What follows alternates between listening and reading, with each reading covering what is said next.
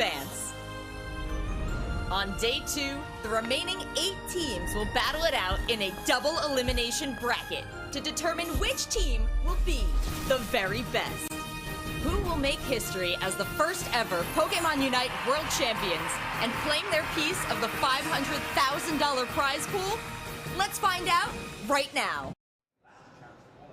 All right, well, we just saw that amazing video, but let's get a quick breakdown of what exactly that looks like. Let's throw that up on the screen. We'll run through it real quick as we talk through our format explainer here of what the 2 days are going to look like. Yeah, it's going to be 2 exciting days of action for you. Here we go. Day 1, single round robin, 13 teams, 4 groups. The top 8 advance, going through a bracket stage, best of 3. Day 2, though, double elimination, the key portion there. 8 teams, best of 3 grand finals, best of 5. And the question is, what are they playing for? Not only are they playing for the bragging rights of being the world champion, but there is $500,000 up for grabs. First place is taking home $100,000. Now that we know how they're going to be playing and what they're going to be playing for, let's take a look at our groups, Doomsnacks.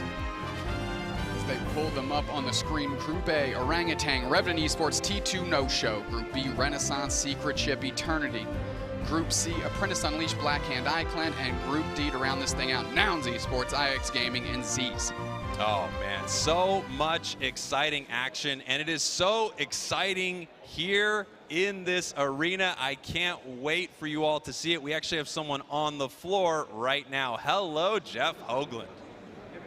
How's it going, folks? Welcome to our first Pokemon Unite World Championships. You can feel the energy in this room as we are joined by 65 of the best Pokemon Unite trainers in the world. And you better believe all of these trainers are looking to prove that they are the best, like no one ever was. Jeff, since you're down on the floor, can you tell us a little bit what you're feeling with these teams as they're getting set up and getting ready to play? These teams are no strangers to playing with each other, but they are super excited to be in this room under the same roof as their competitors. Now, Jeff, I can see you've got Hoopa over your shoulder right there. We're going to be seeing some Hoopa today, Jeff. Definitely. Hoopa, Blissey, all your favorite pink Pokemon are here, and they are ready to brawl. I cannot wait. Jeff is going to be doing a player interview after our first series, but oh boy, that first series is right around the corner, Doomsnacks. It is right around the corner indeed, but let's talk about that elephant in the room.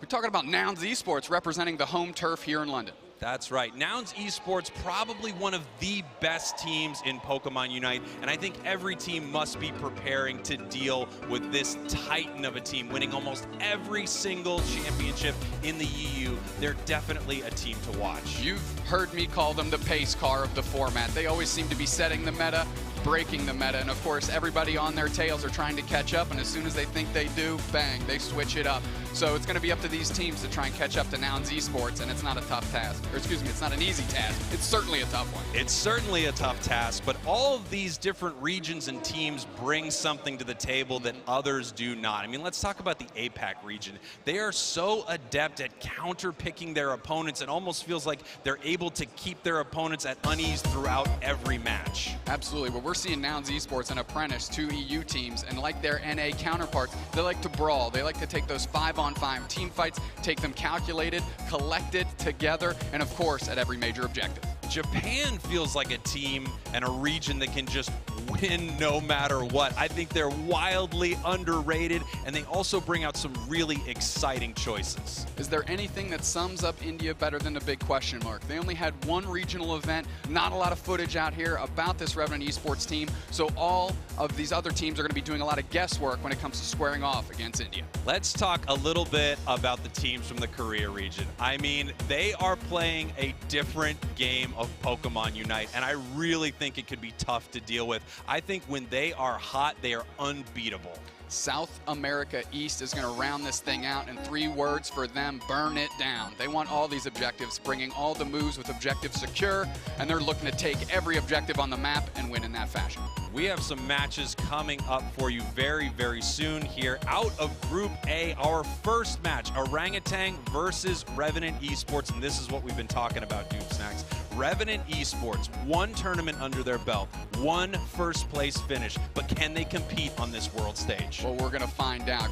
Rounding out the rest of these, Orangutan versus No Show, Revenant squaring up against No Show, and to round it out, Orangutan versus T2. An exciting bunch of games coming at you, and we have your first match of the Pokemon Unite World Championships coming up right now. Orangutan and Revenant Esports. We've said it before, we're taking these team loadouts here, get a good look at these players' faces because they're going to be squaring off. We're going to take a quick look at Orangutan here, and my eyes are on Wraith. They've been in Venusaur jail all season because whenever they're on Venusaur, that team wins. Let's take a look at a little bit of behind-the-scenes action with Orangutan. He's a finishing thought.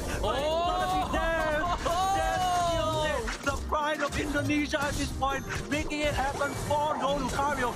Gets the dunk in as well. Solo's always late. He says he's almost done and he's on his way. So is he almost done or is he on his way? He's late, in game, out of game. Hurry up! Hurry up lah! What time already? Oh, we wait damn long for you already. We are Team Orangutan, formerly known as No Lucario from the APAC region. This is Aerie, KST, Wraith, Ice and Solo. Our team has undergone a special curriculum to think about how we can actually win this tournament.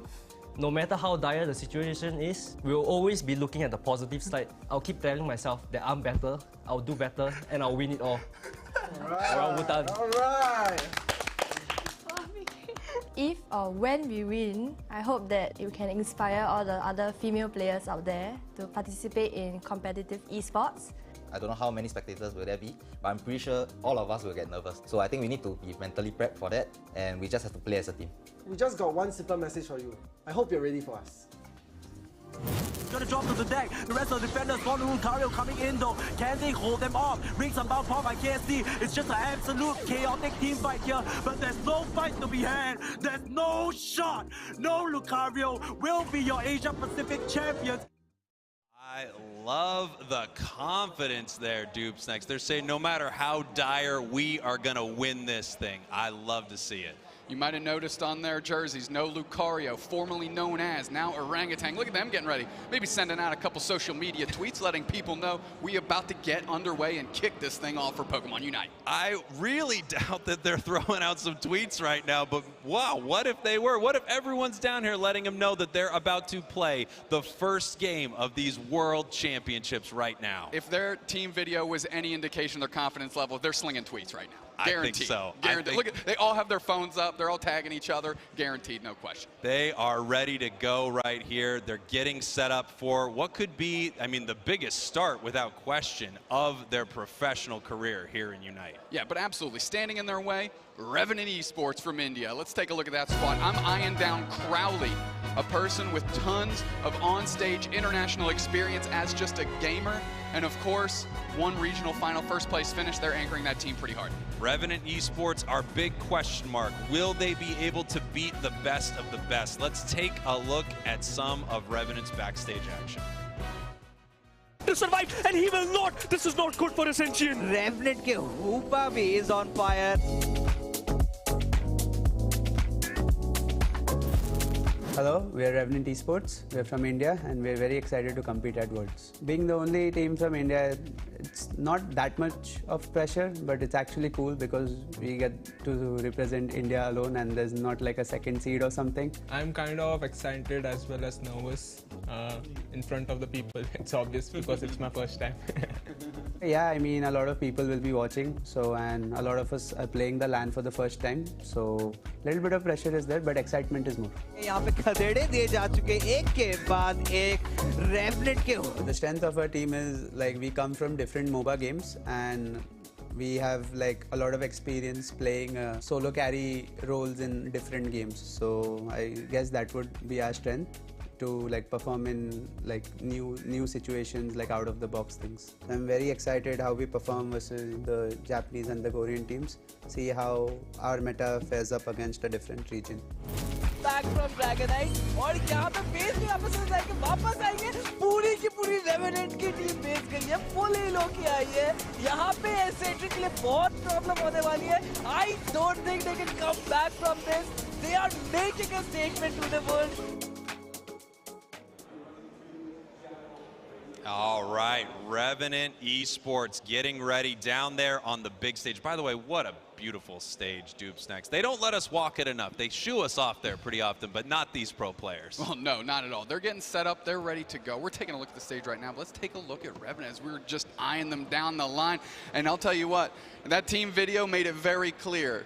Crowley is their leader, and everybody falls behind them, and it's going to be up to Crowley to hard carry here and really set the tone. With that stage experience, bring these other players along, and I can tell you he's built confidence within the other 4 players. Without question, if there's any player to do it on Revenant, it is Crowley. I mean, this is such an exciting moment right now. We've been talking for so long about what's going to happen when these regions all get together and finally decide who the best of the best is. And right now, we've got Revenant from the India region, Orangutan from APAC. I just cannot wait. And we're heading into our first game. I thought we were going to have more time, but we are right into it. Listen, if you're Revenant Esports, you're in the position you want to be in. You want to be asking the questions. It's up to all these other regions to bring answers. There's no footage on them.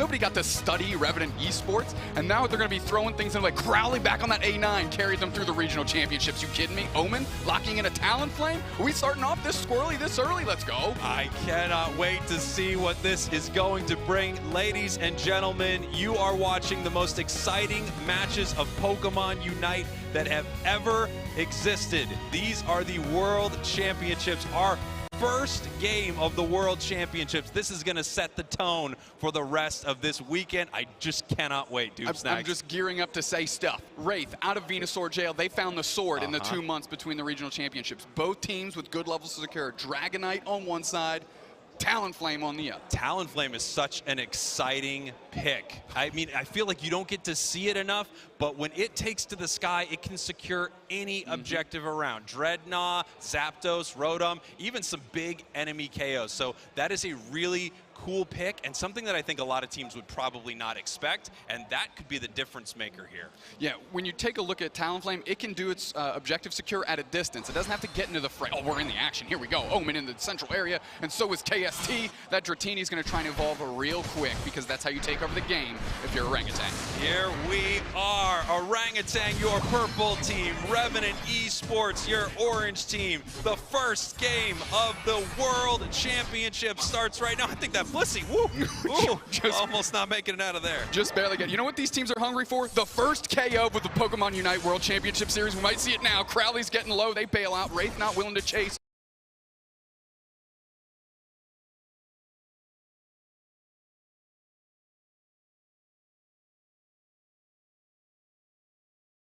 Wraith on the Blissey getting in, locked in. That Venusaur is on the wayside. Here comes the sword. That Honedge getting it done. Omen willing to chase down. They're willing to engage, but KST is here, babysitting the squad while they're getting the points, and Omen can only do so much. They're a squishy little Pokemon. Wow, huge fight right at the top here, even before our bees are spawning here at 850. We've got 2 Zarinas fighting over it right here, and they're just trying to take as much of that experience as they can so that they can evolve into Serena. Both Blisseys on both sides, and that's a very rare sight as both are getting kept from getting above here, but they're trying to engage 3 players there. Nova gets caught out. They engage with the Wraith. That's a big stop by Solo, trying to chase it down. They catch the perfect reset. Let me tell you, this sword is just making the woo, shing, shing, shing, slicing everybody. I'm looking for these massive KOs. I never thought I'd be so excited for a KO, but these are huge and the first ones of this championship. Solo goes down to this arena. Here we go. That's not the first KO that they're going to see this weekend, and certainly a great one to get right there. Here we are. We're about a minute away from the first big objective in this game, and that is Dreadnought. We're going to see how these teams react to it. Obviously, they need to get evolutions for all these Pokemon. They're being kept at their early stages here, and it's going to be hard to fight. Great secure there from Orangutan. Crowley being held down onto the Alolan Ninetales. And if you're Orangutan, there is one thing you know about Revenant Esports, and that's the strength of Crowley as a player. And that's a great way to keep them from taking over the game, keep them from evolving. Take a look at this here. I mean, look how far we are into this game where they are not evolving here. Orangutan feels like they are just dominating right now. Ray's going to babysit Nova's. Nova's just trying to stack here. Can they get it done? No, they've got 30. That's going to be forever to score that. Hyper Beam falls wide, and now everybody's on the chase as Nova's just babysitting their goals on Omen with a big time engage. They're using Brave Bird today, not Fly. Here we go. Now, this is such a big moment for Orangutan because they have been able to secure that huge evolution on Dragonite. And as they send it down here to this bottom path and get ready to fight on this beach, they definitely have an advantage with that massive Hyper Beam security. All right, well, we've got a Dreadnought on the horizon here as Solo's getting to score 30 up top, no problem. And that Dreadnought's on the map. That Dreadnought is on the bottom map. We actually have a double KO here. But here we go. We have a pause right now, so they are working on possibly some issues that they are having down there on the floor. But what an incredible start here, Doobsnacks. I mean, fighting all over the map, and it really looks like Orangutan is in a very good position here at the start. Yeah, absolutely. Whatever is going on, we want to make sure that the competitive symmetry across the board is even. This is the Pokemon Unite World Championships. No excuses on technical basis want to be done here. We're going to get this thing sorted out, and we're going to tell you, that we got more matches coming up. Absolutely. We've got a lot more coming up here. And of course, I mean, the most important thing is that these matches are done correctly because we need to know who the very best is. As you can see, it's a storm of tweets right now from both teams. It's time to get on social media and let them know that that they are playing here in the World Championships. And it looks like we're actually going to be restarting this game. Yeah, not too sure what the hang-up was there. I did kind of see the Blissey downstairs not move around the map too much, perhaps a concern there, but it doesn't matter. We're setting this thing up. We're doing it right. We're getting everybody sorted out. We're remaking this lobby. Picks will probably remain the same. Picks will remain the same as Game 1, and, we resolve the technical issue and we get back into it. Yeah, they're going to hop back into the action right here. I mean, I've got to assume that this is an interesting moment for both of these teams because the big rush of nerves and energy that you get with that first game, they just experience it. Now, in some ways, they're being thrown right back into the fire, and we're starting that Game 1 all over again. But in other ways, that's kind of nice to be able to ease yourself into this first game. It's like a nerve reset. You were nervous. Boom. All of that has been expelled. How nervous can you get in the next 2 minutes? That's right. Right? Well, we're going to jumpstart this game. I mean, I've been nervous the whole time. Yeah. Don't get me wrong. I'm shaking excited, in my boots over here. I'm nervous. I cannot wait to see what these teams do. I mean, my heart's racing, but if they ran up to me and said, hey, there were technical issues, we're running this back from the top, I'd say, okay, let's go. Look, that's just more action for you and I to talk about. Yeah. And we both love Pokemon Unite. So, hey, for us, it's a little gift. It is. It's a little bit of a gift. And it might be a gift for these players. That's going to be an interesting thing to see is if something changes at the top of this match here that we maybe didn't see at the start of last game. Well, they certainly know what the lineups are going to be now, which changes maybe what path you go to, right? Do they want to go like a 1-1-3, 2-1-2, stick with that?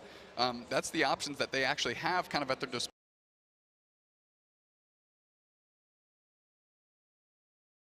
Your strategies could actually change up just right at the start of this game here, noticing what your opponent would do, but they could be doing a counter of their own. I mean, all of a sudden, you could just be flip-flopping around, and you're right back to where you were. So let's take a quick consideration here. Crowley getting kept off that Alolan Ninetales. Let's talk about the action we did see. Yeah.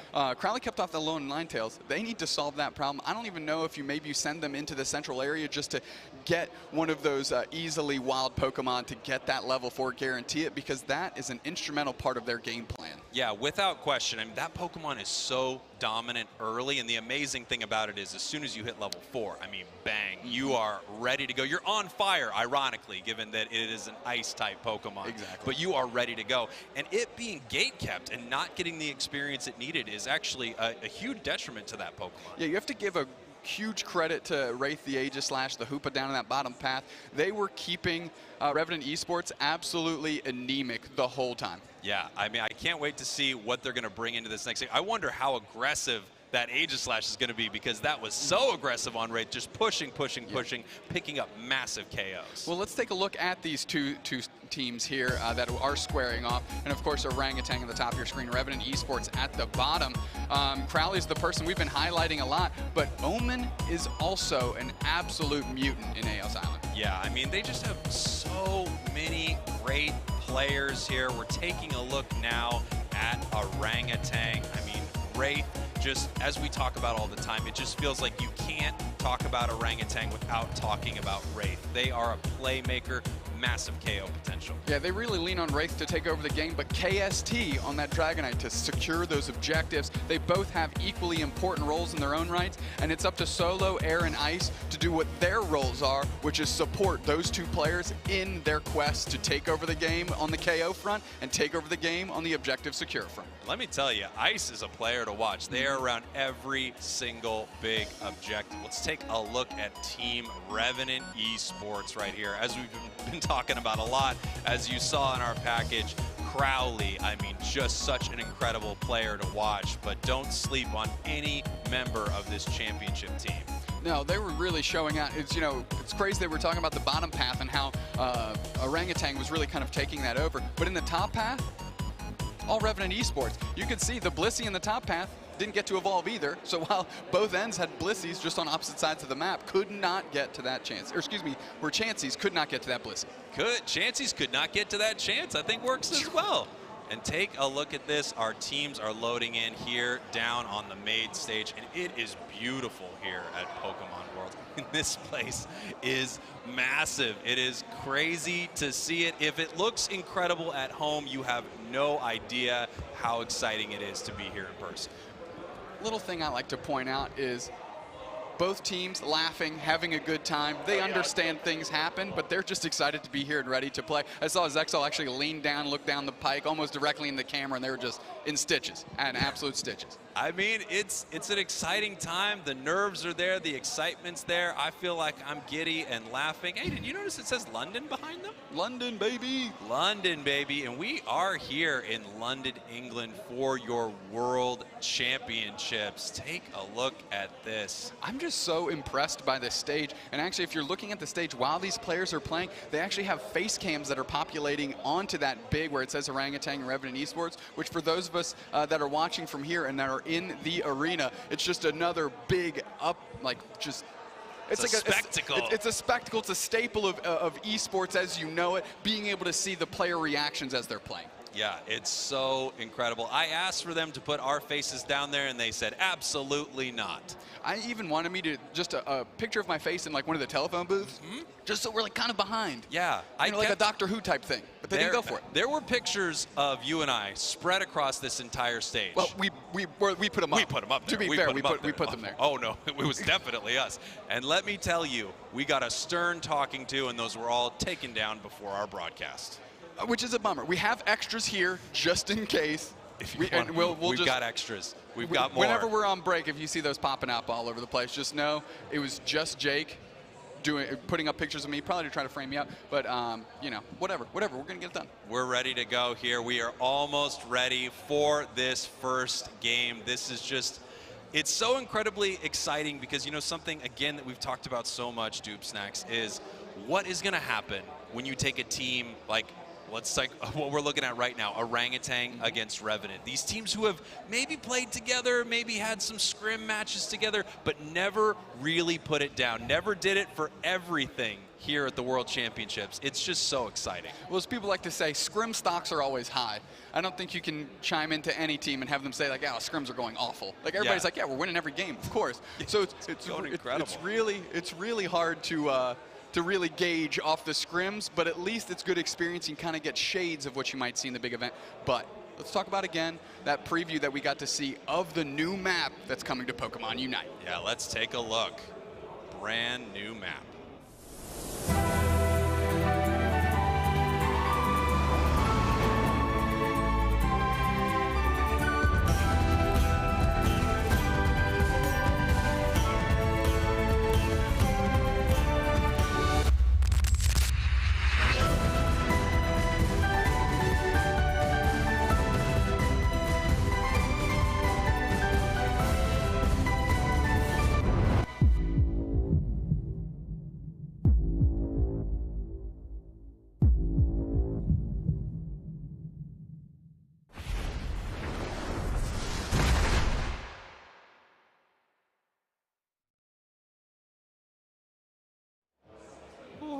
every time I see it, I just cannot wait to play that map. I'm so excited. It's a beautiful map. I saw some Aselgors out there, a couple Bunnelbees.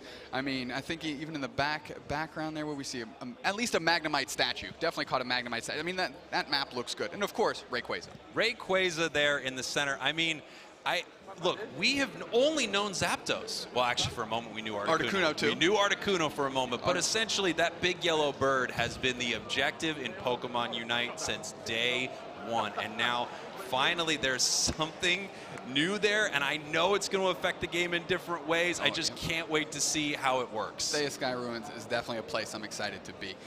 We've seen the new map. We've got Revenant Esports, Orangutan. Let's take a look at Orangutan one more time to give you a real feel of the confidence level they've got going into this thing. I mean, take a look at them taking pictures here. The pride of Indonesia at this point, making it happen for No Lucario. Gets the dunk in as well. Solo's always late. He says he's almost done and he's on his way. So is he almost done or is he on his way? He's late, in game, out of game. Hurry up! Hurry up lah! What time already? Oh, we wait damn long for you already. We are Team Orangutan, formerly known as No Lucario from the APAC region. This is Aerie, KST, Wraith, Ice, and Solo. Our team has undergone a special curriculum to think about how we can actually win this tournament. No matter how dire the situation is, we'll always be looking at the positive side. I'll keep telling myself that I'm better, I'll do better, and I'll win it all. Orangutan. Alright! If or when we win, I hope that it can inspire all the other female players out there to participate in competitive esports. I don't know how many spectators will there be, but I'm pretty sure all of us will get nervous. So I think we need to be mentally prepped for that, and we just have to play as a team. We just got one simple message for you. I hope you're ready for us. Gonna drop to the deck. The rest of the defenders from Lucario coming in though. Can they hold them off? Rings about pop by KST. It's just an absolute chaotic team fight here, but there's no fight to be had. There's no shot. No Lucario will be your Asia Pacific champions. What a group, what a group. I really want to run down there and get in on some of those group photos, but I don't know if they're going to let me. They said they thought they would be nervous and they have to get their mental ready. They sorted it out because, like I said, they are on their personal phones doing some stuff. They're taking selfies on the stage. They are hamming this thing up while they're there, and you can look at that, just laughing across the board. The positive energy is all over the place for this No Lucario, a.k.a. Orangutan. Orangutan just looking great. It looks like they were playing great, too, at the start of that match here, and I know they are antsy to get back in there, but spirits are high, and you're right, I think the mental is really incredible. Let's take another look here at Revenant. Look at that. To survive, and he will not. This is not good for Ascension. Revenant ke Hoopa bhi is on fire. Hello, we are Revenant Esports. We are from India and we are very excited to compete at Worlds. Being the only team from India, it's not that much of pressure, but it's actually cool because we get to represent India alone and there's not like a second seed or something. I'm kind of excited as well as nervous in front of the people. It's obvious because it's my first time. Yeah, I mean, a lot of people will be watching, and a lot of us are playing the LAN for the first time. So, a little bit of pressure is there, but excitement is more. The strength of our team is like we come from different MOBA games and we have like a lot of experience playing solo carry roles in different games. So I guess that would be our strength to like perform in like new situations, like out of the box things. I'm very excited how we perform versus the Japanese and the Korean teams. See how our meta fares up against a different region. Back from Dragonite और यहाँ पे base भी वापस जाके वापस आएंगे पूरी की पूरी रेवेनेंट की टीम बेस के लिए फुल हील होके आई है यहाँ पे एसेंट्रिक के लिए बहुत प्रॉब्लम होने वाली है I don't think they can come back from this. They are making a statement to the world. I mean, we're taking a look at that again. I got a chance to have a little conversation with Crowley a few months ago, right after they won the India Regional Championship. And I'll tell you what, their thoughts with all the information they gathered, they put themselves as at least a top 6 team. That's huge. Top 16, which means they're definitely getting out of this group stage, and they've got some work to do tomorrow as well. But you think about that, they have all the information from all the other regions, way more games played, which means that they are batting with more information when they go in, and that's the conclusion that Crowley came to. I mean, I think they are a massive team. They're one of those teams that could be the real Cinderella story. You know, one team from the India region could come in here and win this whole thing. One team, one tournament to qualify, and maybe a first place here at the World Championships. You know, something I love that they said is that when they came from some other similar games, they all played sort of that solo carry role. Right. So they're all used to throwing the team on their back, wearing that backpack, and carrying their squad to victory. And at any time, any Pokemon inside Pokemon Unite can do that. We've seen Blissies win entire game. They say they're support, but they seem to KO everyone. They seem to steal that Zapdos. So any player on that team could carry the whole squad. It's called workload levelization, Spraggles. That's how you make sure it's just Never spread heard of it. I've never spread it heard like of it. peanut butter across everybody, and that's a great spot to be if you're Revenant Esports. And of course, the India region has all of their weight behind this team. They have a great community, and all of them believe in this squad and have thrown all their faith into them, and that's got to be a sign of reassurance for the squad itself that's here representing that region. Well, let me tell you,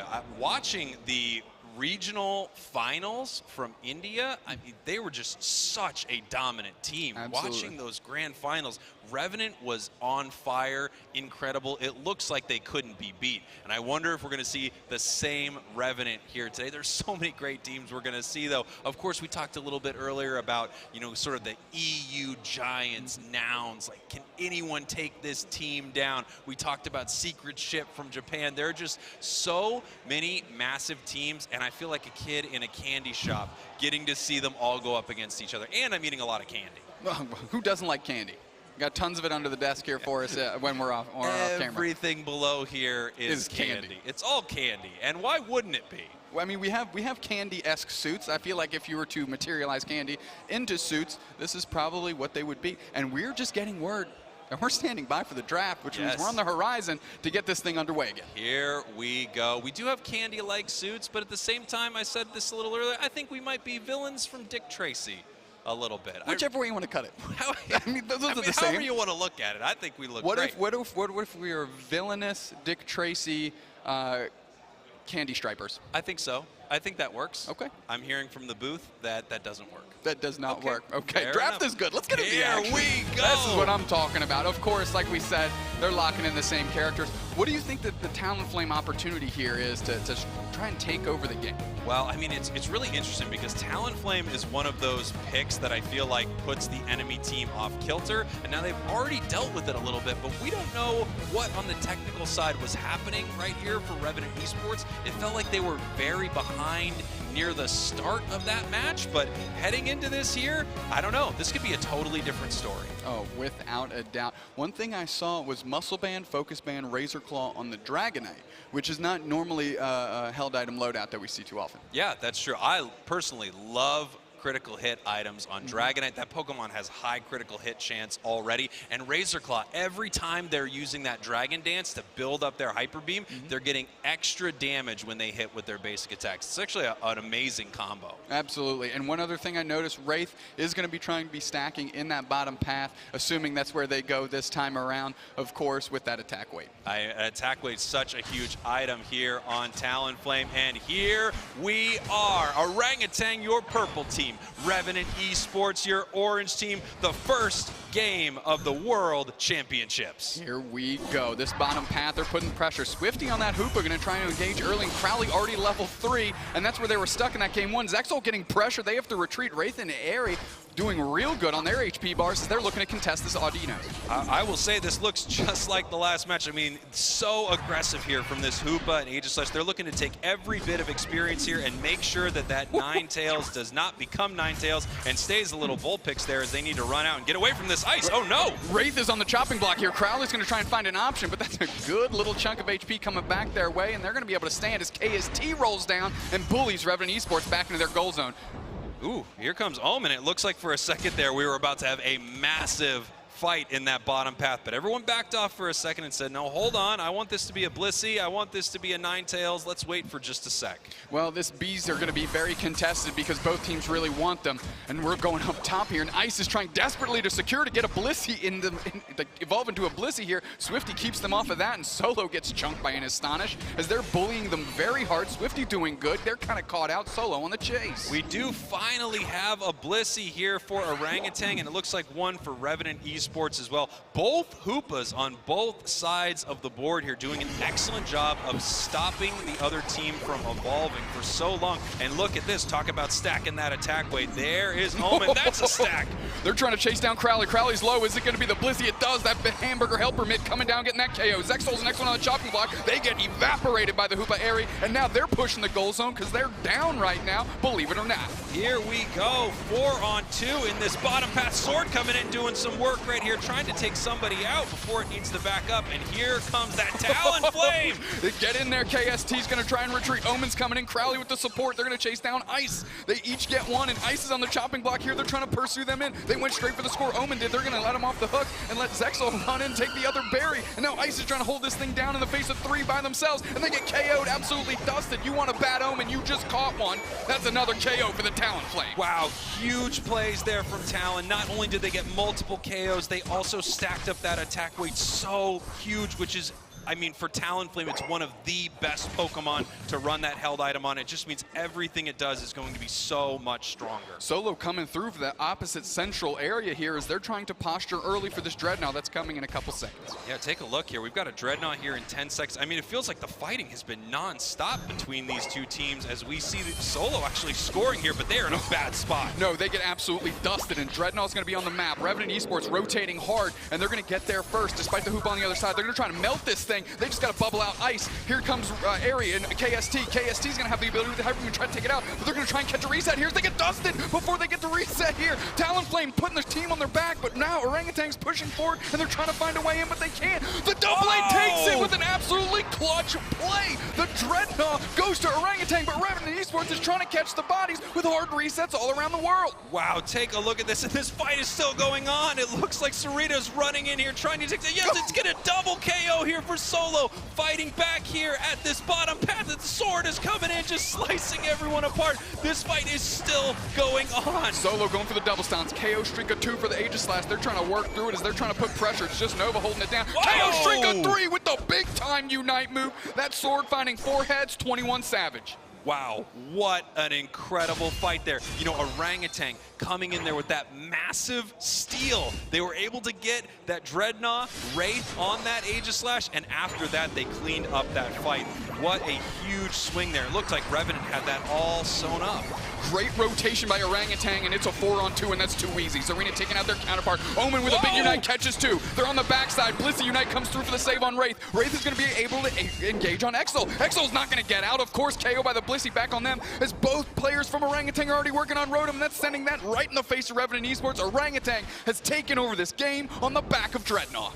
Revenant Esports right now needs to take a second, get their heads back in this game because Orangutan is running away with it. We have another massive fight. They're planning on pushing in this Rotom. We have Unite moves coming out. Hoopa actually bringing the entire team in here. Here comes Sword. Oh, that Dragonite falling from the sky. That ain't Mary Poppins, baby. They're going to try and do work. KST's coming through. Zarina getting another KO. 4 players now for Revenant Esports. And the only reason the Hoopa isn't dusted is because they're playing in the bottom path. Wow, what an incredible fight. Orangutan up right now, 324 points to 103. They're up on experience, they're up on objectives. I think they might be in Revenant Esports' heads right now because they are running away with this first game. They already have 2 level 12s, 1 level 11, and the Talonflame is just level 11 side. Zarina getting the big time Unite on Solo. They're going to try and KO them before they reset. The Blissey Unite comes through on Nova. Nova's going to try and leverage that. They're chasing down Airy. This is their time if they want to make a move here. The Dreadnought so low, the Hyper Beam. Oh, the Talonflame pushed it away. Pushed the Dragonite out. The Talonflame takes out the Dragonflame, but it's still Orangutan that takes it off the back of Hoopa. And now the KOs are falling for Revenant Esports. That's so much comeback experience. KO streak of 2 for Crowley. They are carrying this team back into it. it. Just scratching and clawing their way in, and Revenant Esports is seeing some light, finally, in this dark time. Wow, what a great fight for Revenant Esports, but you know, no matter what they did, Orangutan still securing that objective. I thought when Talonflame pushed that whole team out, you saw Dragonite's Hyper Beam miss the Dreadnought, but no, Orangutan still able to make that huge secure. We've got Rotom coming up here in 20 seconds. What kind of fight happening right here in the bottom path? Use that Blister Unite while you can. Crowley's low, they get Unite move there, absolutely eviscerated. Solo carrying those eggs, gonna try and convert as the Revenant Esports trying to hold down this goal zone. There's 3-on-3 action here, and now Wraith is trying to go in deep and trying to bubble the team out, and looks like Orangutan says, we've had enough for now, we're getting outscaled. No, Solo's going back in, stomping, and then retreat. I feel like Solo is just such a scary player right here. He won't leave them alone. He's not gonna let them breathe at all, staying in their central area, and you can see Orangutan right here is able to casually take this Rotom, but we do have Serena coming up here. Nova is not trying to let it happen. We'll see if it can stop this from here's the big Hyper Beam secure. The Hyper Beam secure is just so strong, and KST being 2 levels up on Nova makes this tough sledding. We're gonna glide in, we're gonna try and make it happen. Hyper Beam finds its mark, but that retreat from, oh, here comes Wraith to cut them off and get the big time KO. Sneaky little sword with a big KO there, and now we have this Rotom walking towards the main base of Revenant Esports. It doesn't look like Orangutan is going to push it towards them, but this is just something they have to commit all of these Pokemon to deal with. Talon, Ninetales, and Blissey are all up there messing around with this Rotom, while Orangutan is around the map getting all the experience they need to win this final fight, which could be coming up here in about 30 seconds. No surprise that KST is there. Double stomp on the Hoopa to try and keep Revenant Esports from being able to contest this Dreadnought, and Orangutan is looking to take their 3rd Dreadnought of the map. What? Look at Solo right here. Solo is just spending all their time in the enemy central area. I mean, they know what they want, and it's the experience that Revenant thinks should be theirs. Egg Bomb with the big secure. 15 seconds right now until this Zapdos, and it looks like Revenant Esports is positioning themselves around this here. Orangutan as well. These two teams are very close here. Any moment, this powder keg could set off, and we will have a massive explosion here at Zapdos. We just have the patient waiting, and it looks like we're actually starting the fight here. Orangutan's trying to start it. Revenant Esports gonna look for a big Talonflame, dusts 2 people out, but that Hoopa Unite move is there for Orangutan at that home goal zone. They might all teleport through and go score their points. They take Zapdos anyways, doesn't even matter. Revenant Esports can't buy a bucket if they want it, and now they're just coming through the Hoopa portal, and they're all scoring their points in that middle goal zone. If you wanted a 4-digit lead here by Orangutan, we might be able to find one, as it's 832 to 133. Revenant Esports trying that back cap action. Minute 25 left, it looks bleak. Wow, I mean, it looks incredibly bleak here, Dupesnax. 860 to 213. Orangutan came here to send a message. They are here to win these world championships, and they have dominated game 1. We are almost at 1,000 points. This is a statement match for them. Absolutely statement match. We already know the message Revenant Esports is going to get. You are way behind. Of course, 952 to 219. There is not much that can be done. And we talk about that 500-point threshold. Spraggles, break it down for the folks at home. Basically, for Revenant to win this thing, not only would every single member of their team need to deposit a full pocket of Eos energy, they need to do it again and again and again. When you're behind by more than 500 points, it's extremely difficult to come back. And Orangutan right here looks like we're just fighting at this point, having some fun, slinging some KOs back and forth. I like to call it padding the stats. Spraggles, try and get your damage up. Big time KO from Wraith. Why use your Unite move there? Rubbing salt in the wound. They're, like you said, sending a statement early. Revenant Esports, we were wondering what questions they were going to ask, and holy smokes, did Orangutan have the answers. Yeah, Orangutan is just looking fantastic right now. And like we said before, you really don't know what's going to happen when you get to this world stage, and they're just putting more points in the goal. They want this to be a 1,000-point match. They want this to be something that they can post on Twitter. Well, they're definitely over 4 digits, and you wanted an absolute hammer time coming through in the game 1. Orangutan from APAC certainly delivered. They're going to be sitting at about 1,100 points-ish. Ooh, not far off. My battle math wasn't too far off in the last shape. Victory in, look at that. is that back on the personal phone tweeting again? I'm telling you. He's completely surprised. A nice little wave there by KST as they were that Dragonite. And I'd like to say normally they're under pressure with that Hyper Beam, but they got to hang out pretty much by themselves at every objective. I mean, the only person who actually hung out with that Dragonite a bit was that Talonflame pushing him around, which I think was really impressive. But I do have to wonder, after that big victory there, is Revenant Esports going to change anything up? It felt like they had some unconventional picks. Let's take a look at the tail of this scoreboard. You said Solo was an absolute menace. Look at that, 8 KOs. But I really want to highlight Airy and their support. 17 assists. That Hoopa was everywhere in the action, supporting the squad, giving the resets, and dealing some damage. And you can see, you know, if you look at the other side here, it really did feel like a pretty one-sided game to start this whole thing off, right? I mean, Omen putting down some big KOs, but unfortunately, Nova on the other side not able to do the same work as Solo, the Serena here from Orangutan. Huge match. It's not surprising that they are our MVP. Taking a look at the damage here, I mean, you really got to point out Omen. Take a look at that, almost 90,000 on the bird.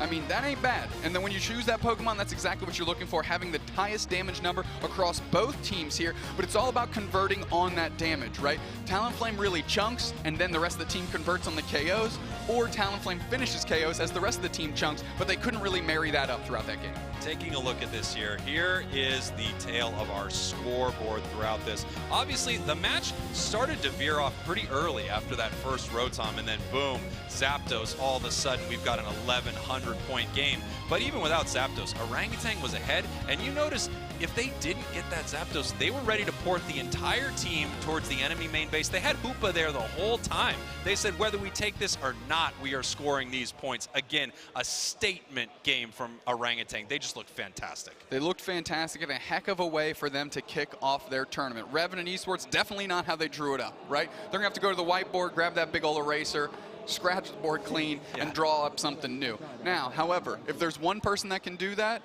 it's Crowley on Revenant Esports without a doubt. Let's take a look at how exactly No Lucario, aka Orangutan, broke through this first game.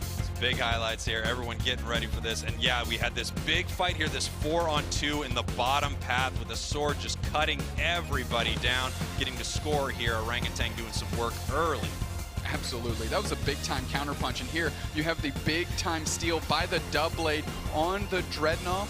And that's exactly what turned the tides. They leveraged that into a storm of KOs, pushed this bottom path goal zone, was able to move up on the top of the map and take over there as well. I mean, speaking of area that we talked about earlier, look how good all of these hyperspace holes are, setting up perfect moments for their team to heal throughout all of these big fights. Oh, dealing tons of damage on the opponent while simultaneously being close enough to their team so they can catch those resets. Great look there. Omen coming through here, getting KO'd by the Aegislash, and that's where that Dragonite KST came down. They cleaned up and they took out this goal zone, no problem. This moment was mean. It felt like the meanest moment of the whole match. They said, we're starting to stomp on you. We have Zarina, we're planning to stomp, and here's that secure, but like I said, look at this. They all just head towards the base because Hoopa was there already.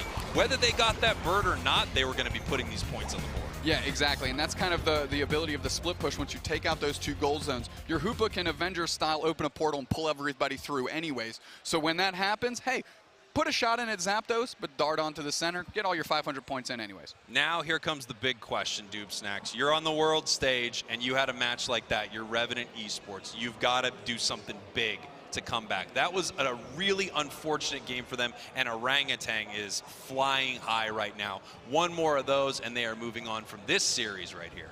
So you got to think the big difference between the two teams was, of course, Aegislash and Alolan Ninetales.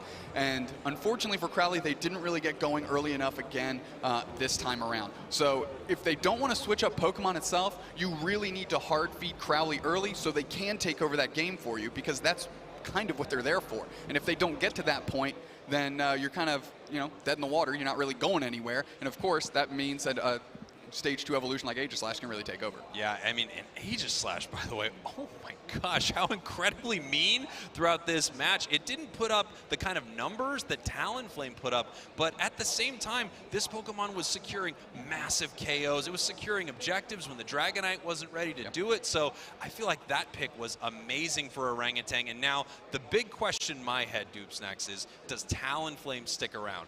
Because when you compare Talonflame and Dragonite, you're looking at two different things. things right here, and Dragonite is really good at ripping down those big objectives, and we did not get to see that from Revenant. Yeah, I think a big portion of that is Omen was never really allowed in. We talk about the range at which Talonflame can engage these objectives, but they were getting bullied out so hard that they couldn't even use that long range. They would have fallen short. So we're about to find out in this draft if there's any adjustments by Revenant Esports. Looks like Swifty, Zexal, I mean, those are two easy ones. Hoopa and Blissey are just very strong Pokemon with very unique kits that can bring to the table and support to Crowley. Don't tease me. Don't tease me with the Cramorant. We bring in the birds, baby. Let's go, Stephen King. Here we go. Crowley locking in Cramorant, ready to do some work. You want to talk about an early engaged Pokemon? Cramorant can do it. Yeah, Cramorant is a Pokemon to do it. It's good at every point of the match. And, you know, this Pokemon is really starting to shine, and I have a soft spot in my heart for Cramorant. I just love to see it. We got the birds on one side, but take a look at this. Ice on the Snorlax, baby. Let's go. Buddy Barrier, Focus Band, Experience Share, and that XP. We're going in with this Snorlax. You talk about switching it up a little bit. They're feeding us everything we could ever want. A Snorlax on one side, a Cramorant on the other, and you know those players that are committed to that Pokemon out there watching are excited to see these two teams battle it out with these Pokemon. Absolutely. Snorlax was such a huge competitive mainstay for so long that it's amazing to see it back in this competitive spotlight once again. And then Cramorant.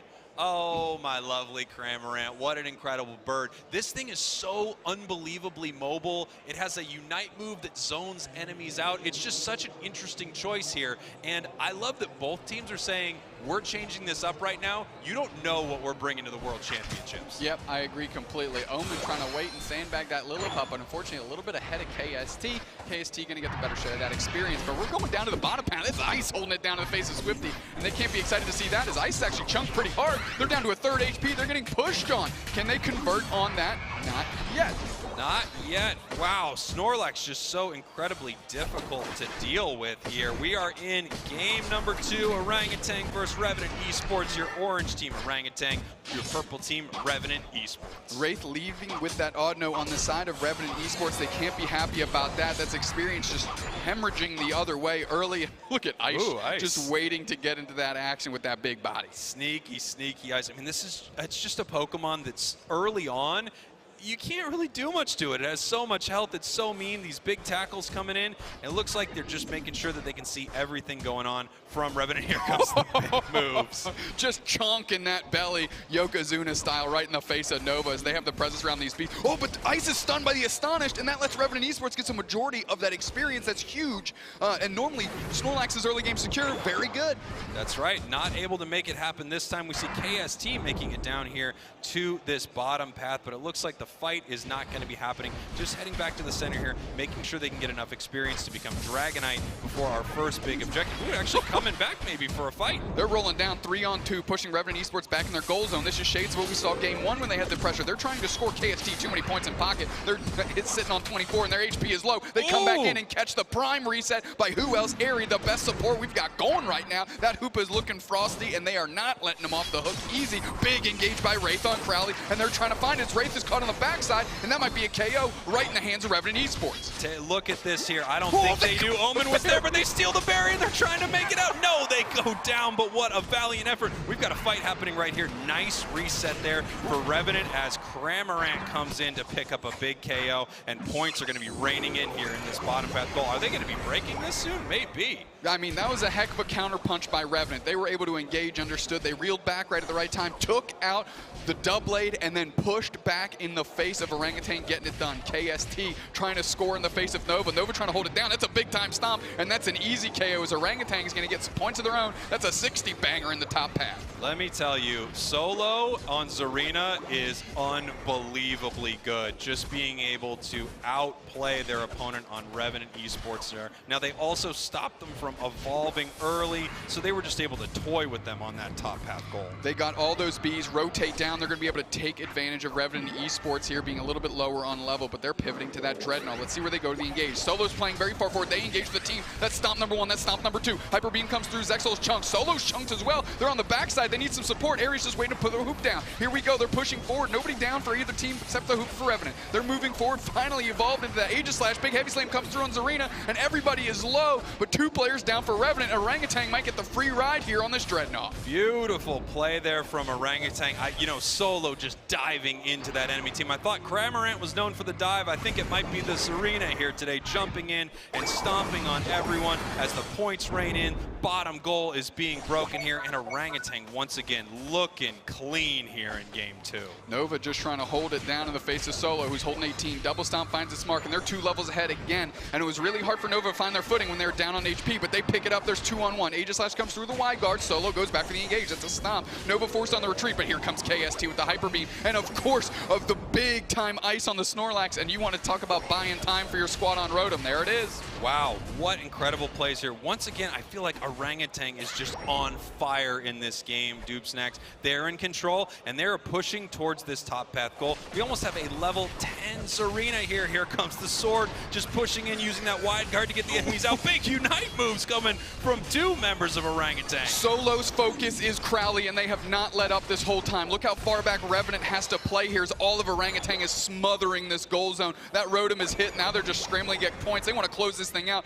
Don't care about the overcap. Of course, Aegislash coming through. That's great. KO streak of 2. Big engage in the middle. They're going to try and find some space here. And Hyper Beam comes through. Dusted. Absolutely dusted. These levels don't even matter anymore. That was so huge for Revenant. If they were to pick up those KOs there on Talonflame, that would have been so massive. But instead, Orangutan shuts it down. 275 points to 78. The level spiraling out of control. Orangutan is playing like a team possessed. They are here to win the World Championships. And they are rotating all over this map. They're taking all of the contestable wild Pokemon in the middle. You talk about experience leads, you're finding them. They're finding them by catching the bodies. They're finding them by catching the wild Pokemon. And now they're just sitting here hiding in the tall grass like a wild Pokemon themselves, and they're looking to jump on Revenant Esports. Here we go. We've got the Hoopa bringing Revenant down here. Both teams with their portals, and it looks like we got a fight here at Dreadnought. Swifty's playing far forward. Orangutan's kind of caught out. Unite Move finds who else but Omen as the Unite Move comes back through. Revenant Esports actually taking this Dreadnought, their first one of the match so far, but they're falling like dominoes as Orangutan says you can have that comeback experience on that Dreadnought. 10, Jack, Queen, King, Ace, they wiped the whole squad. Yeah, everyone gone there. I mean, a full team KO. Revenant Esports is just behind here, and Orangutan is playing so incredibly well. They didn't get the Dreadnought. Did it matter? They took out every single member of Revenant. Yeah, it turns out KOing your opposing Pokemon is another way to pretty get big experience. deal. Yeah, pretty big there's deal. a Unite Move on KST. They want to convert on this KO. Nova's chasing it down. They need this comeback experience. A Stomp will get it done. Do they close it out? They do. Great experience back the other way. That's how you start if you're Revenant. Nova trying to find another. KO streak of 2 though. Back for Orangutan. That's Wraith level 12. That's huge Pokemon. Swifty's trying to hold it down, but you are getting stomped into dust. Solo taking over. Solo feels like they can solo this entire team. I mean, they are just playing so incredible, and I'm not surprised to see so much Zarina action so far in this tournament. This Pokemon is just brutal right now, especially in the hands of a player like Solo. 92, 291, way ahead on every metric. Orangutan is looking beautiful right here, and they're actually waiting to send this Rotom down. They want to wait as long as possible, so this is moving towards the main base of Revenant Esports while Zapdos is up. Yeah, look at this. They're so worried about this Rotom and the timing of that and where Revenant Esports is. They're slowly working through those wild Pokemon on their side of the map. Solo going for another solo engage. Of course, on Crowley, they find that that's a huge stomp into, I mean, just stepping on birds left and right. So by they're flying, that's a big time engage back the other way. Wraith is trying to find it. They do, of course, but that's a KO for the Talonflame at least on Revenant. But KST's looking to knife out Zexal before they reset, but they catch it. I mean, that was a massive pickup there for Revenant Esports. It might not seem like it, but that Serena was such a high level. That was a really great KO for them, but we still have this Rotom. It's going to be walking towards towards their main base. They're going to need to deal with this fast. Otherwise, they're not going to be able to fight at Zapdos, and they are trying to rip it to shreds right now. Airy might be the best Babysitters Club hoop I've ever seen in my life. As soon as that Rotom was sent, the portal was up to bring the whole squad into the bottom path if they wanted to go. And this Dreadnought now is free because Orangutan has been out-rotating Revenant the whole time. There we go. Orangutan just looking fantastic. Is there anything Revenant can do? Because they need to pull something out right here. And Orangutan just took this Zapdos down in their face a moment ago. So they could do that again. They are not afraid to engage on this team right here. Wraith just looking for the setup. We've got the Dragonite here, and here they go on to Nova. Trying to go for the back cap action. They get smothered and covered with the Hyper Beam too easy. The Hoopa portal is open for Orangutan coming through, and all those points are raining in. And now Revenant Esports, if they want to path into this game, it's taking Zapdos now and scoring 500 points to put them just barely ahead. But Orangutan scored everything, and they're on their way back. Trying to hold it out as Crowley. They get one on Wraith. They're trying to find their way back as they are waiting for the reset. They do take it. Now they need to score all their points. Do they have enough? That's the question mark. With 2 players down, I don't see it. I don't see it either, but this is a big moment here for Revenant Esports. They need something to come back from this. They're waiting to put in 100 on this top path. As soon as Hoopa can break the top path in front of them, there we go. More points raining in, and this match has gotten a lot closer, Dubesnax. I gotta say, I love the play from Orangutan, though. They didn't even secure Zapdos, and they're still ahead. Yeah, here we go. Now they're trying to defend their lone goal zone, which is the home goal zone, which gives the most HP and most shields you can. So if you want to battle from a spot if you're Orangutan, it's certainly this one. Revenant Esports, a lot on their plate. Fill those pockets up, make a push. You know, Orangutan looks like they're deciding to make a push of their own.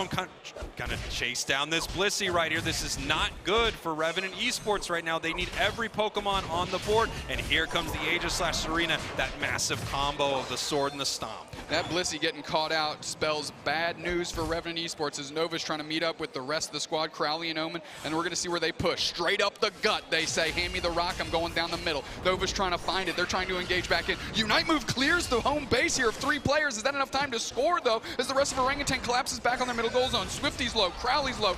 Aegis/Unite goes the wrong way, and No, they cannot do it. Oh, they tried so hard to put these points on the goal. They were close, Revenant Esports was, but Orangutan just had it sewed up. They didn't even need that Zapdos, Dubesnax. They knew that they could win without it. Hey, if they got it, little icing on the cake, right? But they didn't need it. Huge victory. I mean, Orangutan is a team to watch here in this tournament. I mean, they made it look easy. They certainly made it look easy. KST pointing at myself, I got my mask on, but under here I'm saying, let's go. We just won our first match in the Pokemon Unite World Championship. Take a look at this here. I mean, the feeling on the stage must be euphoric here for Orangutan. It's one thing to win a match of Pokemon Unite. I haven't done one myself, but it's one thing to win a match of Pokemon Unite. But to do it as the first team, 2-0 on the world stage, this is huge. Yeah, as someone who's also only won one game of Pokemon Unite, I know what that feeling is, and I can't even imagine what it's like on the stage. Solo, hard carry again. They looked good. Solo is just incredible on that Serena. I mean, 11 KOs. I know what you're looking at. Go for it. Go for it. Airy, 21 assists. I said they were the Babysitters Club of this squad, and they're ushering them around. Not only they're giving the support to everybody. Thumbs up for everybody. Good job. I mean, take a look at this.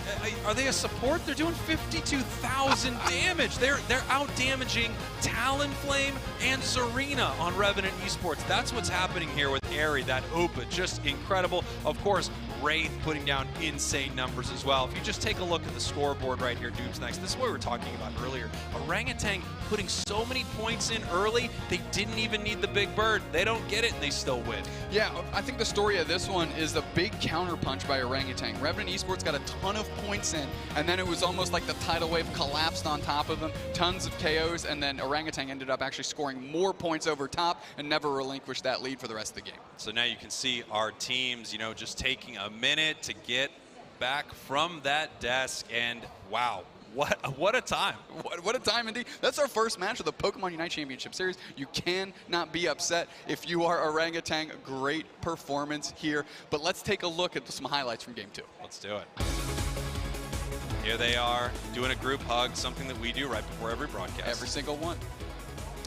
This is that first engage I was talking about, where Revenant was pushing and they looked very crisp, and Orangutan just kind of collapsed back the other way. Now this is where they scored all their points, and then Orangutan flooded back the other direction. Yeah, a big moment here from Revenant Esports, but you know, Dupsnax, they didn't have too many of them throughout this match here. Orangutan just so incredibly dominant down there on the beach at that first Dreadnought fight. Absolutely, here we go. This is that counter push where they cemented their lead and never relinquished it. You can see, you want to talk about relentlessness.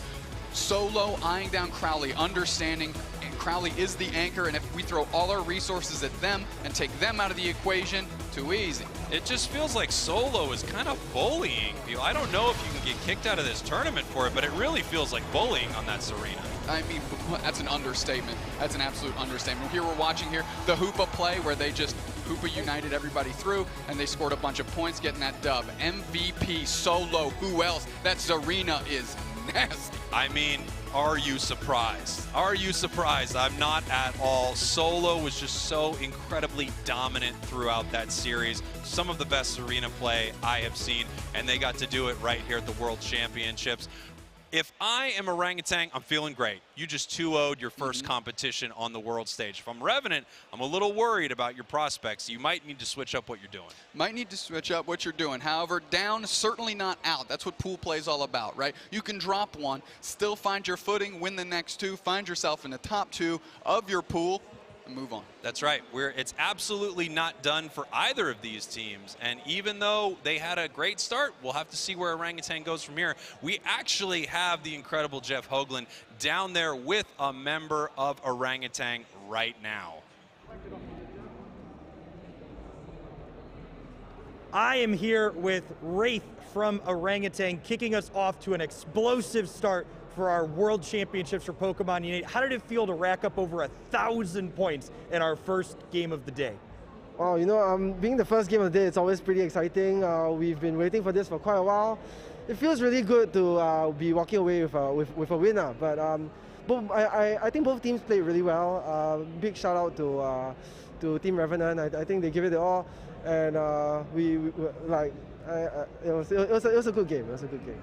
We saw a really interesting team composition change from your group going from the first game into the second game. You moved on to the Snorlax after winning the first game. What was the thought process behind that?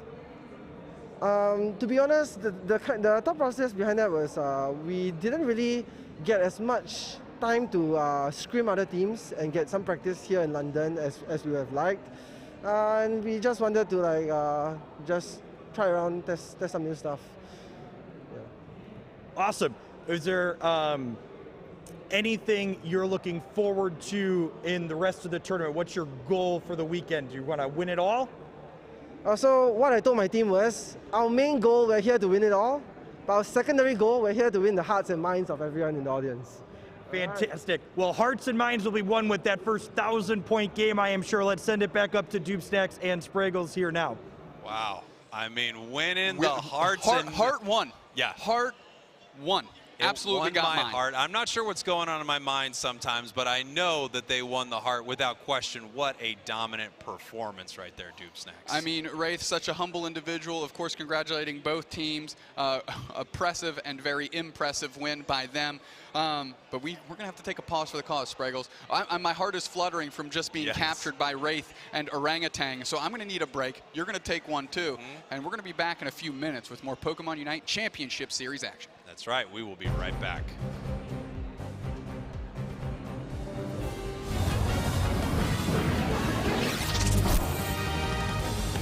Hey fellow Pokemon trainers, Let's welcome go. to Pokemon Unite. In this video, we'll explain the basics of how a match on Eos Island will go down.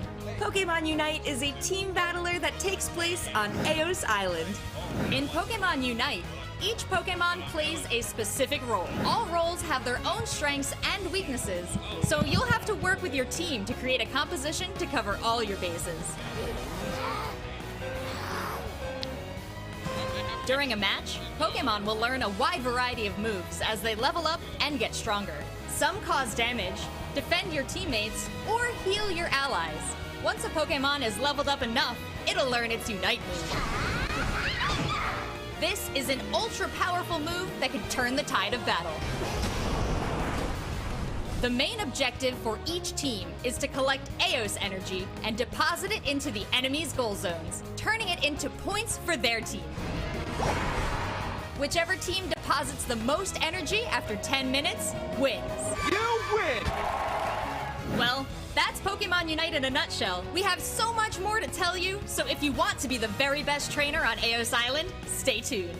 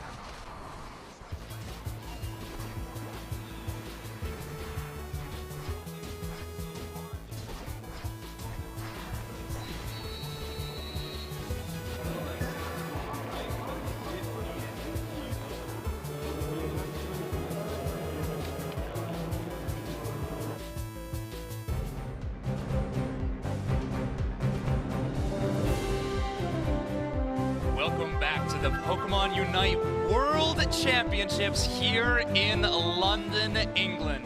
My name is Zoinks, and I am joined by the wonderful Jeff Hoagland. What's up, Jeff? It's good to be back here on Eos Island, helping bring the folks at home all of the action here at the first ever Pokemon Unite World Championships here in London. Yeah, we've already started off with an incredible game number 1 today, and we're going to be headed into a very, very exciting game number 2. We are going to be seeing Orangutan versus No-Show. So the APAC region versus Korea on the main broadcast for the first time. Orangutan has set quite the bar to clear in our first match of the day when they started off 1,000 points in the first game is going to be hard to show up in the second one. Yes, exactly.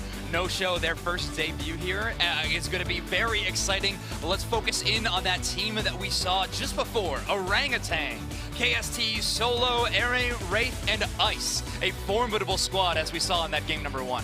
Really impressive objective lineup and secure from this team with that Dragonite into Aegislash that we saw. I'm going to be interested to see, do they run that back or do they bring something new to the table in this second round? Bringing something new to the table seems to be something they are very capable of. So yes, this is going to be a great match number 2. We've already seen Orangutan once. I'm excited to see the debut of No Show. So many exciting teams at the World Championships, of course. Yet No Show here, S4L, Sangtachi, Wolon, Blossom, and Chobo here. First time up on the stage here for them. Interested to see what they bring in their lineup. Yes, Korea, one of the regions that has brought 2 teams here to the World Championships, and they won their regional finals. So, No Show really showcasing that they are the best where they come from, and they want to prove that they are the best on the entire world stage. So, this is only the first step in doing so, but group stage, as we know, is very, very important. So, when they go onto that stage, they are going to be competing against some of the other best teams in the world. A very exciting moment for them to test their merit. Yeah, looking to prove that not only are they the best in the region, but some of the best Pokemon Unite trainers in the world. As our players have a little bit of a dance as they come out onto the stage here, you love to see the energy. Of course, the player right behind them is going to be flaming them a little bit. That's how us gamers operate. But I will say, there was a lot of swag in that entrance. I have to give some credit where credit is due. A stage of this caliber deserves some swagger when you come out onto it, Zoinks. Oh, exactly. Yes, this is the first time that we have an in-person official Pokemon Unite event, and the stage looks good to present. Players are playing under the lights for the first time for a lot of these players. So, you know, there's going to be some added pressure when you're playing at an in-person event. But so far, well, we've seen Orangutan play, and that didn't seem to affect them too much. They pushed the pedal to the metal, getting an early advantage in both of those first 2 games that we saw, and they ran that advantage all the way down to the finish line in 2 incredibly high-scoring games back-to-back. Yeah, in some cases, they literally ran it down all the way to the enemy home goal zone. So yes, there was a showcase of dominance in that game 1. Now, this matchup in game number 2 is going to be interesting. No Show is a team from Korea that has a player I love to focus on, who is Blossom. Now, Blossom has showcased to be one of the best Snorlax players in the world. Now, when you're that strong of a defender, taking any easily accessible wild Pokemon is no easy feat when going up against this team. Yeah, Snorlax just an absolute monster of a character when it comes to those early pathing stages, especially contesting those last hits on those Audinos or the Apoms gives your team very valuable experience that they need, and Snorlax is one of the best in the game at doing that early. That's true, and due to a recent change of balance, Snorlax's Unite move getting a little bit more powerful, actually. Whenever they use the Heavy Slam, you're going to knock them up, but here is No Show. Welcome them to the stage. Korea's regional finals winners are making their world's debut here in London. Yeah, looking to, and there's something to be said for being the team that's not quite warmed up yet. You know, Orangutan has a match under their belt. They've worked through their jitters a little bit, but this is No Show's first time up here. They're sitting down fresh here, looking to dive on into the second round. Exactly. Now, I'm sure these teams have played against each other on the ranked ladder before. They're going to have some experience when it comes to individual matchups. They're going to know the players on the other side of the stage a little bit, but all that can change in a tournament setting. You never know what these teams have prepared, some surprises, or just something they have truly mastered. Yeah, getting just under the same roof as well. There's just a different dynamic when everyone is in the same room like we have here today versus in completely separate venues. And a lot of the time when you're playing just online, your team's not even all in the same room. And there's a different energy when your group finally gets together to communicate next to each other. Yes, Pokemon World Championships is definitely a celebration of all things Pokemon, but for some of these teams, it has become a homecoming to actually meet some of your teammates for the first time in person and really forge those bonds very tight so that you can win the entire thing as a squad. Yeah, we see our players gearing up here to dive on into the first game. I'm curious to see Orangutan. We've got some idea of what their strategy is going to be going into this tournament, having seen them play through the drafts in a couple of games to start. I'm interested to see No-Show could use some of that information perhaps going into the second round. Even though they're fresh, they've seen what Orangutan has to bring to the table to start. Exactly. The element of surprise versus the warm-up match is definitely going to be an exciting thing to see play out on our stage in front of us there. I'm actually excited to see even a little bit more on the micro side of things. Orangutan, with the team, they were outlying the Hoopa in the bottom path that entire game, where it's sometimes in these cases, in the 2-1-2 that we see an allocation of Pokemon to their paths, we see Hoopa in the top path in some regions. So we're going to see a little bit of that exchange. It seemed like it worked for Orangutan in the bottom path. I would not be surprised to see them try it again. The one thing that jumps out at me too, when we had the player interview with Wraith after that first round, he mentioned that they just kind of tried the Snorlax to get a feel for it. They knew they were up a game and they're looking to experiment a little bit. And when you're in that position, that's a good spot to be when you're playing against the other high caliber teams, kind of learning, okay, does this work here when we have a game to give? Yeah.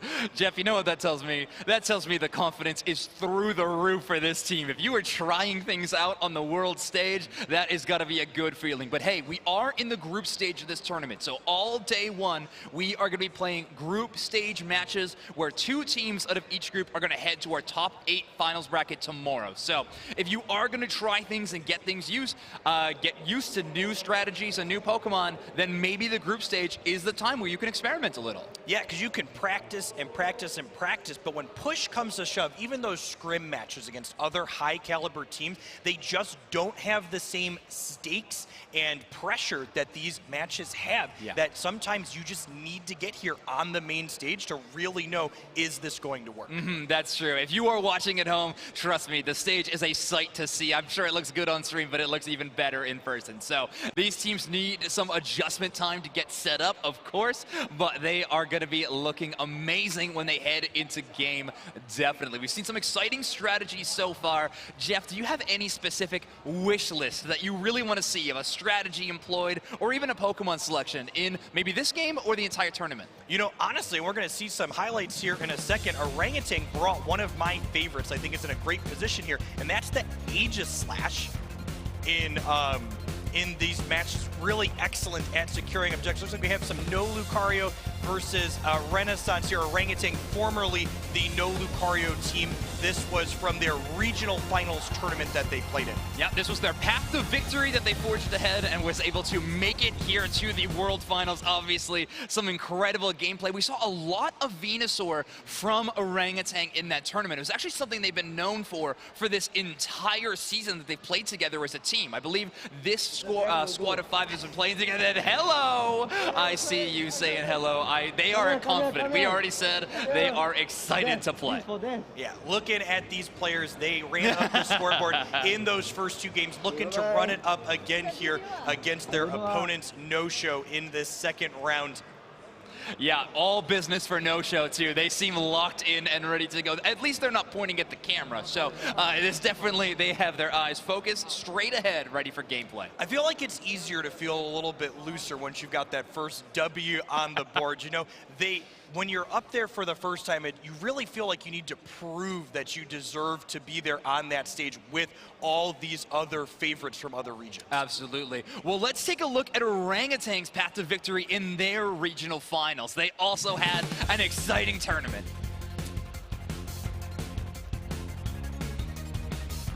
This is from this last series that they were playing, actually. So this was just the game we just saw on stream a second ago. They implemented some great strategies, but they're going to have to maybe change things up when going up against No-Show. Yeah, the big thing that stands out to me in my mind on the Orangutan side is this Aegislash that was played by Wraith in this bottom path. Just incredible securing potential from this character that's typically thought of as a central area or top path character, acting as a fantastic early game bully in the bottom path. Aegislash has found its way into a lot of team compositions, even finding itself in the bottom path quite often in the Japan region. But APAC bringing it out, making it look like an absolute S-tier pick. We see just push after push after push from Orangutan here. They got ahead early, and they did not let up all the way down to the end here, where there's a Zapdos in play, but they just didn't care. We're like, we're going to put all of our AOS energy into your home base that we've broken open. Yes, AOS energy into the home base seems to be the highlight strategy for Orangutan. But hey, if you have earned your way all the way to the home base, make sure you keep forging ahead with every last little bit of score you got. Yeah, really fantastic when we see these teams identify that early game lead and understand that the end game dynamic is changed compared to a game that's much more close, where that Zapdos really matters as often the decider. Yes, that's true. Now let's talk about Snorlax a little bit, Jeff. I know we talked about it at the top of the show, but we had an adaptation of Snorlax from the side of Orangutan in that game number 2. They were trying it out, but notably, they removed the Blissey to have access to Snorlax. What do you think are the major differences between those two Pokemon when they find themselves in that role? I think what we look for in those two roles is the Blissey is more of a support character, even if it is durable, similar to Snorlax. So it gives your team a lot more sustain with either those healing eggs or the shields that Blissey can constantly provide. Whereas Snorlax allows you to kind of do better what we saw Orangutan do in those games, which is get ahead early and then try and push that advantage. Snorlax can test those wild Pokemon so much better than what even Blissey can in the early pathing. So you get those last hits, you get that little bit of experience edge, and you kind of push that advantage the further you go. Yeah, that makes a lot of sense. Well, let's take a look at our round robin group stage, where our scores run out so far. We've only had one game so far in the tournament, so we're looking at a 1-0 scoreline. But let's take a look at Group B, C, and D. We're going to be covering those later today. All three of those groups are having 3 teams play. Renaissance, Secret Ship, Eternity, and Group B is going to be coming up next after Group A. Definitely. In Group C, we've got Apprentice, Blackhand, and Iclin. And then finally, in Group D, we have Nouns, Esports, IX Gaming, and Cease. Yes, an incredible lineup that we've brought to the World Championships this year. These are some incredible names. Anyone could take this entire tournament right now, and it all starts in group stage. We were mentioning it is a time to experiment a little, maybe try out some new compositions, even just a new individual Pokemon. But what really comes down is you got to get wins on the board and get to that top 8 tomorrow. We see Orangutan is just so animated here, watching them on stage. We've got group shots to point at the camera. We've got all hands on deck as we queue on in for the second match. Just absolutely love the energy that they are bringing to the stage today. Yeah, let's just keep the camera on them. They're putting on a show. I don't know why they ever pointed at us, Jeff. I mean, Orangutan is looking good. They are looking on the same page, and they are looking like they are playing like absolute phenoms there on the world stage. So what a good time to debut this this new roster. I mean, formerly no Lucario in the regional finals, a bit of a name change. It's a great way to showcase that new one today. Well, Orangutan being picked up by that organization, and that's one of the advantages to having such strong finishes in these series, is getting those sponsorships to allow them to push forward to do bigger tournaments like World. True, true, true. Yeah, it is going to be an exciting matchup. Orangutan, and again, versus No-Show. Now, No-Show hasn't been doing any fancy dances, so I feel like we haven't got to talk about them as much. But like we were mentioning, Blossom is a player I am very excited to see, but No-Show is filled with a bunch of amazing, amazing talent. I mean, they won their regional finals for a reason, and Korea is often considered to be a very competitive region. Yeah, they are. When there are world tournaments like this in competitive video gaming, Korea is often at the top, and it is no surprise to see a team like No-Show command a lot of respect when they come to the world stage. Yes, Korea definitely holds their own in pretty much every game that they play. Pokemon Unite, no exception. We have 2 representations here. Only one of them finds themselves in Group A today, though, so that is what we are going to be watching in game number 1. Now, No-Show, like we were mentioning, a very exciting team. I love watching their Snorlax play, but they have a lot of other exciting options. Korea also, maybe even notorious for a lot of Greedent play. Yeah, I'm going to be interested to see, you've called out the Snorlax from Blossom. We talked about Orangutan switch to that in their second game. We're going to see those 2 characters kind of bump up into each other on each side in this game. The first thing I'm going to be looking for when we get to that draft screen. Yes, exactly. Now, don't worry, everybody. Teams are just getting into game now. We will not hold you back too much longer, but I do have to say, you've talked about your wish list. You have a lot of options. My biggest wish list is one that I believe you're going to be a fan of. I want to see some Decidueye today, Jeff. I want to see, yes, you're looking very good in that pin, by the way.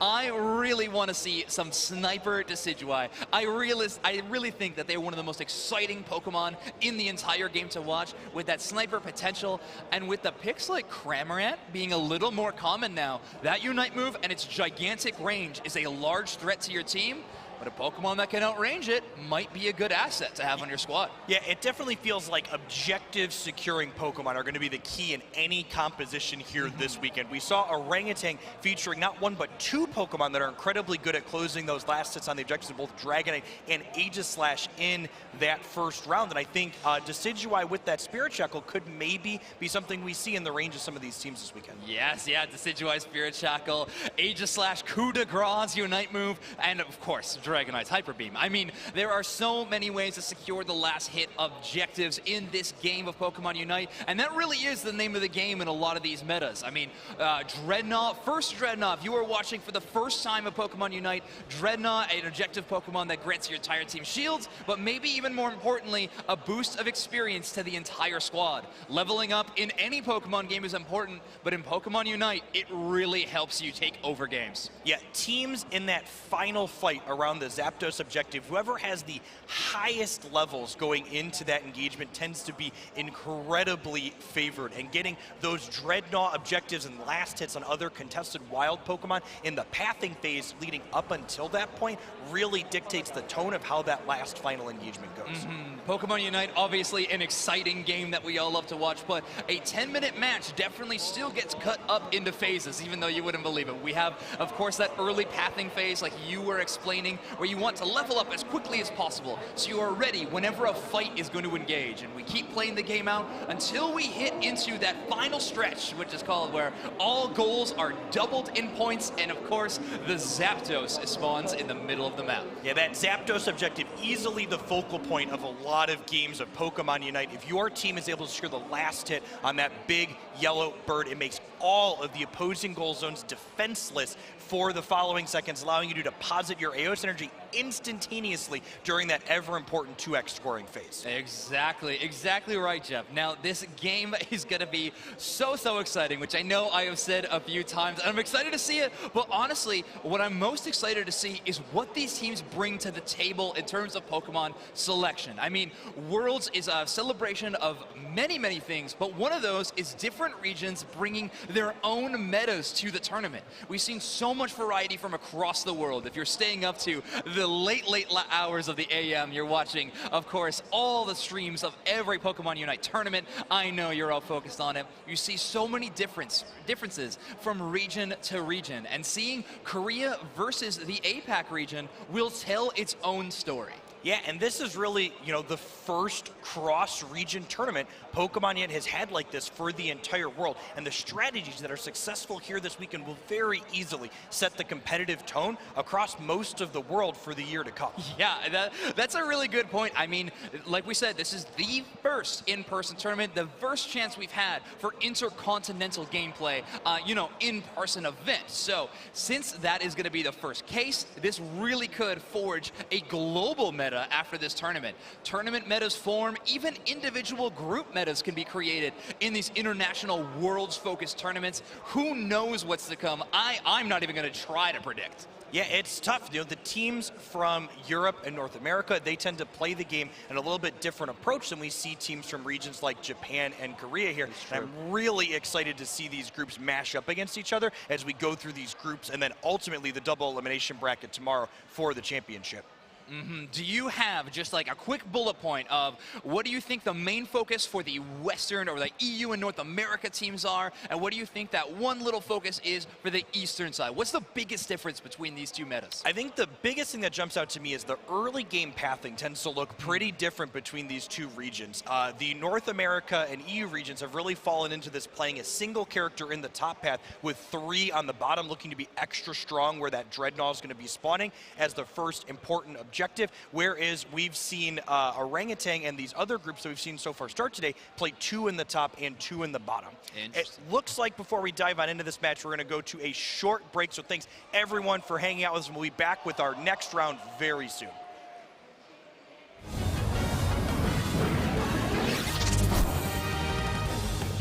Now, we're gonna talk about items. There are two types of items in Pokemon Unite: battle items and held items. Let's go over battle items first. Battle items are active items, meaning they need to be activated with a button press and they have a cooldown. There are several battle items to choose from, and your choice should be determined by your playstyle and by your choice of Pokemon.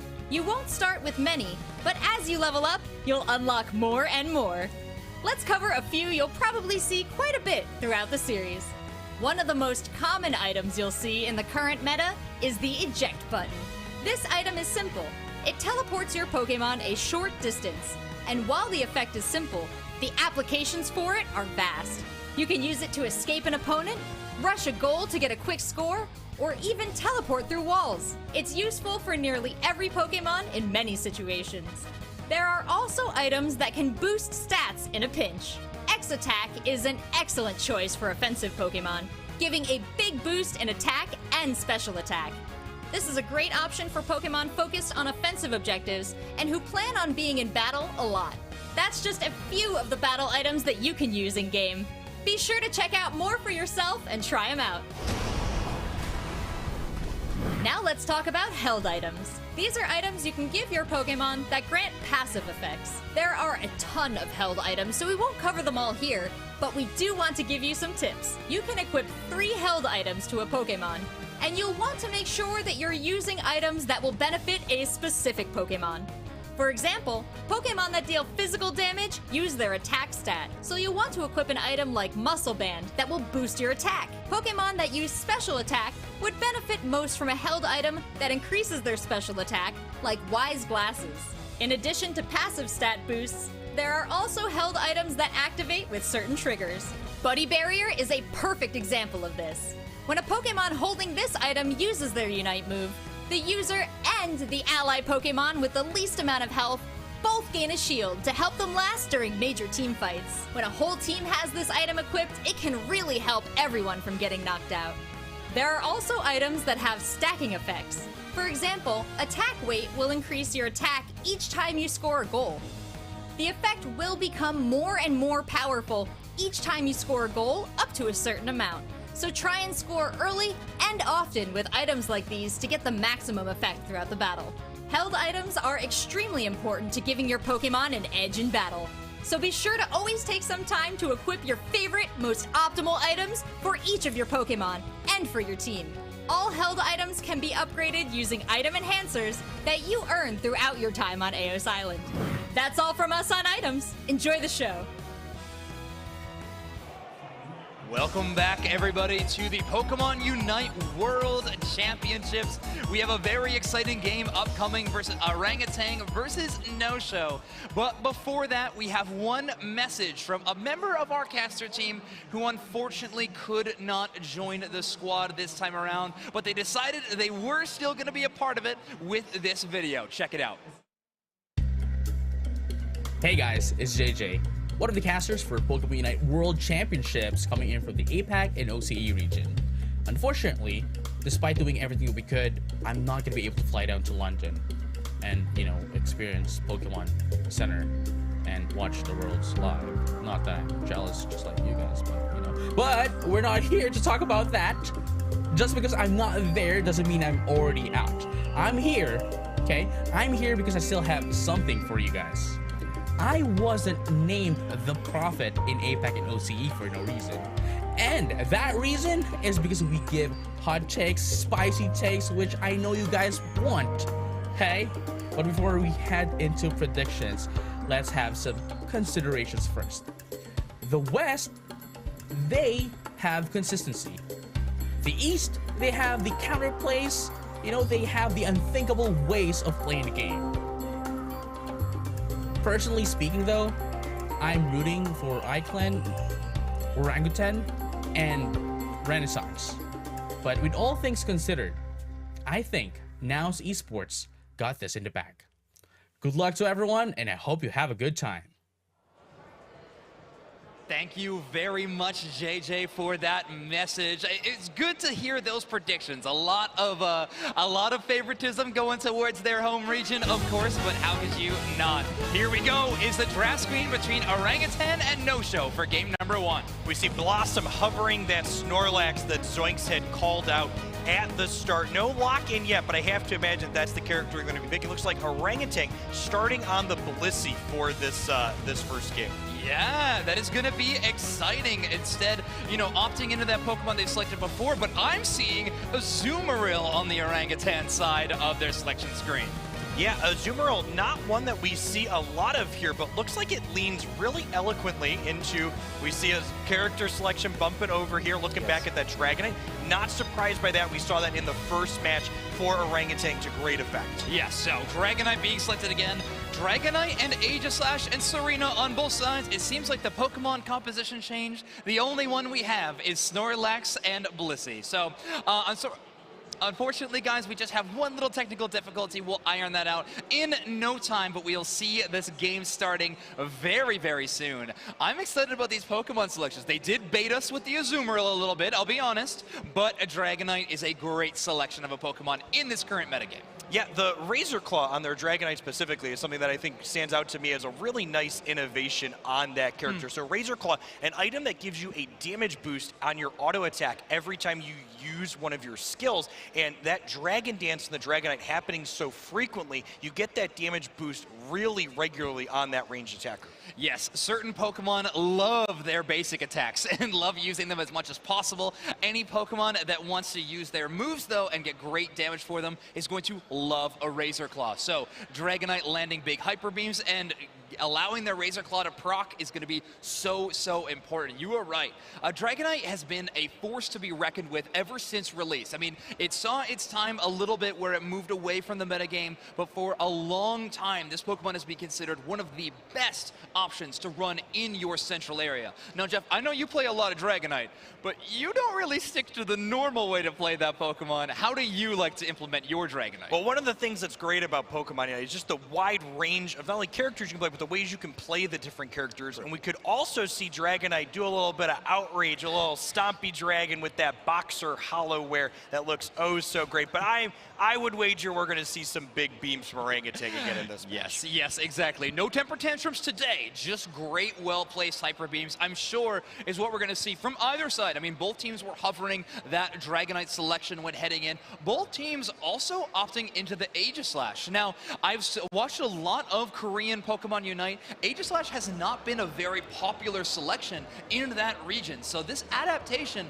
really tells me that the 2 months away from regionals to this World Championships has been filled with a ton of preparation, a ton of research, and trying to predict the best metagame headed into this tournament. I think the pivot to Aegislash as one of the melee characters on these teams is a testament to just how important objective securing is inside of Pokemon Unite. That's the one thing that Aegislash is kind of a cut above compared to the other melee brawlers, you know, Lucario, Machamp, Zarina, is that coup de grace Unite move, and even its boosted auto attacks do a ton of burst damage to these large objectives, giving your team the best chance to get those last hits. That's true, and not to mention when you're opting into a muscle band on these Pokemon selections and going towards these wild Pokemon, when they have that big of an HP bar, that percentage of max HP damage that a muscle band held item can give you can even help more in those selections. So we don't always see that muscle band taken. A lot of the times the Unite move is good enough and the basic attack is good enough with those passives to be able to secure these objectives, but sometimes you just go to all-in strategy and give them a muscle band. All right, it sounds like we have our players getting ready to load on in here. Excited to see what they queue up with. We had a few things with the check marks there, but not quite everything locked in. So let's see as we got 9 check marks here up on the screen.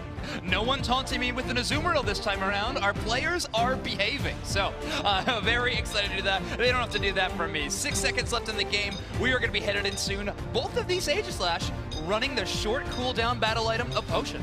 Yeah, one thing that stands out to me that's kind of interesting that we've seen develop a little bit in the game is we see the double EXP share for one of our teams. I actually really like this in these compositions. EXP share, an item that when your character that's the lowest level on your team has this, it gains passive experience faster.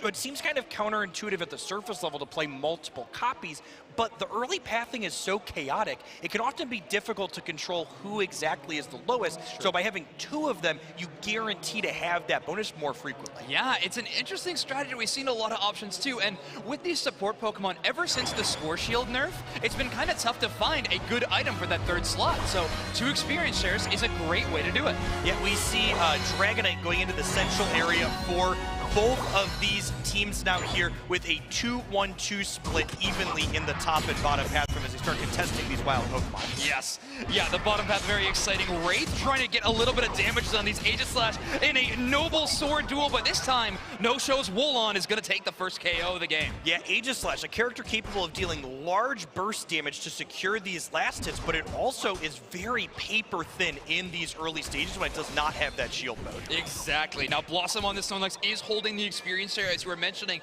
as is Ice in a Blissey on the other side. Now, both of these Pokemon are considered to be the tank option for their team. Large HP bars, they can get up close and personal with the enemy and get out, still being safe. We see prioritization here in the top path of getting that Zarina to her 2nd stage at that level 4 breakpoint, as we see a Brawl getting ready to break out in the bottom path around these first bees spawning at the 850 mark. Yes, both Dragonites in position.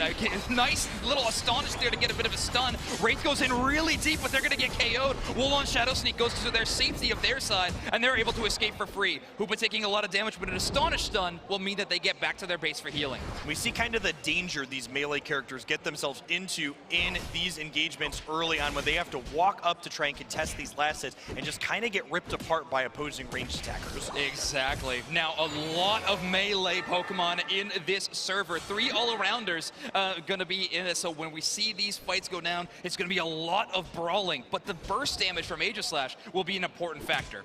As we head on into the mid-game here, levels are pretty evenly spread between these 2 teams, while the scoreboard pretty similar as well, as with the first big push-up here onto the point by Orangutan.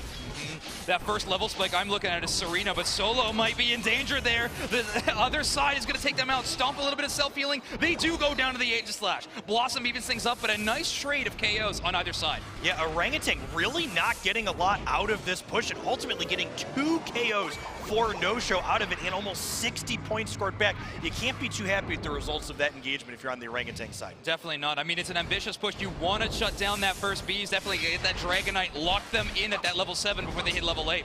Sanshi, though, at this Serena evolution, this Pokemon gets a huge power spike at level 6, unlocking that Queenly Majesty passive and getting move cooldowns immediately. Speaking of power spikes, looks like we're not going to have just 1 but 2 Dragonites, 1 on each team, as we head on into these first objectives spawning at the 7-minute mark here. Double experience share, obviously paying off your Blossom with a nice engage. Would they go down to a Hyper Beam? Doublade and the Dragonite combined for a ton of burst damage, enough to knock out a Snorlax. Yeah, really kind of feels like Wraith got away with one there, getting the knockout on the Snorlax, but ultimately getting out with their own life as we head into the bottom path here around this first Dreadnought. A Dreadnought fight absolutely going off right now, locked down to a sliver of HP, and the right side takes it. No-Show's Dragonite is able to secure it with a nice Hyper Beam. They Unite move to get on the other side and cut off the retreat of Orangutan. They start chasing down Airy, but they are going to be taken out. They do lay down the hyperspace hold for a reset, and Wraith goes in for another engage. They actually wide guard to get a lot of healing, and now in shield form they'll have even more. They do escape with the Sacred Sword.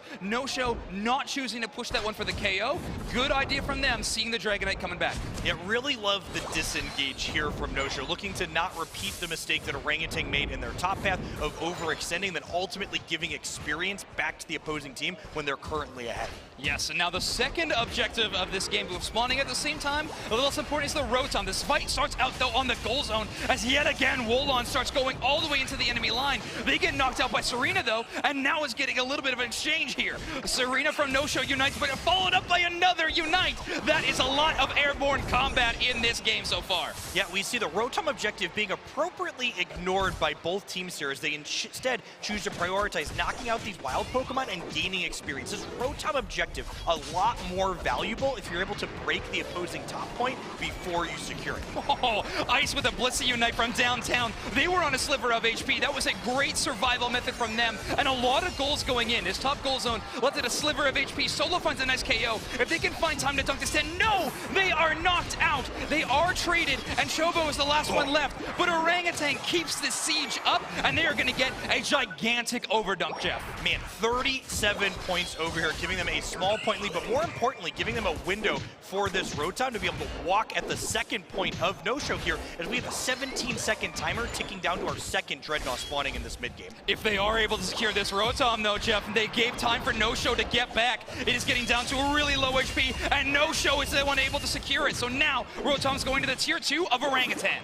It looks here, yes, the goal was broken by no-show before this objective went down here, and now we see Hoopas popping off in the bottom path here with their massive Unite moves. Every button in the game being pressed, a huge Hyper Beam secures for no-show, their second Dreadnought of the game. A huge KO streak is here from Dragon Knight on the other side, but no-show is the one to secure not only the first, but the second Dreadnought as well. This goal zone siege would be ambitious with all of Orangutan bad. A huge Unite move coming out of S4L. They're going to score on the other side now that Rotom hit that base. Just an incredible amount of mobility from that Dragon. That Unite move letting you leap across almost half of Eos Island there, getting in a Rotom that I bet Orangutan thought, okay, no one can score from this. There's nobody in position. I love that adaptation there, but here we go. More Unite moves popped up, but this time in the face of defense. No-show does not want this goal zone to break. They want that speed boost on the second Dreadnought. A Unite move, Serena, though, solo trying to change the tides. 15 points goes in the goal zone. A Unite move out of Wraith only lands onto the Hoopa. They're going to retreat. This goal zone's going to go down, and now No-show has to take the long way down to the beach. What an incredibly even match here between these two teams. Levels are similar, points are similar. They are going back and forth here inside of every one of these engagements. Orangutan may have overstayed their welcome, but they do get a KO, making things a little bit more even.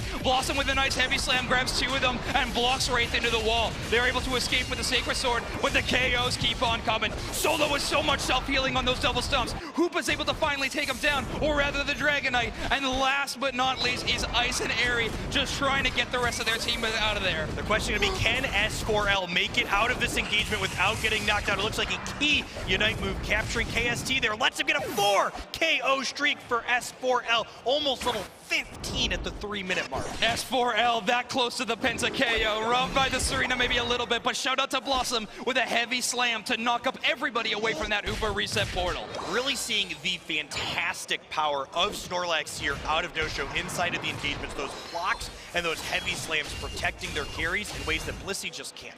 Jeff, I see a level 15 Dragonite on my screen. S4L right now is being Omega fed. They are going to get this Dreadnought, and experience is going to soar through the roof. Orangutan did grab that Rotom and sent it down the path. However, honestly, it is mostly so it wasn't going towards their own home goal zone. Yeah, in Pokemon Unite, while levels matter, the last 2 levels, 14 and 15, they matter more than most. The stat increases you get for this endgame engagement here in 15 seconds are huge at those final level spikes. That's true. These levels are going to matter a lot. The scoreline is so close. They're going to need to win a big team fight here at the start of the final stretch.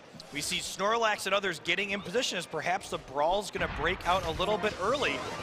There we go. Wraith hovering around the top path, launches in with a Sacred Sword, as well as Blossom tries to cut off the retreat on the other side. Santachi tried to shut down the Hoopa before they had, but opts into shutting down the Blissey. If they can knock out Ice before the Bliss assistance comes out, it's a huge asset. Hyperspace Fury locks up 2 teams on the top path, and Orangutan finds the first KO. Dragonite returns in kind, both Aegislash down and out. Serena out for the side of Orangutan. Santachi is keeping this onslaught. Blossom locking the place. Stops another Hoopa reset. Blossom is the big man and is going to be blocking every single time. Yeah, and we see here this engagement went solidly in favor of no-show. And looking at those Unite move boxes that we see on this coverage now, it can tell why Orangutan had not only their Zarina but also their Aegislash removed from that engagement before they could press their powerful attack. And of course they did. Look at the stuns available to them. Both Snorlax and Serena are great at jumping on you and stunning you just for that half second, enough to block that. Okay, so Now, with a minute left in the game, No-Show is looking at 606 points, and Orangutan has only 224. A comeback is possible, Jeff, but you know these goal zones give you so much health and shields, it's going to be tough to do. Not only that, but you need Eos energy in your pockets. Zoinks 400 points means they need 200 between their characters. They just barely have that amount now. No one can get knocked out. All of this energy needs to go in. They decide to stack up there, but look at Blossom! A triple block! There was 4 at the start, there was 3 at the end, but what really matters is that they were all swept off that point. Serena does KO Blossom, still has their Unite move. They launch in and pick him up and put him into space. A KO streak at 3! This comeback may be possible. Only 15 seconds left though. They need to break this goal zone, and they need to head to the home one if they're gonna win this game. We're gonna be down to the wire here. I don't know that we're gonna have time to deposit this Eos energy even with the successful endgame engagement that Orangutan had here. All right, here we go, finally hitting the goal zone, and the scores are trying to matter, but let's look at the final line. As our score ticks up here on Eos Island, our first game in round 2 goes over to No-Show with a 606 to 356 lead. Yes, a really impressive play there from No-Show. Solo trying to carry the team there at the end, a KO streak at 3 in the final seconds, but just a second too late, and they're not able to get that game win. Great showing from No-Show in their first debut on stage. Yeah, definitely a powerful engagement from them, getting 5 entire knockouts during that Zapdos engagement to just 1 on their side. Very decisive victory here. As we look and see, this game up until that endgame engagement was very back and forth. A lot of knockouts on both sides here. Yeah, Orangutan was definitely behind in experience a little bit, but they kept finding angles to bring it back into this game. Santachi at 9 KOs on that game. I believe 5 or maybe even 6 of them were in the final 2 minutes of that match. Yeah, the big thing that stands out to me is not only the knockout counts here, but look at the number of assists on both of these teams. These teams were brawling at lots of points throughout this match, and everyone was chipping in to do their part. What is range damage, Jeff? What is it? No, here in Pokemon Unite, in this metagame, it is all about the brawl. We are going to see a lot of melee Pokemon showing up, and S4L was showing up with 108,000 damage in game number 1. Just that incredibly close scoreboard up until the point where that Zapdos engagement happened. And remember, this was a decisive victory in that endgame for No-Show. They took all of Orangutan off the board before they even touched that bird. It's true. Orangutan also had the early positioning around the Zapdos pit, but No-Show found a great entry point and shut down 2 Pokemon before they could even use their Unite moves. Yeah, and a big part of that was that level advantage that they had. No-Show had that level 15 Dragonite going into the end, which kind of lets you bully through a better positional advantage that Orangutan had. Exactly. If you are that high of a level, you can pierce any iron wall that they are going to put up, and Blossom found that they could pierce with a wall of their own. Yeah, the block Snorlax, especially the heavy slams at key points to prevent those Hoopa resets, was just incredible, and I bet we're going to see some of those here shortly. Yeah, the hyperspace hole onto the ground may as well have been a bullseye target for heavy slams for Snorlax. I mean, they were launching it every single time. This was that first Dreadnought where Orangutan definitely had a nice showing around here, but they just couldn't quite out-secure S4L's Hyper Beam. Yeah, and the big thing to me, the positioning from No-Show's Dragonite on top of the objective there, as we see these engagements where No-Show's Arena went incredibly deep, chasing down Orangutan. Yes, exactly. Now, this Dreadnought was knocked out. A Dragonite Unite move used here from Orangutan, but No-Show used their own to counter-score on the other side. Yeah, and this was just a push after push after push as one team went into the other goal zone, secured some knockouts, and secured some dunks. Yes, yeah, a really amazing showing in game number 1, but Jeff, that leads me into, of course, the next one, which is game number 2. Are we going to see any Pokemon differences or any major strategy change-ups for either side? We saw Orangutan flex into Snorlax in game 2 of the first round, and I wonder if we'll potentially see that here. No-Show really kind of put on a clinic on what that defender was capable of in this first game. That's very true. Serena there with a KO streak of 4. I'm going to count the Zapdos as another KO so that we get the Penta. So I will count it there. Well, let's see. The player of the game is S4. S4L on the Dragonite. 10 knockouts, 7 assists, and a score of 220. Yeah, that Razor Claw item that we talked about in the intro really allowing this dragon dancing ranged attacker to really push into overdrive for them in that first game. Yes, that's true. They showed a really amazing mastery on this Pokemon. Now, Dragonite, like we said, is exceptional at those late game secures, but S4L was showing off other elements of that kit, namely a Unite move all the way to the other side of the map to get in a 40 points with 2 seconds left on a Rotom goal zone. Yeah, when we talk about mobility on Dragonite, usually we talk about its ability to kind of dragon dance around the field, not fly across the entire map, and No-Show being like, this character's mobile in a lot of different ways, let me show you. Yeah, exactly. There was definitely some fingers cracked, and a show began here on the first screen. So, we had talked a little bit about a warm-up game versus the mystery debut on either side. But this time around, it looked like the debut was what was going to be played up and for the game number 1 win. Going into game number 2, though, the Pokemon selection has begun. We see Ice locking in that Snorlax on the Orangutan side like we thought might happen. Those blocks and those heavy slams looked really, really impressive. Now, notably, both of these teams still opting into Hoopa on either of these sides. Now, Blossom was definitely shutting down a lot of Aries Hoopa play. It seemed like they were almost in an individual quest to make sure that no hyperspace hole resets happened. So one really small change here I noticed from Wraith on their held items is they pivoted off of that attack weight stacking item. Perhaps didn't feel like they got to leverage that to its fullest extent against No-Show's composition, instead choosing to play that muscle band that's a little bit less powerful overall, but provides a more consistent experience on your character.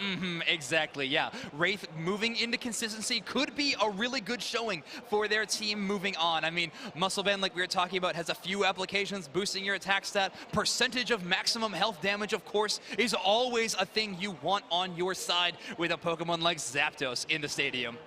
Yeah, not only that, but the way the muscle band passive works, it's a second damage source when you cut across with those autos, which means when you're contesting last hits, even on just Audinos, you get that kind of second chance to get that final secure. That is true. Well, let's head into game number 2. Both of these Dragonites headed into the central area again. I mean, a second verse, same as the first, but it definitely worked for one side a bit better. We see Snorlax and Zarina in the top path, and Aegislash and Hoopa in the bottom path here. I'm going to be really interested to see if this Aegislash bottom path is something we continue to see throughout the week. 2 one-on-ones happening in this bottom path on either side. Hoopa's fighting on the beach here. Chobo gets the reset. Oh! Aries steals Chobo's berry. This is a huge, this is Hoopa going down huge first knockout here, and now you're 2-1 into the other Aegislash, getting another knockout here almost assuredly. Wulon actually is able to get some base healing so they escape. Yeah, the potion there as well, I believe, helping them, securing a lot of last hits at almost level 5, but the Dragonite hitting early from KST, meaning that that push was completely unsuccessful. All right, so KST has to come down extremely early, getting a full clear, but it has to come and help out here. S4L, though, has both buffs, and they get the KO on the Hoopa. Orangutan is not allowed to go home. Ring the knockout bell. That Hoopa is getting sent back to the Pokemon Center, not the base to heal up here, as we see a huge knockout coming for S4L on the opposing center here as well. S4L with a great chase down. That electric auto, boosted auto attack, gonna be stunning you in place for a second there. Oh, great Emily Orangutan. Wraith going and charging in now, trying to utilize that muscle band to get damage and knock out this central area Pokemon and steal those 2 buffs hovering underneath them. The big thing that stands out to me from that bottom engagement there was just how well No-Show split up those wild Pokemon, securing absolutely everything in that path. Yeah, it's true. All right, let's take a look what's going on here in the top path. Blossom at 4.5, that experience share, of course, going to be letting Santachi just level up a little bit faster. Serena needs to hit 6 in Pokemon Unite to be a real devastating force. Santachi on a great path to do so. We see almost a full level differential between these 2 Snorlax in the top path, though, as Orangutan gains a little bit of the edge, kind of being rewarded for their switch off of Lissy here, it looks like. Chobo gets their own berry this time, not stealing anybody else's, and Wraith is a little bit of ways away from the hyperspace hole, but Sacred Sword is able to dash them on the other side. Snorlax already down for the side of Orangutan, though. Yeah, we see this Aegislash working towards that level 7. Zarena's important breakpoint is 6. Aegislash really needs 7 for that final evolution, with escaping through that Hoopa hole thanks to a focus ban coming in clutch there. There we go. Orangutan, the one starting off this fight. A big engage. The heavy slam knocks up 2. However, Astonish grabs 3 of them. A big boost, and the beads go over to the side of Orangutan.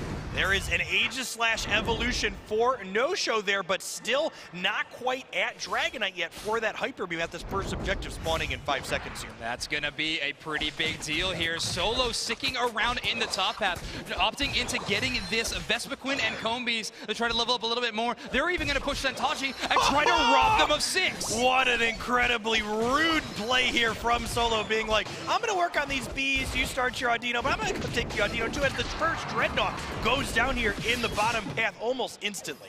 It goes to Orangutan, so not only do they get the Dreadnought, they also keep them at Steenie. We see some huge dunks going in here as we get down to just 6 points on this bottom path here.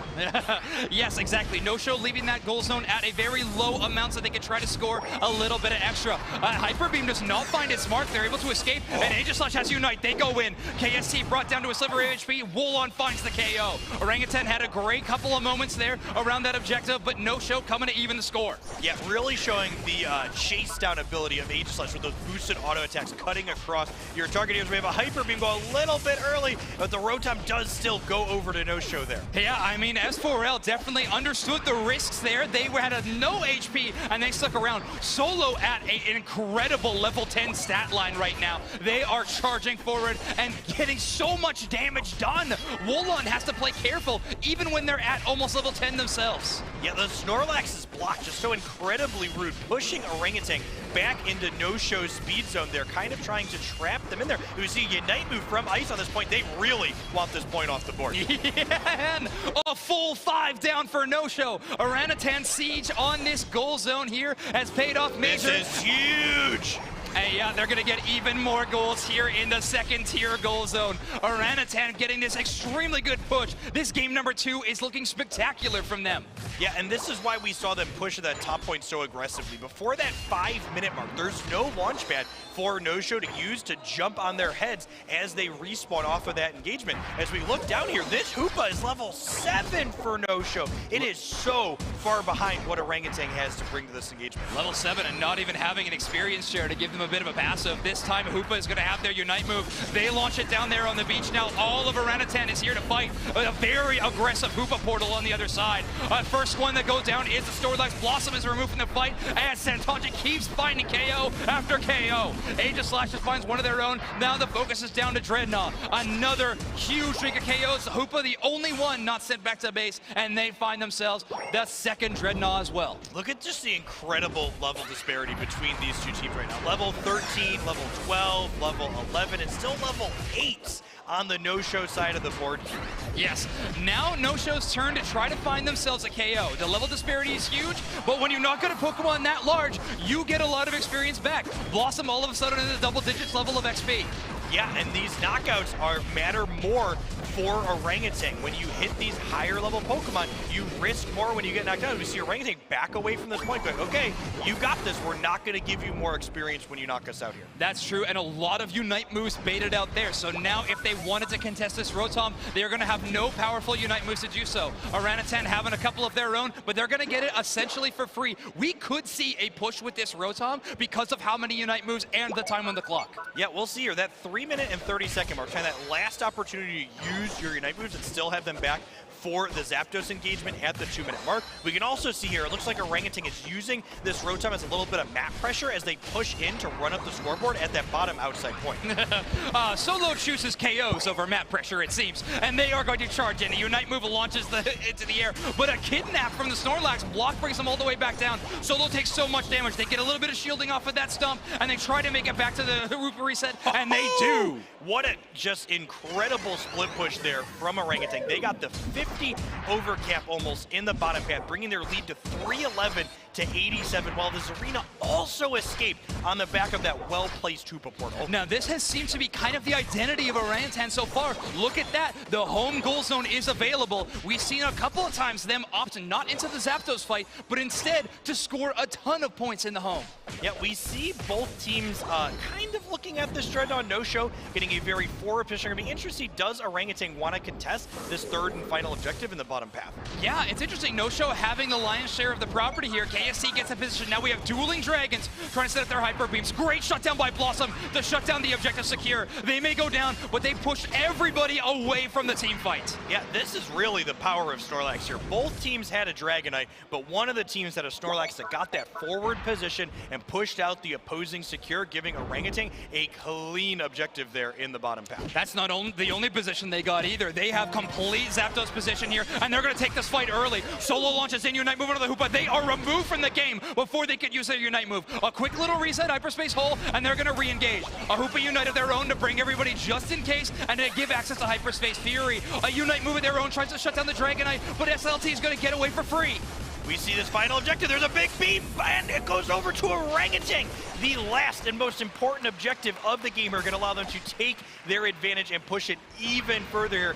We might see 500 points here going in, Zoinks. Yeah, I absolutely see. Let's see, maybe we have a tournament record-breaking scoreline about to be in front of us here. Orangutan currently at 711 points with 1 minute and 20 seconds left of the game. Ice hasn't even dunked in their points, and they are going to do so now. Yeah, losing Zapdos, it doesn't always mean you automatically lose the game, but when you're already behind and the big bird goes in the favor of the opposing team, it's so difficult to come back at this point. That 500-point differential is kind of the mark of no return in competitive Pokemon Unite. Yeah, exactly. So right now, a little bit of pad the stats action that we are going to see, but Orangutan with a huge bounce-back game. Like, I mean, gigantic. No-show was winning the majority of that game number 1, but Orangutan looked incredible here in game number 2. Yeah, we see No-show looking to kind of position around the top, but again, even if No-show deposited every bit of Eos energy they are currently holding, they would still be behind in this game. Exactly. So now you're just keeping the hands warm, getting ready for game number 3. Our first game number 3 of the entire day. We're going to have some competitive games here at Pokemon Unite World Championships. Yeah, these teams are just incredibly evenly matched throughout this entire series. Even in the first game that No-show won, Orangutan was in it down to the wire. Exactly. Now, with Orangutan on that Blissey this time around, swapping into the Snorlax, it gives you access to things like that. Highlight reel plays. Bring back my big generation number 1 boy. I love me some Snorlax. Yeah, just the things Block allows you to do in terms of dictating the positioning of the enemy team just not matched by anything else. Exactly. Now we saw a little bit of a Snorlax one-on-one in that game. Not maybe playing against each other directly, but trying to get more value than the opposing team's Snorlax. Now, in Pokemon Unite, we're going to see a lot of that. Similar team compositions, but who can play it just a little bit better? Yeah, and you know, if you're on the No-show side, the Orangutans here kind of were like, oh, that comp looks good. I think we could do that a little bit better, and they kind of did it better here in this second game. Yeah, Wraith with a 10 KO game.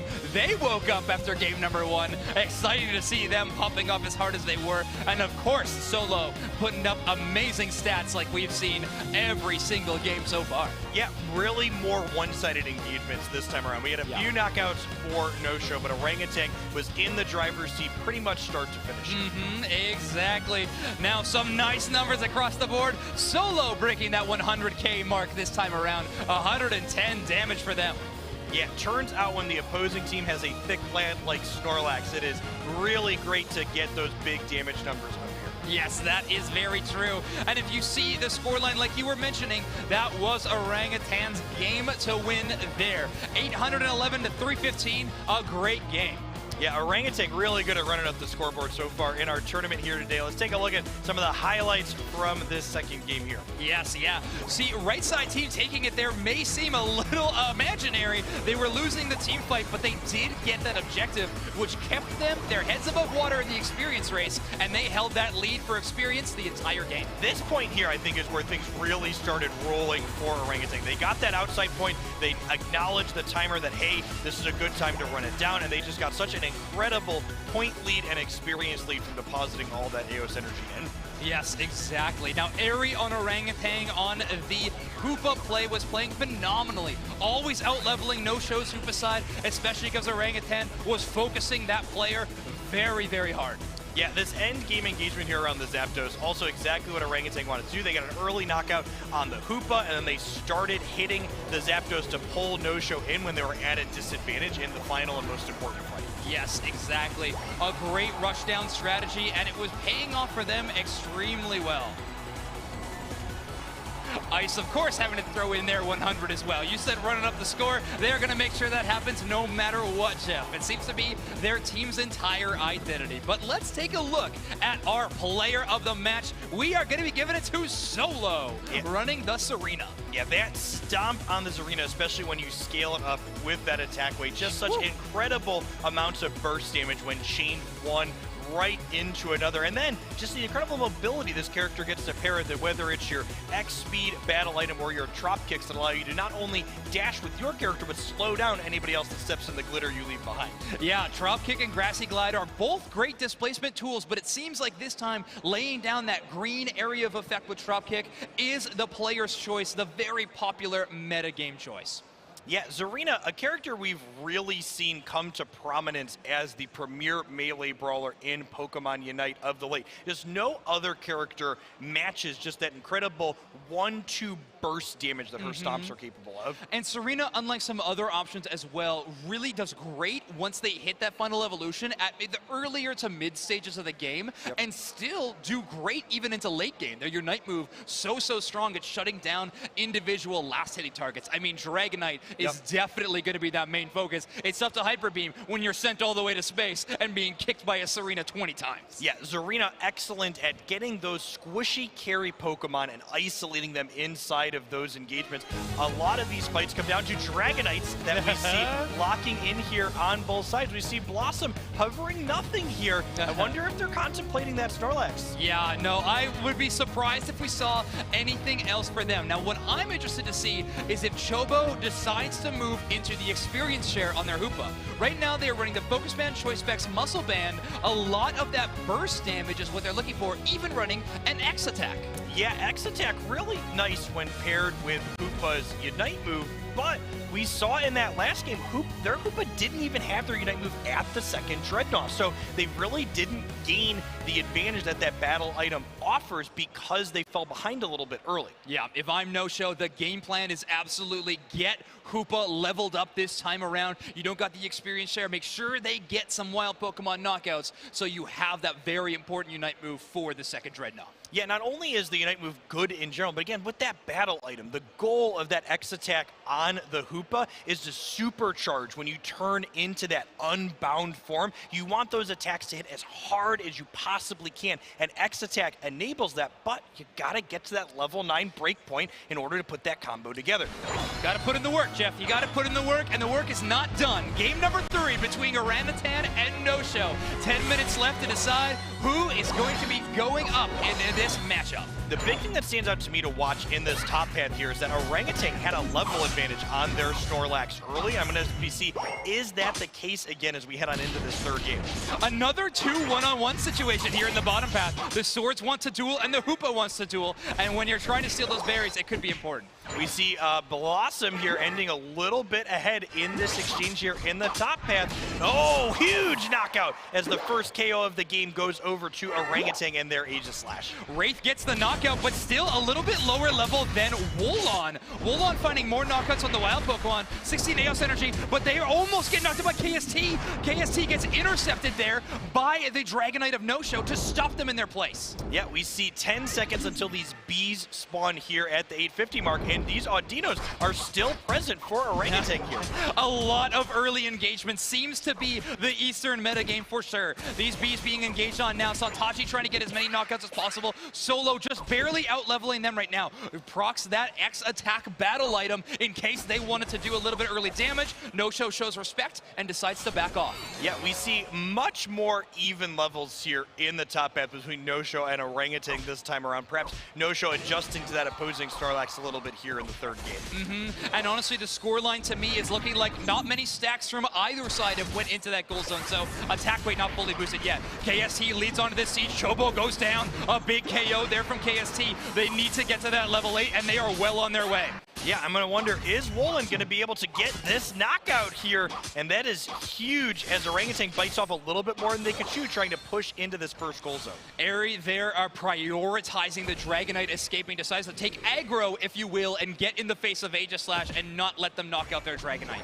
We see Orangutan getting aggressive again here in the top path, but pushing a Snorlax off of its own point is very difficult, especially when there are delicious berries there to eat. Yeah, exactly. Almost impossible without a flute, some would say. At least when he can't try to get across a bridge. Wulong gets another reset. Chobo sending them all the way back home. Being a little bit out-leveled by Eri again, having the experience lead. A big heavy slam knocks off 3, and Ice gets away. Blossom attempts to chase down, but not able to find it. Blossom's going to be able to escape on their own, though, but an ambitious heavy slam could have got them in danger there. Yeah, really fine threading of the needle there in the top half. Both teams kind of pushing that engagement to the limit, but nobody getting knocked out here. As we see the level 7 Aegislash for both teams now as we head on into this Dreadnought objective. Wraith got kind of sideswiped there by Wulong, but getting the evolution of its ability frames was huge for them. They sit around with still half a HP bar left. Wide guard to block that Shadow Ball and give them another boosted auto attack stat.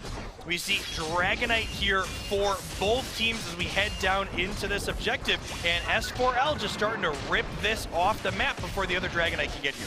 They do, but it seems to be the focus of Wraith. They're trying to shut them down, and the left side team takes this one. Orangutan yet again finds themselves another Dreadnought secure. I think really excellent play from the Aegislash on Orangutan here, kind of acknowledging, hey, I can't outlast it this Hyper Beam, but I can harass this Dragonite so one of my teammates can get in here while the Dragonite is being disrupted. I could not agree more here. Look at Eri's level, already level 8. So Orangutan getting that Dreadnought is giving them a huge level lead, and number 1 level, as I can see on the screen. We see No-Show here only at level 7 on their Hoopa. Can they get to that really important level 9 mark before this next Dreadnought comes up, as we see yet another huge block from these Snorlaxes? Yeah, both of them this time around, using it at the exact same place, but this time No-Show is going to secure the road top. Neither team putting too much emphasis on it to send it the other way, but this time around, we see Ice actually trying to lock S4L into place. Solo also going to engage here. Doesn't have the Unite move this time to get away, and they're going to pay for it.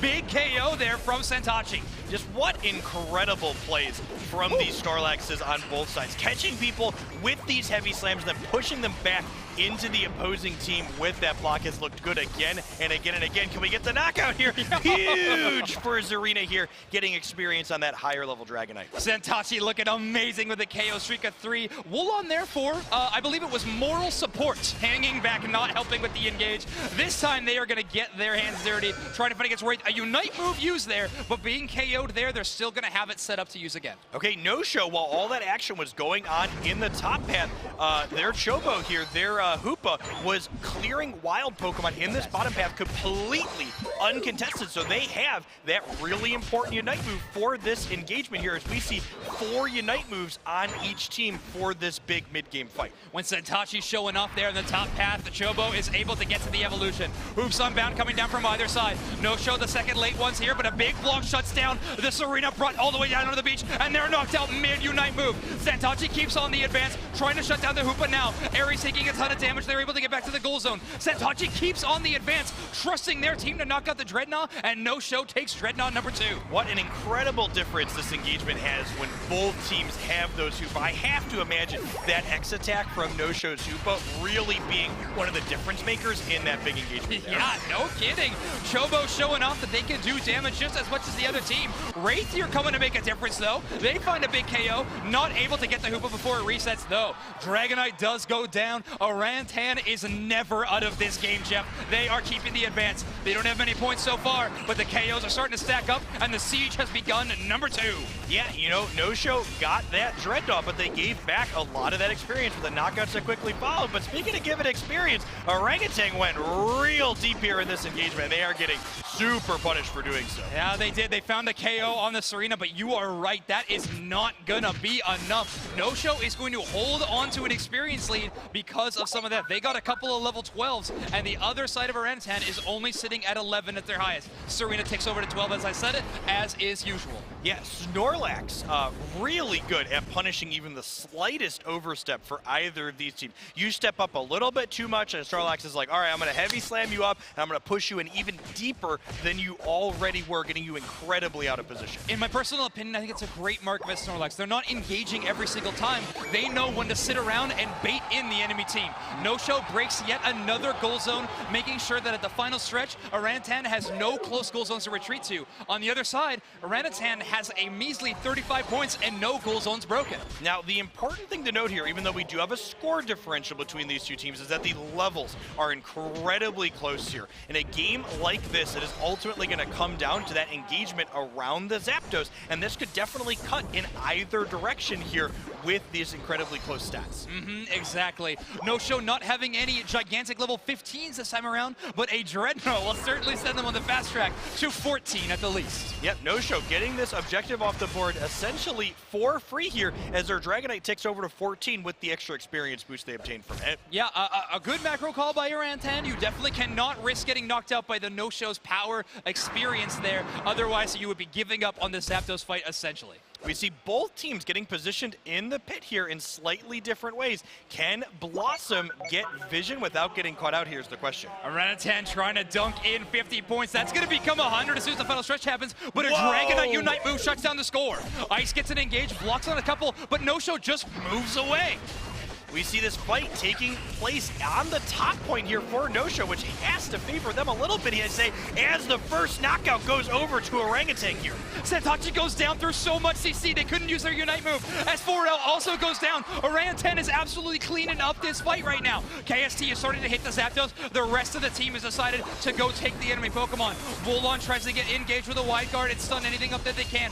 They are focusing on the Dragonite. On the other side, Ice is clearing space. Huge knockup from the Snorlax here. And speaking of huge, the Snorlax are pushing people all the way around. This is just like the Snorlax match. Exactly. No, we set it up perfectly for that one. Now Santachi is back and ready to rumble. That Unite move now in this refight is going to be fantastic. However, the Zapdos is getting extremely low. They shut down the Hoopa. They charge in, and they're going to knock out Eri. No, Eri gets away with a little bit of HP, but they come back, and they stomp the Zapdos. They find the knockout. 217 to 59. No-Show is able to secure the Zapdos, and now they are charging forward. 2 KOs on the side of Orangutan. They're trying to turn it around.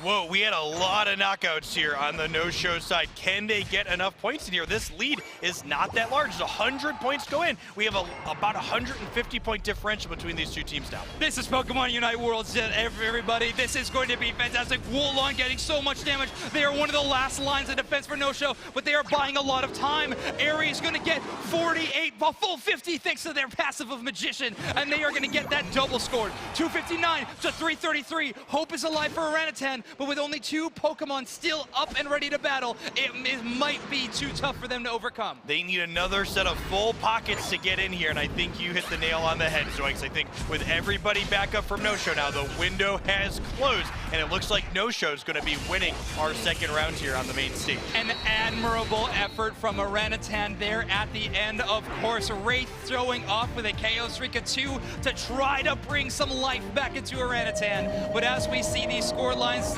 go up, No-Show is going to take this game 2-1. What an incredible series there. Easily the best I think we've seen so far in our first couple of rounds. Just the back and forth of these 2 high caliber teams as we head on into the end game with anybody having the capability to win is exactly what we wanted to see here on the biggest stage for the Pokemon Unite World Championships. We had a lot of questions heading into this tournament. One of those is what Pokemon are going to be selected. Snorlax seeming to be rising in popularity even between games. So showcasing off here No show this time. Wulon taking the highest KO slot, but a really even distribution this time around. No hard carries. It was a team effort. Yeah, even that last fight around the Zapdos was incredibly close. We had people get knocked down on both sides. We had a refight, and ultimately our Dragonite from S4L being able to get back in there being key. Yes, exactly. Now, Wulon going around into the bottom area of the Zapdos pit wasn't present for when Santachi got knocked out, but they were able to buy enough time in the refight for Santachi to come back, find some KOs, and of course, knock out the Zapdos. No-Show able to take that early point lead that they had and run it all the way through to a victory at the end. And ultimately, they really needed that early point lead because of how many of them were knocked out despite securing the Zapdos. Yes, exactly. Now, this game was so incredibly close. It looked like No-Show was showing off the entire game. They had some good early game lead, but Orangutan was never quite out of this one. I mean, they were knocking out that first Dreadnought of the game. Yeah, just excellent play from the Snorlax inside of these objectives. The Snorlax is basically just dictating how all of these engagements went with their ability to push people around. Now this, and when we're seeing the best teams in the world, we're seeing an amazing execution of when these Unite moves are utilized. I'm seeing so often that these Unite moves are being used as an entire squad for these sieges, and of course you're trying to bait out the other side. I think No-Show did a great job of baiting out Unite moves from the opposite side of their team and saving theirs for when they really needed them. Yeah, just seeing the absolute chaos in the Zap Pit here at the end with No-Show getting in a couple of dunks on their Zarina, being instrumental in letting them keep their lead that they had started this game with. Woo. Yeah, I'm sure No-Show, well, yeah, you see the faces of relief on their players in the end there, but they were able to get it done. I'm sure these teams were having a great time, but the play of the game there, or player of the game, is going to be Santachi. Fantastic play from them, stomping around on the Zarina. Absolutely what you're looking to see with that character. That's true. I think we got a 3-for-3 Serena play of the game in this match, but I'm sure we're going to see more. That Pokemon is extremely powerful. It sounds like we're going to head on down to Spraggles on the stage to do our player interview for the round. Excited to hear what they have to say. Go ahead, Cowboy. Wow, I mean, what an incredible match. First off, congratulations on that huge victory. I have to ask, after a game number 2 that was so one-sided, how do you come back and win a series like this? 게임 이겨서 너무 축하드리고요. 정말 잘했어요. 그리고 두 번째 게임 후에 많이 힘들었는데 어떻게 다시 돌아와서 이겼습니까? 이제 두 번째 게임에서 너무 원사이드하게 당해가지고 좀 많이 힘들었었는데 그냥 서로 지적할 것은 지적하고 이제 보완할 부분을 보완하면서 좀 이제 정신적으로 너무 힘들어하지 않게 그런 식으로 게임을 이끌어갔던 것 같습니다. As you mentioned, it was a quite tough second game, but we actually pointed out what we could improve and then made it better, and that's how we won. That is incredible. I have to ask, as this, tournament goes forward, what are the big teams that you have been preparing for? What are you really excited to face today? 이제 토너먼트 계속 앞으로 진행될 건데 어느 팀에 지금 제일 기대하고 있어요? 싸워서 이길 만한 팀. 싸워서 이길 만한? 예, 어느 팀하고 싸우는 걸 기대하고 있어요. 저희는 일단 저희 조에 있는 모든 팀들 다 한 번씩 만나보고 싶었어가지고 이제 지금 오지라는 큰 산을 넘겼고 이제 또 다른 큰 산인 T2 그리고 이제 아직 잘 모르는 이제 레버넌트 e스포츠가 있기 때문에 이제 그 팀들하고 붙어서 그냥 잘 해보고 싶습니다. 네네. We just passed one mountain, so I'm sure we'll have a lot of games ahead. But we haven't met all the teams, so I think I'm looking forward to fight against any teams we can confront. Incredible. Well, if anyone can climb all the mountains, it might be No-Show. Congratulations. What an incredible victory. And we're going to send it back to Jeff and Zoinks. Thank you very much, Spraggles. Great to hear from you, and of course, S4L after a huge win from them. Yeah, really fantastic showing. Excellent mastery of that Dragon inside of those engagements and securing so many critical objectives over the course of those games. Oh yeah, you could definitely see that Orangutan was trying to shut them down individually at certain points. They recognized how powerful S4 was in that game and they tried to shut them down. But after that game, we got to take a look at how our round-robin groups are playing out. Yeah, we see here we are inside of Group A, where we've had a few of our games pop off here, a couple of which we had to showcase here on the stage. Later on today, we're going to be seeing Group B with Renaissance, Secret Ship, and Eternity. Yes, exactly. That is going to be exciting. As for Group A, it seems that T2 and No Show are looking like the front runners of this one. But we are going to see some great games for the rest of the day, I am sure. So please don't go anywhere. We will be right back.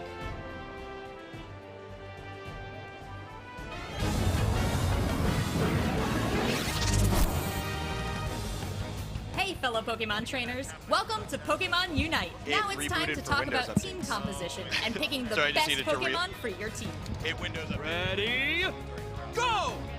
First, let's go over the different roles a Pokemon can have. Attackers excel at dealing tons of damage from a safe distance at the cost of a lower health pool. Defenders are proficient in protecting their allies with high health pools and abilities that fend off and absorb damage from enemy attackers. Supporters, as the name suggests, support their team with a wide variety of abilities, from inflicting status conditions and walling off foes to applying buffs and healing teammates. Speedsters usually control the central area of the map and are generally the quickest to level up on your team. They also will usually switch between the top and bottom of the map to support current objectives. All-rounders have an equal balance of attack power and health and are a great option to use in most situations. In addition to the variety of roles a Pokemon can have, there's even more of a variety in moves a Pokemon can learn. Every Pokemon starts with a basic attack, but will quickly level up to learn one of 2 attacks. Be sure to pick out which attack works best for your playstyle and your team composition. Once a Pokemon reaches a certain level, it will learn its Unite move. These are very powerful moves that can change the course of battle, especially when combined with other Unite moves from your teammates' Pokemon. So trainers, be sure to keep all of this in mind when picking out a Pokemon, and be sure to try out as many as you can to find out which playstyle fits you the best. Stay tuned to learn more and be the very best trainer on Eos Island.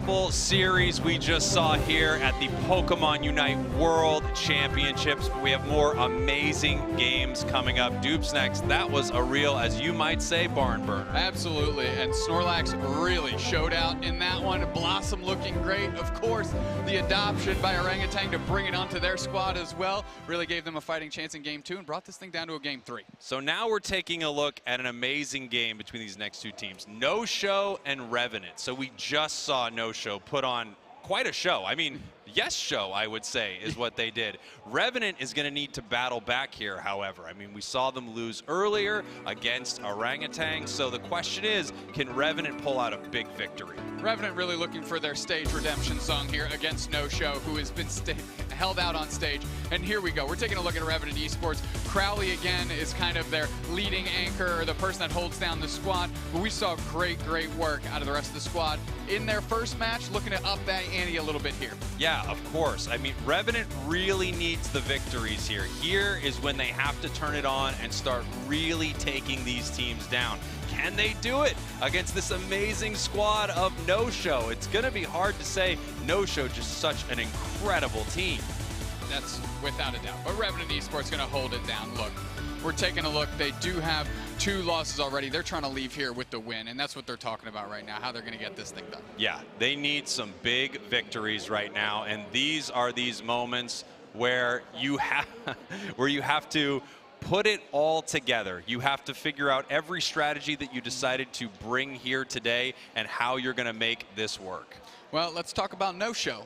Revenant Esports can definitely expect one thing: Blossom on that Snorlax, and wow, did it look good in that game. Of course, Sangtachi and S4L both getting KO streaks of 4 throughout this series as well. Just one shy away from the full team wipe, and they're going to be looking to get that done here against Revenant. Yeah, I mean, those matches from No Show, I got to say, Orangutan also playing their hearts out. So just such an incredible series, but No Show able to close that out, and here they are back on the main stage looking to take another victory. They're throwing up the peace sign, but I think this means war, Dupes. Oh, absolutely. They're lulling the Revenant Esports into a false sense of security here. There's no doubt about it. Throwing up the peace signs, laughing, having a good time, but really ice-cold hearts in there in the team of No Show. Mean players over there. I got to tell you, I walked backstage just a moment ago, and each one of them pushed me to the ground and spit in my face. You know what? That might be a lie.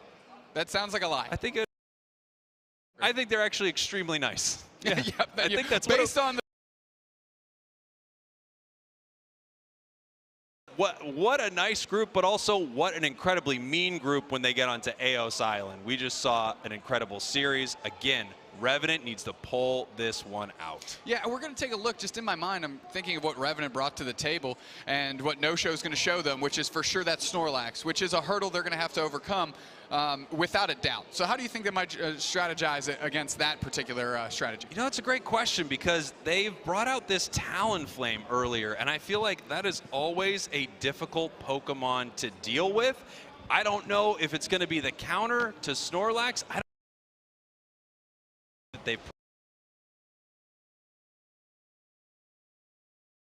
I think something's got to change on the side of Revenant. Yeah, I'm thinking maybe Omen needs to give that Talonflame a back seat, switch it up a little bit, and maybe bring something else to the table. Talonflame doesn't look too excellent in the face of a Snorlax. Yeah, and let's talk about the fact that they are just not playing the Dragonite, which seems to be one of the staple picks throughout this tournament. You've got Hoopa, Blissey that we're seeing a lot of, interestingly enough, getting replaced for Snorlax right now on No Show. Sure. And then Dragonite. Dragonite is just such an incredible Pokemon inside the meta right now, able to rip down all of these objectives, and it looks like it's outplaying this Talonflame pick a little bit. Yeah, so the Talonflame pick, again, you think objective secure, huge burst damage, okay, but Dragonite can get closer, and it does have a little bit of heftier body. It has a little bit more resilience, so it can be in the pocket to use its big Hyper Beam to seal those objectives, something that Talonflame doesn't have the luxury of. Yeah, it also brawls well. It's interesting because Talonflame comes in, does massive damage, and then needs to fly away. And we have Dragonite where they're staying on the outside of these fights. They're using their Razor Claw so they can continue to get extra damage on their ranged attacks. It feels like these teams are not only using it to, of course, objective secure, but they're using it to fight and get some huge KO moments. Yeah, absolutely. Revenant Esports got to keep your eyes on the prize because No Show, the way they're looking to engage, big heavy slam by Snorlax, pop up as many players as possible. Then you have the double stomp by Serena coming in. You have the Hyper Beam by Dragonite to close the door on some Pokemon. And of course, anybody that's caught, or anybody else that's left hanging after that onslaught is catching a big block and getting shoved right into the rest of No-Show to clean up the trash. I mean, let's talk about Serena, by the way, which has been a superstar Pokemon of the day. You always wonder, you know, I think there are 3 Pokemon that are always sort of in contention for this spot. And it's Serena, Machamp, and Lucario. And for the longest time, it was Lucario, alone on an island, Eos Island, if you will. They were the #1 spot. But in this tournament, we are seeing almost every team, or every team, opt for that Serena choice over the other 2, which I think is interesting because they're all amazing picks. But Serena has been stomping today. Yeah, absolutely, quite literally stomping. Serena's Unite move, the ability to lift a player off the ground, isolate them for a moment, and really allow the team to target down the strongest individual on the opposite squad, and of course take them out momentarily out of the fight, is such a huge boon that Machamp and Lucario don't bring to the table. So if you're worried about one player across the way, Serena's a great place to start. I wonder if we're seeing sort of the regional flavor of a Pokemon like that more, or if we're going to be seeing that across the board. You know, as we were moving through the regional tournaments that we had a little while back for everyone qualifying here, Serena started to become a top pick late into those tournaments. It was the, you know, one of the big choices that was winning a lot of those tournaments. So I wonder if when we see, you know, NA, EU, things like that, if we're going to start seeing more Lucario, more Machamp, or if Serena is the pick today. Well, Machamp and Lucario kind of seem to be shades of the West a little bit. And if we're speaking exclusively to the Japan region, the Korean region, etc., I mean, they kind of brought Serena across the way to the West, and then that's where the adoption actually started on our side of the map here. So if I'm the West right now and having the privilege of playing later in the day, you better believe I need to be tuning into these games to find out what strategies are being employed. Without question. I mean, we get to see all of these teams, you know, they don't always get to play each other, of course, because of how far away they are. But they do get to see these strategies that are brought in. And yes, we learned from the East, the Western teams did, to bring in this Serena. Here we are. No-Show, Revenant Esports loading in here, locking in their Pokemon.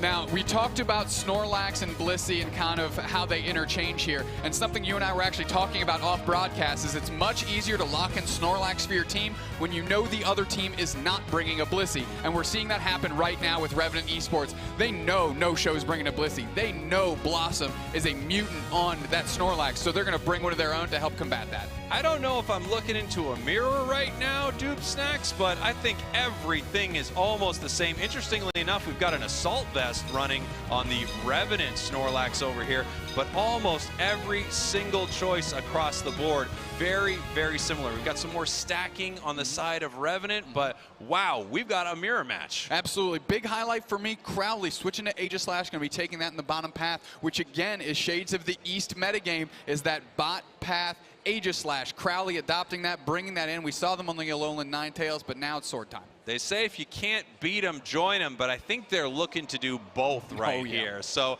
I can't wait to see how this is going to go. Revenant needs this. These feel like must-win matches for this team. Absolutely. Yeah, so, you know, this is their third match of the day here for Revenant Esports. They've been snuffed out of 2. They want to leave with 1 in the W column.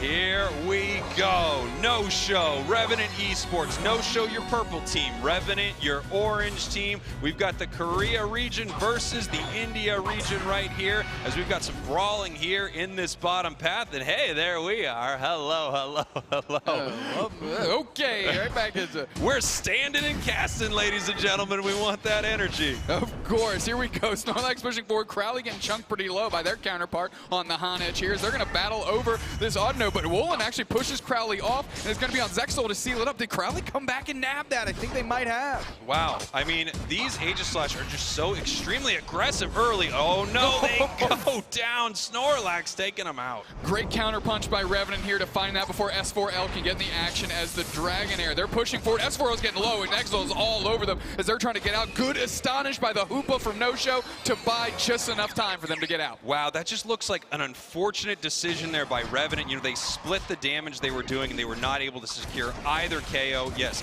really nice play, of course, by No-Show. As we have a fight up here on the top path, it looks like everyone's just punching each other a little bit and heading home. Yeah, Nova's going to catch that little reset. Barry from the middle to give up speed. Nova's not interested in that right now. But they're pushing forward. They're just seeing what's going on the map. A little bit of wild core fish here to take and boost that experience. Yeah, you got to get that level 6. This Pokemon before level 6 is fine, but once Zarina evolves into Zarina, that is when the game changes. Yeah, I mean, it's a Pokemon in the sense that it's on the map, but you want a piece of Zarina for sure. Yeah, it could be a core fish, you know, for all you care.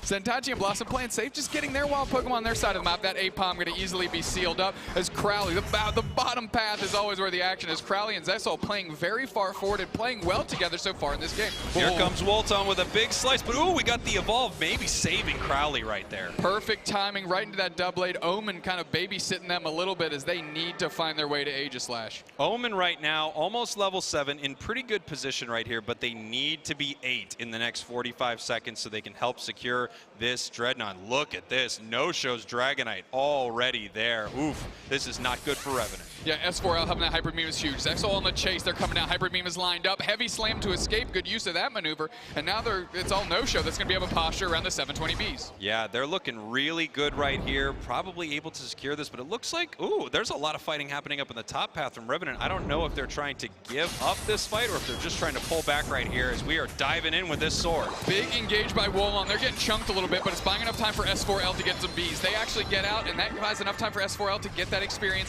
Everybody's going to be catching that hyperspace highway. Now down to the bottom path, unless Blossom has anything to say. 2 players for Revenant Esports stuck up here.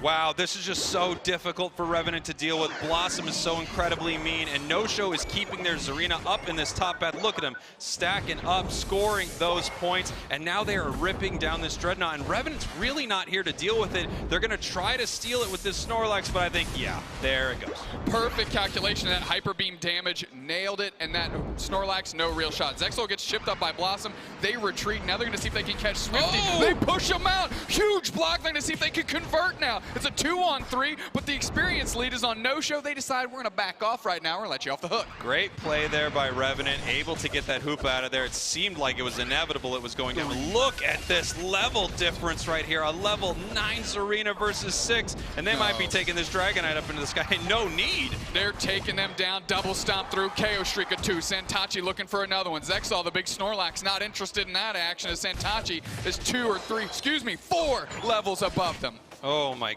goodness, it's so tough to deal with a Pokemon that's 1 or 2 levels above you, and now this Zarina is just running away with this match. It's going to be so difficult to KO this Pokemon. Crowley hanging out. They're going to try and get some of these Bs, but them and Swifty are so low. They might catch the side. Good wide guard gives them a chance here. They engage on S4L. They're pushing back the other way. Omen is trucking trailer. They're going to see if they can convert. Hyper Beam hits Crowley. Down goes Crowley, and the Hyper Beam for Omen falls just short. Wow, wow, wow. What moves there by S4L. They should have been KO'd 10 times over, and it looks like they're still not going down. Maybe trying to rip down this Snorlax right here as Sentatchi is moving in to KO every single member of Revenant. Oh, the Zarina can't be stopped. It can only be stomped. It is sliding through. Big heavy slam by Blossom, and that's a KO streak of 3. That Zarina, give him a shoe deal, stomping in their Air Force Ones. Whoa, whoa, whoa. I do not know how Revenant is going to answer this. The scoreboard is close, but boy, oh boy, No-Show is just crushing it right now. We have a quick pause here from the admin, but I mean, I think I need a pause just to catch my breath a little bit. Oh man, what an incredible fight back and forth. I mean, I gotta say, No-Show is just showing up today, and that Zarina is me. Yeah, there's layers to the mental game here. No-Show says, look, we're going to give you an innocuous name, team name in No-Show. Are we even going to be there? We don't even show. Are we going to be there? If we're there, are we actually playing? They show out. We don't know. They show out. They show up. Zarina, level 10. Snorlax, level 6 on the other side of the board. Then you look at Dragonite, also level 10 at the same time. That is tough sledding if you're Revenant Esports. Now, you got to tip the cap. They did a little work. Crowley kind of sacrificed themselves on a deep engage so they could close out that goal zone. But the tidal wave just came right back on. I mean, it's just so incredibly tough to deal with, and they're not picking up any of these big KOs. So S4L was right there. I mean, that Dragonite almost went down so many times, but it picks up the Aegislash with the Hyper Beam. It misses a Hyper Beam thrown at it. I mean, No Show right now is really putting on a show. I love their name, I gotta say. It's a good name. It's a good name. Quality content. It just sets up a lot of opportunities to say show, showboat, showing off. I mean, come on. Well, don't burn through the list while the game isn't going on. That's okay? true. Okay, I'll start stacking those away so that hopefully we can use them later on. Don't worry. Look for at this beautiful everyone, stage. I'm gonna use showboat. I promise you. We'll figure it out. And yes, it is a beautiful stage. It's just incredible. Love the player cams. Love that we get to see their reactions as things are happening. And we're back in it. Here we go. Back in the action right here. All right, Blossom in this bottom path right now. Second. Level 9. Yeah, we got second Dreadnought here. Blossom playing far forward. No Show posturing well. We're going to see if they can get it engaged. There it is. Omen leads the charge, falling from the skies.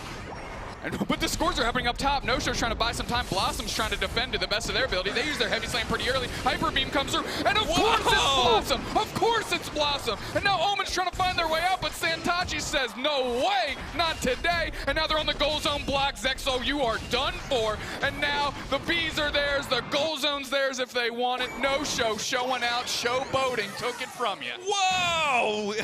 Great, I was gonna say they're showboating, but you got it. No, this is so incredible. No Show is just really dominating this here. And this 1-2 punch, or I guess this 1-2 stomp from Blossom and Santachi, just incredible. The set them up, knock them down on this team is amazing. I mean, look at their ability to move around the map, get upstairs, and let that Dragonite get back into their central area to get bigger. Level 13 already, just shades under 4 minutes. So if you're Revenant right now, all you've got to be thinking is we need a big catch. We have to get one of these KOs. Preferably we want that Dragonite, maybe that Serena, but they need a big catch here or they can't get back in this game.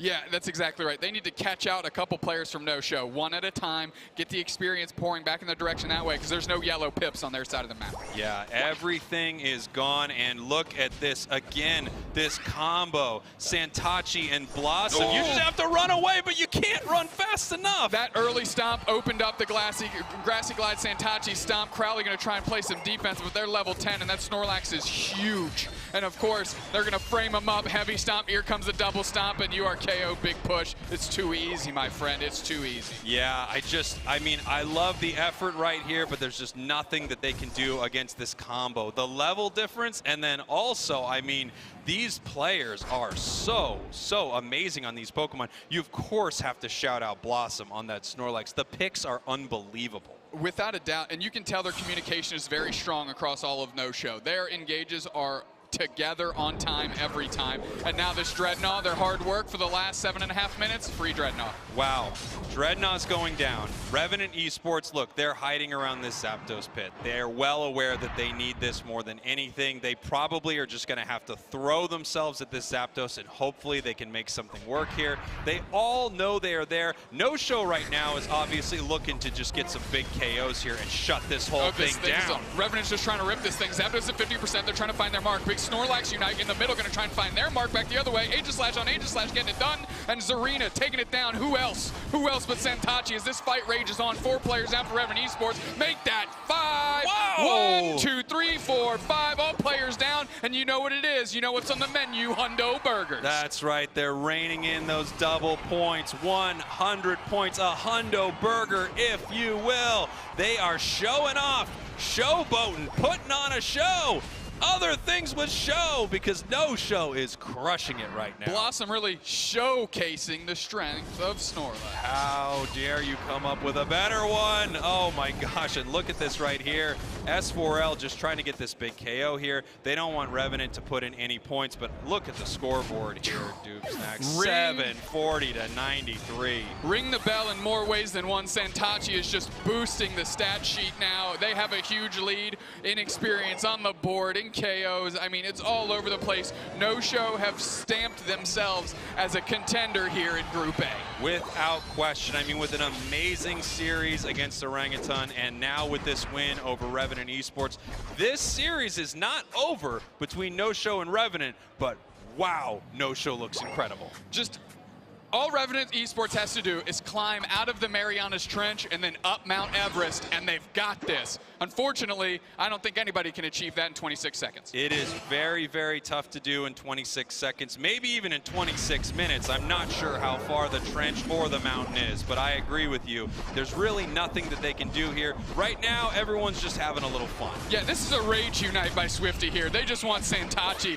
to just catch a receipt at some point in this game. Will it ever get KO'd? I think the answer is no. No-Show. No-Show. What a match.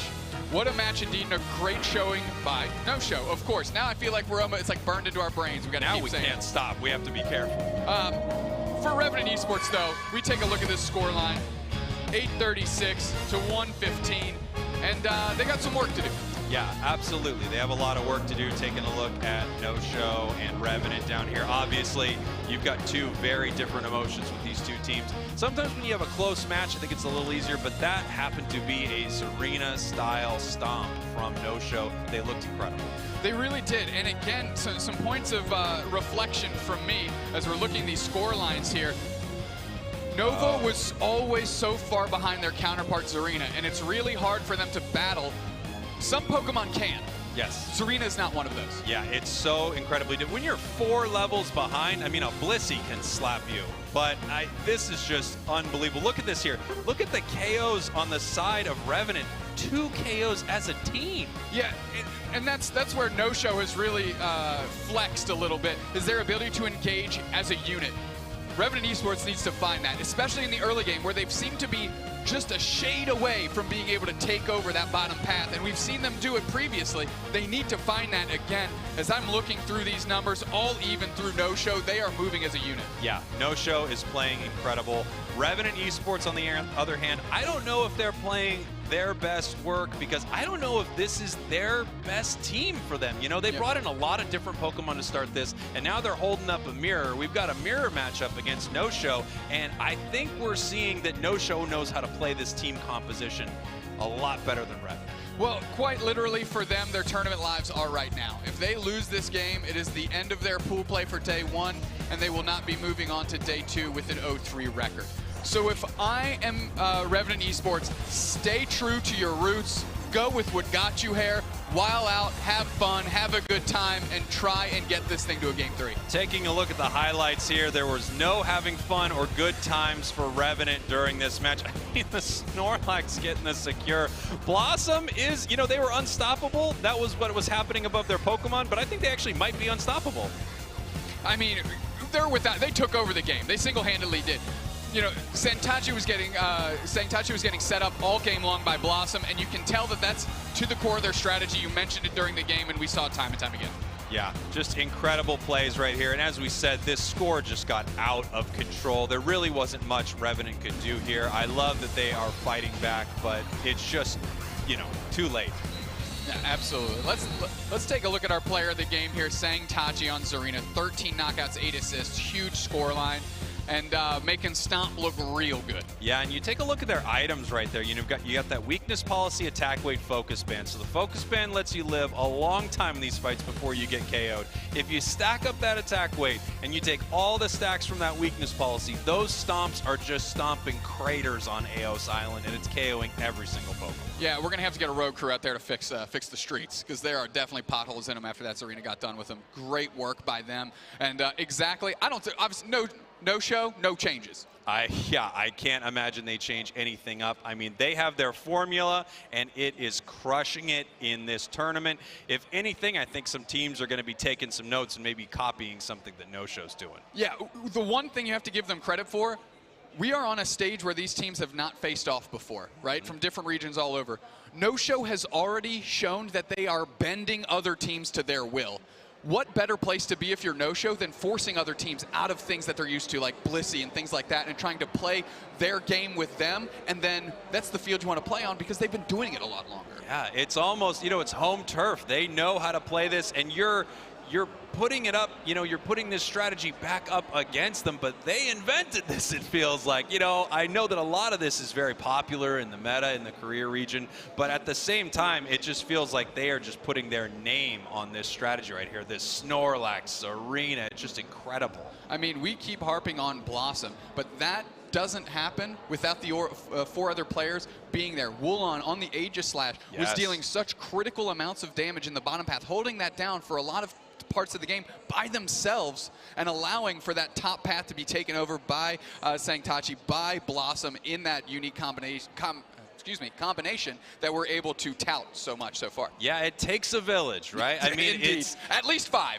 It takes if your village is 5 people on Eos Island, that's a village. That's a whole village on Eos Island, and I think that's exactly what it takes. And No Show's got one powerful village right here. Very, very incredible stuff from them. And now the real question is, what is Revenant going to do? Listen, if we're saying go back to your roots, Omen, go back to the Talonflame. Yep. Don't worry about the Snorlax, play around the Snorlax. Talonflame can do that. Yes. Snorlax is going to be sitting up front. Just try and Brave Bird past it. Go behind it and get your team behind it so they can take the KOs on a little bit softer Pokemon, like Sangtachi, like Wulon in the early stage of the game, etc. Taking a look here, Revenant looks like we might be locking in some of the same. Ooh, there's a Blissey, so we've got some differences here between these two teams. Omen hovering, I wonder what we're going to see from it. We might not see a Hoopa at this point. No, we do not. Listen. I love this. You know what they're doing right now? They're building Crowley into a hyper carry. They're saying, hey, last game, Crowley turned to the team and said, get on my back, we're doing this. Zexal, get back on Blissey, we're doing this. And this is our chance to show up and push this thing to a game 3, and then we'll go back to the drawing board then. Here we go, loading into our match. Revenant Esports, I mean, it is really time for them to turn this on. Can they take down No Show? I don't know, Show. I don't know, Show. Well, Revenant Esports, look, they made drastic changes. And at this point in time, when your back is against the wall, you have to pull out all the stops. And it seems like that's what they're doing. Crowley picking up the Zarina instead of Nova for the first time. Blissey coming in, you know that Blissey's going to be in the pocket of Crowley. Blissey will be huge. And of course, Venusaur coming in instead of a Hoopa, just trying to outscale the other team. The trick with that is, we haven't seen Revenant outscale any team yet. Why not now? Why not now? Now is the time to do it. Jungle's Arena, let's go. Here we go, Revenant Esports, No Show here in game number 2 of this series. No Show, your orange team. Revenant Esports, your purple team. Omen here in this bottom path. Oh, looks like we had a little bit of a fight starting. Yeah, fight starting already. Omen's trying to push forward, and Zexal backing up a little bit. Sangtachi's trying to score in the face of just a tactical Swifty here, doing a great job bullying. Whoa. And comes in with a KO tandem with Nova. Without question, that is payback. All right, they wanted that so bad. You've got to take out that Zarina when you can. You weren't able to do it all last game. Well, now Blossom's trying to hold it down. Nova's already level 4, Swifty level 3 themselves. They're going to bully back, but Blossom's doing a great job eyeing down Nova. Sangtachi with the support, but both are going to get out clean.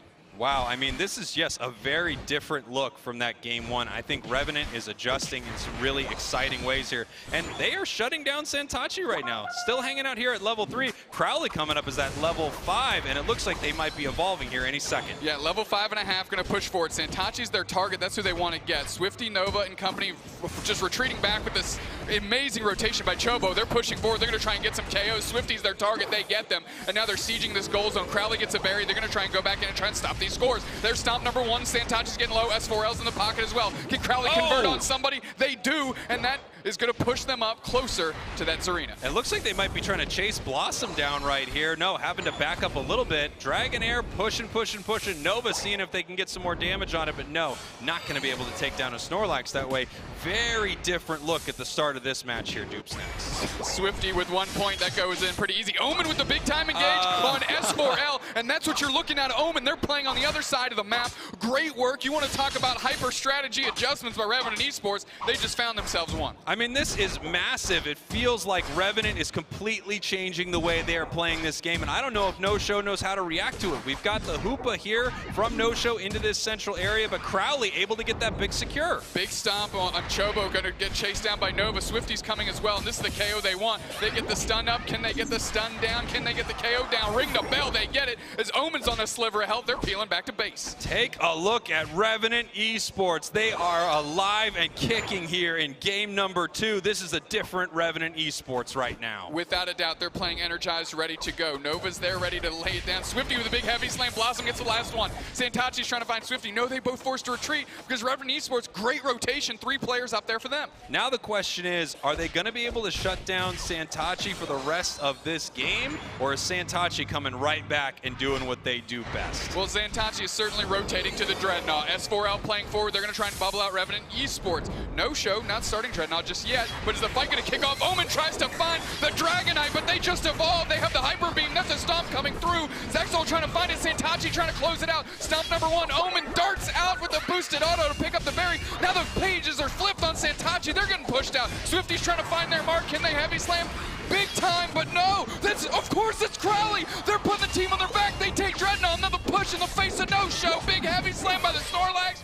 We're going off the charts here. Here we go. Revenant Esports is back in this game. This is incredible. A completely different team from game 1. In fact, a completely different team from any of the games I've seen them play today. They are fighting hard. Zexal finding those eggs in the right spots when they need them. Santachi pushes them out, and that Blissey's going to get out. Nova caught on the backside. They're getting the pressure on. They might be not long for this world as they're trying to square up a Hyper Beam. Doesn't find a smart KO for Santachi, and that's experience flooding into No Show's carry. And it looks like Crowley actually hiding in that tall grass in the bottom path for a little bit of an engage there while the teams start making their way up top to this possible fight over Rotom. We actually had a double KO in that bottom path. Crowley is wearing the backpack. Lying in wait is Crowley. They get all the Bs. They're level 10. They're the highest level on the map, and it makes you wonder, where was this Crowley every other game? This is what they needed to do. This is the win that they need, but can they keep it up throughout the rest of this match? No Show, an extremely difficult team to deal with, so we're going to see very soon.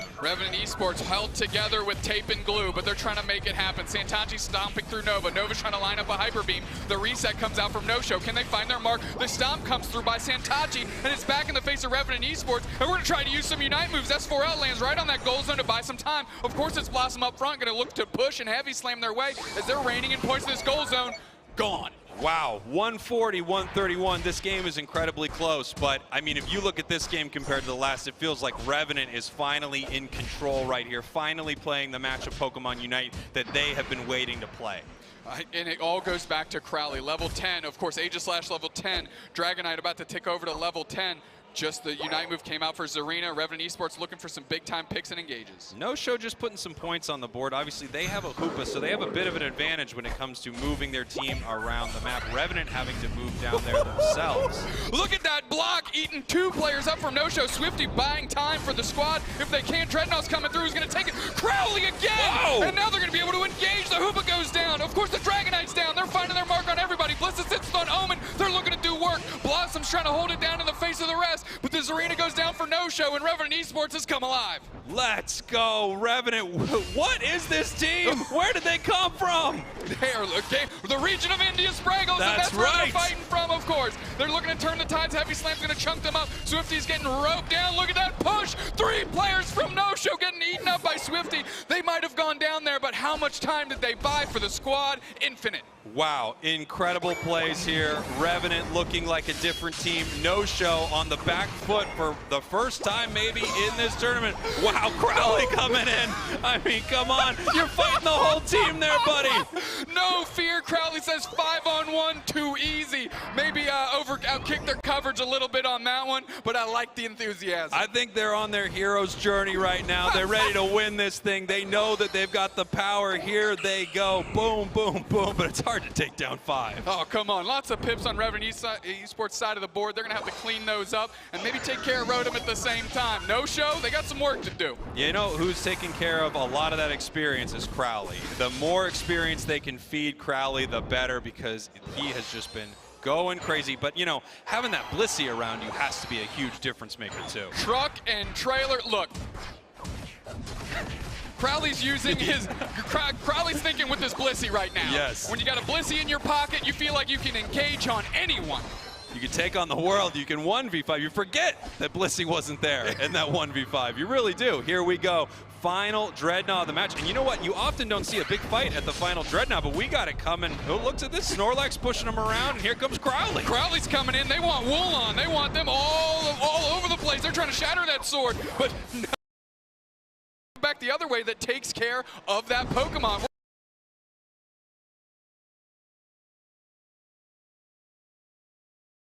Dreadnought, 15 seconds until Zapdos right here. Our Aegislash is down for Revenant Esports. If No-Show could take an engage really quickly, I'm sure they would love to do that. Happening here from Nova. They are looking to put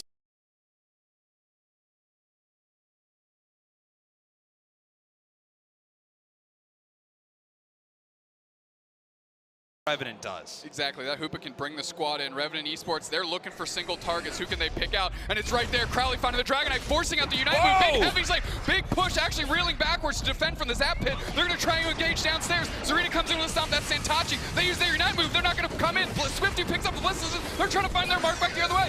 Blissey's already down. Crowley's trying to carry it, but Woolen's on over it. They're absolutely smothering them. They're stomping from their own goal zone. They're taking their fight from that side of the map. Crowley gets healed up, putting the push on Woolen. Swifty getting pushed forward here, and there's one player down for No-Show. Is this the time to convert? That's a big question mark as we set up for a refight. Here comes Crowley looking to take down S4L, looking to take down this Hoopa. They're chasing anything they can. Big hyperspace hole, taking him over. That Hyper Beam takes down Crowley. He's gone for 30 seconds, Doob Snacks. That timer is huge. They hyper-fed them, and that Hyper Beam finds another. S4L is heating up and right at the right time. 1 minute left on the clock. 2 players down for Revenant Esports. No-Show is smothering this bird, and they're getting ready to eat it up.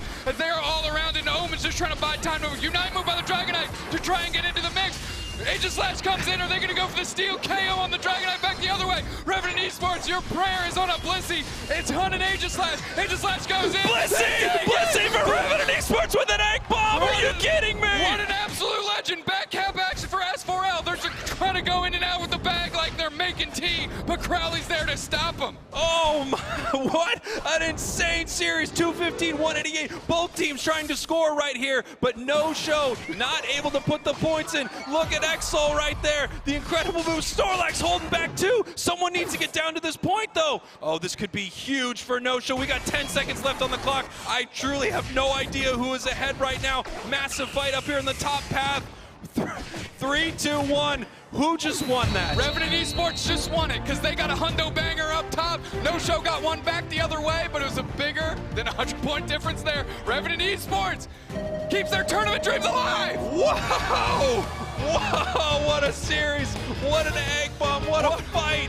What a game for Revenant.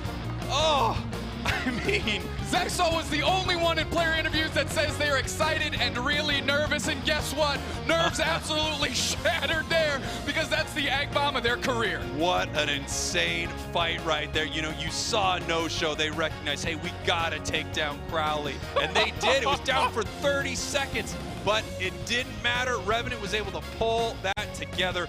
What an incredible win, and they are alive in this tournament. Listen, you can look at these KO numbers. That is not the story of this game. No. Revenant Esports, they don't need a Hoopa to rotate. They were at every objective. They were smothering No-Show. They were finding their picks, and Crowley was hard carrying. I mean, Crowley, Zarina with a pocket sword? Are you kidding me? Doing work. What an incredible match. And look at that here. I mean, you see that recovery number. We talked about this, Blissey, a pocket Blissey.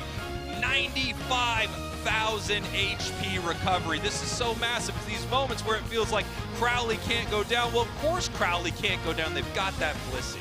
Oh man, and we have to tip the knot. Over 100K damage for Santachi. Who else? But sometimes the numbers are not indicative. You win this game by scoring points, no other metric. So you can have the game of your life and still find yourself with an L, and No Show finds themselves on the wrong end of that one. Wow, I mean, Revenant, I am just so unbelievably impressed with the way they played that game. You know, we talked about it, Dupsnax, that they needed to play their version of Pokemon Unite. Let's take a look at this here. I mean, this is the first goal zone push by Revenant Esports. Nova does go down here. However, that was on the tail end of great work by Crowley, great resets back. Yeah, huge fight up here in this top path. You know, we saw No Show kind of getting their footing in this match. They obviously got Santachi shut down a little bit early, but this is when they started to come back online. Good score here by Omen as Revenant Esports was definitely finding their footing, of course. And here's the 5-on-1. No fear. Crowley thinking with their Blissey. Blissey ain't there, Chief. You left it at home. But I like the enthusiasm, like I said. I mean, what a 1v5 fight right there. Maybe resetting the KO timer. Here's this amazing Zapdos moment. We have all the damage coming out of the egg. The egg. Just from half court, just laying it in and running to score as if they knew it was going in. Throw the shot up, throw your hands out, too easy. What a match. What an incredible performance from Revenant. And at this point, I mean, the wind's got to be in their sails. They're riding high. They needed a big win like this. And of course, Crowley on the Zarina. Wearing the crown finally as a player on the winning team, and look at that build. Stomp, Trop, Kip, that's exactly what we saw to Santachi. And it sounds like Crowley might have found their new Pokemon. I think so. I mean, we definitely have a different strategy here from Revenant. We talked about it. I don't think the mirror was the way for them to go. They needed to play Revenant Esports' way of playing Pokemon Unite. And that's making sure that Crowley can wear that backpack and carry that whole team in these big old fights.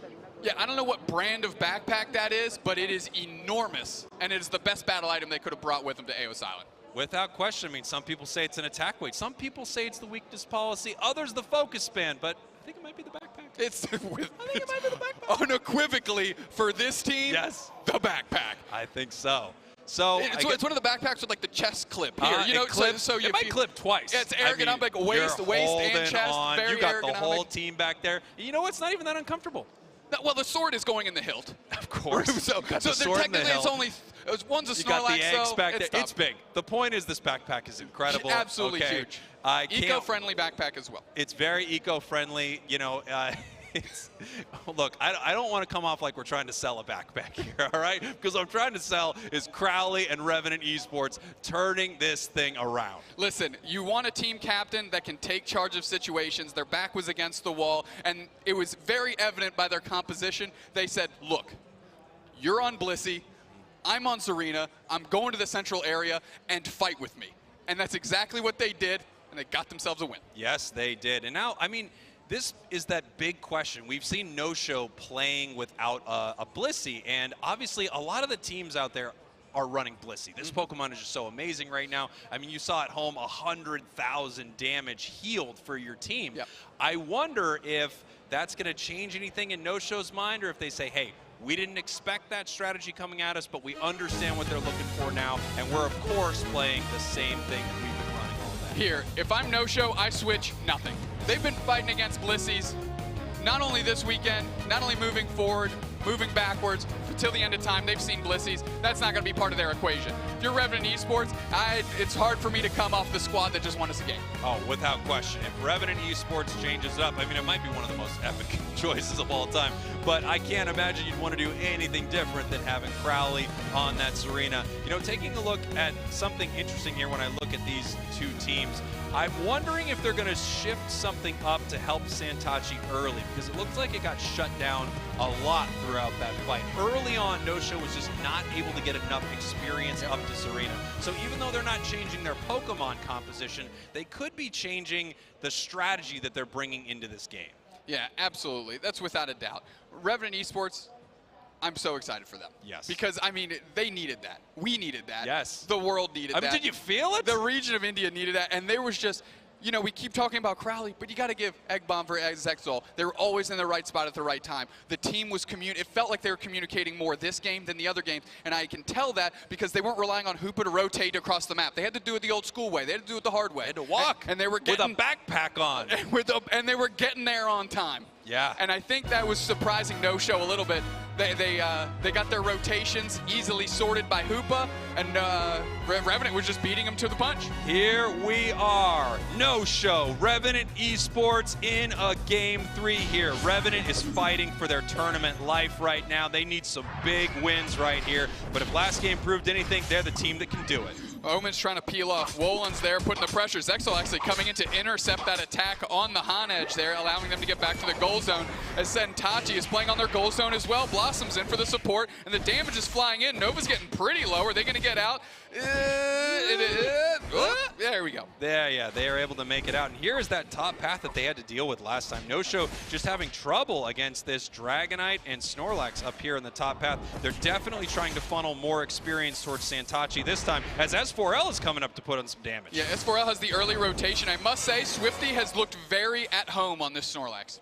Yeah, and looking incredible on the Snorlax. Sentachi right now, I mean, this is a different Sentachi that we've seen, but as soon as that Pokemon gets level 6, things can change. Crowley coming in, but actually taking a lot of damage here, having to back out. Yeah, they back out just in time. Swifty doing their job, buying time for those squishier Pokemon. I'm taking a look. That poor Chansey just wants to be a Blissey sitting at level 3. Yeah, you got to get that experience funneled down to these Pokemon that sort of power spike very early. If you're not able to get them enough experience, they just don't end up evolving. Yeah, absolutely. Good little dunks by Swifty and Nova as they're getting pressured by Blossom. Sentachi's a little bit on the backside. Swifty, big body block there. Big shield on the Nova. Big surprise, taking down Omen there as well. I don't think they knew the sword was there, but they said, hey, I'll take a KO if it's around. Yeah, too easy. All right, here we go. 1 minute until Dreadnought spawns right now, and you have to wonder how different this Dreadnought fight's going to go, how different this match is going to go now that No-Show knows what they're up against. Well, it starts with Revenant Esports getting to Dreadnought first, right? And it looks like they're pouring down the map. Slowbro. Snorlax and Dragonair sitting up top. So here's the difficult thing that Revenant Esports has to deal with. They've got their own Dragonair, but No-Show has a lot more experience on their Dragonair, and very, very soon S4L is going to be a Dragonite, meaning that this Dreadnought is a really tough fight for Revenant. There just isn't enough time to get their own Dragonite. Yeah, well, I mean, Blossom showed that they can secure in the face of a Dragonite. I think it's Swifty's turn. Yeah, looks like it. Here we go, S4L just trying to grab some more experience here. Very, very soon it'll be level 8. You get that huge power spike. You become Dragonite. You've got that Hyper Beam. Revenant has to be a little scared right now. Swifty actually getting KO'd up top. They're going to be rolling downstairs, I'm sure, to meet up for this Dreadnought. Crowley and Nova hanging out in the top path. Ooh, that Hyper Beam almost taking them both down. Dreadnought here in 2 seconds, and I don't know if Revenant's really in a position to fight for this at all.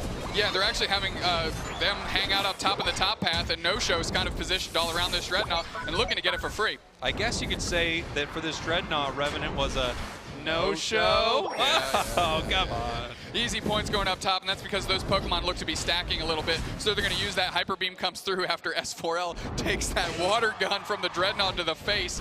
Hyper Beam still hits, they lock that up. Big, big plays here for No-Show. However, haven't put a single point on the board, and here comes Crowley carrying, looking to take down this Hoopa. Oh, not able to do it, getting pushed back by the Snorlax. What I want to say is look where Omen is. They've been taking all the buffs on the side of No-Show while Revenant Esports was doing other things across the map, and No-Show was so focused on Dreadnought, so a great way to get some experience and bring a little bit of balance to this map. This Aegislash is playing like a Greedent right now, spending all their time in the enemy central area. You love to see it. Well, you know who doesn't love to see it is S4L, the Dragonite from No-Show, because that's a big KO.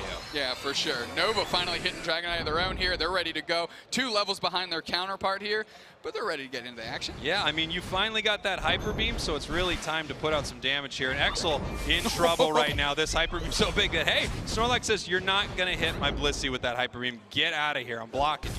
Yeah, big save by Swifty there to make sure their Blissey doesn't go down. And Crowley kind of getting caught out by this arena. The Hyper Beam tries to find its mark. It does. Whoa. That's a Unite move back to buy some time. Are they going to be able to catch the reset of Sentachi? No. Crowley gets the KO before they can go through the portal, and S4L comes back to knowing. Now here comes Crowley looking for some more. They're saying, all right, I'm not done. I've got the stomp. I want to keep going here. Let's see if they can get a sword or a Snorlax, as this fight is getting a little worse for Revenant right now, as Dragonite's here with a big Hyper Beam. Yep, they get chipped up, and here comes Crowley with big engage. That's a 3-on-1. The Hyper Beam hits a bunch, but they still get KO'd by Crowley, who's now level 11. Crowley putting everything in the backpack that they can. This is the carry that their team needs. It is a close battle. It's 100 to 100. That is called dead even. Oh, yeah, you're right. That's the same number. Crowley just taking everything. Anything they can get their hands on is going to them. Next Dreadnought is in about 8 seconds. Wulong going to get a big chunk of points up top. And here we go. The question is, what are these teams going to prioritize here? We have Rotom, we have Dreadnought, we have scores that can be made all around the map. Revenant right now not in a good position here as No-Show is ready to take this Dreadnought. That Dragonite is absolutely melted, and now it's on Swifty to make a miracle play. Dreadnought's at half HP. They get engaged on hard. The sword finds the guts of that Snorlax, and they get taken out, no problem. Blissey hanging out from Revenant Esports. Exo looking to make some prayer plays here, but the Dragonite seals it up in short order. So look, they're taking these Dreadnoughts, but Crowley's spending all this time just taking the experience. It really doesn't seem to be hurting Crowley too much, still level 11. Yeah, they already took out that top first tier goal zone, so now sending this Rotom into the face of No-Show is going to split their attention across the map and give Revenant Esports more freedom to move. Yeah, Revenant really has a nice situation here. You know, obviously No-Show is going to have to deal with this. Revenant, hey, they might say maybe we can push in, get a couple goals here. What do you guys think? Nova's escorting this thing. Both players for No-Show are chunked. Crowley's looking for another KO, you know it. Dragonite Unite coming down, and that's going to be the impetus to kick off the action. A big Zarina Unite as well. They want to find their mark. They're starting to stomp through. Santachi is eyeing up Nova. They're trying to case. Is there going to be a double stomp on the menu for Nova? Boom, boom, good night. Hit the ground. I'll ring my own bell. Ding, ding, ding. Crowley actually making it out of there. I think he said, you know what, actually, I didn't want to do that fight, but getting KO'd by the Dragonite here in the bottom path. Right now, this match, incredibly close, 143-209. However, experience-wise, No-Show is looking really good here. Yep, Revenant Esports just has Crowley. Their KO timer is massive, but the rest of the squad needs to catch up somehow. Here we go. We are about 1 minute away from Zapdos, and what you're seeing right now is a little Pac-Man being played. There are yellow dots all around this map. That is wild Pokemon, that is experience, and these teams need to eat that to get bigger. Yeah, they've got bees on their bottom right corner of the map that you can see there, and who else but Crowley getting there to go eat them up and get fed. And look at this, you could just see, obviously, No-Show talking about like, hey, I'm jumping in here. Maybe our sword can pick up a nice little KO right now. The coordination with Blossom, their Snorlax, is just incredible. Yeah, we're 143 to 209, 30-ish seconds left. There is going to be one more Dreadnought that hits the map, and we're going to see who rotates down there to see if they can get it for free. This feels like Revenant is probably not going to make that play. In fact, No-Show right now maybe making a sneaky play of their own. They're not heading down to it either. It looks like they're ready for a fight right here, maybe trying to catch Revenant early. Yeah, you actually see the Snorlax roll down because they have the Hooper with that big-time Unite can pull them up. They're just babysitting. They're seeing exactly where Revenant is, and look where Crowley is, top left corner. Ooh, looking for a score, but you know, they've got no Hoopa to bring them in. If No-Show notices this, they might just be able to rip apart this Zapdos. It's spawning here in a couple seconds. Big, oh, what a stop! It's interrupted. It's interrupting. The fight's breaking out in the middle as No-Show's trying to find the players for Revenant Esports, but they're waiting for Crowley to get back their big carry. And they got chunked up by the Dragonite. They are just chasing and chasing Crowley. Look at Crowley, looks like they're trying to head back home. No-Show positioned really well around this Zapdos as everyone is trying to reset and get ready to fight. Yeah, despite this experience, Revenant Esports is actually on the lead on the scoreboard where it matters. Yeah, that's true. If No-Show's not able to put any points on the board, it does not matter. Revenant is ahead right now. Look at the back cap action by the Dragonite in the left corner of your screen here as Nova tries to get cheeky. S4L fends that off. Look at this. We've got a minute 20. Okay, here's our fight. Unite moves come out, and we're trying to find our mark. We're kicking through. Snorlax uses a big Unite. Zarina back the other way. They're going to see if they can stomp their way into some Zez. Zezol going to try and carry the team, but Zarina snuffs them out immediately. Snorlax Unite back the other way. That's a huge block. Getting Omen and Crowley pushed. Aegis Slash is heating up. That metal is finding its mark, and there's 4 players down for Revenant Esports. And I think their dreams are getting absolutely slashed through as it's just Swifty that's up for the prayer play. Swifty's getting so low, and they're getting pushed back. This Zapdos is down to nothing. Can this Heavy Slam find its mark? They go the wrong way, and it's No-Show. Here comes the Blissey. Here comes the Blissey. From downtown, but No-Show takes that Zapdos. Duck it time. What an incredible fight. If that egg landed, I think I would have lost my mind, Duke Snacks. Wow, No-Show doing an incredible job at that Zapdos fight, really taking control of the match right here. But this game is not completely unwinnable still here for Revenant. However, a lot of points are being put in. Yeah, and they have a player down. They need to get across the map. They need to find some KOs. Unfortunately, that's tough sledding when you're literally sitting in your own goal zone here. Santachi just being a bully sitting on that. Swifty and Zexal tries to sort it out. 10 seconds left, and it's not enough time for Revenant Esports. What a fight. But No-Show is going to take game number 3. KO streak of 2 for the Dragonite to finish this one off. S4L looking great. The rest of No Show looking great. And that experience lead was just a bit too much to overcome for Revenant Esports. Such a difficult fight for Revenant there. They really played an amazing game. You know, I think after they started switching things up, game 2 and 3 were incredible for Revenant. Even though they were behind at this Zapdos, I love the plays they were making, constantly putting pressure on the goals. You sent Serena up, you sent Dragonite up. They didn't even have a Hoopa, and they're still sending their team around so that they can score. Yeah, they knew they were ahead on the scoreboard a little bit. They're trying to leverage that to extend that lead before really No Show knew how to adjust. But I mean, the numbers don't lie. We talked about how last game they weren't that indicative. This game, they certainly are. I mean, take a look at this. Crowley with the only KOs on the squad. Unfortunately, Omen and Nova not able to pick anything up. And then you take a look at the other side here. Santachi, S4O, Wolon, all of them but you know, even Blossom's grabbing a KO. Yeah, I mean, Blossom was in the mix, and they are setting up these KOs for the rest of the squad. Unfortunately, Revenant Esports, the rest of the team didn't really materialize like they did in Game 2 here in Game 3. I'm sorry, S4L. Are you doing 100,000 damage on your Dragonite? Let's go. I mean, No Show just looking incredible right here. I think there's something on S4L's controller that says Hyper Beam to 3 players. Because that's what we saw over and over and over again. Just maximum potential and usage out of that Hyper Beam. If you take a look at this scoreboard here, Dupes, next, you can see Revenant actually had that little score advantage, but of course what you don't see here is the massive level advantage from No Show. They were really in control of that Zapdos pit the entire time. You see that they KO'd the entire team and then took the bird off the board. Well, let's see how No Show won this series here in Game 3 with some highlights. Go. S4L down in this bottom path. As we talked about, S4L putting out so much damage, not only to the enemy Pokemon, but sometimes with the Dreadnought. Yeah, absolutely. Here we see Crowley and Nova doing a very unique push. We saw a lot of Unite moves come out here. Just kidding. That was later on. That was in a different clip. That was in a different reality. Santachi up here fighting over this Rotom. This was some nice pressure that they were able to put onto No Show, but No Show was able to handle it, uniting right back. Yeah, absolutely. Really stemmed this push from Revenant Esports as Nova's trying to hold it down in the face of a very buffed up Santachi. Yeah, Santachi, basically once Santachi got going, it was just so tough to deal with, but S4L putting in the damage, getting some big KOs. And then, of course, the Hail Mary egg does not find purchase. Revenant not able to secure that Zapdos. Yep, No Show getting their points in. Those double buckets, ducats in the final 2 minutes. Anything you're carrying when it's deposited, worth double. And, of course, that's how No Show leveraged that Zapdos, unlocking the goal zones to win this one. And it was an incredible game. You can see the heavy sigh of relief. Woo! We got through that one. I mean, what a player. And our Santachi, incredible. Zarina, I feel like our Zarina players are going to be a lot of the MVPs here today because this Pokemon's going wild. It is absolutely going wild, and as long as you have the players supporting around them, that's going to unlock the key, unlock the door with the key to success here. 7 knockouts, 4 assists, 152. Of course, that combination there with the Snorlax is just so incredible. Setting them up, stomping them down. No Show once again showing off. They are looking great in this tournament. I used show again. Did you hear me? Yeah, you used show again. Of course you did.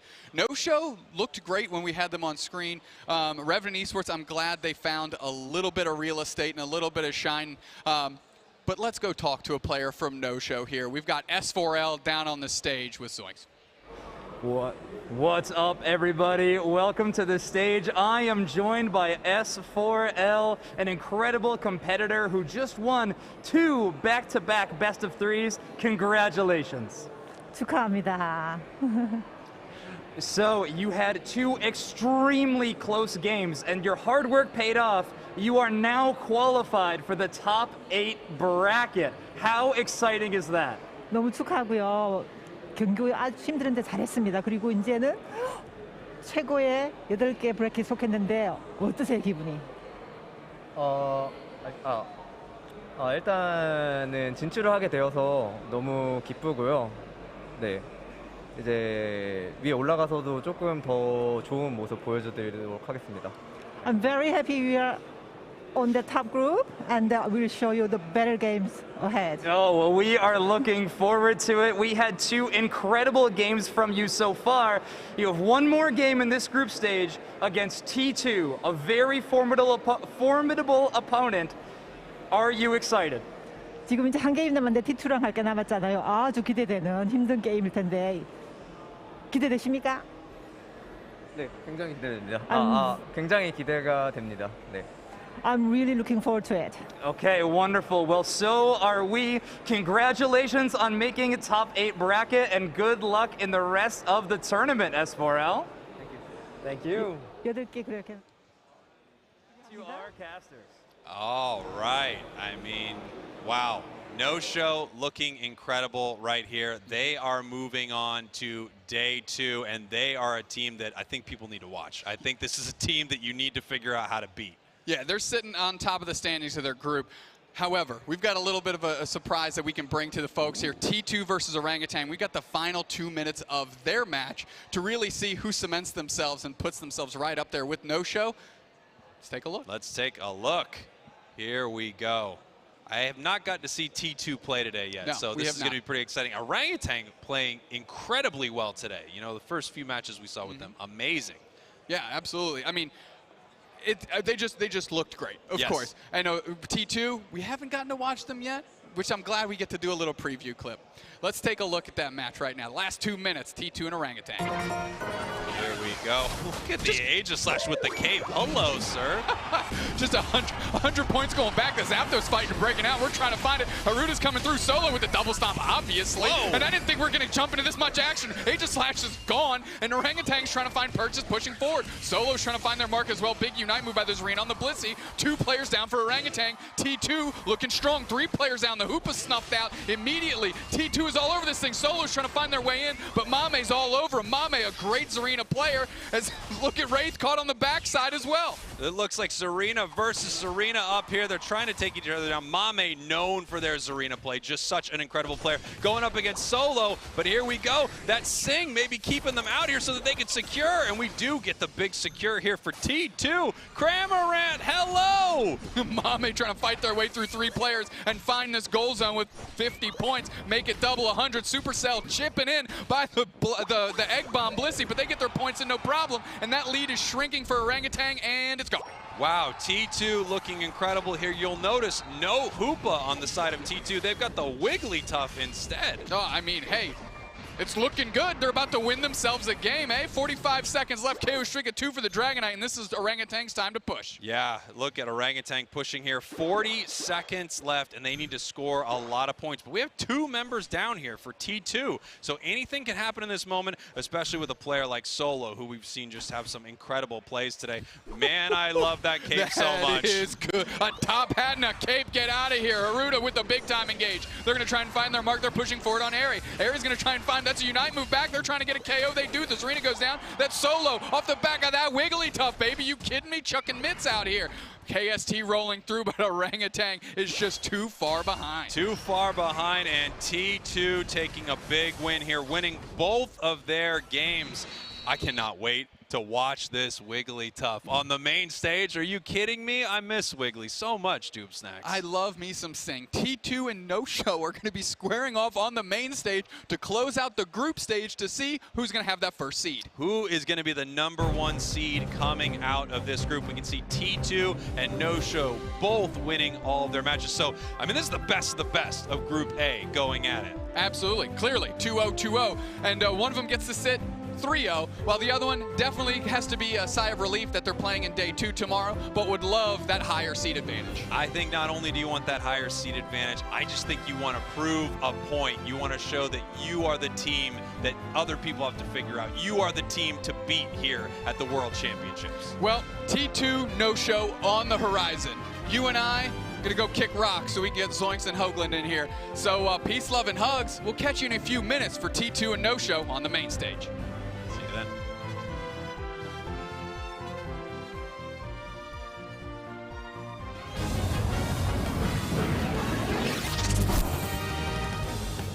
Hey fellow Pokemon trainers, welcome to Pokemon Unite. Today we're going to explain how scoring works in Pokemon Unite. The very first thing you need to do to score points is collect Eos energy. One way to do this is by knocking out wild Pokemon. Once you do, that energy is automatically added to your Unite Ball. Wild Pokemon are worth different amounts of energy, and this is indicated by the number above their head. Another way to get energy is to knock out a Pokemon on the opposing team. You'll need to walk over the orbs they drop to collect their energy. You can deposit any amount of energy into your opponent's goal zone, but there are a few things to consider before making this move. Firstly, the amount of time it takes to dunk points depends on how much energy you're trying to deposit. The more energy your Pokemon has, the longer it will take to dunk those points. Opposing players can interrupt your scoring, so take caution and wait for the right opportunity. Secondly, take notice of how much health your opponent's goal has. Once it reaches 0, the goal will break, and you will have to go deeper into enemy territory to continue scoring. Lastly, points are doubled in the last 2 minutes of the game. So if that time is approaching, you may want to consider waiting to score during those final 2 minutes to maximize your team's score. That's all from us on the basics of scoring. Until next time, happy training!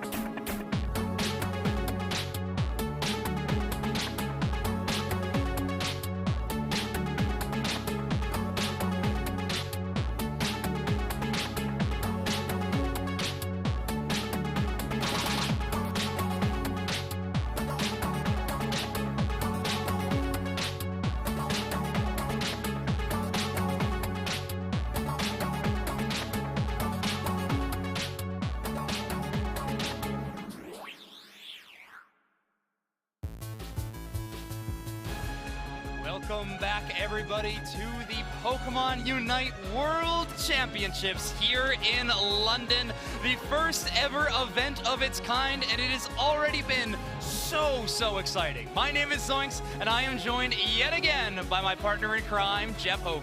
That's good, baby. Back on the desk here with you, Zoinks. We are heading on into the last match of our final last match of our first pod here today during our Swiss portion of our Worlds tournament. Yes, exactly. Group A is about to conclude. We are playing between two teams that are qualified for the top 8 bracket, but we need to find out where they land. This is going to be T2 versus No-Show. Yeah, this is for not only position in the bracket, but also bragging rights from your group stage. You know, one of these teams gets to be the 3-0 undefeated through the Swiss here, and one of them has to just progress to 2-1. Exactly. Now, T2 sitting at 2 round robin wins, like you were just mentioning, are a fierce team coming out of Japan. Second place in the regional finals, but historically they have been a top team in that region for the entire season. Yeah, getting 4th place in their AOS Cup as well, making consistently deep runs in the tournaments that they play in competitive Pokemon Unite. This is the first time we're going to be able to get to see them on the main main stage. They have been playing on the other side with their group other games, so I'm very excited to be able to cast this team. Maybe one of the teams I've been looking forward to casting the most in this entire tournament.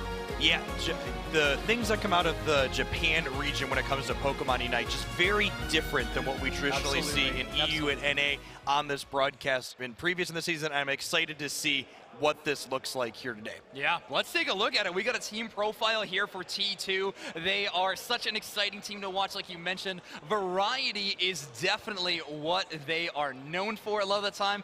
We've seen it already so far in a few games. That Aegislash being in the bottom path is well known to be a Japan trademark. パンチの面々を倒している。後ろからマメが最後の気合を希望を託して攻めてくるが、着地をアースクラッシャーで捉えた。ここまで。私たちは日本代表のタキシマグローパンチバージョン 2.0 です。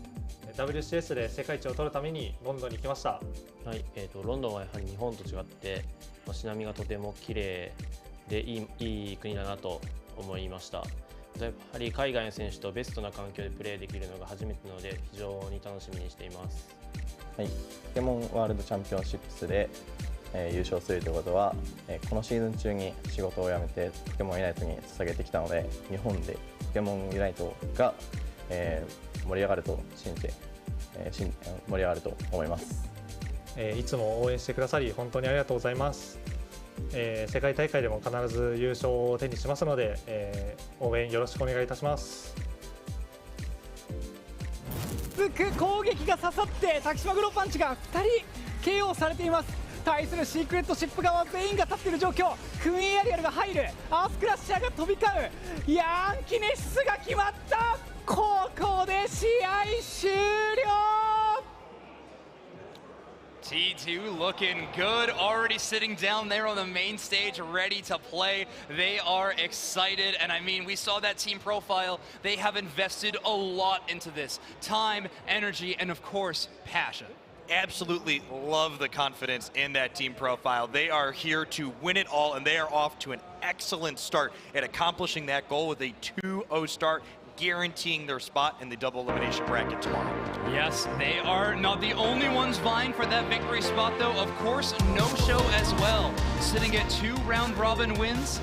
Sitting at 2 round-robin wins, have been playing amazing in this tournament so far. We got one more team preview for you. Let's take a look at No Show. 다른 티켓 가져와. 이 티켓은 우리가 가져간다. 노슈가 경기를 가져갑니다. 안녕하세요. 저희는 한국에서 온 유나이티드 대표팀 노쇼입니다. 그리고 여기는 저희 후보 초보 선수입니다. 우선 메타가 좀 바뀌어가지고 이터니티도 이제 여러 가지를 준비해서 같은 전략은 아마 안 될 것 같은데 이런 생각을 저희가 했다면 이제 이터니티도 같은 생각을 할 수 있기 때문에 여기서 언급은 비밀로 하겠습니다. 어쩌다가 하게 된 게임인데 열심히 하다 보니 어떻게 이렇게 좋은 성적을 거둬서 런던까지 오게 되었고 그냥 이겨야 된다는 그런 마인드, 그리고 이제 그냥 정신적인 그런 멘탈적인 부분이 가장 중요하다고 생각됩니다. 한국을 대표해서 이제 두 팀 중에 한 팀으로 온 만큼 그만큼 또 열심히 해서 좋은 성적을 거둬서 많은 응원을 해주시면 저희가 그에 보답하듯 좋은 성적을 낼 수 있을 것 같으니까 많은 응원 부탁드립니다. 자, 체력 상태가 좋지 않은 상태에서 이게 될까요? 자, 볼록으로 밀어내고 썬더! Both of these teams looking fantastic. They are already queued up and into lobby. They want to get this game underway just as much as all of we do. So I'm excited to see where we head. Now, I mentioned Aegislash, very popular in Japan. No Show has been playing it as well. And there we go. Wolon and Haruta are both going to be picking that Pokemon.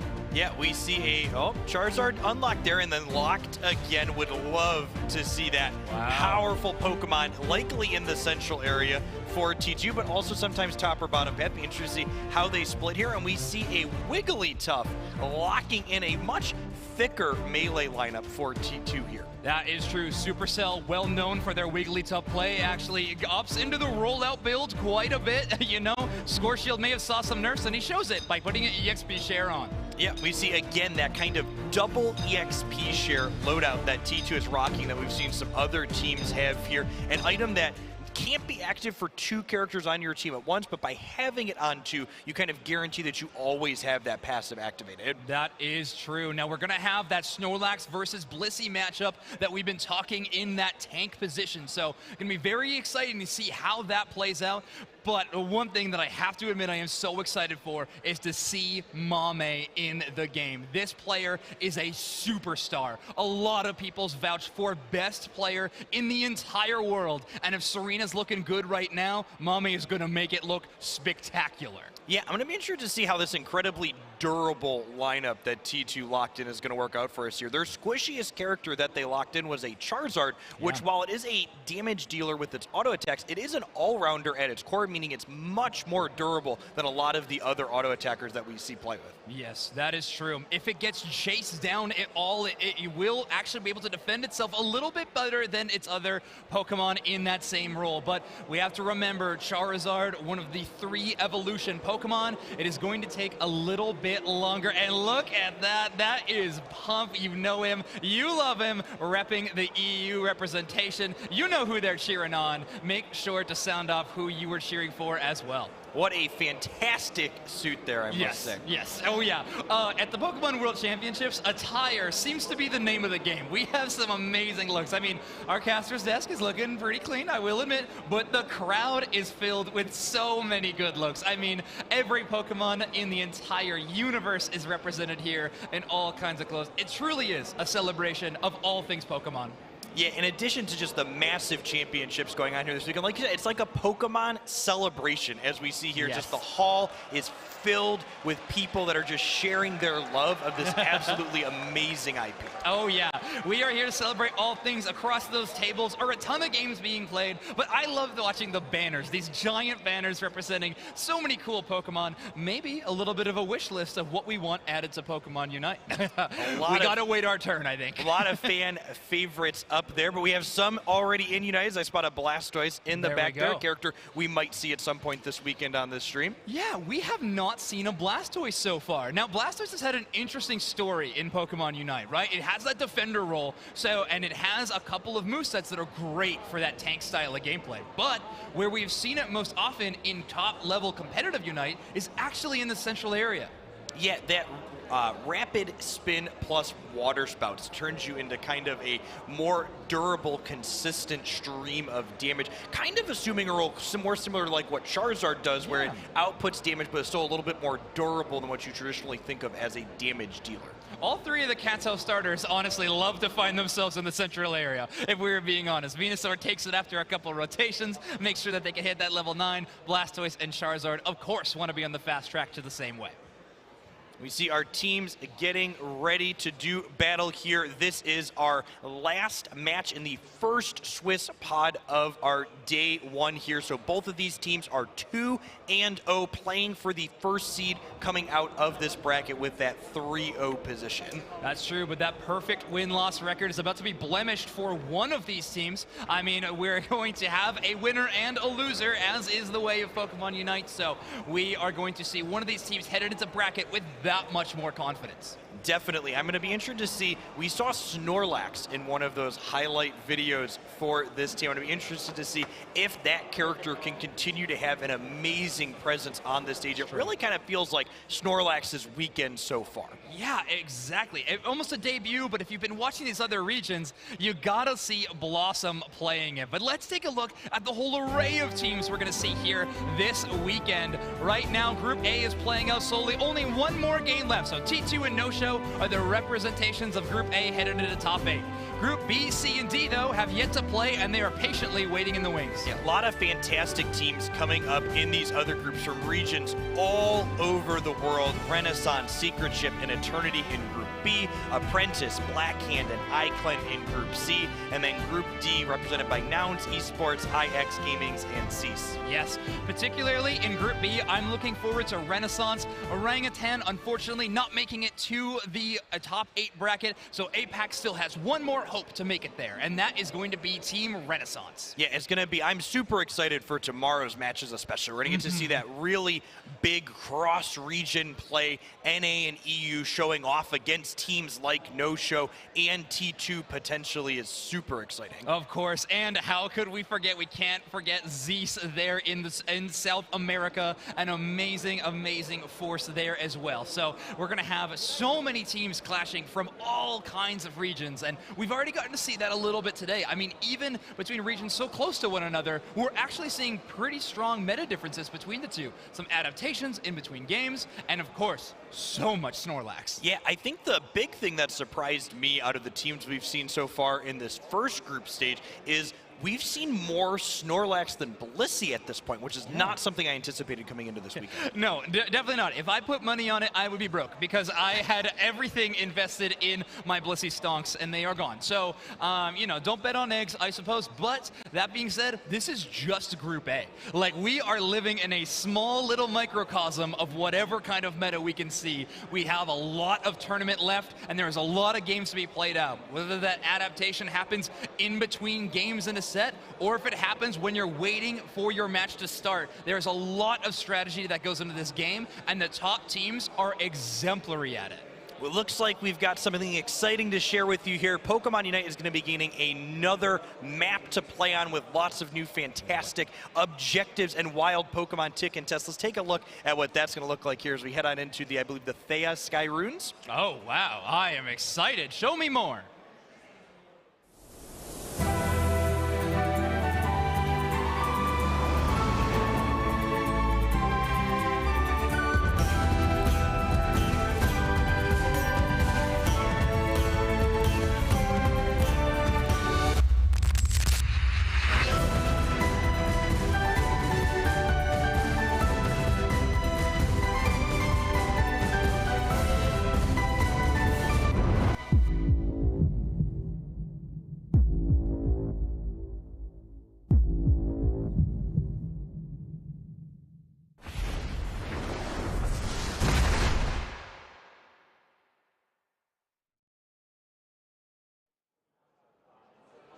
That's right, Unite fans. Thea Sky Ruins is coming to the game very soon. Zapdos no longer hiding out in the middle of the map. We now have Rayquaza entering the battle. Yeah, we've had some rebrands of our base Eos Island map before, but this being a new, brand new, fully 5v5 competitive map for Pokemon Unite is huge. Just the dynamic of which objectives at the top and bottom and what they're going to be. We've seen the new objective in the center that will have a different debuff than what the Zapdos does. Could change the dynamic of what competitive play looks like, especially in those crucial end game minutes. Could not agree more. We're going to see so much change for year 2 of Unite, and I myself am excited for it. But I would be lying if I said, I hope that soundtrack that played in that trailer is the track in-game, because if it is, I mean, it's already going to be. Thea Sky Ruins is my new home. I am going to live and breathe Thea Sky Ruins. Yeah, Pokemon as an IP as a whole, and especially in Unite too, just the audio tracks are so fantastic. Every time we get a holiday theme or something switched up, whether it's Halloween or winter or summer, always excellent audio design top to bottom. That's true. Shout out Quick Map Shiver City, easily the best track in the game. That's my ups, but you can choose for yourself, playing all kinds of games at Pokemon Unite. But the new map's going to bring a lot of variety. Like you said, new wild Pokemon, of course, are going to be there. You even saw in that pan overview a little bit of a layout change to the map. Now, if you're new to the genre of Team Battler games or Pokemon Unite, maybe you haven't played for very long, that map structure and architecture can actually matter a whole lot in-game. Yeah, the big thing that jumps out to me in my mind is we often talk about how important that Engage is in the central area at the end, and just the layout of the way the openings are coming into the center will just be an entirely new dynamic with the new map. There's lots of exciting things to talk about and an exciting match coming up here soon. We're going to throw to a quick break before we head into that. Stay with us, folks. We'll be back real soon.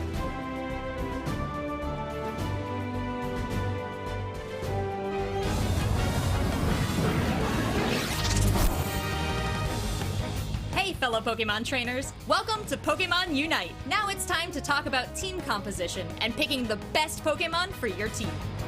Ready, go! First, let's go over the different roles a Pokemon can have. Attackers excel at dealing tons of damage from a safe distance at the cost of a lower health pool. Defenders are proficient in protecting their allies with high health pools and abilities that fend off and absorb damage from enemy attackers. Supporters, as the name suggests, support their team with a wide variety of abilities, from inflicting status conditions and walling off foes to applying buffs and healing teammates. Speedsters usually control the central area of the map and are generally the quickest to level up on your team. They also will usually switch between the top and bottom of the map to support current objectives. All-rounders have an equal balance of attack power and health and are a great option to use in most situations. In addition to the variety of roles a Pokemon can have, there's even more of a variety in moves a Pokemon can learn. Every Pokemon starts with a basic attack, but will quickly level up to learn one of 2 attacks. Be sure to pick out which attack works best for your playstyle and your team composition. Once a Pokemon reaches a certain level, it will learn its Unite move. These are very powerful moves that can change the course of battle, especially when combined with other Unite moves from your teammates' Pokemon. So trainers, be sure to keep all of this in mind when picking out a Pokemon, and be sure to try out as many as you can to find out which playstyle fits you the best. Stay tuned to learn more and be the very best trainer on Eos Island.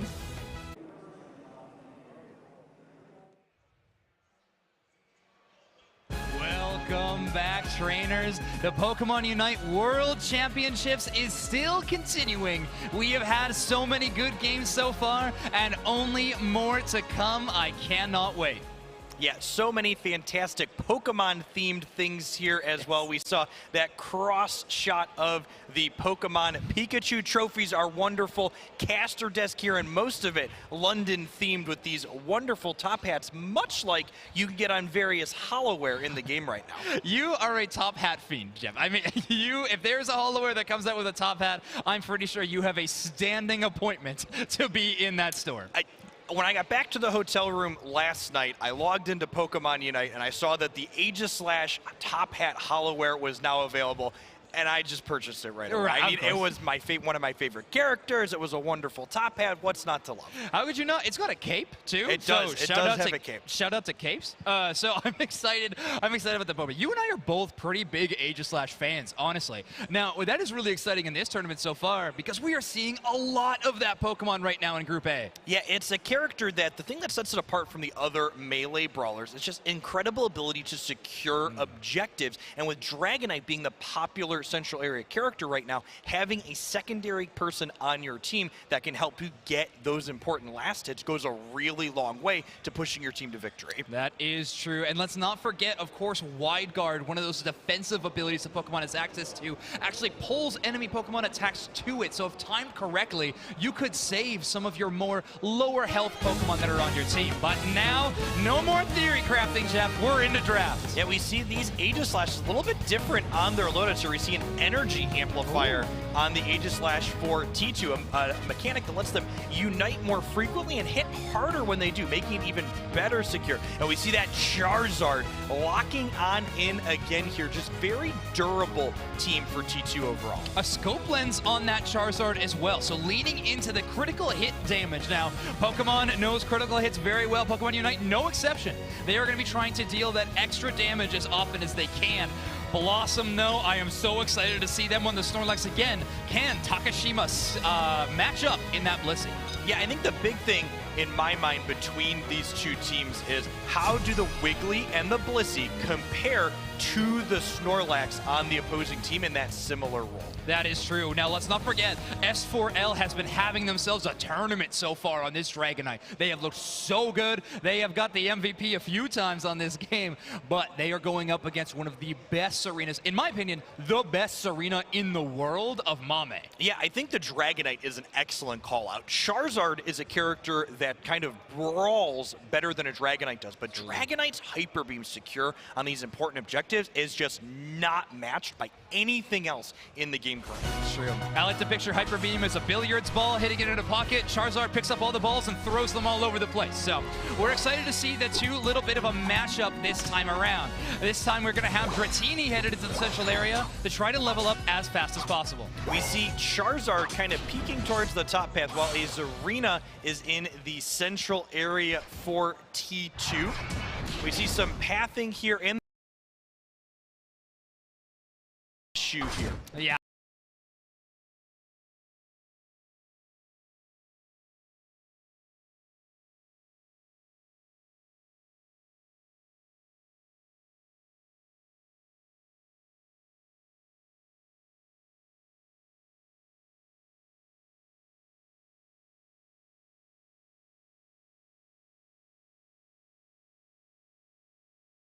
And this character sees competitive play because it's a character that struggles to get those really important last hits when it's at that first evolution of Charmander. That is so important, Jeff. You're right. Evolution and just leveling up is going to mean your power spikes are coming up faster and faster, but when the wild Pokemon are contestable and the other side can actually take it from you, it is going to be very, very difficult to hit those huge power spikes when you're on the way. Yeah, the Zarina in the central area, I think you've called out Zarina a couple of times. It's kind of like the melee character this weekend in terms of raw power level with those stomps. And T2's really kind of giving that nod in that direction by saying, okay, this character stomps fast and really tough when it gets in there. And we want to get this powered up as quickly as possible. And the best way to do that is to give it those central area wild Pokemon. That's true. This Pokemon was made for stomping, and stomping's just what it's going to do. So I'm excited to see once we head into game. Of course, apologies, just one more thing we got to sort out. It'll be done very, very quickly, I am sure. But we honestly are getting a couple of great looks towards T2 and No-Show so far. I think both of these teams have demonstrated throughout the bracket, obviously 2-0 runs, that they have what it takes to go very far, even tomorrow in our top 8 bracket. Yeah, I mean, you know, you see a Charizard in the top path and you're like, this can't be right, thinking of traditional wisdom, but these teams aren't here by mistake. Not only did they traverse their way through incredibly difficult seasons and tournaments in their region, but these teams are undefeated at Worlds on the day. This top path Charizard has already proven off this stream that it knows what's up. Yes, yes. Proof may be the name of the game here. If there's any doubt in your mind about either T2 or No-Show, I hope it is completely vanquished, because these two teams with a perfect record so far. I mean, some close games for the side of No-Show. We saw them on the main stage here. They had to work for every single win they got, but that's what separates good teams from bad, right? If you can clutch up in those big moments, you are going to be able to go far. Well, and that's the big thing that's so fantastic about this style of tournament is, you know, when we watch like regionals and AOS Cups and smaller tournaments, there's often a lot of one-sided matches where one team's kind of obviously a higher caliber. And what we've seen so far on this stage today, just in this first round, is all of these high-level teams having close, competitive games of Unite where both teams understand the game at a very integral level. Okay. Well, we have a little bit of a shift up, actually. We're going to head into Group B to go watch a new game. Unfortunately, our last Group A game is taking a little bit long, so we're going to get you right into the action. Let's take a look at our game coming out of this game. We have Renaissance versus Eternity here, it looks like, from our Group B matchup with an Absol. First time seeing that character today out of Renaissance here. We see it waiting to get the last hit on that pup because these wild Pokemon actually give a little bit additional experience if you wait to knock them out. Right, that's just that min-max you're going to see from the top players, right? And Absol has been a staple for Renaissance this entire year, actually. A very popular Pokemon choice for them. But we are looking at a Cramorant in the bottom path right now. Spraggles, haha, I get to cast it. We see Greedent in the bottom path as well here. Two melee characters for Eternity here with these characters as Absol pops on in to punish this early score from the Greedent. Another case of the central area coming down to the bottom path in their first rotation, double buffed up and finds a nice little bit of a KO there. Heyron on the Wigglytuff is able to displace a lot of scores.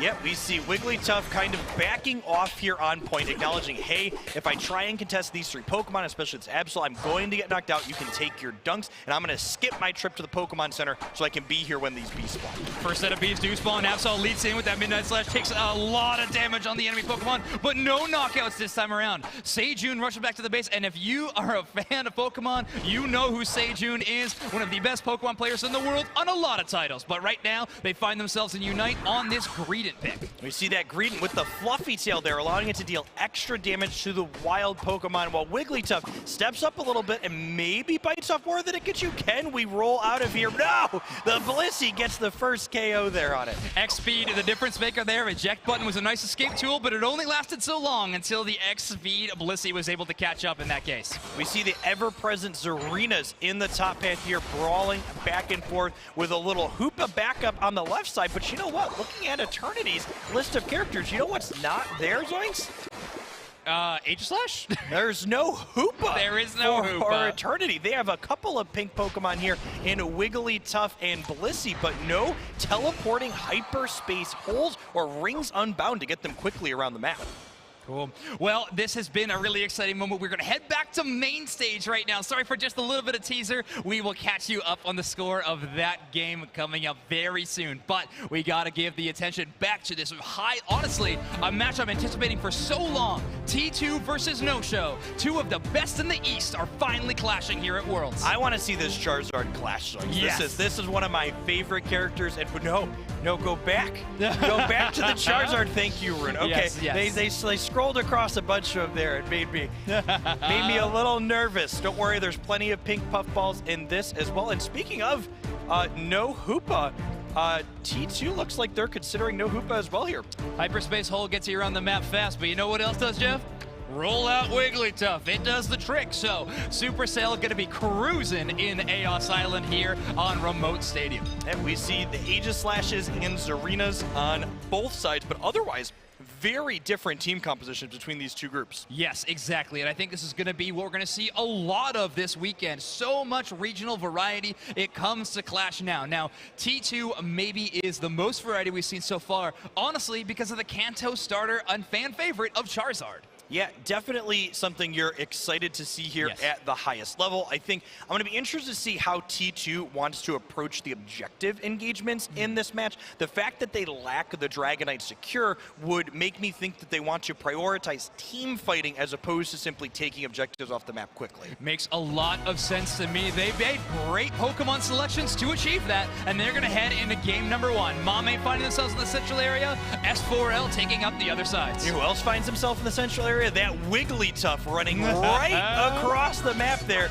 as a Jigglypuff looking to get an invade there. And look at this for T2. Have they left their entire central area uncleared here? They have. Well, I believe, that is incredible. Not taking absolutely anything, instead running to the other side. Santachi and Blossom going in a 2v1 against Ruin, and Ruin holding their own.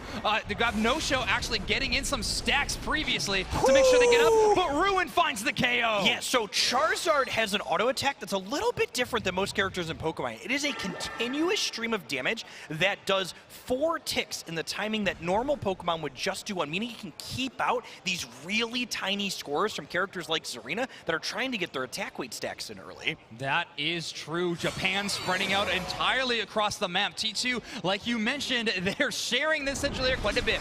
This first row of bees, though, is going to be a great fight here. Ruin starts doing a lot of early damage to Blossom, but that high HP character is able to get away. Santachi gives him a stump to teach him a lesson, but also retreats. Yeah, we see the Blissey here in the top path, actually higher level than the Charizard, so its XP share not currently in use, but this is exactly why T2 has 2 of that item loaded up on their team. Yes, exactly. Do not want to give up that passive at any time here. Blossom, one of the superstars we've seen emerge so far this weekend, is pushing up and trying to get a lot of extra damage. X-Speed used to try to get on the other side of Ruin to cut off the escape, and it works. They get the first KO. Takashima will be able to get out. Ooh, huge dunk here from the Zarina here, getting that attack weight stack, but also a little bit more experience. Just 1 piece of experience away, and there we go. That level 6 power spikes that Zarina gets. Blossom is unreal. That heavy slam was timed not to find a KO, not to do anything else, but make sure that their Serena got the last hit and got the evolution. Yeah, we see T2, again, not really prioritizing their central area here. Instead,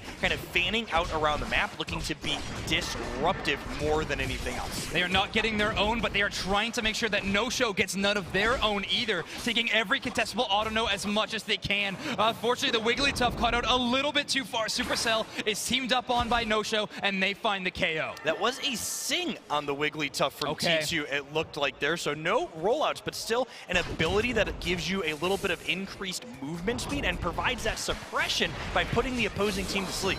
Blossom with a big engage, I believe, nets themselves at least the Vespiquen, if not any of the Combies. Takashima throws in an egg bomb to try to find the last hit, but no luck this time around. No-Show looking to be in a really good position as we head on into this first important objective at Dreadnought. Level 8 Dragonite means, yes, they are just going to start ripping this objective off the board because they are incredibly favored to secure the last hit with this Hyper Beam. T2 leaving T-Pokemon in the top path is leaving it up to Supercell and Takashima to try to secure it, but no, not going to happen in the face of S4L. They are a superstar in their own right, and they secure the Dreadnought with a well-placed Hyper Beam. Must say, really fantastic eject button there from S4L. The Wigglytuff ran up on them looking to sing them to sleep to stop that secure, and was like, nope, I am jumping out of here and I am getting this Dreadnought for my team. That is just phenomenal. S4L showing why they're one of the best in the entire game. And No-Show also able to secure this Rotom instead of go down towards lane. Yeah, we see the Rotom walking in there. It makes me wonder if that was intentional to let that happen. There is actually some value in letting the opposing team break your outside points like this. You see those extra yellow dots on the top left of that mini-map there are extra experience that you can clear, and we see Charmeleon immediately heading that way and looking to push towards its level 9 power spike of Charizard. Ruin needed that, if we are being honest. They have to get there. Mame finds themselves real deep in enemy territory. They get a little bit of shielding out of the drop kick, but it's not enough. They are KO'd by the Aegislash of Wolon. They close the gap, and now we're looking at not 2, but 3 level 9s on the side of No-Show before second Dreadnought. Yeah, we see a number of level 9s on the left side too. They level 10 from Zarina, despite the fact, the cape? It's the cape and the top hat, zoinks. That's true. You like the top hats, I like the capes, but Haruto's got it all. So a very fan there showing it off. A little bit of an engage on Chobo, but they are able to escape no problem. Not having as many boosted auto attack stacks yet, but look at Wolon. They got a full set of 4. They're ready to throw down. Yeah, this second Dreadnought, apologies, is kind of sets the tone of how team fights are going to go in the late game. Which team's looking to engage, which team is looking to take the objective off the map, and most notably, T2 does not have a Hoopa. They need to walk their entire team down here to be in position, while you see No-Show here leveraging that powerful teleporting Pokemon, fanning out the rest of their team while sending that supporter in to bring them rest out. Despite T2 losing that first Dreadnought, they're pretty close in levels across the board, and a good setup for this first Dreadnought. Fire Blast lands on top, a Charizard Unite move, but this time No-Show is able to take it. They actually are able to secure the Dreadnought, but Charizard is still raining down fire from the sky. A couple of KOs, Haruto staying alive. They are Sacred Sword in with the 3 boosted autos, but they're in attack form. Their defense isn't high enough, and Serena is able to KO them. Yeah, really not a fantastic engage from T2 there. They decided to try and take that objective off the map. They not only lost the objective, but they decisively lost the team fight afterwards because of not only experience, but shields that Dreadnought provides. Yes, it's true. T2's team composition is set up for fighting, but that fighting is supposed to be in the late stages of the game around the 2-minute mark. I'm looking for them to really turn it on in the final stretch. Yep, we see that Unite move coming out of the Aegislash to rip that Rotom down quickly, and that's because we're at that 4-minute mark in the game. For those of you at home, at 4 minutes, your Unite move is basically use it or lose it. You either tap your button now, or you have to hold it until you make it to that Zapdos fight at the 2-minute slot. The old better safe than sorry, I think is how the expression goes. Make sure that no one's stealing away that objective from you. T2 is going to collapse on this Rotom, and they do knock it out. Now, we are at that 3:30-minute mark that you were mentioning. Unite moves can be spent here, but right now, Ruin and Haruta are the only ones who have it ready to go. It makes me wonder, this push up from T2, are they looking to rip this Charizard Unite on something before we go here? And yep, there it is. Charizard, one of the characters as a faster recharging Unite move, can go closer to this 3-minute and 20-second mark and still have it back. Can they get a knockout here? The hyperspace hold there gets them out safely. Chobo gets 1 out for sure, but they are going to get knocked out themselves. Wolon is able to 1v2 in that situation, but can they 1v3? Supercell wants to change the game here a little bit. They eventually eventually have to retreat. It seems like T2's Unite move investments were paying off. They got a couple of big KOs, but now Ruin is on the escape, and S4L makes it so that they cannot go anywhere. Yeah, again, just another team fight going in favor of No-Show here, and they're going to pivot this team fight victory into what looks to be another objective secure as the third and final Dreadnought goes over the way of No-Show here. T2 still showing presence there despite having almost no chance of securing that objective Pokemon. Now they're going to be a little bit late to rushing back and knocking out the wild Pokemon on their side of the map. One silver lining for T2, albeit small, is that they do have a point lead, 201 to 137. They have a slight advantage. If they get 2 or 3 KOs in this team fight, they could win this even despite losing a Zapdos. Well, it's important to note here, while T2 is currently up a little bit of points here, they have this outside point in the bottom path, which can actually be a little bit of a liability in these endgame engagements, because it means No-Show could easily put 100 points into this less defendable spot. Exactly. They are going to want to try to take that team fight probably around the bottom side, but no, T2 starts a rotation around the top path. No-Show, despite being behind in points, is being very patient and waiting to engage T2. They engage, but they are surrendering.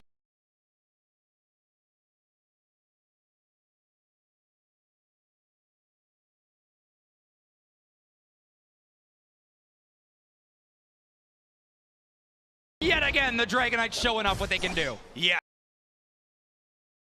Little bit too soon, and they are able to go ahead and secure the last hit for No-Show, meaning that that small lead that T2 had is not going to be enough to keep them in this game, as it looks like over 500 points are going to rain in for the side of No-Show. So many points for No-Show. They have a gigantic lead now, over 300 points. Charizard was able to dump in a hundo burger in those last final stretch, but still, this will not change the game for them unless they have a miracle play here. Yeah, those numbers on each side of the screen represent the amount of Aeos energy in pocket for our players. You can see here, there isn't 400 points to deposit, even with the 2x bonus that we get in these final moments of the game.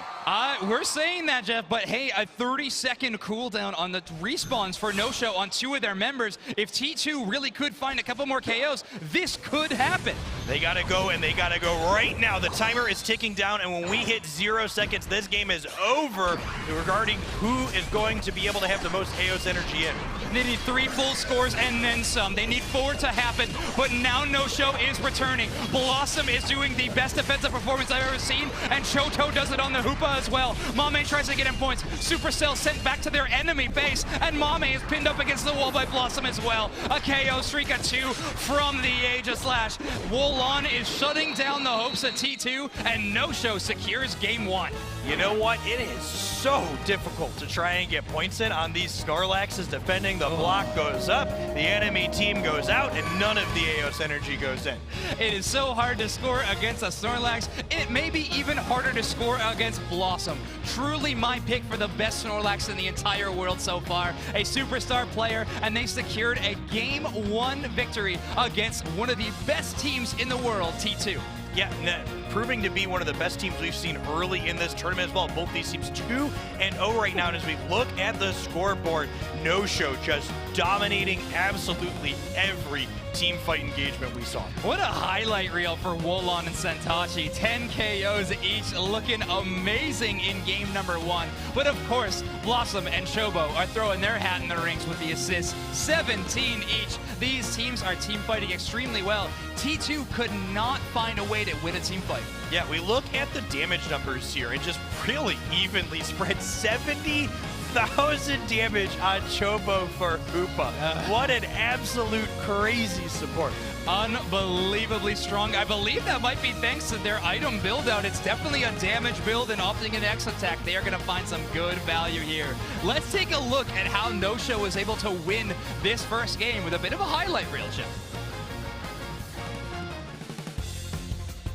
Our players, then they were gearing up for this incredible game at this first objective, where No-Show is able to tactically sidestep around that sleep to secure our objective. No-Show seemed to have a really good read on T2's composition. They knew they wanted to team fight, but they knew that No-Show did not need to push into them very often. T2 was going to do that on their own. Their composition can sit and wait it out and trap T2.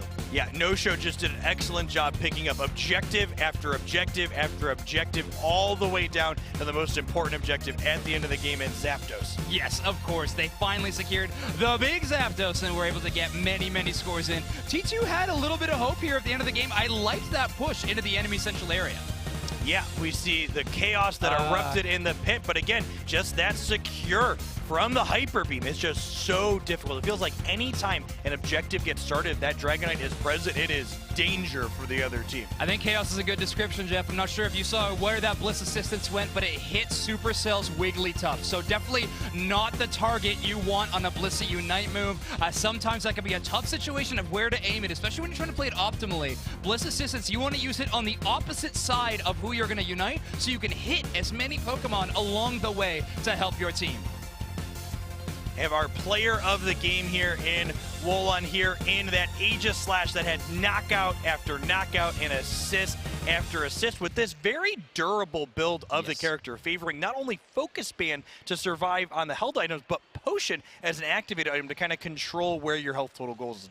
That is true. Potion, a great item for, of course, bumping up your health whenever you're getting low, but not to mention it has one of the shortest cooldowns of any of the battle items in the game. So you're going to be able to use it quite often in the matchup, unlike something like Goal Getter or Eject Button, which have longer cooldowns. Yeah, and one of the things Potion really does well on these melee characters early is that you control when the potion happens, as opposed to something like Focus Band that just happens for you automatically. Right. So you can dictate, so, okay, I want to use my potion here, and frequently that potion use lets you save your Focus Band for a more key fight later on.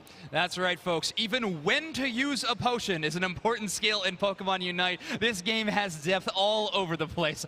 Battle items, held item loadouts, what moves you choose, and how you play the game. Seriously, these teams have had to focus on so many things, and right now they have to focus on who is on the other side of the stage from them. No Show having the advantage here of going up one game, but trust me when I say T2 may be down, but they are not out yet. Yeah, even just talking about character loadouts, it's been really interesting to see the range of loadouts from these teams that are the best in their regions. You know, we see Chobo on the Hoopa here favoring that X attack, muscle band, no XP share. This Hoopa is really becoming an attacker when it goes unbound, whereas other ones have been favoring more passive XP share builds, filling that more support role that you think of that character in. That is true. A damage build of Hoopa can be terrifying when you get hit by a Hyperspace Fury or that Psybeam. You are going to take so much damage in that unbound form. It can take you by surprise a lot of the time. Yeah, definitely. And another one that jumps out at me is we've seen a variety of Aegis Slashes, but they've been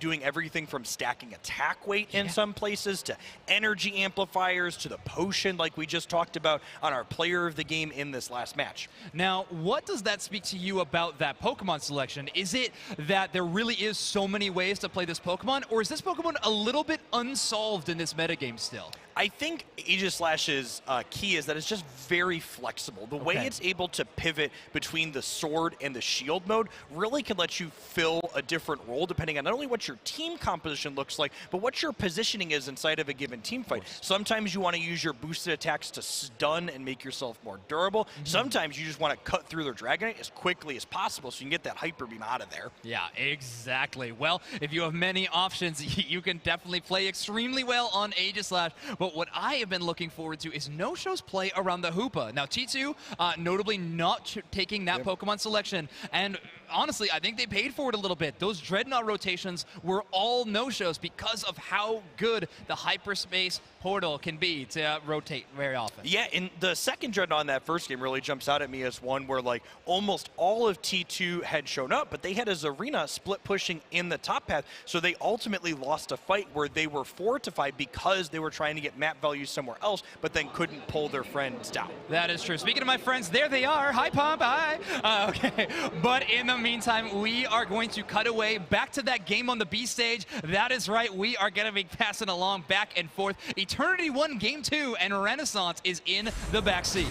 Yeah, we see this Wiggly is rollout in this game. We saw a little bit of game 1 earlier. Lots of Zarina stomping around. And Venusaur, a character we haven't seen a lot of yet today, but I think one that we can definitely expect more of as the weekend goes on. Definitely from Renaissance. They love that Pokemon selection. And notably, they swapped off the Absol going into game 2. So it must have not found very much value there in their game 1. They were swapping off of it. So yes, this is, by the way, a Group B round 1 game. So if you're just joining, we are kind of hopping back and forth a little bit, but we want to make sure you have all the action all the time. The big thing that jumps out to me from all these compositions that we're looking at is the multiple melee brawlers per team really seems to be a theme. Pokemon Unite has a really wide range of all-rounder characters, we call them, and we've seen lots of different lineups here, you know. Greed, not an all-rounder, but a melee brawler, still all the same. We see Machoke here for the first time, soon to be Machamp for Renaissance in this game. Yeah, I have heard whispers that Pokemon is extremely strong considered by the West, so we may see a little bit more Machamp later on in the day when we hit Group C and D. But yeah, right now, Eternity with that game number 1 victory are looking to be in a great position here in game number 2 as well. Yeah, and looking at their team composition, again, the thing that jumps out at me is Hoopa has been kind of omnipresent in a lot of the teams that we've seen so far today. And Eternity up a game and ahead in the second game so far, choosing not to play the powerful Hyperspace Pokemon. Yeah, you're right, opting instead into a Wigglytuff and a Greedent. So much displacement on the side of Eternity. That must be a tough burden for Renaissance to bear.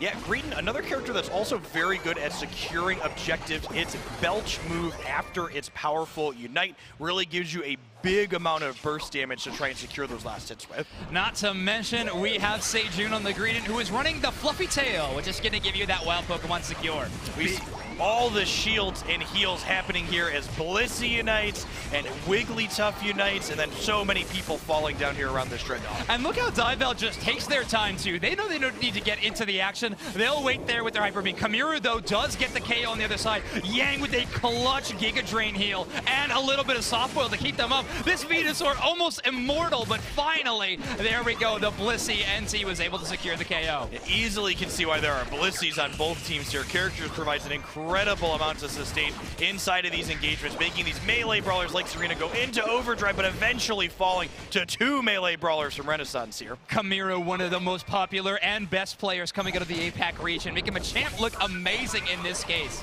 Yeah, love this engagement here from Renaissance. We're like, I am not dealing with this Dragonite trying to out-secure us. We are running you down before we take this Dreadnought off the board. So Renaissance collecting a Dreadnought there. It'll be now tied up 1-1, so Eternity was picking up the first one. Yeah, we see push here in the top path with Hoopa on a quick rotation, but ultimately pushed off of this second point. Just very difficult positioning to force in this kind of mid-game spot with so much healing and shields provided by those inner points. So true. Neither team giving any screen time to Rotom right now. Finally, Renaissance showing a little bit of presence, especially they should be the ones. They want to send it down towards that second tier goal zone, but look at the clock, Jeff. If they can take out this Rotom later into the game, it can threaten double points in the final stretch.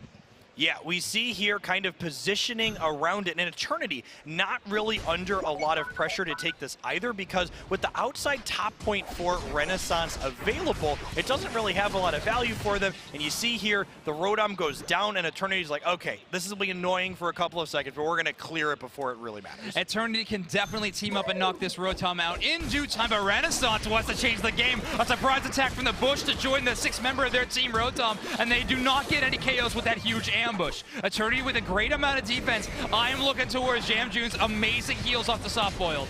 Yeah, we see here kind of the power of Hoopa. Several members of Renaissance got low, but like, oh, and there goes. There's huge dunks here as whoa, the Venusaur didn't get to cap, zoinks. The Venusaur didn't get to cap. 5 members are down for Renaissance. Eternity gets a huge amount of KOs. They do invest 2 Unite moves on their side, but Renaissance did invest 1. The Machamp Unite move will not be around for that Zapdos fight. A lot of scoring going in for Eternity, though, as well. The respawn timer's a little bit too long to get back and defend. Yeah, I mean, if you're Renaissance, you did what you were looking to do there, which was force that Rotom in, but at what cost? As we see Unite moves popping off here with a very early Zapdos fight breaking out. Holy gosh! Rebongs gets the Bliss Assistant, so a huge buff to their healing and damage, and they were able to stay up and out. Kamiro throws themselves into the fray, but they get KO'd. Now Mervius in the Hoops Unbound form is trying to land a couple Hyperspace Furies to stun them up and slow the damage. Yeah, that very early Unite move from Hoopa gonna force them to walk back when Renaissance respawns here. We're gonna have a refight here,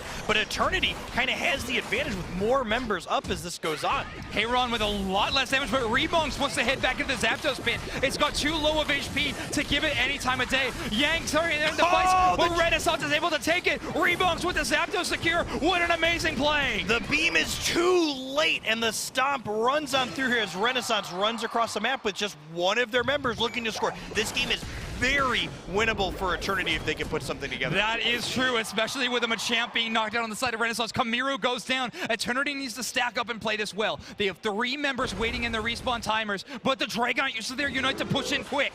Yeah, the Wigglytuff walking up here to try and get that cap. I mean, they're backing up.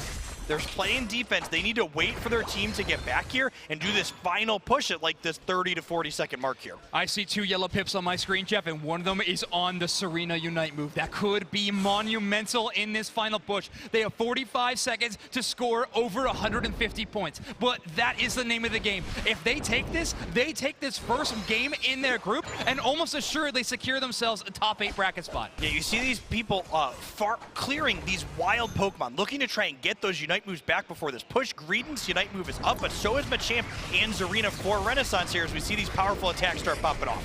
There we go. The engage has finally begun. 2 Serena Unite moves out of the way. Sejun on this Greedent is trying to play this Covet Belch as best they can. A big Hoops Unbound, though, from the side of Renaissance is going to stun up 2, and Kamiro finds themselves a KO streak of 2. 17 points, doubled up to 34, going in the top path, and Sejun wants to get a piece of that action. Yang stopping it. Another Bliss Assistance. Are you kidding me? And that is time's up. Renaissance has tied this game up 1-1. Yeah, we saw that score shield from the Greedent. They're looking to try and sneak in those last few extra points, but ultimately getting pushed past on defense by Renaissance, tying up their series. That's true. You asked at what cost did that happen? Well, a Game 2 win. Yeah, they net themselves that one. Yeah, their push, giving them that point lead, allowed them to make it so the Zapdos only converting to 100 points was enough for them to win the game ultimately. That is true. Well, that game number 3 is definitely going to be exciting. Those teams obviously been having a great match so far. We just got to touch in for a moment, but great representation in Group B. I'm excited to see more games from that group later. Yeah, definitely. The fact that we're seeing teams flex into compositions that don't depend on Hoopa and see some success with them is something that's really exciting here for me at the World Championships. And sometimes it's not even a Blissey taking that spot. You know, sometimes we got Wigglytuff and other Pokemon selected, of course. First debut of Venusaur in this time around. Yang playing that Pokemon, and they looked really, really good. In combination with the Soft-Boiled from the Blissey, that Pokemon's healing is sky high. Yeah, incredible amounts of sustain and mobility around the map with that pedal dance chasing people down. Exactly, yeah. In those final moments as well, I gotta give the shout out to the Blissey landing that huge Bliss Assistance on the Serena. They were able to get a couple of KOs thanks to it and able to get out just in time. So I think realistically that support play coming out of Renaissance was so impressive, and that's gonna be my moment of the match from game number 2. Yeah, definitely. The Wigglytuff rolling all around there. We saw it use that to good effect to try and get those scores in at the end, but then also successfully be able to pull back out when it realized it was no longer safe. Just very difficult to catch up to that character when it doesn't want to be caught. Exactly. Speed is the name of the game sometimes, whether that's engaging or escaping. So these players obviously utilizing that to the best of their ability. Yeah, so these games have been so exciting. I can't even pick a favorite match, Jeff. Honestly, every single game that we have seen has been amazing. And I mean, what am I expecting? This is the World Championships. Every game is going to be a banger. Yeah, we've had fantastic match after fantastic match here. We've had a great range of character selection so far, and we aren't even through to every region in the game yet. I'm sure as we get through into these groups B, C, and D, we're going to see even more strategies emerge as these players that have been testing from regions all over the world show us what they've come to. It is highly unlikely that we see every single Pokemon selected in one tournament, But we might be on track to do just that. I mean, we are seeing a lot of Pokemon being selected in these matches. So many strategies on display here at the World Championships, and that, I think, was the thing I was most excited for. These regions have developed their own strategies, their own meta games, and getting to see them face up against other strategies, that's the most exciting thing for me. Yeah, and how we see some of these teams make adjustments when they run into something. You know, Snorlax kind of being the character that's jumped out. We saw other teams flex into that character after they ran into it, and we use against them to good effect. And I think that's what really separates, you know, these higher caliber players from some of the others, where they're able to go, oh, that was really good. We should just be doing that. Let's execute that now. Let's do that. Let's watch that again. Now, give me those highlight reels of that last game we just watched between Eternity and Renaissance. This tie-up match that Renaissance was able to take. A really impressive play from them here. Sejun on this greeted was definitely getting some good displacement on Renaissance, but they seem to adapt to it a little bit more in game 2.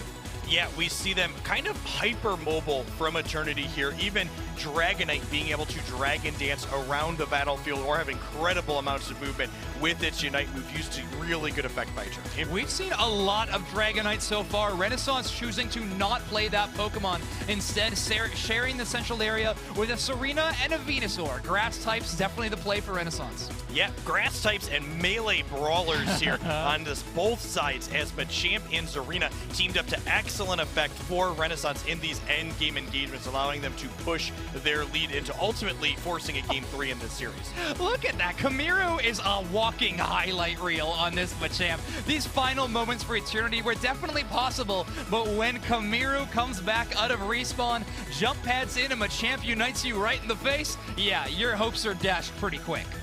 Yeah, when it comes to single Pokemon's impacts inside of team fights, I think Machamp might actually have one of the biggest individual impacts in the game. Being able to catch multiple people for high amounts of damage and displace them as Machamp punches across a number of people is just unmatched in the game currently. Yes, exactly. Well, we are going to be sticking with this match that we've watched so far. We're going to keep watching Eternity versus Renaissance. So we're going to be headed into game number 3 of that match. So as soon as draft is ready, we'll be jumping into that. I must say, I'm pretty excited for this one. More Venusaur, more Machamp. Do I get to see a return of the Absol? I have a big wish list, Jeff. It's too long. More Wigglytuff, more rolling out. We can see, we've seen a number of new things just in this match alone as we get into this second group. One thing that I am assuredly we will see is Sejun on their iconic Greedent pick. Any large fluffy-tailed Pokemon seem to be their favorite. I know they are wishing Pachirisu to be entered into the game, but there they go. They have it locked in with the Buddy Barrier, Focus Band, and the Score Shield. The one thing that really jumps out at me about Sejun's Greedent build here is this character can be loaded out in a couple of different ways, and Sejun is electing for one that's a lot more durable with these 3 defensive items, and that Score Shield letting you get a little squirrely in the mid to late game and get in dunks that would otherwise be kept out. That is true. Now, on the side of Renaissance, we are going to see 2 stacking Pokemon. So both the Serena and the Machamp are going to be wanting to get in as many scores as possible, up to a maximum of 6, to make sure that their attack stat is getting scaled up by percentage. On the other side, we're only going to see 1 Pokemon doing that. They are going to give it to the Serena. That Pokemon just benefits from that held item so much. Yeah, the stacking items are some of the most powerful held items you can play in Pokemon Unite, but it's also difficult at the same time to put them on too many characters because it's difficult to get that many early dunks on too many people. Sharing is caring, but sometimes caring is hard, I suppose. So yeah, this time I'm only going to give it to 1 Pokemon, but 2 I think you can make work pretty well, right? Yeah, I think 2's about the upper limit we see from a lot of these teams in conference. We see Machamp heading into the central area to start for Renaissance here. I think this might be a selection of Renaissance saying, Kamiru, we know you can take over games. We know you can win us one of these things. Let's get you the most experience. Yeah, I think looking at Renaissance team composition here, the Venusaur and the Machamp are definitely the characters that scale the biggest into the late game if they get a lot of experience. So putting one of them in the central area to start makes a lot of sense. Could not agree more. The stacking attempts have already started. 6 going to be going in there for the Bonsweet, who gets the Steenie evolution thanks to it. Oh, huge first knockout here for Renaissance as they push on over. Be interested to see does our Zarina here look to get their first dunk as well? Hoopa being in the top path, it's going to be really tough to get stacks, or at least get stacks and get away. Asan is such an early game power move that stun and damage can take you by surprise. We see Machoke showing up here to the bottom path, skipping that top grab in the central area to get this early push and get all of these stacks in. Remember, while these aren't playing the stacking items, getting those dunks converts to experience in addition to getting you on the scoreboard. Yes, scoreboard wins you the entire game. Experience helps you get there, but scoring also helps you get experience. So they are doing everything they can to level up faster than Eternity. Right now, Kamiru is sitting almost at level 6, whereas Eternity has their Dragonite at about the same. We're going to see an engage here in the central area, a pretty rare case as Dragonair is getting a ton of damage. Jam Jun keeping everybody up, but they can't get a second soft boiled off, and Dragonair goes down. Huge knockout here from Machamp. Getting that experience early means that Machoke is likely to be Machamp for that first Dreadnought objective at the 7-minute mark. Speaking of Pokemon that need to level up, Yang on your screen on this Ivysaur has hit one evolution, but they really want to hit the third one, letting Sejun get their stacks and even letting them walk away to their own central area in exchange for trying to last hit the Autonos. Yeah, Venusaur, a character that power spikes at both levels 7 and levels 9. Getting that Petal Dance before first Dreadnought is really nice. Getting Venusaur is incredible. Sejun did succeed with that central area invade. You can see that blue aura underneath them means they secured the Bouffalant and got the blue buff. Damage to a wild Pokemon will be slightly increased, as well as their experience. Yep, we see Razor Leaf there taking down not only the Dino, but also helping knock out the Greedents as well. Oh yeah, Yang's a 2-for-1 kind of guy. They're going to make sure they get every little last bit of value out of that move there. They now have Giga Drain available to them, as well as, of course, NT going to be giving them some support. The Sustain is on lock for Renaissance. I like the patience from Renaissance here, looking like we're never going to push this Blissey Wigglytuff on point. Let's just back up and try and secure these wild Pokemon. And the rollout Wiggly providing a crucial stun here to catch that Machoke. Hayron locks them up. Kamiru not able to escape, and that is a powerful Pokemon now off the board when Dreadnought is spawning in just a short 2 seconds. Dragonite has hit their final evolution as we charge up that Hyper Beam via Dragon Dance stacks here. Can we get the Dreadnought as a Fluffy Tail goes, and the Zarina steals it out from in between the Fluffy Tail and the Hyper Beam. Unbelievable. Rebonks with the most clutch of stunts I think I've ever seen. Daibo was actually able to dodge a stun from the Hoopa with the Dragon Dance, but they still couldn't secure it. Now the siege starts a little bit. Renaissance trying to push in, but Eternity scares them away enough that they have to retreat. Yeah, we see Renaissance treading this push a little bit nicely up until the Hoopa gets knocked out. The Hoopa was their lowest level, at least there, though. Kamiru on this close combat build. Rebound's taking this fight again. The drop kick getting them out, slowing down Sejun, but also giving them a shield to make sure they stay up in that moment. This time now, Louis is going to be able to send the Rotom to that first goal zone. It enters. If they can get a big dunk, that could be huge. Yeah, I'm going to be interested to see, does Eternity choose to break this top point? Something that happens in competitive Unite on occasion is you skip breaking these outside goal zones too early, because doing so gives the opposing team extra experience. We see a brawl breaking out on the bottom outside point. It all starts with Kamiru every time. A pretty nice 25-point overdunk there from Renaissance. They do break the top goal zone, though, as you were mentioning. So a little bit more experience on the side for Renaissance, but the bottom goal zone breaking is going to mean Eternity gets a couple of Audinos themselves. Yeah, the important thing to note here, though, is that Dreadnought is the more important objective between these two, and Renaissance still having their bottom point here means that they're going to have a positional advantage on the map for future Dreadnoughts, the second of which should be spawning here soon. Exactly. This next Dreadnought coming up could really mean a lot for the late game that we are headed into right now. Maybe it's hiding out in this bush in the central area. They find a nice little dive here onto Louis, but they are able to escape. They take the hyperspace hold back. A little bit of a skirmish. Nothing comes from it. We see those yellow dots representing the Unite moves coming up for almost every player in the game here. We're going to be heading on in to this Dreadnought at the 4-minute and 40-second mark thereabouts. And we're going to see all those buttons pop off as Renaissance is incredibly out of position for this objective. I'm honestly surprised they're not chasing down those Audinos on the other side they just created. But yeah, Dreadnought is getting absolutely demolished here by Daibo. They have a triple Dragon Dance stack up there. Hyper Beam's able to take it easily, but Renaissance is starting to engage on the other side. Yang and Rebombs are throwing in some damage. Bliss, the Starlight Recital is able to get them out, but not for long. And Egg Bomb slows the damage. Jamjoon tries to lock him in place, but Renaissance ain't done yet. The Goal Zone siege on tier tower 2 is starting to engage. Dival starts dealing a little bit extra damage. Serena finds a KO, and now Eternity is starting to throw in their own damage. Serena gets locked up in place. More KOs. Sejun finds one of their own, and they're rushing down the other way. Renaissance had a lot of Unite moves burning a hole in their pocket, but it looks like they bit off a whole lot more than they could chew as Eternity is running them down back to their first Goal Zone here, but ultimately able to defend it thanks to a timely hyperspace hold from Hoopa, bringing in some reinforcements. A bit of a tug-of-war there. A fight one side, a fight throws the other way, and maybe even a third fight was about to begin. Eternity gets a little bit wise and starts to run. Yeah, I think Eternity got the better end of that entire engagement as they were able to knock out a number of members of Renaissance, but then they were ultimately able to back up before they took a bunch of KOs themselves. I'm looking at Eternity. Serena at level 12 is going to be a huge asset for them.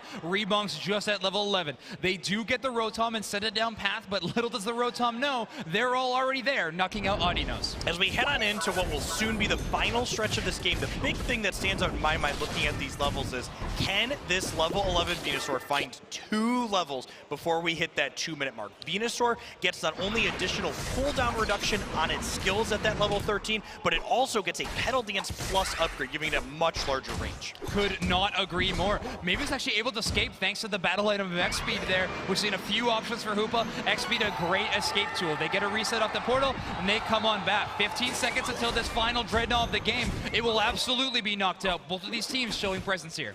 Yeah, Renaissance getting a little bit of a forward position this time around. 4 of their members encircling this objective, while Machamp and Greedent kind of trade off some Bs in the top path. Machamp hitting level 13 for Renaissance. Yes, Renaissance going to be able to secure this Dreadnought, no problem. Eternity instead favoring early positioning around the Zapdos pit. They are going around into that bottom left bush and trying to hide out there. I don't think Renaissance expects this at all. Yeah, we see not a level 13 on that Venusaur yet, but we're also missing level 13 as huge Unite moves start popping off here. Giant Blissey Unite.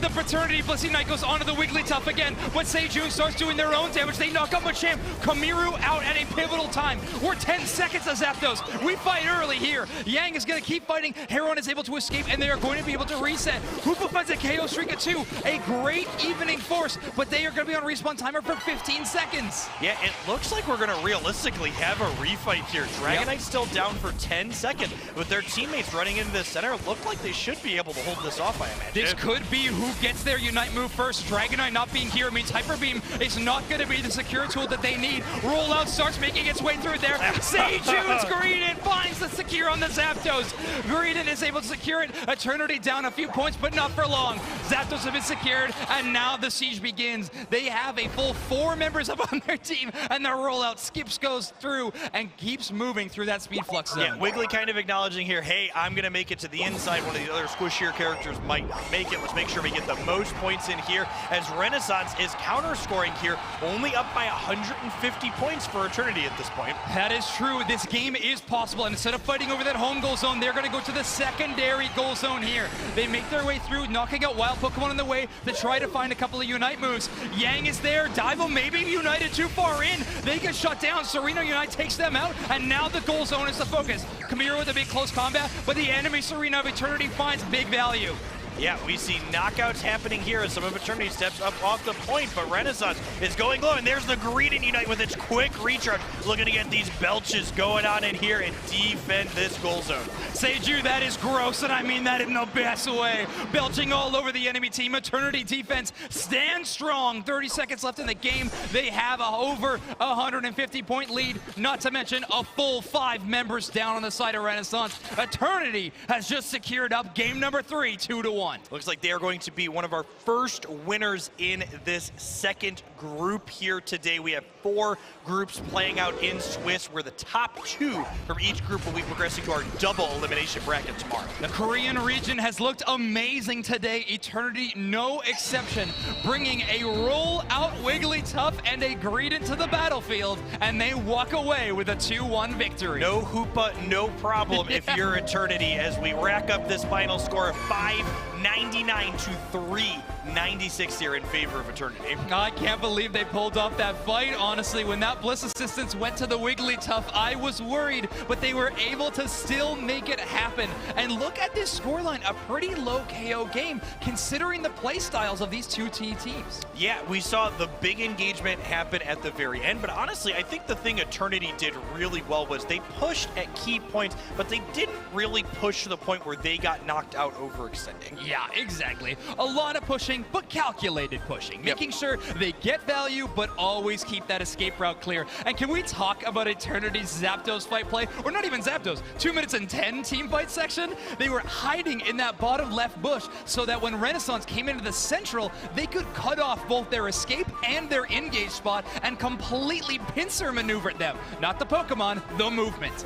Yeah, just really fantastic macro play from Eternity throughout the course of this game, as we see one of the early pushes here that gave Renaissance a decent start, even if they weren't able to fully convert on it. I mean, Renaissance was competing this entire match for sure. I mean, they are not out of this tournament yet, and I think they are going to have a good showing during the rest of the day in this group stage. They looked really phenomenal. I love Kamira's Machamp. Yang was getting good value in one of the games we saw in the Venusaur. Couldn't quite make it work in game number 3. Yeah, this was just an incredible steal at the start here. I think Eternity would have been really far ahead in the early game had their Hyper Beam secured, but that stomp well-timed from Zarina was able to go ahead and get that on the scoreboard for Renaissance. Renaissance was finding themselves a lot of Dreadnoughts, but yes, Eternity finding value throughout the entire game. Seriously, this rollout Wiggly making it look good, and of course, Sejun finds themselves a Zapdos. Yeah, it's really easy to just look at that Zapdos pit and go, oh, Sejun got it because Sejun is great, but their teammate knocking up the opposing team with that rollout Wiggly at that key moment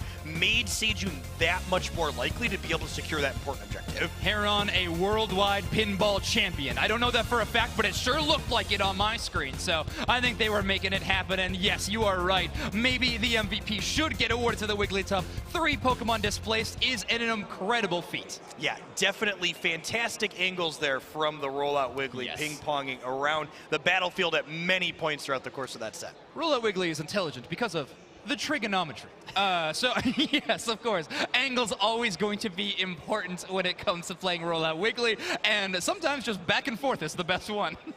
Definitely. Yeah, so and a very, very exciting game there from Group B. We still got T2 and No-Show hanging out on the stage here. We're going to get to those games as soon as possible.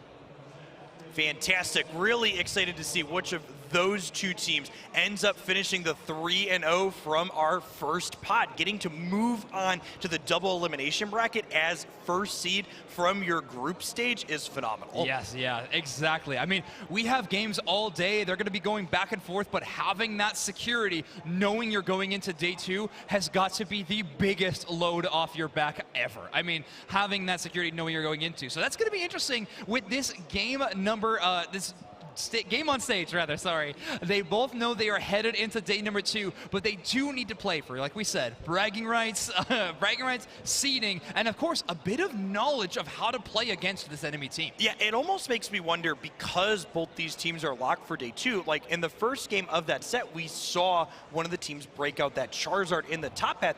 Is that something they're doing in all of these matches? Is it something they want to try out? If you've got a spot to kind of test during the World Championships, the match that you have to give without a huge penalty for doing so is definitely the best spot to do that. A little bit of espionage on our Pokemon Unite stage here this weekend. I see some trickery, some shadows, a little bit of a 3-card monster. Who knows? A ton of mystery here on stage. Charizard's Tail Flame probably does cast some wicked shadows. That is true. That is true. And I guess it's our job to peer into the shadows, but we only get to see what you all get to see. So we will see the story of T2 and their Charizard, or maybe not Charizard, play out through this entire weekend for sure. Fantastic. Definitely going to see both of those teams on the double elimination bracket tomorrow, since they are 2-0 in our 4-player Group A. Yeah, really incredible. Both the Japanese and Korean regions showing some great exemplary gameplay today. I mean, they're both moving on, and Eternity on the other group was also, with a great game win, are on a great path to be able to secure their spot in day 2 as well. All of the teams that are trying to rock these hoopaless comps definitely have my vote of confidence. I feel like it really just takes your team playing at a whole nother level to execute appropriately without this kind of oh, let's reset my team's positioning button. That's true. I'm going to convince Jeff that Hoopa is the play during the break, so don't worry. We will be right back. Don't go anywhere. More exciting content coming up soon.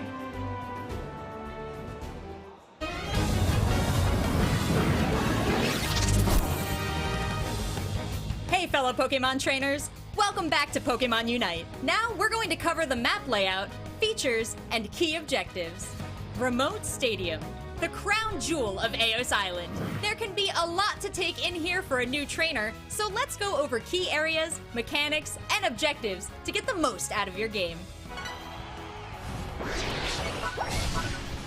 Let's start by talking about key features of the map. You'll notice the stadium is divided into 3 major sections: a top path, a bottom path, and a central area. At the start of a game, your team will split off to control these areas by defeating wild Pokemon and gaining experience. Be sure to utilize different aspects of the map, like tall grass to hide from opposing Pokemon, and jump pads to quickly traverse to other areas. Each team has 5 goal zones. As you may know, this is where you dunk your Eos energy. But these zones are used for more than just scoring. When you're in a friendly goal zone, your Pokemon will gain a shield, a movement buff, and heal slowly over time, making combat more favorable for your team to ward off opposing Pokemon. Also, when multiple friendly Pokemon are in your enemy goal zone, you and your team will score faster. But that's not the only way to give your team an edge in battle. Let's take a look at the rest of the map and talk about key objectives.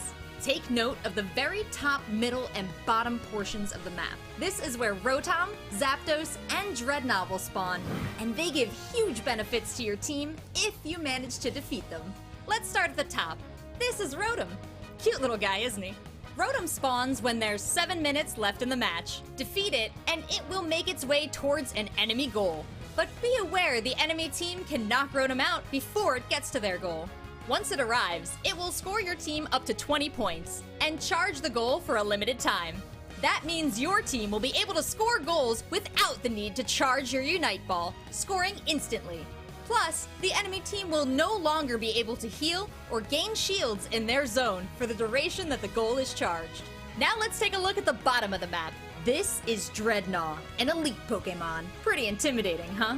This tough Pokemon also spawns at the 7-minute mark during a match. Whichever team defeats it will receive a ton of experience and temporary shields for their team. This opens up a fantastic opportunity for your team to push and score on the opposing team. Once Dreadnought is defeated, it will spawn again after 2 minutes. Keep an eye on the timer at the bottom of the map indicating its next spawn. Consistently taking Dreadnought will give your team a significant lead in experience and excel in late game. Speaking of which, once there are 2 minutes left in the match, Zapdos will spawn in the Legendary Pit. This is often the climax of a match. Taking Zapdos will grant the player that knocked it out 30 Eos energy, and 15 Eos energy will be distributed to each teammate still left in the fight. Plus, all enemy goals will become charged for 30 seconds. Goal! That's all you need to know for the basics about the map and key objectives. See you next time!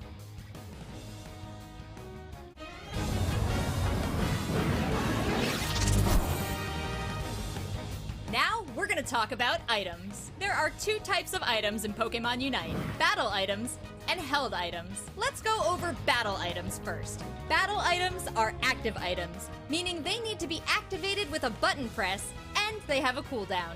There are several battle items to choose from, and your choice should be determined by your playstyle and by your choice of Pokemon. You won't start with many, but as you level up, you'll unlock more and more.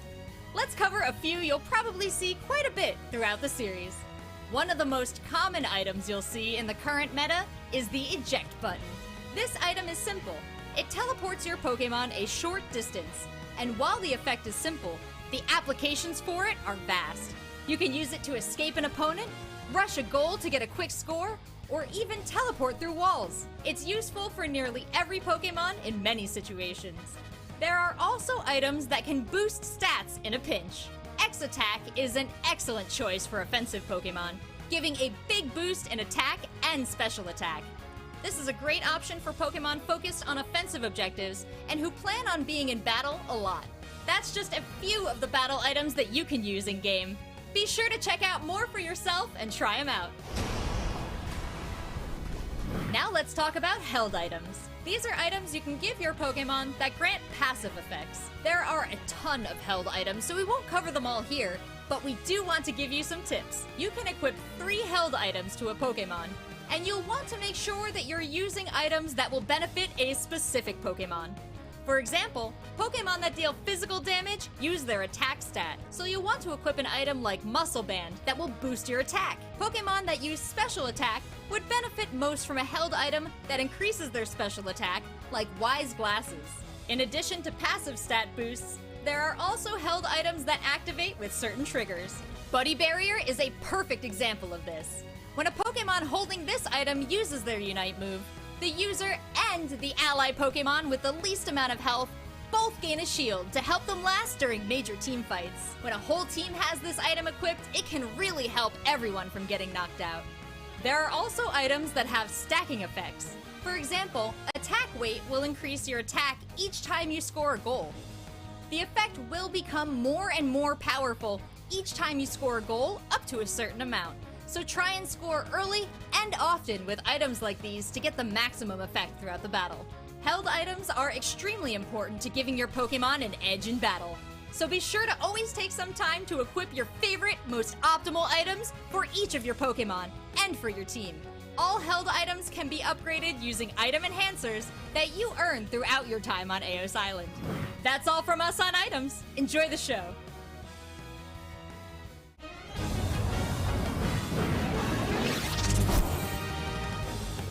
Hey fellow Pokemon trainers, welcome to Pokemon Unite. In this video, we'll explain the basics of how a match on Eos Island will go down. Pokemon Unite is a team battler that takes place on Eos Island.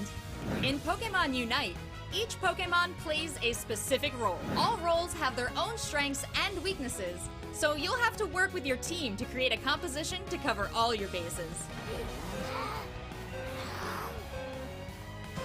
During a match, Pokemon will learn a wide variety of moves as they level up and get stronger. Some cause damage, defend your teammates, or heal your allies. Once a Pokemon is leveled up enough, it'll learn its Unite move. This is an ultra-powerful move that can turn the tide of battle. The main objective for each team is to collect Eos energy and deposit it into the enemy's goal zones, turning it into points for their team. Whichever team deposits the most energy after 10 minutes wins. You win! Well, that's Pokemon Unite in a nutshell. We have so much more to tell you, so if you want to be the very best trainer on Eos Island, stay tuned.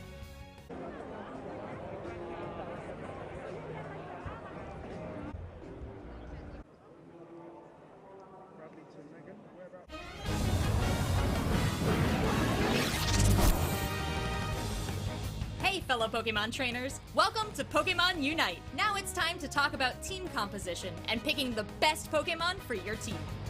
Ready, go! First, let's go over the different roles a Pokemon can have.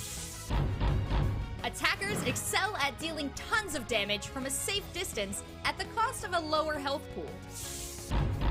Defenders are proficient in protecting their allies with high health pools and abilities that fend off and absorb damage from enemy attackers. Supporters, as the name suggests, support their team with a wide variety of abilities, from inflicting status conditions and walling off foes to applying buffs and healing teammates. Speedsters usually control the central area of the map and are generally the quickest to level up on your team. They also will usually switch between the top and bottom of the map to support current objectives. All-rounders have an equal balance of attack power and health and are a great option to use in most situations. In addition to the variety of roles a Pokemon can have, there's even more of a variety in moves a Pokemon can learn. Every Pokemon starts with a basic attack, but will quickly level up to learn one of 2 attacks. Be sure to pick out which attack works best for your playstyle and your team composition. Once a Pokemon reaches a certain level, it will learn its Unite move. These are very powerful moves that can change the course of battle, especially when combined with other Unite moves from your teammates' Pokemon. So trainers, be sure to keep all of this in mind when picking out a Pokemon, and be sure to try out as many as you can to find out which playstyle fits you the best. Stay tuned to learn more and be the very best trainer on Eos Island.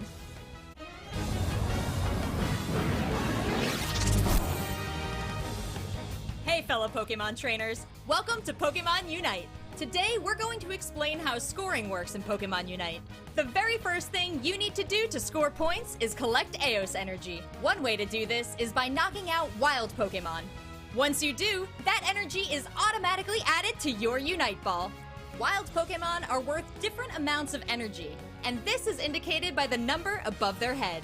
Another way to get energy is to knock out a Pokemon on the opposing team. You'll need to walk over the orbs they drop to collect their energy. You can deposit any amount of energy into your opponent's goal zone, but there are a few things to consider before making this move. Firstly, the amount of time it takes to dunk points depends on how much energy you're trying to deposit. The more energy your Pokemon has, the longer it will take to dunk those points. Opposing players can interrupt your scoring, so take caution and wait for the right opportunity.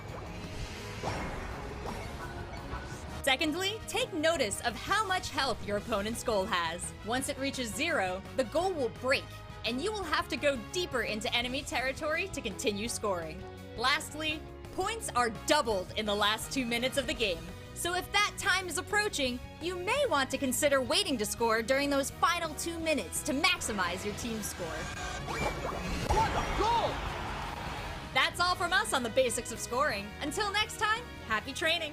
Welcome back, trainers, to London. Here we have the first ever Pokemon Unite World Championships underway right now. So many incredible games have been going on so far. We have even more yet to come. We've seen Pokemon selection be crazy. We've seen amazing plays from players, and we have seen just such a great variety of strategies today, Jeff. Yeah, and we've only seen half of the region so far. I know. We are into Group B at this point, with some Group A still left to fill in. And as we move on through the course of the day, I expect the range of strategies and characters we will see selected will continue to grow. Yes, no worries there. We have so much more good game action for you underway very, very soon. But we even have had so much good stuff so far. And I really want to dig into what we have seen so far today. I mean, we've seen Snorlax really be an amazing point for some Korean teams, as well as a Wigglytuff be a big moment for the Korean teams.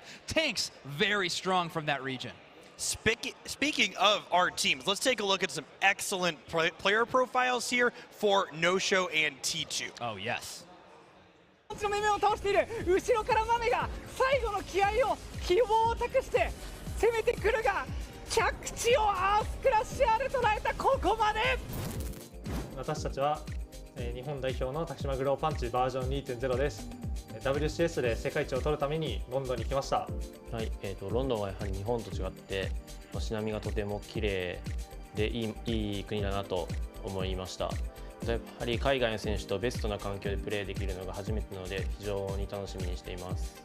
はい、ポケモンワールドチャンピオンシップスで、優勝するということは、このシーズン中に仕事を辞めてポケモンユナイトに捧げてきたので、日本でポケモンユナイトが、盛り上がると信じて、盛り上がると思います。いつも応援してくださり本当にありがとうございます。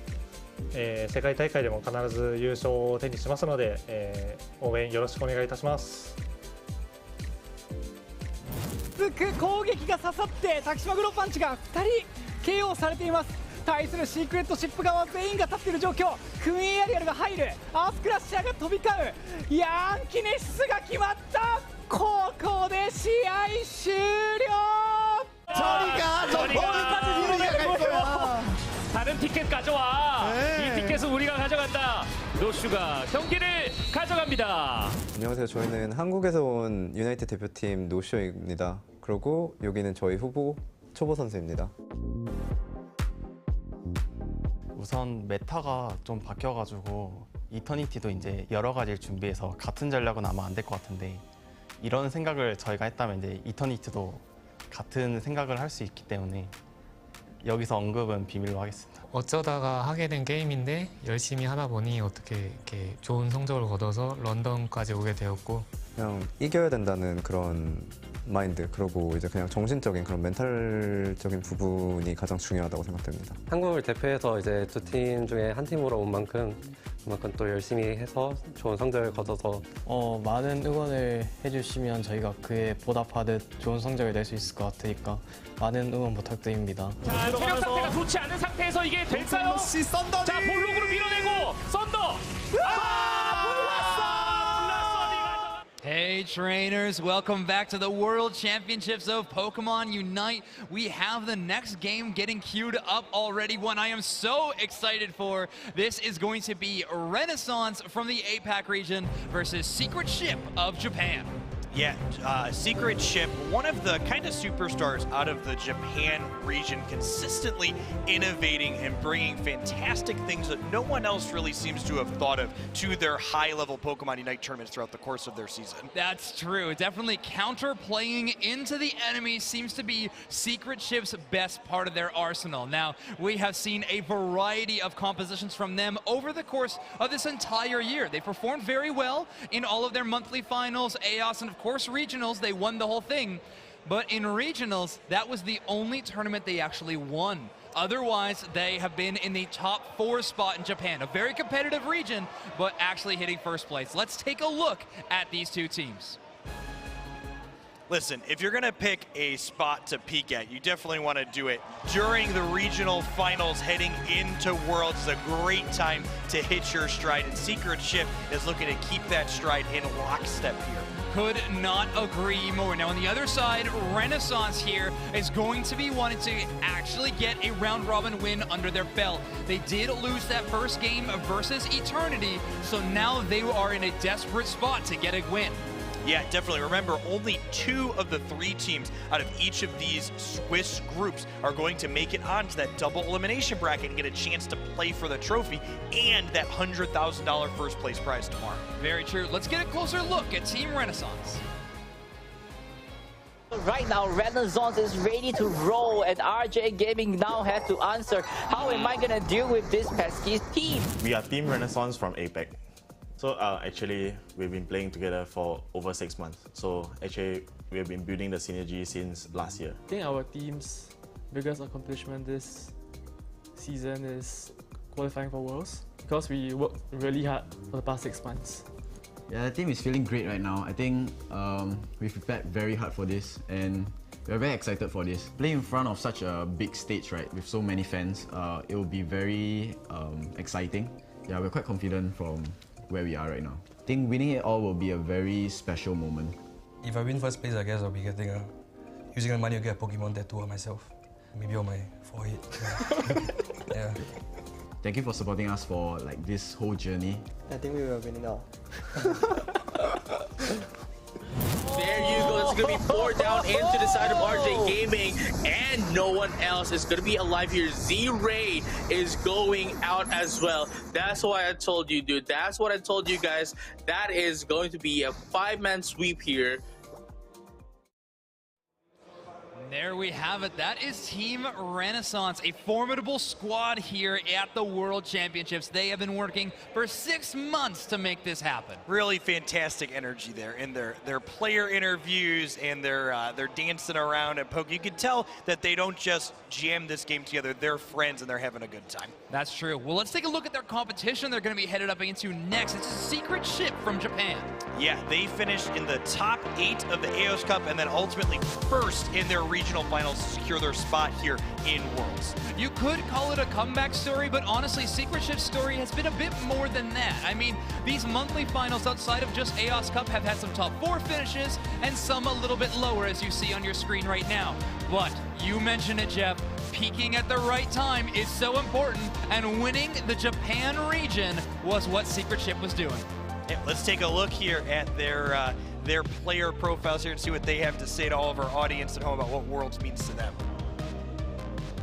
の面々を倒している。後ろからマメが最後の気合を希望を託して攻めてくるが、着地をアースクラッシャーで捉えた。ここまで。日本代表のシークレットシップです。いろんなチームと戦って、あとそんないろんな人に応援されてここまで勝ち上がってきたので、ここまで来たのを誇りを持って頑張っていきたいなと思っています。何度もランクマッチとかでトライアンドエラーを繰り返してもう負け続けてきたけど、大会では勝ててきたっていうところですね。このロンドンっていう歴史あるところ街で、観客の皆さんの前で僕らシークレットシップの戦いを、お客さんの前で見せれるっていうのが、一番の楽しみだと思ってます。続く攻撃が刺さって滝島グローパンチが2人 KO されています。対するシークレットシップ側全員が立っている状況。クイーンアリアルが入る、アースクラッシャーが飛び交う、ヤンキネシスが決まった。ここで試合終了。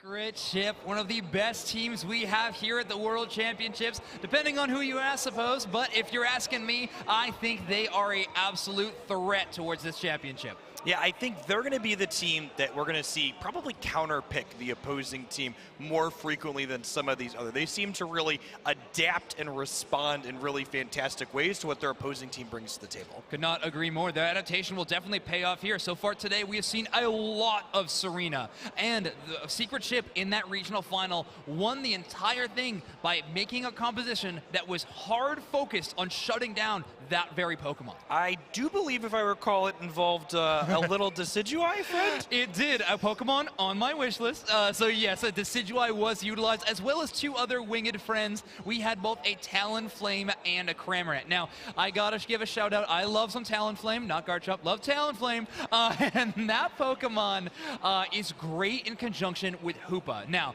if you are watching them play, they are amazing on this Hoopa. Giving, of course, my shout out to Yako on Secret Ship. They are an amazing Hoopa player. When you combine that Pokemon with Talonflame, you get some really cool combinations, notably with this Trick Phantom Force build. Trick Hoopa. It is, if paired with the Talonflame. So I'm not promising anything, chat, but when it does get paired with the Talonflame, you see Trick placed onto the Talonflame, they Brave Bird in, and then of course they can retreat to the Phantom Force portal created by the Hoopa at any time. It's this really great 1-2 punch engage that is got a safe retreat, not something that a lot of Pokemon have in Unite. Yeah, and that's a place that where Talonflame really struggles, right? Because the get in and engage is great, but then your buttons are on cooldown for a while, and you have to kind of try and survive with the squishy kind of melee character to be able to jump back out. And Hoopa, with the trick, allows them to mitigate that a little bit. That's very true. Yeah, Talonflame has its strengths, it does have its weaknesses, and if you have a team that has such good knowledge of the game and is creative enough, you can sometimes circumvent those weaknesses. Yeah, definitely. And that's one of the things that's really interesting about Pokemon Unite, from especially a theory crafting perspective, is figuring out, okay, not only which characters are strong individually, but what combinations of characters are strong together when you're building your team compositions for a bigger event like this. It's true. There are 5 Pokemon in Remote Stadium at any given time during a Unite match, but it definitely feels like a lot of the synergy comes down to duos. When we land these abilities in conjunction, what can we create? We've seen a lot. We've seen Snorlax Heavy Slam be an iconic combo piece. So far, it feels like at the start of Unite, but now on the bookend of year 1, Snorlax is back.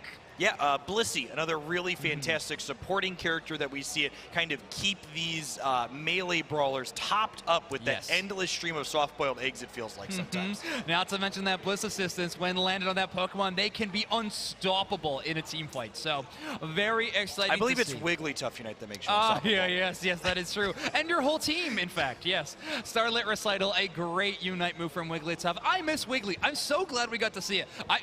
I'm a Snorlax main. I self-proclaimed Snorlax main. I love that Pokemon. I'm glad it's back, but honestly, I think I'm most rejuvenated by seeing Wigglytuff all over the place. Yeah, and not even just seeing Wigglytuff. We've seen Sing Wigglytuff and Rollout Wigglytuff so far today. I am honestly not sure which one I expected more. If I'm seeing Wigglytuff, I thought Rollout, but Sing's good, I think. I don't know. Now, Sing has a lot of effects, of course. It gives that sleep status condition, which stuns up a lot of Pokemon. They cannot move while asleep unless they're hit or when that timer ticks down. Of course, though, Sing has a great added benefit of having every enemy Pokemon's special defense well under that Sing ability. So if you are combining it with with a Pokemon like Venusaur, who has great special attack damage, it can help out a lot, especially in the early game, where Venusaur doesn't quite have the damage to keep up with other attacker-style Pokemon. Yeah, then again, that just goes back to that kind of 1-2 team-building punch where the game's not just about your individual characters, it's about the whole group of 5, or at the very least, your duos and pairs inside of those 5 and how they can work in tandem together. That's exactly right. So if you're at home and wanting to know how to get better at Pokemon Unite, get yourself a duo like Jeff Hoagland here. So he'll be able to get those combos off with you and make sure that everything is looking good. I'm dragging him down. We should get a new duo for Jeff so that I don't have to be there with you anymore. But very soon we are going to be headed into this next game. This is Secret Ship's debut on the mainstream, and it is very, very exciting. I know they have a lot of fans at home and abroad, so I'm very excited to deliver on some Secret Ship action. Yeah, I am definitely one of their fans from abroad. I've watched their matches in these regionals and AOS Cups from the Japan region, and they are just a delight to watch. And I'm curious to see not only what they open on here in this first game, but games 2 and 3, I think, is really where they shine when it comes to figuring out, hey, how are they counterplaying? Well, let's take a look. The draft is ready. We'll get to it in a sec, but we have Renaissance versus Secret Ship. We see in Alolan Ninetales. Oh, and my boy Blue that we talked about earlier, a Blastoise locking in here for Secret Ship on the right side screen, and a Gengar. That's the one that's taking me by surprise. It is Gengar, and that Gengar has not 1, not 2, but 3 spectacles on their face. That is a triple glasses Gengar. I mean, if 1 pair of sunglasses makes you cool, Zoinks, then 3 pairs must make you super cool. Geometry is definitely a big theme in our block here for casting today. Yes, that is true. 3 glasses better than 1. At least the Gengar on Secret Ship is thinking that way. Now, what does that give you? A ton of special attack damage. Why does that mean so much to Gengar? Yeah, Gengar is like an assassin-style character in Pokemon Unite. It is squishy and a melee character, but it does incredibly large bursts of damages. And there's 2 different Gengar builds. So usually the triple glasses build implies that we're going to see Dream Eater plus Shadow Ball for an incredible amount of burst and kind of jumping around the battlefield a little bit, but Sludge Bomb plus Hex is also a very viable skill set that we can see from these characters. And a Gardevoir from Renaissance here as well. This is a pocket pick of Camiros. They are an exceptional Gardevoir player, and I love watching them play this. Now, another Pokemon that struggles early in the metagame, but when sent to the central area, you can circumvent that weakness a little bit. I'm going to double check my eyes here, Zoinks, but are there 0 Hoopas in this match of Pokemon Unite? Yeah, get those checked. There is one. No, there is one. There is one. Renaissance is rocking the Hoopa, and they are bringing it down here to the bottom, the top path this time around. I gotta get mine tech too. Speaking of Week 1 Pokemon Unite, Eldegoss here as the support character on Secret Ship, a character that's capable of providing healing and shields in a circle around it, as opposed to the more targeted healing that we see on something like Blissey. AoE healing is so good on the side of Eldegoss, and Yako, an expert on this Pokemon, I can personally guarantee it. Now, a Ghastly coming down here into the bottom path, gets the evolution off of an Aipom. Not only do we have the evolution there, but we have Psyshock on this Gardevoir. My personal favorite. Look at these bees just get absolutely deleted from the path with those 3 quick hits, but Gengar almost taking Gardevoir off the map here. Yeah, you're walking that razor edge when you're playing a Pokemon like Gardevoir. A glass cannon, if you will. Now this contestable auto now does get absolutely demolished, and Yang gets the evolution thanks to it. This Blissey has been doing so much soft boy healing work.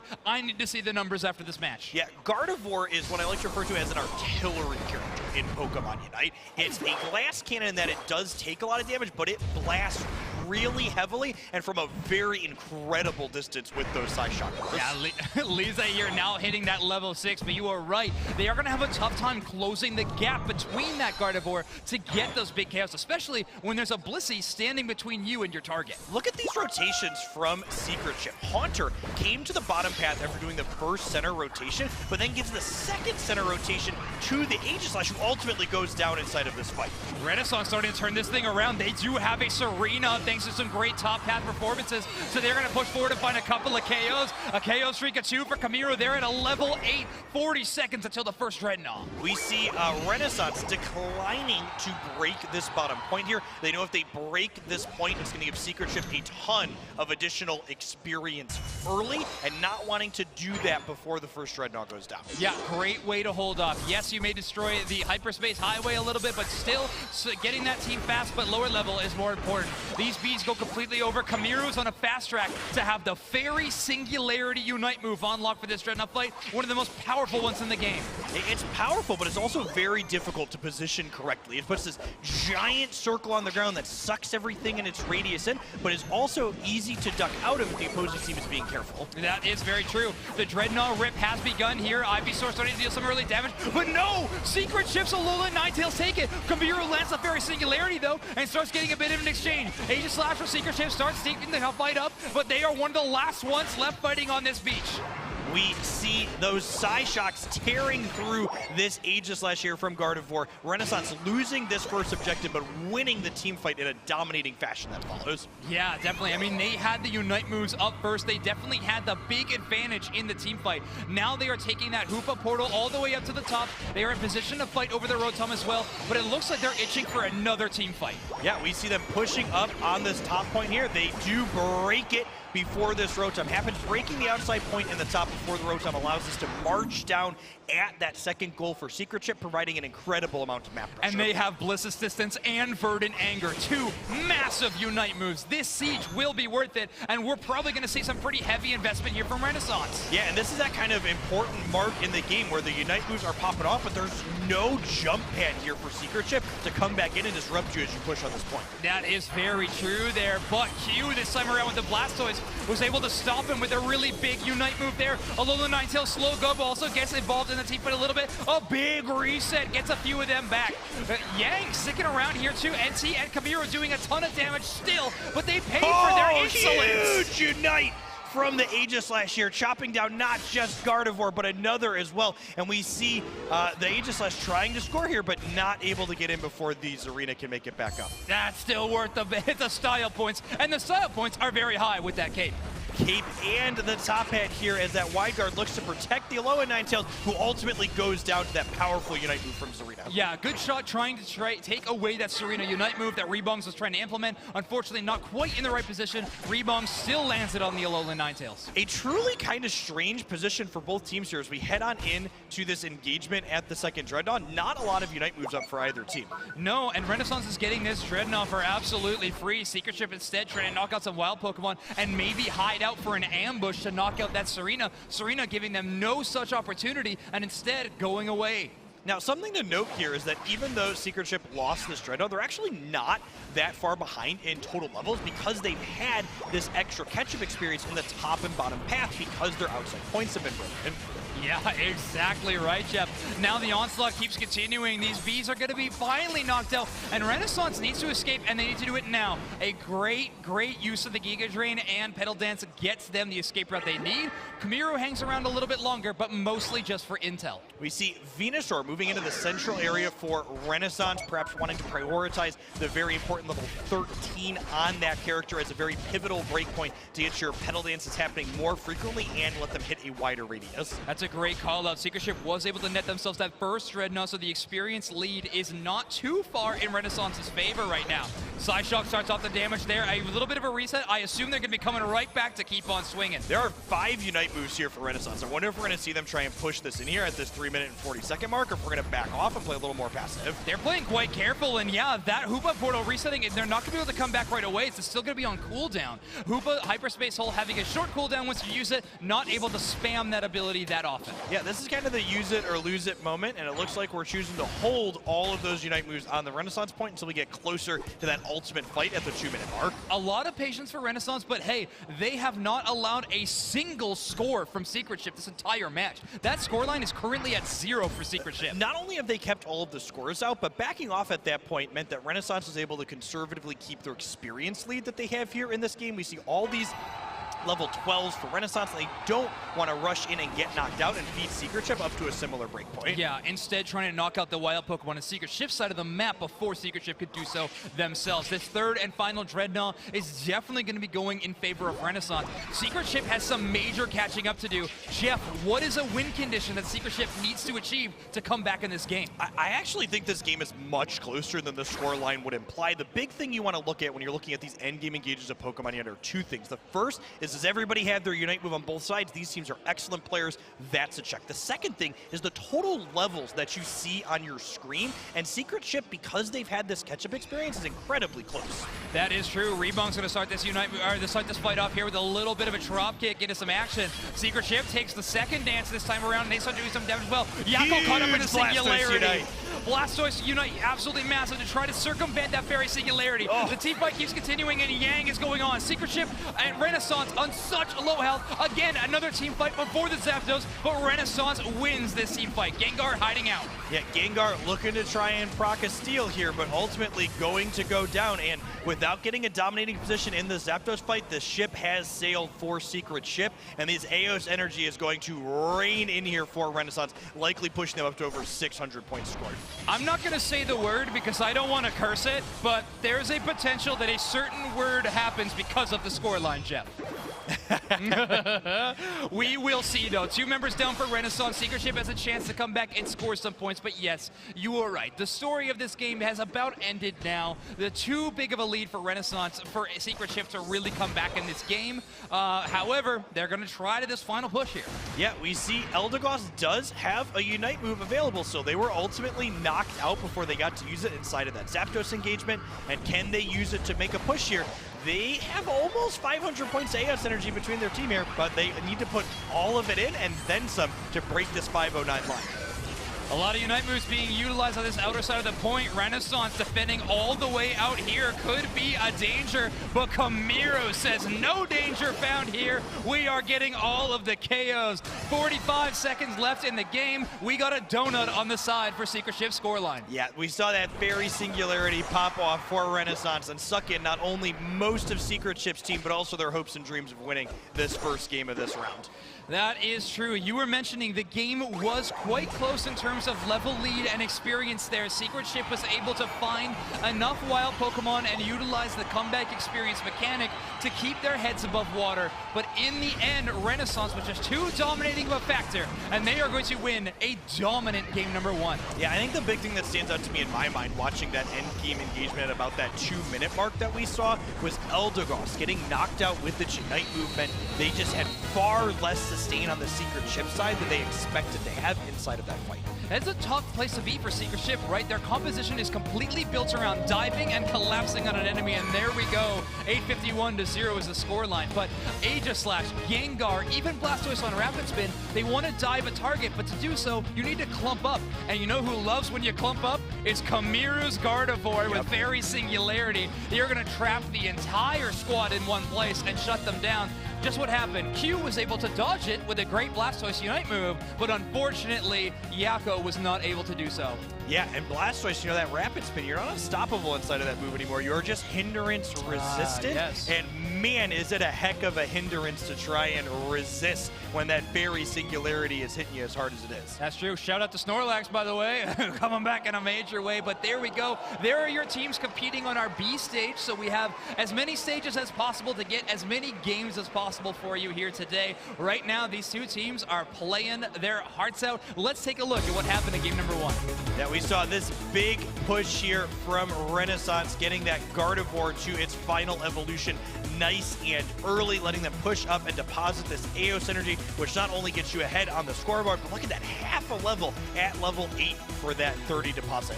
That was wild. Yeah. The Gardevoir got leveled up so quickly. Kamiru was a force to be reckoned with. That was a 3-person Fairy Singularity around that first Dreadnought fight. Kamiru making this Pokemon soar up the tier list of all those YouTubers. Yeah, Renaissance just hitting again and again and again inside of every one of these engagements was just a pretty decisive massive victory for our left side team here.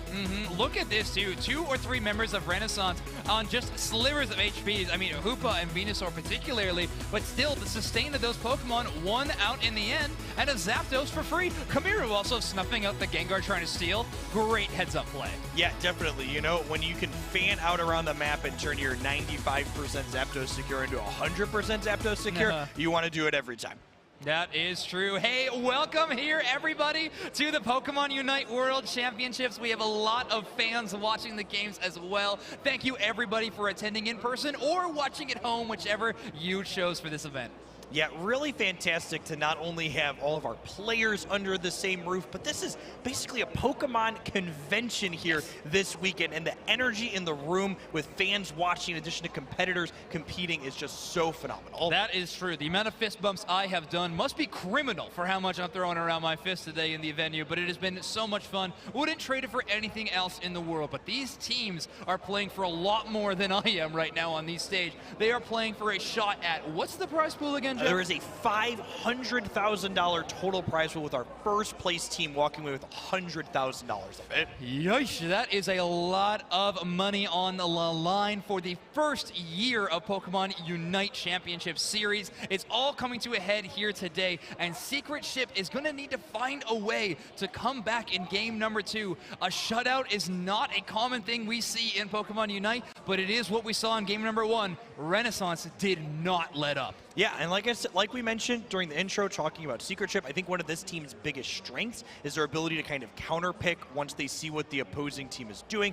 So I would be kind of surprised if we see that exact same 5-character lineup selected for Secret Ship going into the second game. You'd be surprised. I'd be shocked. Dumbfounded even, because yes, I think Secret Ship's rotation of Pokemon is excellent. So we will see. It was definitely an all-in on some special attack damage and a ton of bursty damage, right? I mean, Aegislash obviously the outlier, but Blastoise, of course, Hoopa, Alolan Ninetales even, a lot, and Gengar, of course. So much big SP damage all at once, but did not find them the win this time around. They're going to need to switch up their strategy. What would you like to see at a Secret Ship this time? Speaking of picks, maybe we could take a look at what's been being picked so far in our tournament here. We've got some stats here. Top 5 pick rates by region. Looks like we've got a lot of Blisseys and Hoopas and Zarinas. Not a huge surprise there to me. Those wonderful pink Pokemon, the first 2 especially, are really powerful. That is true. Shout out to APAC, though, as well, for being maybe the discoverers of how good Sereno was. They've been playing this Pokemon for quite some time. Definitely the first region to really adopt it as the meta pick position. Yeah, I think it'll likely be the most common melee brawler we see here this weekend, but it definitely won't be the only one. That is true. We saw Machamp already. We have not seen Lucario, notably. All right, in the Japan region, this is really interesting from their regional tournament. So Blissey and Hoopa still the most picked, but significantly lower than an APAC. Yeah, no kidding. A 62% for Hoopa. That's rookie numbers. Japan is taking it easy on this, you know, mischievous Pokemon, magician Pokemon. I can't remember which one is its subtitle, but still, 62.5% chance shows that they know how to play the Pokemon. They know it's extremely strong, but they're looking for other ways to play the game. Yep, definitely, and that's really what we see top teams in Pokemon Unite doing regardless of their region. The teams that come out on top the most successful most often are the ones that are looking at what's going on, and they're not just perfecting that, they're looking to go one step beyond that and beat it. Yeah, exactly. If you can solve the meta, great. If you can break the meta, even better, and Japan seems to be one of the teams trying to do so. Now, we have them in lobby for game number 2. We're going to get you there very shortly. Now, Secret Ship, we're definitely expecting some changes. What about Renaissance? Do you just keep that same build? Do you run Gardevoir 2 games in a row? Gosh, the Gardevoir pick could, I think, be the one that you are most likely to move off of if you wanted to change, just because I do feel like Gardevoir is one of the easiest characters to counter-pick into specifically. While its raw power level when it's left unchecked is obviously very high, we saw a lot of high-impact fairy singularities. If Secret Ship chooses to play more characters that can dive into it, or something like a Decidueye that can outrange it, for example, there's a lot of counterplay into Gardevoir in itself. That is very true. I would love to see a little bit more bulk on Secret Ship's side. I think they were a little bit fragile. Would love to see, you know, some more sturdy Pokemon that can sustain some big damage, but who knows? You even had Aegislash in that moment with King Shield, the highest defense stats in the entire game. Yeah, definitely. And that Aegislash is one of those characters where it's really hard to evaluate where it fits into a given team composition, because how the player chooses to micro with it has a big impact on that. That is a Mamoswine and a Duraludon with check marks on them. I asked for book, and I am getting book. Secret Ship has currently locked in Azumarill, Mamoswine, Dragonite, Duraludon, and Yakko. And Blissey. Yakko's playing Blissey. Duraludon, a character that's not quite as far ranged as something like a Decidueye, but is a ranged attacker that can be good into the squishier character like Gardevoir, as it looks like Renaissance is just running back the same 5 here. That is true. A little bit of a last-minute selection for Secret Ship. Hopefully they found the Pokemon that they were looking for. Maybe they were trolling me on the fix. I did see an Espeon there briefly as a character. We could see how that goes. The Mamoswine went back and forth here. We'll be into the lobby momentarily as our players load up to confirm exactly what those folks are doing. That is true. Let's take a look at the Renaissance side of things, though, on their Pokemon selection. Not too much of a change-up, if I'm remembering correctly, but yeah, some interesting selections of their own, yeah.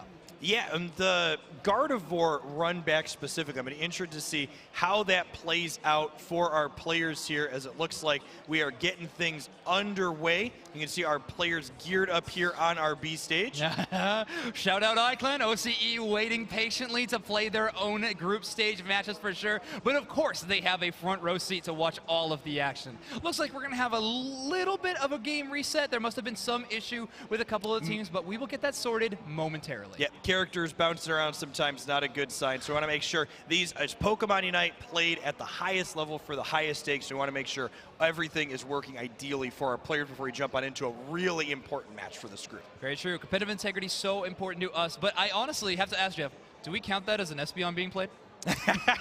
Do we count it? Does that another Pokemon off of my bingo card for being played in the match? I hope it does. They did have a check mark next to a Mamoswine. Okay. So we hadn't quite check marked an Espeon, but I think when we get a remake here, I will bet we're going to see my favorite Icy Mammoth. Yes, I think so too. The Mammut is here to play, and I'm excited to see it too. We actually have seen a pretty large lack of any evolutions here on the stage for these two groups. Yeah, I think those are characters overall that find themselves in a little bit of a tough spot. I think when it comes to competitive play, we've seen those characters traditionally see play in like that split center type setup, because they're not fantastic at contesting those last hits early, even if they do hit decent power spikes at 4. That makes a lot of sense. Yeah, I think if we're going to see anything, it'll probably be Sylveon upcoming. That Pokemon has found ways into the metagame, despite us thinking it's not so strong before. So maybe it could surprise us, but you are right. Those Pokemon do seem in a tough place right now. Yeah, the Hyper Voice is very fantastic at clearing groups of wild Pokemon like those Combees and Friends, though. So we could see that Nouns later in Group D as one of the groups that perfected that kind of split center area. That is very true. There's a lot of teams I'm looking forward to watching to at this event that we have not gotten to see yet. We've seen a lot of Group A and B so far. Group C and D are still waiting, and a lot of different teams there. We're going to see even more strategies upcoming. Honestly, the variety we've had at this tournament, I think, was a lot of people's requests and wish heading into this tournament. Like, a lot of people, they wanted to see something new, something different. If I'm traveling all the way across the world, I want to play against a myriad of things. And I mean, that has come in spades today. Yeah, definitely. I mean, if you would have asked me going into the weekend, Jeff, do you think Hoopa will be on every team? I'd have been like, yeah, probably. But we're not even in through the second bracket, and we've already seen the second Swiss pod, and we've already seen that not be the case on multiple of our teams. Lack of Hoopa is the truth, apparently. So yeah, we are seeing that true for sure. Oh, again, yeah, we'll see iClan one more time. Make sure they get their team rep in there. Seriously, these teams are so excited to play. iClan has been working so hard as a team, but they all have, right? These last 2 weeks especially, these teams have been cracking down and getting as much practice time in as they possibly can. Yeah, I mean, Pokemon Unite is an incredibly skill-based game, especially at this top level. There's objectives that can come down to last hits, but the way you make those last hits skew in the favor of your teams with your engagements and your character selection, the execution of your attacks at the micro level, the teams that are playing the best are going to win the most. That is true. Let's take a look here at Renaissance. So Renaissance, a game from game number 1. So their first match, they did not get the win over Eternity, but this second match, they started out with a bang, a shutout victory against Secret Ship. Renaissance looks like they woke up. Yeah, and if you're a team like Renaissance, you're coming here to the World Championships looking to prove something. A third place finish, a second place finish. They're on the way up, and there's only one place to go after second. That is true. Fourth, right? No, first. I'm so bad at counting. But luckily, Renaissance is very good at it. They counted, and they added a positive number every single time they scored. So great work from them. Yang's Venusaur play. They have played basically only this Pokemon in the tournament so far with the small sample size that we have, but they have made it look quite good. Yeah, just really fantastic character. You're able to hit those high break points in the mid to late game, just have such an incredible impact inside of those late game fights. Let's take a look at Renaissance's competition for this round here with some Secret Ship. That is true. Some good-looking team members over there. Secret Ship looking to play here. Yakokui, Q, Guacberry, and Lise are all here representing the Japan region. They won their regionals. They want to win Worlds. Yeah, they know what first place tastes like, and they want a whole lot more of that flavor as we work on through our Swiss rounds and ultimately our double elimination bracket tomorrow here at the World Championship. That's true. And what utensils do you use to get it? Their Pokemon selection in the first one was very strange, but it did have a strategy to it, right? That is one of the things that we have watched a lot of North American and European competitions. You and I have casted a lot of those events, but of course we try to spectate other regions, and this variety and different compositional, formats has been all over the place for so long. It's really a blessing to see it in person.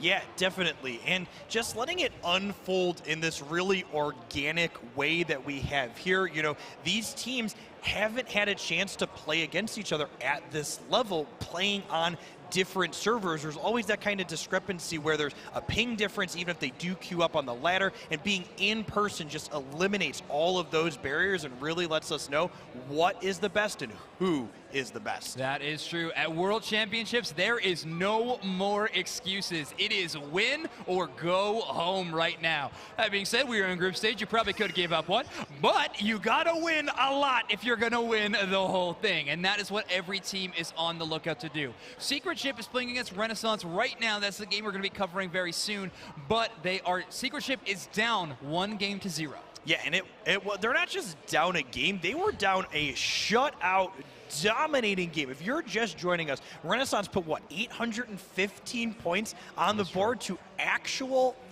0? Yes, to a donut, as I like to call it. So yes, unfortunately, Secret Ship has a lot of work to do to come back in this game too. We've definitely propped them up to be one of their best skills is going to be their adaptability and their change-ups from game to game, and they're going to have to show that in full display if they're going to make a comeback in game number 2. I'm not one for bold predictions, Zoinks, but okay. I'm going to cast this one out there. I bet Secret Ship's going to score more points in the second game. Wow, a hot take. This is the content that you all wanted, and Jeff is delivering. My cold take, my hot take, maybe they don't.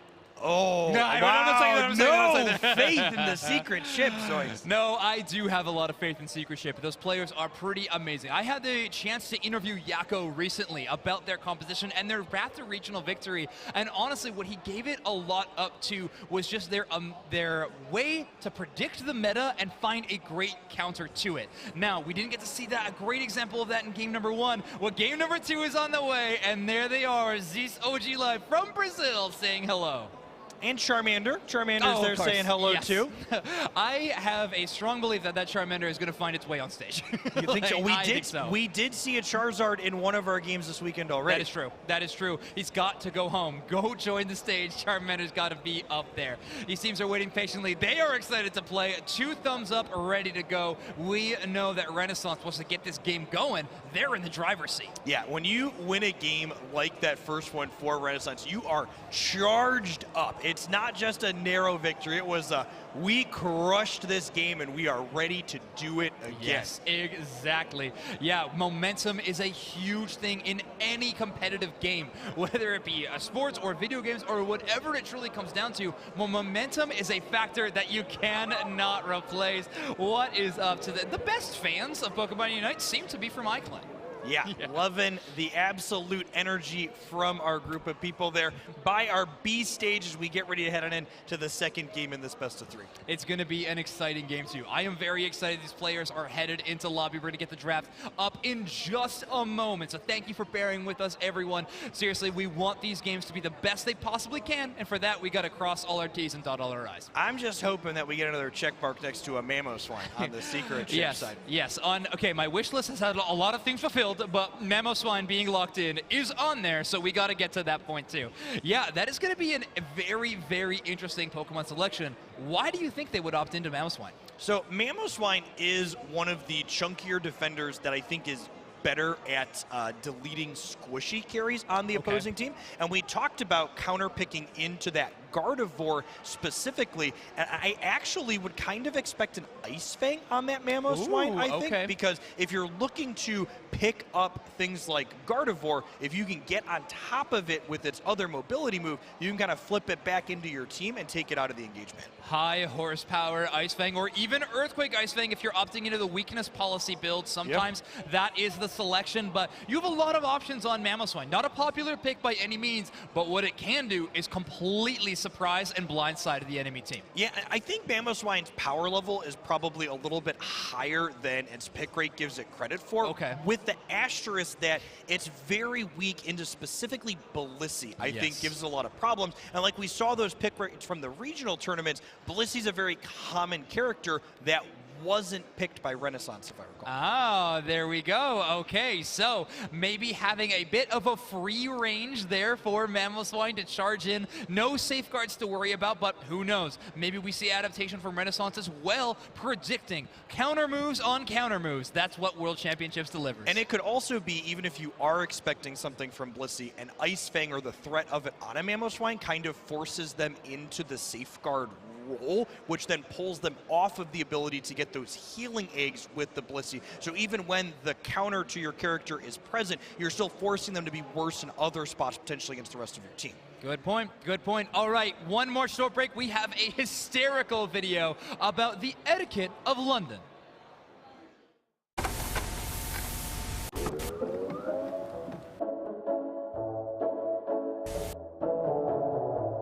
Elegant. Tasteful. Dignified. Oh. Welcome to the Polite League.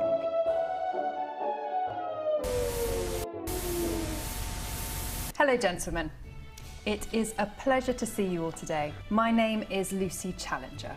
I am an expert in British etiquette. I teach the world how to behave in a polite British setting. As you can see today, the nature of your work means that you travel around the world, meeting different people from different cultures and customs. And today we find ourselves in Great Britain, home to the Queen, Downton Abbey, and Bangers and Mash. And for those of you who don't know what Bangers and Mash is, it's sausages and mashed potato. So it's important that you know how to handle yourself in formal and informal settings, following the specific etiquette of choice. After all, gentlemen, knowledge is power. Okay, gentlemen, we're going to be talking about how to handle something valuable. So I have some white gloves and we're going to pop them on. So I have something very, very special to share with you today. So I would like you to close your eyes for a moment, please. And you may open your eyes. I knew it. So you probably recognize it. I have the actual Pokemon trophy here, and I'm going to teach you how to hold it carefully and in the correct etiquette. Now, if and when you win this, they're going to most likely want to take your photo. So you're going to want to spin it around so that they can see the World Championships on the front, and hold it just slightly closer to your body. Also rest your hand on the top rather than holding on the upright section. There you go. Try not What not to do? Yes. Our final section today in our etiquette lesson is how to eat food in a formal British setting. You'll each be presented with a type of food, and one by one, I will go down the line and you can guess and demonstrate how to eat the food correctly. How do we eat the cupcake? I'll try the spoon.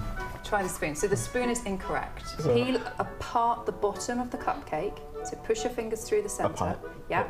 And try and get the whole of the bottom off. You can practice with the next one if you need to. We might need another cupcake. And then you're going to place the bottom section on the top section to create a sandwich. Wow, that's very interesting.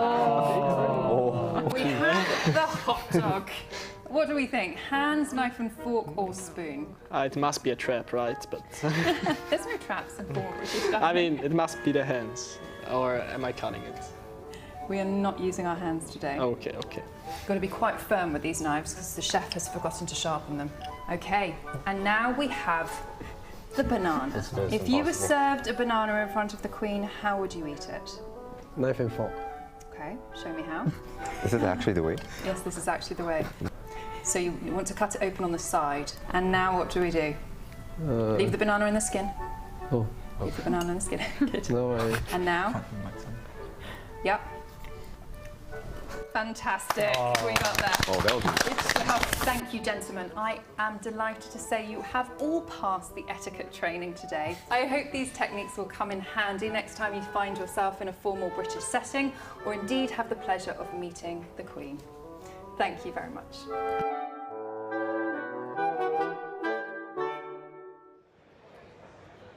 Welcome back, everybody. Don't worry, we have the game ready this time. So we are going to be headed into Renaissance versus Secret Ship for game number 2. Secret Ship has got their work cut out for them.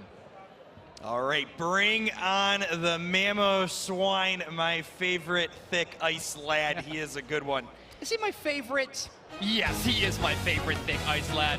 All right, here we go. Secret Ship still hovering the same. I'm surprised you didn't give a good shout out to the Azumarill on the side of Secret Ship. Ooh, I think they had switched off of it momentarily. I see. Maybe that was the problem in the previous game. But the big thing that jumps out at me about this particular Secret Ship competition is both Duraludon and Dragonite. Our characters are very good at securing last hits on objectives. Oh, incredibly so. A scope lens on the onto the Duraludon could be an interesting selection. And of course, Yang finally selects their iconic Venusaur pick.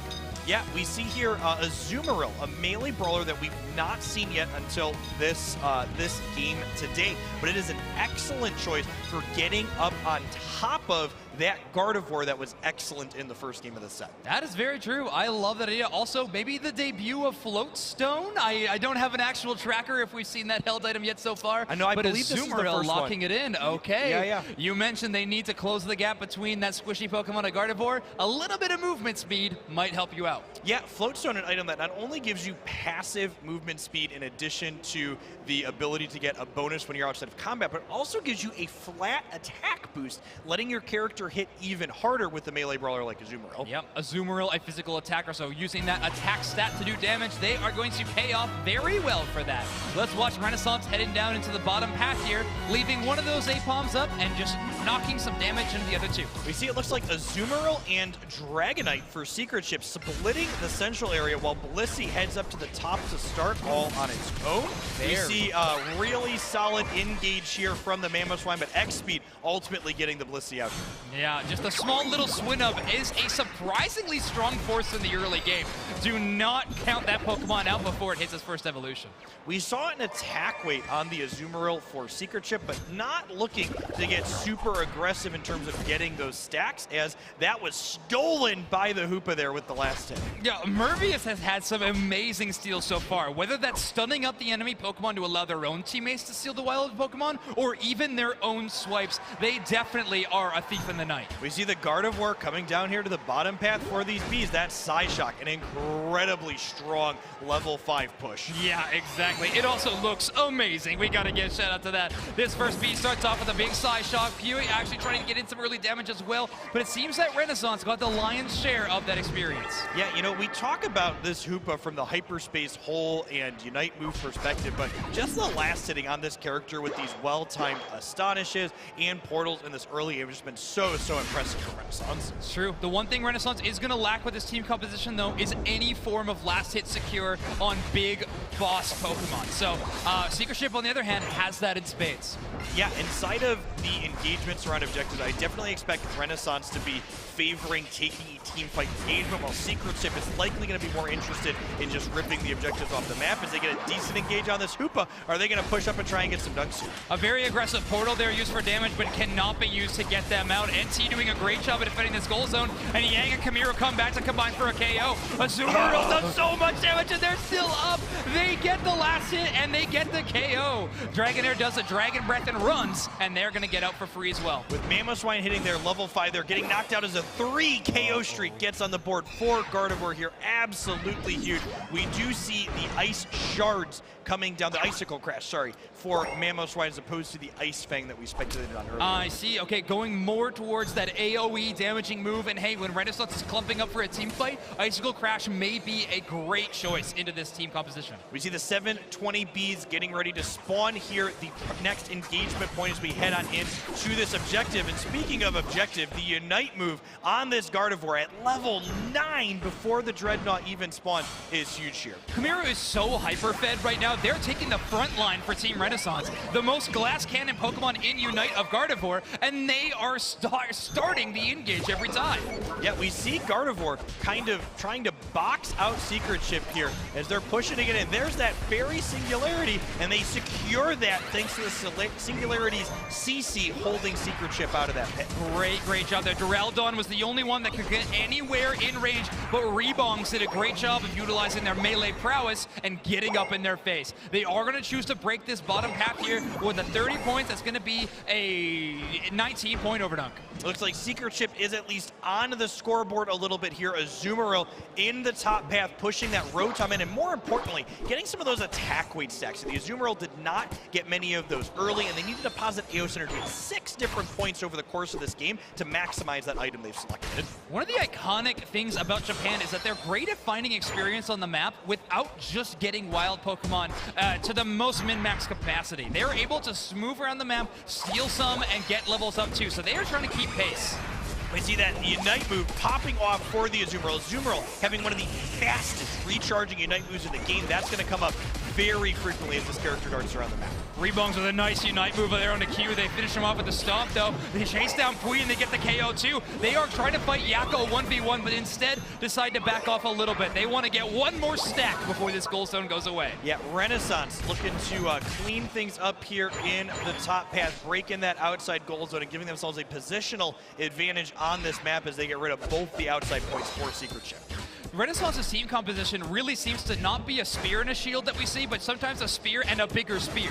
So we of course have Rebongs on the Serena with the engages, but we have Kamiru's absolute artillery level firepower backing them up. We see Unite moves coming up here for both teams. There's going to be a lot of fireworks in the second Dreadnought engagement that's about to come up here in 15 seconds in the bottom path. Murphy is hanging out here around the top path. They have their Unite move. They can bring the entire squad down, but the rest of Renaissance has chose to try to get a few scores in 5 seconds before Dreadnought. Here they come out. A big stun though right outside of the portal. Secret Ship with the trap of the century. That was an incredible, oh, you're walking out of the clown car? You're all gonna get deleted when you do. Exactly, a KO streak of 3 for Q. Amazing job from them. Of course, Duraludon getting a KO streak of 2 of their own. Pui, an amazing player. Last time we saw them in regional finals, they were on Cramorant. This time around, they're on Duraludon. Yeah, and look at how quickly Renaissance got deleted there. Almost none of their players were even able to pull the trigger on their Unite move before they were wiped off the map. A very aggressive Hoopa portal can sometimes be a downside, especially if the enemy team can predict it. Revolving Ruin from Duraludon is a great trapping Unite move that can shut down a lot of these Hoopa engages. Yeah, and we see Renaissance looking to kind of push up here. They have these Unite moves burning a hole in their pocket, and they are at the use them or lose them moment of the game here at the 4-minute mark. Well, they are trying to use them right now. A huge one from Yang. Verdant Anger finds themselves a KO. Everybody chipping in for that one. Gardevoir getting one of their own too. Q, one of the last lines of defense. They're doing a pretty solid job so far, but it's too much damage to keep up with. A lot of goals are being scored. That is a second-tier goal zone being broken. Renaissance pulls the lead back into their direction. Not only did they break that tier 2 goal zone, but they didn't lose a single member of their team to do it. They got a full team wipe, collecting a ton of valuable experience, and they got themselves up another 100 points on the scoreboard. Just incredible engagement for Renaissance top to bottom. Efficiency is the name of the game, but again, I have to worry about their team composition. You might see a second purple dot beside that Dreadnought. The secure on these most important objective Pokemon like Zapdos is going to be so tough for Renaissance to do. If I'm Renaissance, I am looking to start a team fight as early as possible so that we do not have to worry about any kind of flip scenarios. We see Renaissance kind of jockeying for position around this third Dreadnought. These Dreadnoughts either spell disaster for one team, or we just won't see a contestant. It looks like in Secret Chip's case, they're just going to punt this third objective. Interesting. So now you have to ask yourself, what are they instead going to be favoring? They're not even posturing up for a second tier goal zone scoring maneuver in the top path. Instead, they're trying to bulk up, and they may actually favor this Rotom.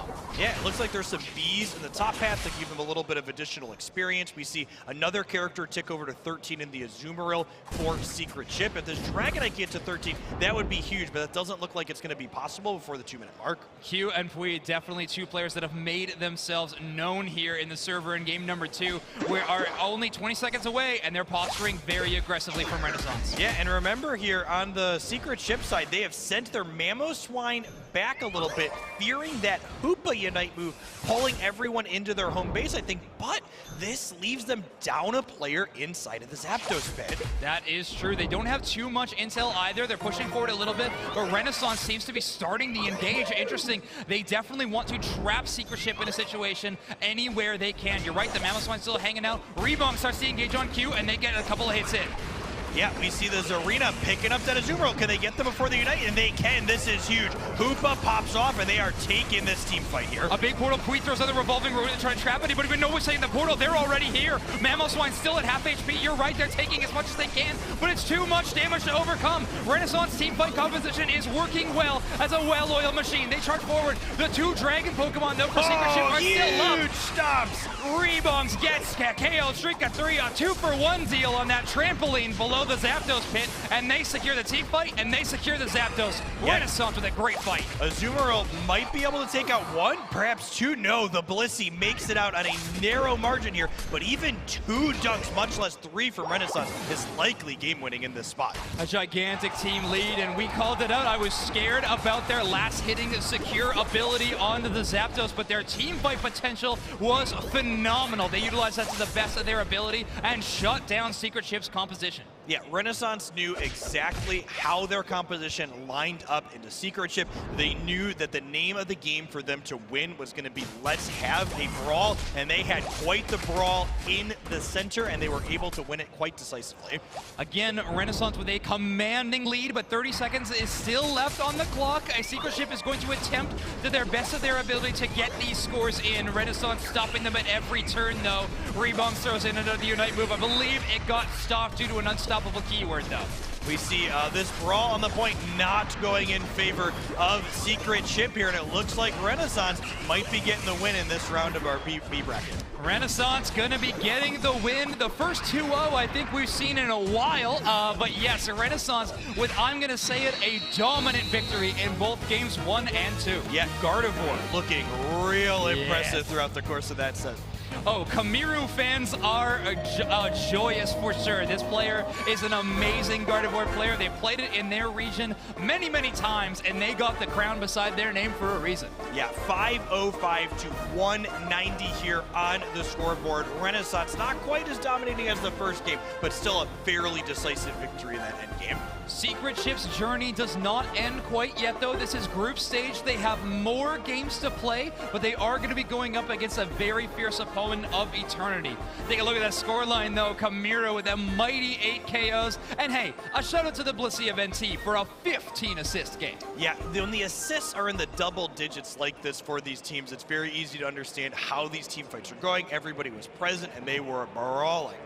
Exactly. Great sportsmanship from both of our teams, of course. After a pretty crazy match, they're still going to give the best sportsmanship they can with the handshakes and GGs after the match.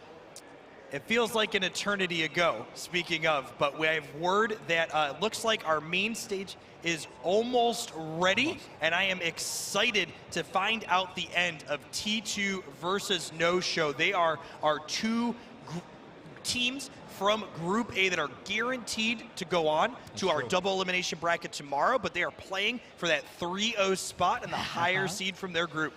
With the competition as fierce as it is, I would take that higher seed spot every single time if I could. I mean, you have to beat everybody to make it to the World Finals and win that lion's share, the $500,000 prize pool, but still, I want that road to just be ever so easier. Yeah, definitely. Any little extra edge you can get. And I mean, even if you're not that hungry for that 3-0 spot, the practice and the knowledge that you're going to get, because this is a team that you're going to have to beat tomorrow, and getting the feel for how they tend to play out is huge. There we go. All right, so we are back on stage with No Show versus T2. This is game number 2. No Show already up 1-0. Yep, we watched that game earlier in the broadcast. If we recall, we've got a Cramorant here for T2. It looks like we've got Hoopa on the left and no Hoopa on the right, but Wigglytuff and Blissey for T2 from Japan. One of the best looks for Cramorant in this current metagame is thanks to the pink Pokemon of Blissey. That Cramorant Unite move, when in combination with a Bliss Assistance, is a ton of damage. With a huge range, it's very tough to get all the way to the Cramorant to stop that nonsense. Oh, I was going to say the best look for Cramorant is the cowboy hat, but I guess we could go with the technical breakdown of the Unite move as That's true. Shout out Spraggles. All right, so heading into this this first game, 7 minutes and 30 seconds. We've already seen the first row of bees, but we're yet to see the Dreadnought. 30-second countdown until that happens. Yep, we're going to see the big pickup here. Maybe. Can the glitter on the ground get them out? They can, especially with the healing from the Blissey here, as that Wigglytuff is level 6. Do we got to sing, or do we have a rollout here we've yet to see yet? Mame, again, I cannot say enough. This player is one of the best in the world, if not the best on Serena. They are going to be charging in. Supercell is just going to barely get out thanks to X-Speed. What an incredibly powerful stomp here as we see a Brawl breaking out around this objective. Aegislash hoping to secure, but ultimately getting pushed out here. Can the Dragonite Beam go? But the right side, Serena stomps it out, but soon she is stomped out herself by this Dragonite. That is true. A 2-3 trade in terms of KO, so I would take the Dreadnought in that situation for sure. T2 coming out barely on top in that situation, but S4L absolutely changing the game. Those KO streaks to 3 were in that past fight, and they are continuing it. Jikubo and Dragonite combining for a KO on the Blissey. They get one more score in for their trouble. You see Dragonite using that Unite move, trying to get out of this engagement. Can the Wigglytuff and the Aegislash be disruptive enough to get them out? That's a Unite move. Doesn't save the Wigglytuff. Can it save itself? It cannot! My word! S4L with a KO streak of 2. Unbelievable. The Hoopa does go down, but it seemed like it was in favor of the Dragonite to just keep on going. Say Aegislash could not close the gap. Next eject button, but here we go. Yet another fight. Right now, Mame maintains the tide to the Unite move onto the opposing Serena. Yeah, we see the Brawl on this top path here. Rotom not being looked at by either team yet. Both of them preferring, hey, I would like to break this outside point before we send this objective down at you. Mame needs to be stopped right now, and you can see the focus coming out of Blossom. Blossom has played such an amazing Snorlax day so far in the way to shut down individual threats. Mame is that threat on T2 right now. Yeah, we see Mame looking to kind of position around here, acknowledging, hey, this engagement on the top point is not going the way we want it to. Let's try and get value somewhere else. And stealing their central area is a good way to get some value. There we go. Yeah, stealing that central area. Even despite the Hoopa hanging out in this area trying to get a bit of defense, Mame still gets out with value. Yeah, we see that top point get broken on the T2 side as No Show sends this Rotom down at their second point just in time for this Dreadnought to be spawning in the bottom path. Solid Rotom gamers, but you're right. They're not even using it as a distraction, though. And there we go. S4L finds themselves another KO. Ring the bell. We have a push with this Rotom reaction. Speaking of it, there's that Bliss assistance that we talk about as Cramorant plus Blissey absolutely decimate this push in the top path. I need to say, because I don't know how many times I wailed, the best Unite move in the game, in terms of name, is the Gulping Gatling Missile, and it paid off there. There we go. Dreadnought KO this time by T2. The Aegislash with a coup de grace is a fantastic secure move. It out-secures the Dragonite's Hyper Beam this time around. Yeah, absolutely love the use of that there. We see Wigglytuff trying to use its Unite move to get out here. Not going to get much value out of that. Needs to start recharging charging in to have it back at the end. And this big push-up from No-Show here, but can the Unite moves keep them out? Mame, yeah, trying to shut down this push with their own Unite move here, and now we see Wolom getting actually a KO with the Aegislash. Mame trying to keep fighting, but again, this shutdown from Blossom is so good. Santoshi needs to get out of the way. Mame goes down. Blossom with a great engage. Yeah, we see can T2 pick up some more knockouts here on their point, or will Aegislash be the one to go down as it tries to defend here? Yeah, here we go. We get another re-engage. They're coming back out of that polar. Wolon actually gets the 31-point score. That is no easy feat, but they're able to do it. Supercell has Q-Charm on cooldown, so Wolon has no fear.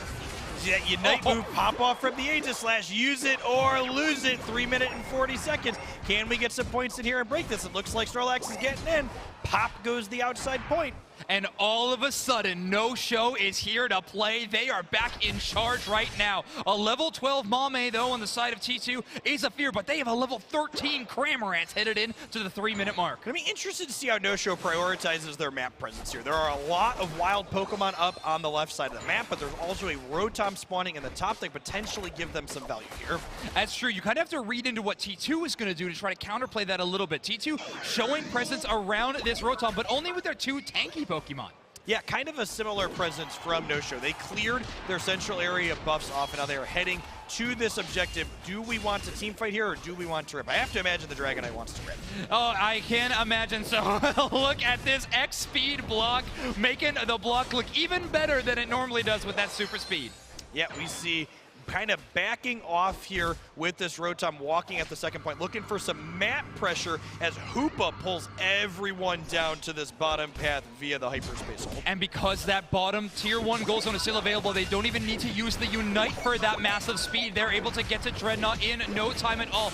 But look, T2 is giving all the presence around Zapdos. Gulping Gatling Missile needs a lot of room, and they took it early. Yeah, we see incredibly even levels on these teams. Maybe a small nod to T2 here as we head on into the end. The score total is low enough here that it's going to come down to this fight around the Zapdos. Who can decisively win this or not? No-Show definitely has a tough task ahead of them to get in there, but Blossom does a great job isolating Supercell. They take a lot of early damage, but the sleep prevents them from getting KO'd. Gulping Gatling Missile starts firing off. The Bliss Assistance has not been utilized yet. Takashima holding on to it. S4L utilized that Unite move really far early, and there we go. The Serena Unite move pops up. Mame KOs Blossom in that central area, and now S4L is trying to hunt down Supercell. Yeah, we see 2 members going down for No-Show. Now 2 members down for T2 as the objective is kind of getting started here, but trying to pull that objective down while Dragonite is still alive is not something you want to be doing. And let's take that dragon right off the board here. S4L bought so much time dodging every Mame drop kick there with the Dragon Dance, but still they were able to find them in the very end, and they get the Zapdos KO. An incredibly close scoreline. T2 up 30 points, up 130 points, up 230 points. This is not the point of no return there. There is time to put together a push from the No-Show side and get back into this game before the timer ticks out here in 60 seconds. I think you said it perfect. I think time is, there we go. The block preventing one more Hundo Burger from going in this time around. Supercell trying to escape. The Hyper Beam brings them down to very, very low HP, but the chase is on. Blossom tries to throw a heavy slam, a little bit short.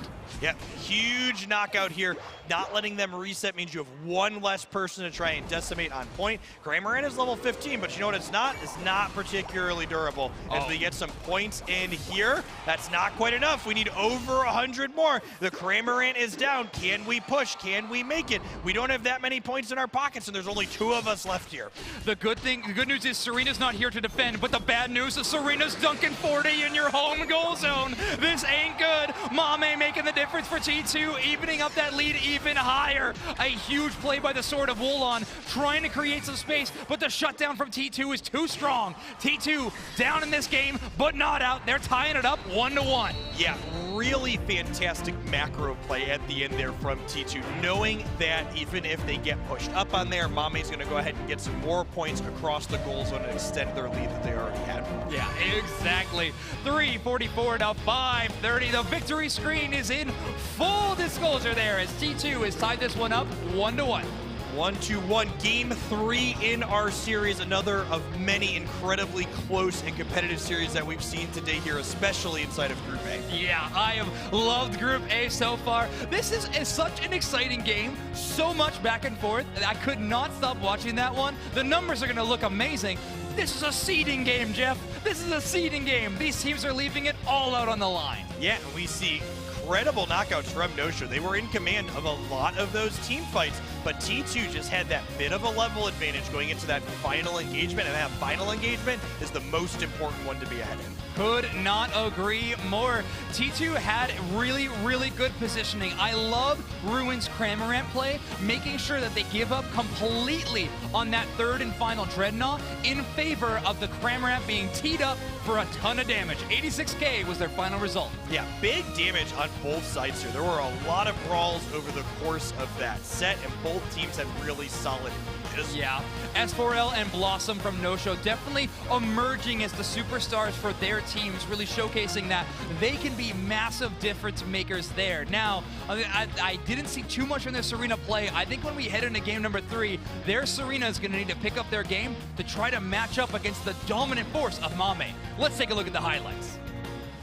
We head on in here. This was that first Dreadnought engagement. It looks like here where Dragonite tried to get the beam and was a little bit too late for the Dreadnought, but did get 3 knockouts after the fact. Oh yeah, it looked good. You always gotta look good for sure. Those chaos happening. S4L just putting on a show of how to micro gameplay with Dragonite. Dragon Dance, yes, it boosts your damage, but it also helps dodge enemy Pokemon moves. Yeah, really loved the secure on the second Dreadnought with the coup de grace from the Aegis. Was kind of acknowledging, hey, I need to take this off the board before the beam gets here. Yes, absolutely, definitely making sure that again, like I said, I's were dotted and T's were crossed in this situation. We saw this fight around the endgame, and again, I think T2's just understanding of the micro here in this endgame fight was so good. Like, they could have just tried to flip the Zapdos, but they're like, no, we're gonna lose this to the Dragonite. Let's remove that threat from the game before we go ahead and try and take this on. Yeah, it was honestly what I would love to call textbook. I think T2 read Nosho like a book and definitely wrote their own ending to that game number 2 story. Yeah, I completely agree. It's like you say, this is a situation, what are you doing? And they lined it up exactly correct. So we look at our player of the game, someone Zoinks has talked about a lot here in Mame on this arena. I'm quickly becoming Mame's biggest fanboy for sure. Yes, Mame looked amazing. 9 knockouts in this game, 4 assists. And look at that, attack weight and weakness policy being their damaging items and focus band for a little bit of defense. Yeah, just a really fantastic character for bursting out damage, but also just having so much mobility. The ability to double dash with that Queen's Majesty reset on drop kick that also drops the glitter on the ground and lets people get slowed down if they try and chase after you. Very true. And Mame has not just proved themselves of recent events. This has been an all-year thing. This player has been incredible. T2, they did get second in Japan regionals, but have for a long time now been the favorite team coming out of Japan in terms of strength. Very consistent placings across all of the monthly tournaments, and a lot of that is thanks to the superstar play of Mame. Yeah, really, and we talk about Mame a lot, but teams are definitely a sum of their parts, and every member of T2 is showing up and putting in the work to let Mame shine in the way that they do. That is true, yes. Notably so, that last player on the end there we were just watching, Takashima, in the past has been the Aegislash player for this team. But instead, now Wolon has taken up that role, and they have moved over into, well, some call it jail, but Blissey duty. Is playing the support Pokemon here. And I do not agree. I think Blissey is a very fun Pokemon to play with a ton of huge capability to win you games. Yeah, and Blissey is a character that, you know, how many Egg Bomb Zapdos steals have we cast on these broadcasts over the course of the last year? I've lost count. Like, it is a character that has incredibly large impacts with your precision micro ability. One of the few Pokemon in the game too where the meta can honestly be either move selection, but let's take a look at what Game 3 has to hold for us. It looks like no changes on the side of T2. We are going to see Cramorant and Blissey, of course, and Supercell on their iconic Wigglytuff. Yeah, we see that Snorlax locking in here, looking to bring some heavy slams. And interested to see, can Chobo put up big damage numbers with that Hoopa like we've seen from them in the past with this X attack build? Sometimes you gotta work for the highlight reel, and Chobo has done that a lot so far this tournament. No-Show has looked extremely good, but so has T2. A best of 3 always ends in a 3 when it's two teams that are this evenly matched. Yeah, definitely. We had to wait a little bit to get here, but I'm glad that we ended up at the spot that we did, get a 3-game set in this match to close out Group A in a spectacular fashion. Yeah, I wouldn't have it any other way. These teams are too good to only watch 2 games. I cannot wait until we see these final moments headed into game number 3. The players are headed in, so are we. Let's watch game number 3 between T2 and No-Show. We see Mame in that central area and then jumping over to start here for T2 with that Wigglytuff invading as just a little baby Jigglypuff here. Yes, Jigglypuff has a pretty decent, Defense Curl's a great early game mobility option that can actually get you in and out of danger pretty quickly. Yeah, this is something we've seen from T2 before, I believe, where they kind of just let their central area chill and go to get value in other places on the map. It's an interesting strategy that we definitely have not seen in a lot of regions, but T2 has found it's working for them. Yeah, we see Cramorant moving in to do the central area while Zarina splits the top buff with it. And the timing on this is all very surgical. You can see we're at the 9-minute mark here currently, meaning they will be back to path with these characters before those bees spawn at the 850 mark. Yeah, this is a highlight moment for T2. They did get knocked out, but this is a strategy they've employed even in the regionals where they would invade once and then invade a second time with a different Pokemon. Okay, yeah, and we see Zarina looking to serve that function here as she heads on in to the opposing central area, looking to be there exactly when those buffs start respawning here in a few seconds. No-Show getting a lot of scores here in this top goal zone. Definitely going to be experience from that. Santachi has to use the XP just to get away. Great peel there from Blossom to block the enemies that were trying to chase their teammate. We see a blue buff there on Mame getting one of these things out of the central area from No-Show. It looks like as S4L has their orange buff. There we go. Yes, Mame was able to steal away the Bouffalon and now has a level 6 advantage over Santachi's only level 5. I'll be interested to see who does the second rotation for T2 here as these buffs start to respawn. We've got a little baby Aegislash here as we, speaking of baby Zarina, bullying her smaller evolved form here on No-Show's side. Mame gets the chase down here, and now they're choosing to take the 1v2 against Blossom and Chobo. Not something I'd advise and not something that Mame wants to stick to. They start bailing. We see Zarina backing up here, getting some heals from Blissey as that little baby Aegislash does head into the central area looking to get fully evolved before this Dreadnought spawns here in 30 seconds. It is so interesting. Both of these teams prioritizing different parts of the map completely. Some moving towards these contestable bees and things like that, and No-Show even leaving their central area up like you were mentioning. So many different strategies to try to throw the enemy team off and predict what they are trying to attempt themselves. Yeah, we see the bees breaking out in the top and bottom path. The question is going to be, can T2 get their Zarina and their Aegislash down to the bottom with enough time without a portal from a Hoopa as Zarina continues to bully with Mame here in the top. Mame? Yes, okay, Aegislash gets absolutely dumpster. T2 with a great attack there in this situation. Dreadnought starts getting hit with a lot of damage here. Supercell comes in, left side team takes this Dreadnought, no problem at all. No-Show showing dedication to other parts of the map. T2 gets the first bout of experience from Dreadnought. Yeah, we see Aegislash there choosing to stop attacking the objective until the rest of the team can kind of work it down a little bit, so that way their boosted autos can cut across once it gets low, giving them the best chance to secure that last hit. Makes a lot of sense. Mame getting even more stacks in here thanks to the instant scoring bust of Rotom. So this goal zone defenseless, Mame is going to be fully stacked up on the attack weight. Yeah, we're getting lots of points in here in the top path thanks to that Rotom. I'm going to be interested to see. I assume we're going to break with the 40 here. There it goes. There we go. Ruin comes up the long way, all the way down, and actually uses the Unite move. Engages with the eject button. Will not have that for any kind of escape. Cancels the Unite movement. Stops channeling it because there was no one left to attack. Yeah, we see that central area coming back up from T2, and honestly, at this point, any of these characters I could see running in there. We've seen Aegis last year rotations, we've had Kramer, and we've had Zarina. Anybody but the pink blobs on T2, the center is up for eats. Very, very true. Wulong here, not quite to level 9. They need that coup de grace available for them. They did get it. If they want to engage onto Hakuda and Supercell, they have the option. However, Blossom does go down. T2 keeps on the engage. A Sacred Sword 1. Can Wulong get out? No, it looks like they're trapped in place, but a wide guard at the last minute keeps them up. Yeah, we see those defensive boosted autos from Wulong, giving them a little bit of healing. Will they finally go down? And they do. Haruta finally closes the gap with a nice Sacred Sword. They've boosted up 3 boosted autos into the gauge there, waiting for that moment to happen. Now T2 wants to get even more goals in, but Blossom is the enemy of scoring. Yeah, huge block there from Snorlax. Yes, okay, one more pause, everybody, until we get back in the game. But let's talk about Blossom and that crazy play that we just saw. This Snorlax has been a shutdown in a lot of varieties, but in scoring, it's been huge. Yeah, it's just been absolutely dominating in terms of dictating the positioning inside of every engagement. You heavy slam past the opposing team, you knock them up momentarily, and you say, you are going this way, which is the exact opposite of the direction they would generally like to be moving in. I personally like to move in the direction I want to move in. But yeah, Blossom is the enemy of all things scoring.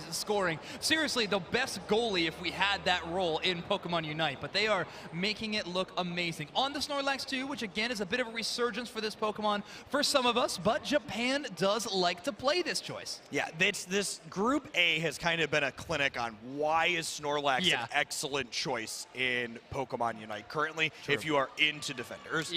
Yes, yeah. If that is your Pokemon selection of choice, Snorlax is looking a whole lot better these days. Yeah, and especially when you'll see Snorlax kind of go into overdrive mode and start running real quick. That X-Speed battle item, when combined with that block, allows you to push people kind of into overdrive, whether it's across the map or into a wall so they can't move. You're going to have a big impact with the big lad that Snorlax is when you get going. Across the map might be an accurate description when you use X-Speed.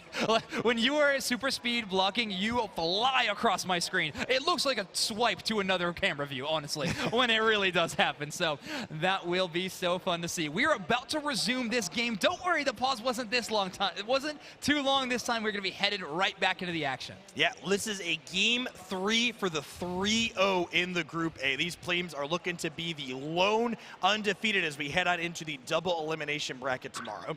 One last look at the stage before we head into game here. T2 Supercell still putting on the offense here. Has 40 that they would love to deposit into that goal zone. Yep, we see positioning on the beach here, looking to get the forward positioning, but it looks like T2 is going to have that honor. Yep, T2 gets it early, but Blossom could easily take that positioning away. Big heavy slam knocks out 3 of them, and only able to block 1 of them. And an Aegis slash coup de grace knocks out not only the Dreadnought, but also the Snorlax. Love the timing there from the Bliss assistants as well. Just a good 1-2 punch. If one of these things wasn't getting that objective, the other one almost assuredly was. We see a huge Crabbunite. Speaking of pushing people around, look at Snorlax pushing the Crabbunite out of the pit. Block works in mysterious ways. S4L denied the Citrus Berry there by Haruta. Great use of their motion in game. They're able to shut it down. Now, I've seen this before. S4L wins these sometimes, but no. Haruta gets a little bit of revenge on the bottom path. Finally losing a 2-1 S4L, making those look embarrassing to attempt a lot of the other times throughout the course of the set. Mame knocking out this Rotom in a 1v1 against this boss Pokemon and is sending it down the top path towards the tier 2 goal zone. Only Santachi's the one to defend it. Mame may choose to take this fight. Man, speaking of Mame, look at the level differential between Mame and the opposing team. Level 13.5. While the highest thing for no-show is only level 11 at this point in time. And all that starts with taking a little bit of that central area experience, but not all, and then immediately going to the top path and stacking up attack weight. While Mame was buying all of that time, the rest of T2 was dunking in Aeos energy, and they just broke the bottom path tier 1 goal zone. Yeah, up to an over 150-point lead on the T2 side. They have an experience lead. This is definitely T2's game to lose as we head on in to the end game of this third and final game of the series. When I'm watching this, the word that is coming to mind a lot for T2's gameplay is just download. It really does feel like they know what No Show is trying to do, and they are counterplaying in a great few moments. Mame 1v1ing the enemy Serena along with a Rotom on the top path is just a great example of that. Yeah, we see No Show getting the forward position on the beach this time around. T2's kind of spread out here. I wonder if we're going to see him contest this Dreadnought, if they're just going to go ahead and give it up here. They're definitely showcasing some presence there, but if they get KO'd in this situation, it could be devastating. Rolling with a full 4 on boosted auto attacks, and Mame dunks in 50 in the top. All right, so you throw in a little bit higher of a score lead in exchange for the Dreadnought, but now that home goal zone is open. Yeah, and I mean, like, they got some experience. Look at this, your Aegislash is 14 now. Your Zarina Mame is sorry, Cramorant is 14 now. And the Zarina Mame is close to 15, if I recall. That is true. Yeah, I mean, Mame is absolutely popping off in this game. Takashima has had some great Blitz assistances so far. I would definitely look forward to seeing where they choose to use their powerful Unite move in this final fight. We're in the final stretch. Yeah, 14 3/4 here. Zarina likely going to hit that level 15 mark of the first knockout, but an objective rip here from No Show, looking to leverage that Hyper Beam to get the last hit. It was out of range. Oh no, just barely out of range. The Blitz assistance, Terran takes it. Takashima on the Blissey, last hits the Zapdos. T2 is now on the rush to get their Aeos energy deposited. 602 to 114. Toss in another 76. This lead is getting absolutely massive. T2 with a huge lead with a minute and a half left in the game. Yeah, if you're new to Pokemon Unite, when that timer hits 0, these teams are done, and whoever has the most Aeos energy deposit is going to be our winner. And it looks like T2 is going to be the team moving on as our lone undefeated from our A group. T2 from Japan looking like the best team in this group for sure. Mame getting KOs in the enemy goal zone after they've already won. Victory Road starts here in No Show's home base. Yeah, remember, if you are a No Show fan, this was a match for seeding in Day 2. Both of these teams are guaranteed to make the double elimination top 8 bracket that will be playing out its way tomorrow. However, T2 will be doing so with the higher seed from our Group A. Very, very good point there, Jeff. Yes, both of these teams are going to find themselves in bracket. No Show have proved themselves game after game, finding themselves in another third game of a best-of-3 this time around. Unfortunately, T2 was able to get it, but fortunately for T2, they're going to be held into a great place in bracket. Yeah, we see one final push here from No Show. You're on the biggest stage. You want to make sure you gave it your all in every single game here, but the writing is on the wall, especially with this Cramorant Gatling Gulf missile. Keep pushing people out on this goal zone. S4L was playing phenomenally today too. They look like one of the bright spots in No Show for sure. I'm excited to watch this team move on in tournament. They're getting a bit of a highlight reel amount of KOs in this situation too. 4 down at the end. Congratulations to T2 on an undefeated route through Group A. Yeah, 3-0. You're only 3-0 team here in this group. No Show moving on at 2-1. All right, some great games there in Group A with a great game to finish off this group. Take a look at the results of this game here as we see that final scoreboard tallied up 678 to 214 here in favor of T2. Now, when I say that Mame takes over games sometimes, I truly mean it, because Ruin with only a KO line of 2, I mean, they weren't participating as much. Mame was taking over. Haruta this game, though, was definitely throwing their top hat in the ring. That was fantastic to see as we see big damage numbers from not only Zarina, but also the Cramorant there. And then the scoreboard that was run up in the favor of T2 again and again over the course of that game. There we go. There's the teams, of course, giving out the GGs. A well-fought match for sure from both sides. So you got to give the respect where respect is due. Congratulations to those two teams. What an incredible game. That will be far from the last incredible game that we have here today, as this is just the culmination of Group A. We're going to have Groups B, C, and D to find out which 8 teams are going to be competing in our double elimination bracket tomorrow for the $100,000 first place prize. I'm excited. You're excited. I know they are all excited. We have so many more games to watch. Today has already been packed full of good ones. That last one may take the cake for my favorite one so far, though. Here comes some highlights of that match that is Zoinks' favorite so far. Let's take a look at why that's the case. I get to watch it again. This is great. Yeah, run it back. All right, there we go. So Santachi here having a really tough time in that top path against Mame, who we mentioned at the start of the game took one central area buff and then made their home in the top path. Yeah, really fantastic rotations from these teams, really kind of highlighting that the way I think a lot of people think about how those central area and other things are split up really are not nearly as rich as I think a lot of people imply. Now let's talk about Supercell's Wigglytuff, because I don't believe we got too much examination of it during the cast, but seriously, that Pokemon was a silent carry in my opinion. T2's Wigglytuff was so often stopping the advances of the melee brawlers like Blossom or Santachi or even Wallow with that great sleep play. Yeah, and the Wigglytuff passive is incredibly potent in a lot of these spots, and there was that beam from the Dragonite that ultimately pulled back a little bit too far, allowing T2 to secure that important objective and this third game. The game definitely could have went maybe a different direction, but T2 found some great KOs immediately after that moment. So I have to imagine T2 was destined to win this game. Mame, your player of the game. 7 knockouts, 3 assists, and 233 AOS energy scored. Probably the player of the match too, honestly. Just commanding fashion throughout the entire game. Excellent positioning, and the micro just superb on every level. That is very true. So much fun to watch. Mame, of course, was always my player to watch, so very excited to see them do their thing on the main stage here at the very first Pokemon Unite World Championships. Well, we have a lot more gameplay upcoming for you today and moving forward. We've had so much fun stuff so far. And Jeff, do you have a favorite moment? Before you get to answer that, I am going to give us a much needed break. We've been up here for a while. These teams need a bit of one. Everybody watching at home, don't worry, it won't be long. More gameplay coming up soon. Don't go anywhere.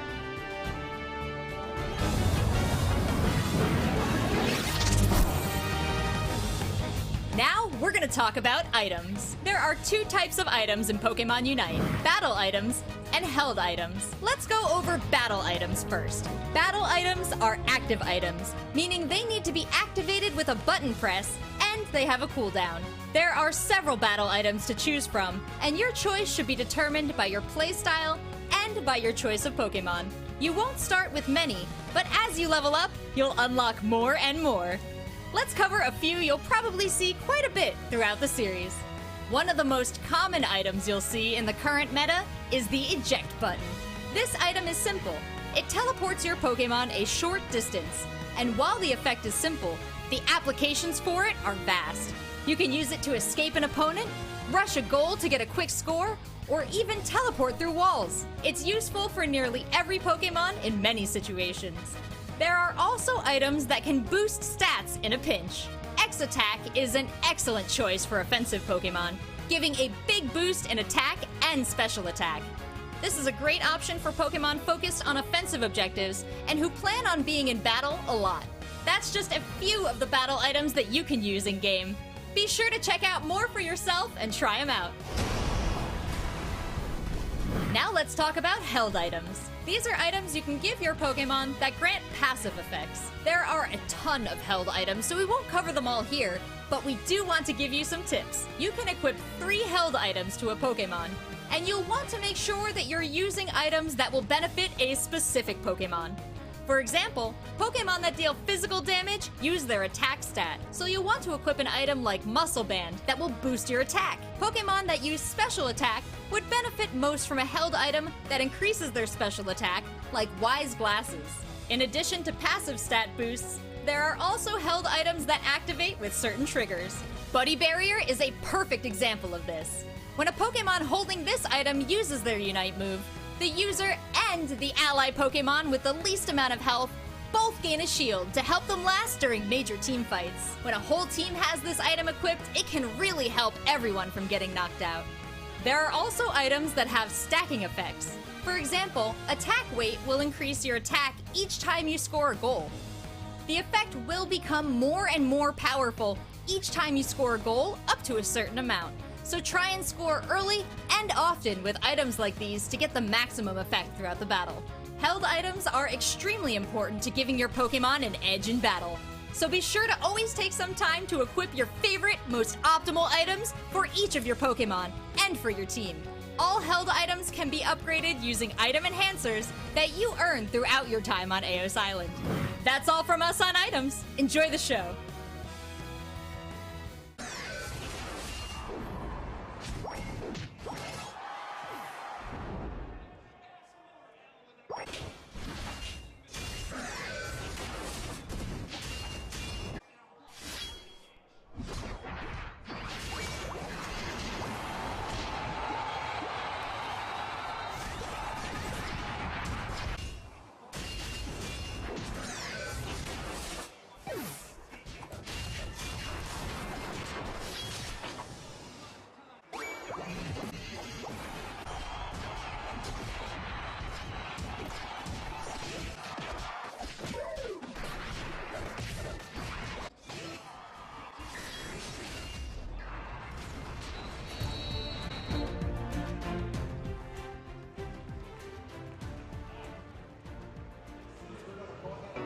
All right, welcome back to the Pokemon Unite Championship Series, the World Championships here in London. Hello, I am Spraggles, and I am back with the one and only Doob Snacks. Hello, Doob Snacks. I feel good, well rested. You know, heavy, deep sleep, fired up the Poke-Flute, got us up. We sat up like the Undertakers. They blew the smoke on the stage. We're ready to go. We're back. We had to pull Jeff and Zoinks off this desk. They wouldn't leave. We had to physically remove them, and here we are. We have some exciting matchups coming up here. We have Secret Ship versus Eternity, and that is such an important match. But before that, we actually have an exciting game as well. Let's talk a little bit about these two teams. Doob Snacks. Yeah, we're seeing Secret Ship and Eternity here. Secret Ship, they've got a road ahead of them, if I'm not mistaken. Secret Ship in this particular showdown, if they want to make it out of the group stage, not only have to win, they have to win 2-0. That's what we're looking at. We're waiting for exact confirmation on that, but it looks like Secret Ship needs to win both matches. They can't drop a single game or they are eliminated. It's do or die for Secret Ship. But before that, we have some exciting action happening on our B stage. Over on the B stage, we got some Group C action. Still got the B stage. Apprentice squaring off against Iclan from the OCE region, and we're actually watching Iclan from the purple side here, and we're gonna see what they can get done. This is going to be exciting. We've been waiting to watch Iclan all day. I know you're a big fan, Doob Snacks, so this should be a real exciting game. Yeah, Pengu and Friff gonna hold down this top path, and if I can say so myself, you absolute legend, Friff, on the Slowbro this game. Finally, we're seeing some Slowbro. We've been talking about all the Snorlax we've seen today, which is so exciting, but we've got the Slowbro, we've got a Lucario, we've got a Machamp. I mean, this is a different setup. Well, we're literally on the other side of the world with these two teams, it would seem, as Iclan and Apprentice have completely different strategies, and we're gonna see how they can measure up against each other. I love seeing this little Machop, first off, the Gi high, but I love seeing this little Machop here in this bottom path, a real interesting place to play it. You know, you often see it in the top path up there with Lucario, but they're deciding to rotate it down towards the bottom. Friff just gonna take a nap in their own goal zone after getting chunked a little bit, but here comes UTG, the captain of Iclan, trying to get fed so they can hit that Dragonite. Yeah, they need that big Dragonite. Here we go, getting that Slowbro, level 4 here before these Bs. Let's see what kind of bro we got. Is it Surfing? Is it Scalding? We do got ourselves a Scald bro. Hot water going right in the face of Apprentice. You'd think it'd be a McDonald's lawsuit. They're getting it done out here, and Friff is gonna hold it down in that top path. Look at this, Apprentice just running down through this central area, taking as much experience as they can, running into a little bit of a Blissey down there as well, and we see Klaus heading back here, trying to stop Zarina, but I mean, it's a Zarina with 1 point. It's scoring. Yeah, it's stacking, for sure. Downstairs, though, you got a Zarina, Zante, and Gek stacking themselves here, Blissey getting some points in, and Shep still, Machoke now, trying to hold it down in the face of just always seeming to be outnumbered. The question is, who's got the bigger mitts? Is it the Machoke or is it the Blissey? Right there, able to steal that, even though Blissey was trying to get in there and take it from them. Yeah, good play by Shep. They're going to roll through the middle, and they're going to seal that up and get their get a good little power step here as Azante is going to put the pressure back on Shep. They're going to catch an egg and heal up a little bit. I mean, look, Machoke is great, but it's no Zarina. Until this becomes a Machamp, I think it's going to have a lot of trouble dealing with this Pokemon. Zarina's just been so incredibly dominant all day, and we maybe have a sneaky little fight happening here in the bottom path. 4 members of Ikeland, 4 members of Apprentice. And Gek is getting eviscerated, but the Zarina gets the first KO on the Machoke. They're working through, Zante's pushing forward, and Puffs is trying to get back out. They get back in, are you kidding me? Ikeland coming through, and the Blissey takes them down for Apprentice. Ikeland are kind of falling here. The Slowbro forced to retreat. I believe that was an eject button used by Friff just to get out of traffic. Apprentice looking great in that fight, but it's a Slowbro. You can't KO a Slowbro. It's never going down. Here, a little bit of a fight over these Central Bees, and we've got a Dragonite on the side of Apprentice. No Dragonite yet for Ikeland. UTG staying up and away, trying to get that done before Dreadnought hits the map, but Apprentice is all over him. They're playing far forward in the face of Ikeland, not letting him anywhere near the beach. Yeah, it looks like Ikeland just can't get close enough to this. They're going to jump in, see if they can get a steal before this is ripped down by Apprentice here. We got 2 Dragonites, though, and here comes a big Hyper Beams, secured by Apprentice. Yeah, but that was off the back of Friff getting a KO, allowing Ikeland to even contest that thing, and they're moving far forward. Friff is trying to get it done. Pangu gets the KO. They're moving through, and they're trying to lock down Lucario. Chelvin comes back through the reset, and they've got some low HP Pokemon to get done as that KO streak of 2 hits. Unite Move comes through, and can they convert? Chelvin on the chase with Klaus and Gek. Wow, I cannot believe Machoke got out of there. Did you see it hiding in the tall grass? Just a sliver, just a little sliver of HP there, Dupesnax. Oh, without a doubt. Now they're going to contest over this. Oh, no, as Gek launches in an Egg Bomb and seals that thing up for the squad. The Hoopa is going to allow them to quickly rotate to the top part of the map and start contesting this Rotom. Apprentice looking great right here. And, you know, we haven't seen Lucario at all today. And we've got this power-up punch, close combat Lucario. You're going to see that help secure objectives in a massive way. Lucario and Dragonite, what an incredible combo, and what an incredible fight we got started. Yeah, the Hyper Beam comes through, chunks a lot of damage. Friff, pushing far forward, uses the telekinesis to try to lock down a player, but Apprentice's pressure is just too strong. Once that Rotom hits, it's sitting at 1. Big opportunity for an overcap, and here comes Chelvin, guaranteed to take advantage of that. Yeah, the question is how much do they want to put in this goal, and it looks like the answer is 40. Almost a perfect overcap. Could only be better if they were a higher level and had 50 using the Unite move to kind of run here as Zarina's on the chase. Zarina from both sides looking to take out a Dragonite. Well, UTG takes the skies and lands in a big way on top of Zarina, and they might be able to take that push and move forward onto Apprentice, but they decide just to rotate down as the Machamp finally hitting that mark after scoring a bunch of points is putting the pressure on Gek. Look, everyone wants to be fighting inside this match, but take a look at our mini-map up here, Dupesnax. I mean, we have so much energy out there. All those yellow dots, those are experience points that these players can get. Bliss so assistance. They need to move around this web. Yeah, big Bliss assistance, but it looks like just pushing them back. Yeah, I thought that Bliss assistance was going to be converted, hitting on the Hoopa, but that was more of a use it to gain it back later. But here we go. Next, Dreadnought is up. That Hoopa is unbound. It's going to be able to pull the team through on Apprentice. They're already throwing fists in the face of Ikeland. 4 players there, and they're trying to contest. They're getting chunked up bid by the Dreadnought, and UTG's pretty low. Zarina gets a KO on Ikeland. That's huge. That's where you want to start. They're pushing forward. Dragonite going to take it. They've got the shields. They've got the Dreadnought, and now they're going to try to get in the face of Apprentice. And despite them taking it, they're falling like dominoes as Gek is the last one on the chopping block. Shek's going to go try and clean them up, and Friff is putting their points in. Wow, great play here by Ikeland. Once again, Apprentice securing every objective, and they've got many Pokemon to do it, but losing a big fight there to Ikeland. Yeah, good push by Friff and be able to get in the face. Good little scald on Klaus, and really been able to hold their positioning and posture much stronger than they actually look in the face of Apprentice and allowing themselves to take control of the map. This is a really interesting, matchup that we have here, because I think if you were to tell me these two teams were going at it, I really don't know which team would be favored here. Both of these are great teams in their region. Apprentice, the only team to take games off of Nouns in recent memory, and Ikeland, the champion of their region.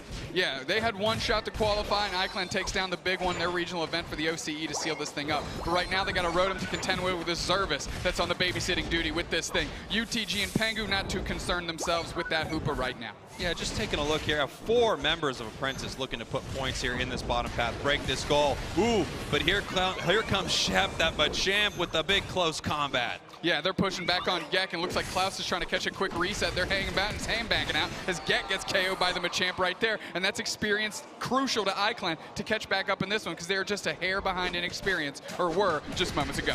Take a look at this, just trying to take as much experience as they can from Apprentice. Apprentice has grabbed every single objective on this map, so Ikeland is just looking to take anything they can get. The big question mark, of course, are they going to be able to take that Zapdos away from Ikeland? Well, they're positioning well to take this third Dreadnought here, and they're taking all the bees on the side of Apprentice Unleashed, as well as that big Hyper Beam falls just a bit shy, and iClan is still in a good position here to contest this Dreadnought if they want it. Now here we go. This Slowbro, it's actually really interesting that you're throwing Scald out towards these Pokemon that want to secure with their attack. And look at this right here. Apprentice ripping it down. It doesn't look like there's much of a fight. Hyper Beam coming in, power up punch for the secure. Yeah, locks it down. That Slowbro Scald just a little bit late, but UTG getting 46 points up top. They are on the lead on the scoreboard here as Apprentice and iClan are going to try and position for that next crucial objective, which is, of course, the last one that hits the map, Zapdos. They're close on level, they're close on score. This is still anyone's match right here. Although I gotta say, when it comes to securing objectives, it's not close at all. Every single one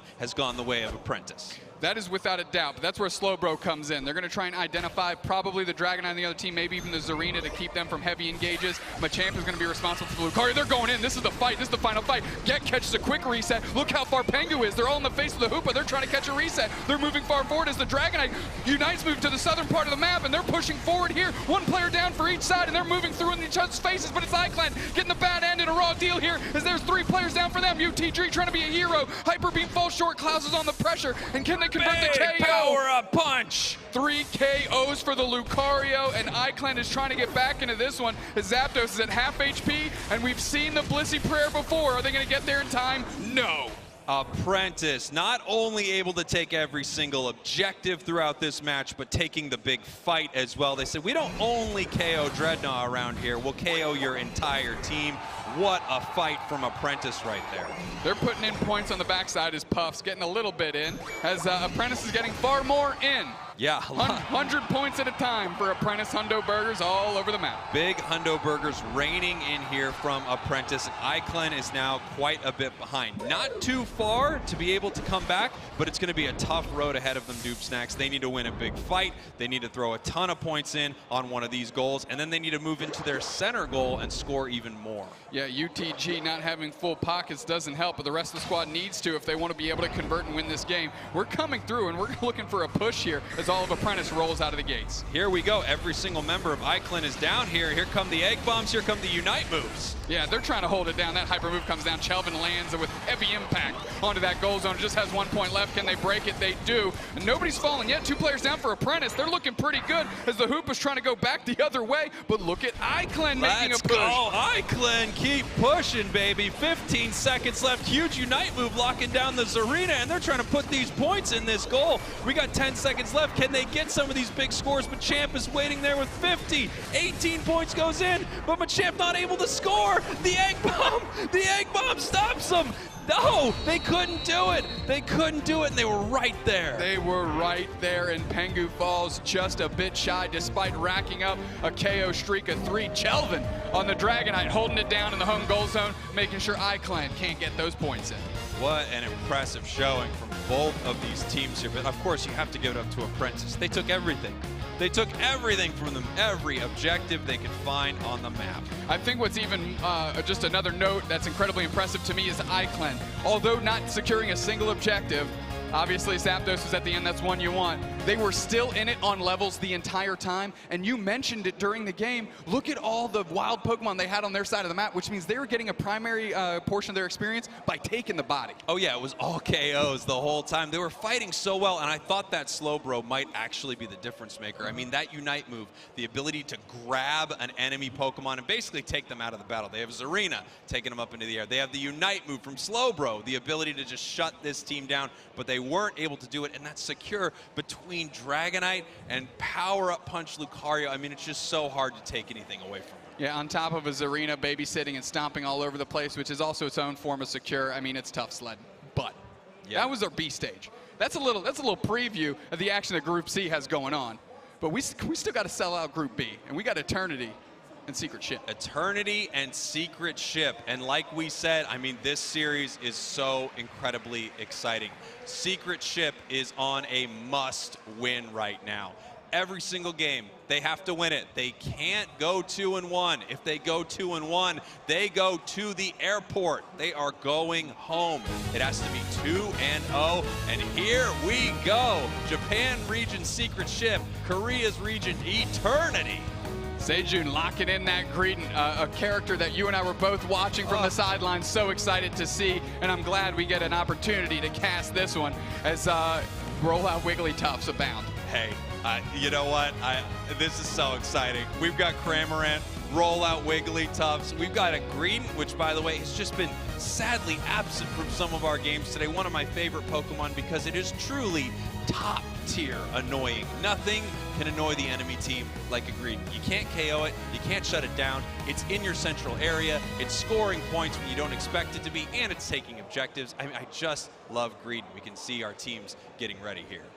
Look, you talk about Eternity, we know Secret Ship likes to shake it up, and did they ever again here? Decidueye, Slowbro, they're coming in and they're trying to battle on a unique axis and keep Eternity guessing and try and convert this thing into those 2 big wins that we know they need. I think Secret Ship is just the kind of team that is able to play so many different strategies, and you've got to assume sometimes it's really going to work, and sometimes it is really not. The question is, oh, I see a little Pachirisu, hello! The question is, can Eternity counter whatever Secret Ship is throwing at them, because they only need to win one? That's right. We're taking a look. Q going to be in that central area with the Rowlet, and they're doing a little interesting rotation here, as I think the Cramorant is taking the Lillipup on the top side. It looks like we've got a bit of a split central area here, Doob Snacks, with the Rowlet and the Cramorant. We see Greedent down here in the bottom path fighting over every little piece of experience. And they were able to get some of that here, but I don't know if they're going to make it home. You better run, Squirrel. Rowlet's coming through. They're going to get popped up by Yaku on that rollout to seal it up. They do. They get KO'd, and Heron rolling back the other way as Lee's is getting in their points with that Lucario. Wow, I mean, what an interesting team setup here that we have from Secret Ship. I don't know how Eternity's going to deal with it, but Eternity is also such an exciting team to watch play. They just love putting points on the board. Yakubari hitting the Slowbro before the 9-minute mark is huge. Great move sets for the Slowbro. They go with the Surf. That's going to be critical for team battle engages. Yeah, absolutely. Knocking every single member of Eternity up with these big Surfs. And here we go. It's going to be 2 water Pokemon trying to take this away from 3 members of Eternity. Yeah, well, the Surf and the Whirlpool there between the Cramorant and the Slowbro looked pretty good in the face of 3 players. I do believe they got their share here. Sejun is just being so pesky. Forced the chase down, and they're going to get the berry. No, Lee seals it up, and that's another KO for the Wigglytuff on Sejun specifically. Still sitting at a little Squovit. Oh my gosh, here's the rollout. Oh, big rocks. Oh man, what a huge catch right there from Heron. Incredible. Just rolling and bouncing back and forth as Divo gets a KO on the Rally Resin Evolve. Heron is low on the chopping block as that's another KO for the Cramorant in tandem with Lee's, the Lucario. Here comes the Cramorant here. We've got a dive Cramorant, which is very, very difficult to deal with as well. Incredibly mobile, a ton of damage right here, and they're trying to chase down Sejun once again on this green.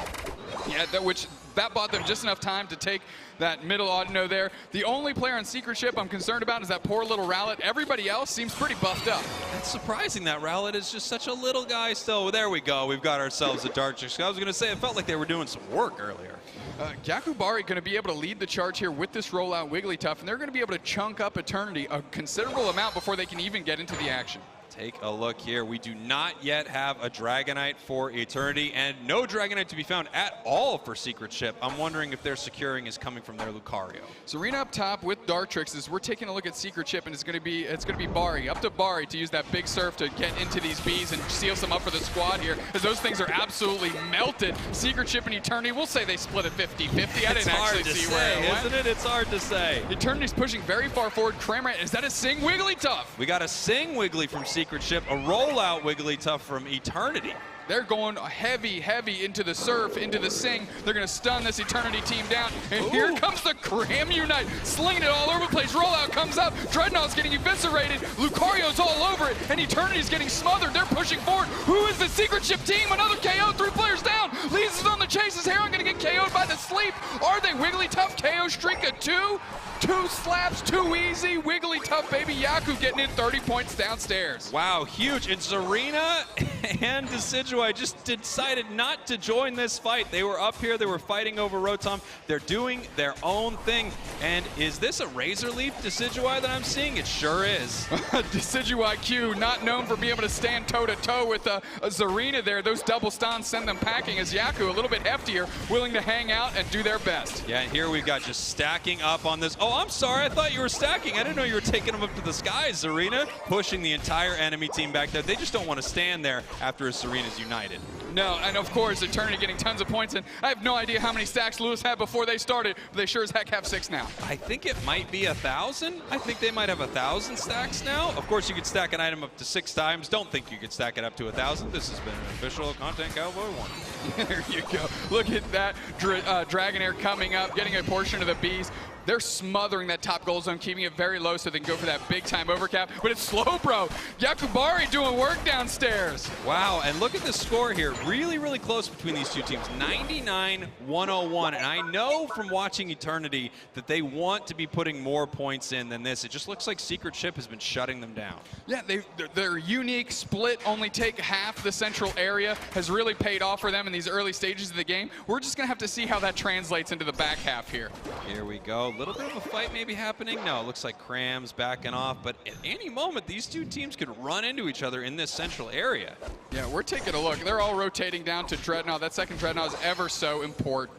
Of course, they all have to walk because neither team is running a Hoopa right here. Instead, they've got the Wigglytuff's big Cram Unite move, and here come the Unites from everyone. Yeah, Dragonite landed right in the middle. Look at all those players sitting on top of each other. Dreadnought's catching the bad end of those receipts, and we see the wanted poster starting to get cashed in. Of course, it's a Slowbro getting it done. Telekinesis there with the surf combo. Cram gets the KO on Blissey, and Secret Ship takes another convincing team win. Once again, Eternity is wiped off the map when Secret Ship is near the objective, and this can't feel good as Eternity because they're going to run into a big Zapdos fight here in a minute, and if they get wiped off the map like that once again, they are done.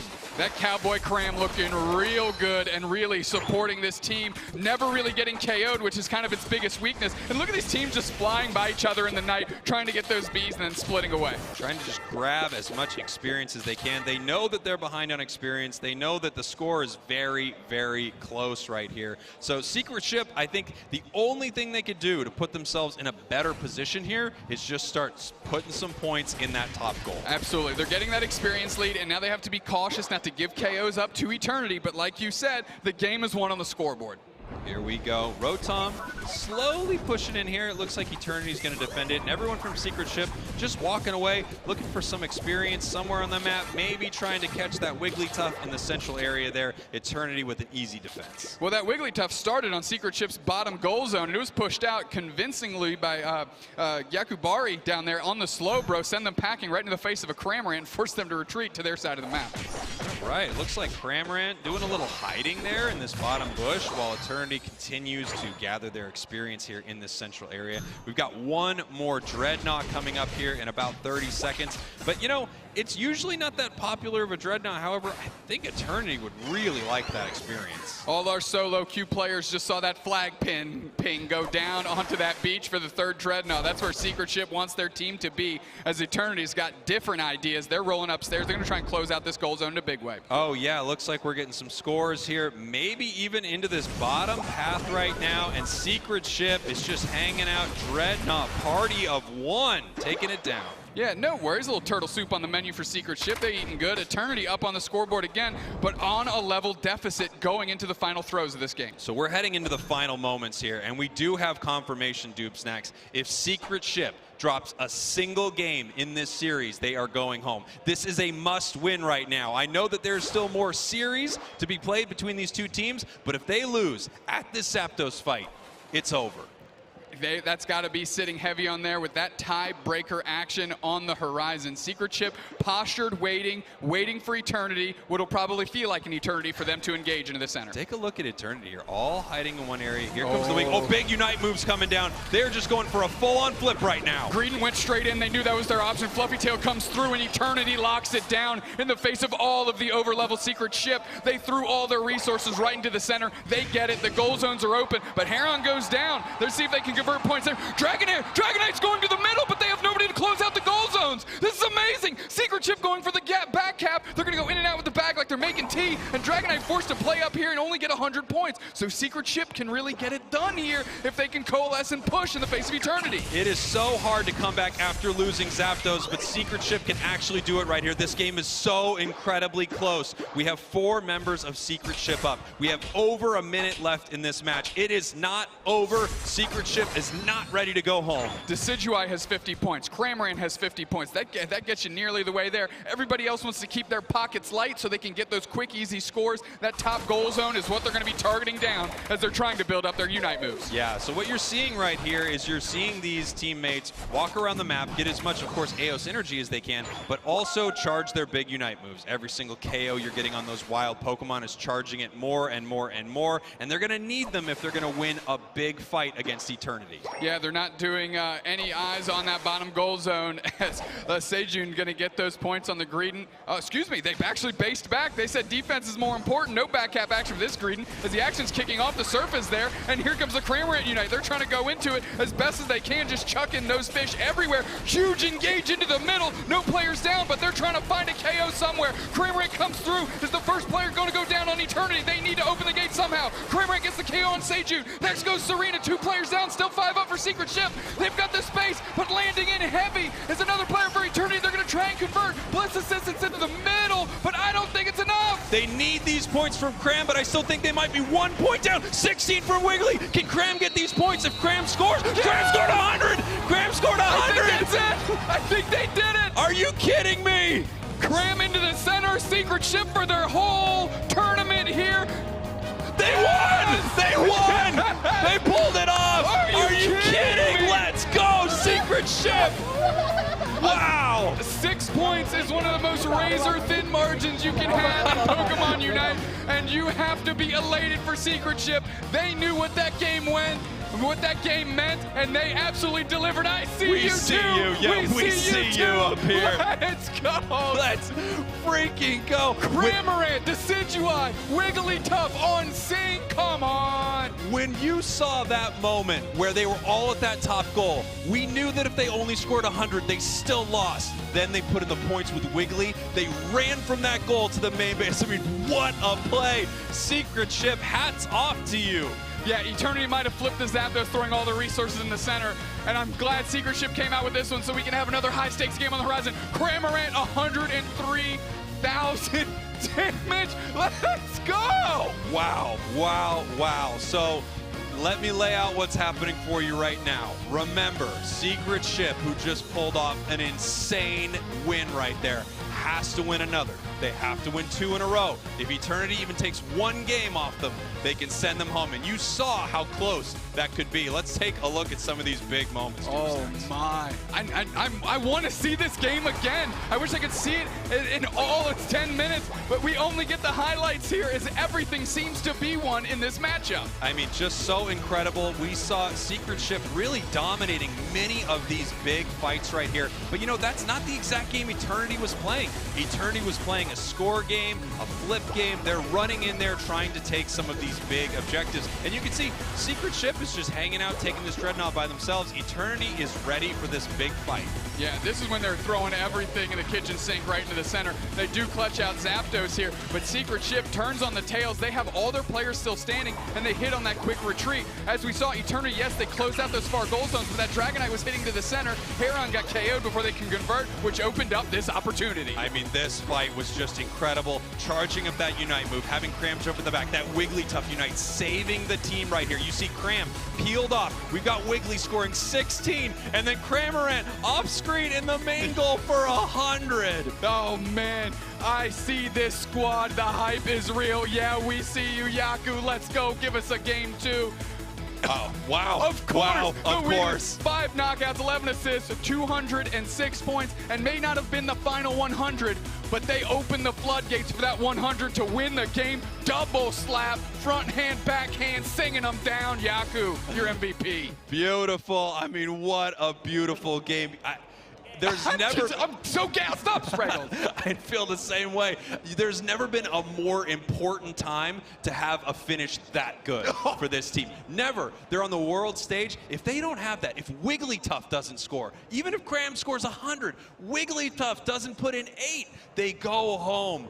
Wow, what a finish. I mean, it's the game. It's the game of the tournament so far for me. That was just unbelievable. Breath in, breath out. I love this composition from Secret Ship. I love Slowbro. I love Decidueye. I love this Wigglytuff, and I want to see Secret Ship absolutely bring the noise here in Game 2. Counterpoint, I want to see Eternity also bring the noise so we can have another game like that one. Without question. I mean, I don't know if we'll get another game like that one today. That's one of those special games, you know, just coming down to the wire. You can't believe how close it is. Our two teams getting ready right now. And after a match like that, I feel like on both sides, like you said, deep breaths. I mean, we got to go back in there. We got to go back with our fundamentals. I know we just came off a crazy high, or for Eternity, a crazy low.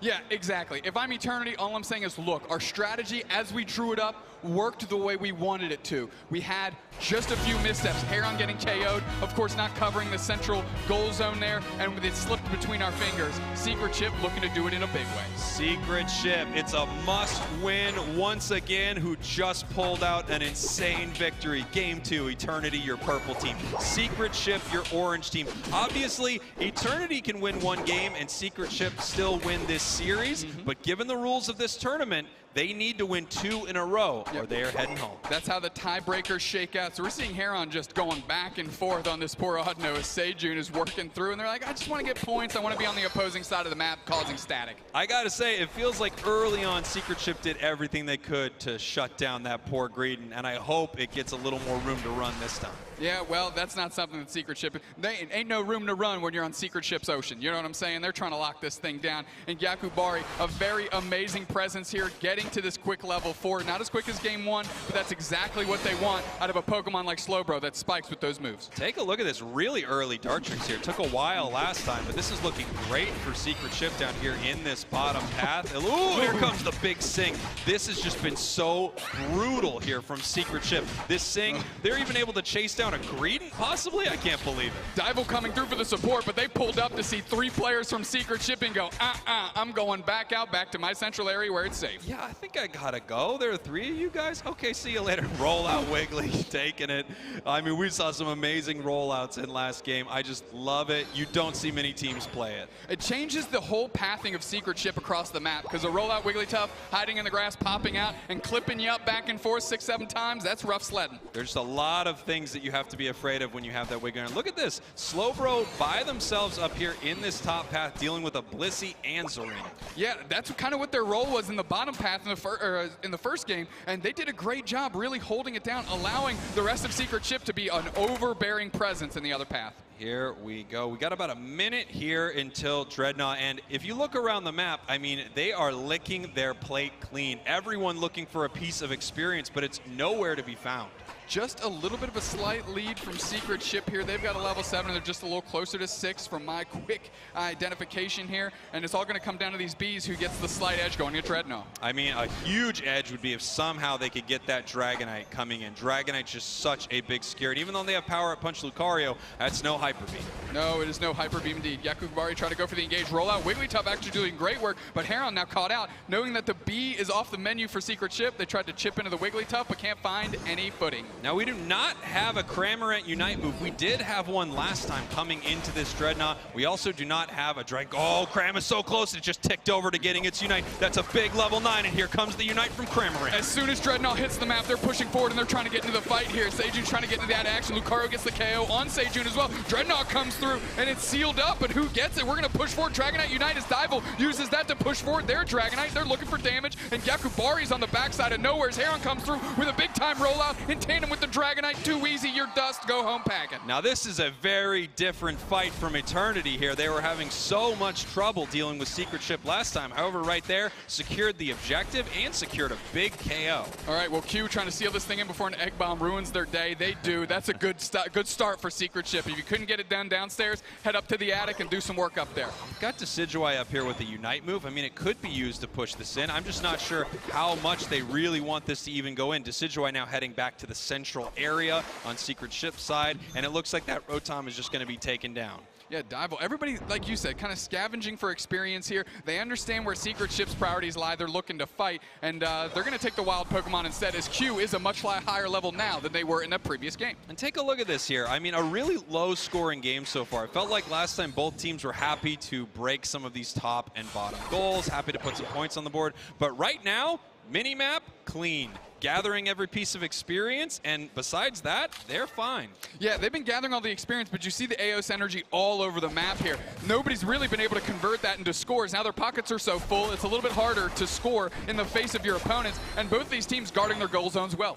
Here we go, 5 minutes, 26 seconds. So we're about halfway through this map, and of course, we've got some big objectives coming up here really soon. Eternity, I feel like in this moment, you must feel a lot more loose than Secret Ship. You know, you're comfortable, you have, you know, the ability to give a game, but Secret Ship does not.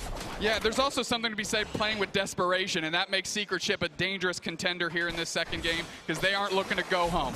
Here we go. We've got this Dreadnought coming up here in 5 seconds right now. Secret Ship just getting themselves in position for this fight. This could be a big one because Eternity took it last time. Decidueye used their Unite move immediately. They're trying to shred the other team down. Eternity comes down, Dragonite gets in their face. That's Dival. Serena eats the dust really quick. This Dreadnought is going to be absolutely eviscerated. That Sejun sealing it up for Eternity. Can they flip the script though? They're all so low on damage. The rollout Wiggly catches a couple, and they're trying to get on Pewee the Cramorant, but they're on the retreat too. All those HP bars are getting dusted as Eternities keep pushing far forward. Finally, Decidueye takes out the Wigglytuff. Hyper Beam. The Slowbro intercepted the Hyper Beam to save the Decidueye. That's exactly what you wanted your defender. Secret Ship holding it together just with tape and glue out here in the face of Eternity taking that Dreadnought. Now Eternity winning these objectives, it's a very different story from last match, and I think that's going to be really tough here for Secret Ship. Before, they were way over leveled, but right now, that is not the situation we're running into here. Eternity is very much on par with that. Yeah, Pewee trying to do their best as one of the higher levels on the Secret Ship side, but they are nowhere near their strength that they were at this point in the game in Game 1. Here we go, up to our top path right here. We do have this Rotom that these two teams could fight over, but they kind of don't want to break any of these goals. One of the lowest scoring games that I've seen out of a team like Eternity here. Big secure there from the Dragonite. Dragonite gets it done, but of course it's the rollout Wigglytuff that pops up the opposing team so that Dival can get that clean shot on the Rotom and send it into the face of Secret Ship. Don't forget, we missed a Cramorant get KO'd downstairs by the Zarina as well. Here we go. They're just putting this Rotom to sleep up here in the top path, and it goes down 14 points to 32, meaning this game is so incredibly close. If any member of either team just peels away from a Zapdos fight for a moment, they are way up on the scoreboard if they can get a sneaky score. Absolutely. Everybody's going to have to keep their mind's eye on and watch these goal zones, make sure that back cap action doesn't happen too early, while at the same time having the presence of mind for everything else going on the map. I know. It's just incredible what they have to deal with here. Secret Ship right now, remember, they must win this game. If Eternity wins, the series continues, but Secret Ship will not continue to day 2. We have a big turnout here for the third Dreadnought. Is this the engage they're going to be looking for? Pewee getting pushed out by Dival a little bit. This Dreadnought's already getting worked on, and we're going to try and do some long shots here, see if we can seal it up. The Surf comes through to chip people up. The Hyper Beam tries to find its mark. Oh, the Wigglytuff scoring upstairs for Secret Ship, giving them a little bit more of a lead. Yakubari trying to hold it down using telekinesis on the rollout Wigglytuff. Heron coming through. Dazzling Gleam finds its mark, but that Dreadnought is leashing back. Oh, wow, and look at this here. Secret Ship just scoring.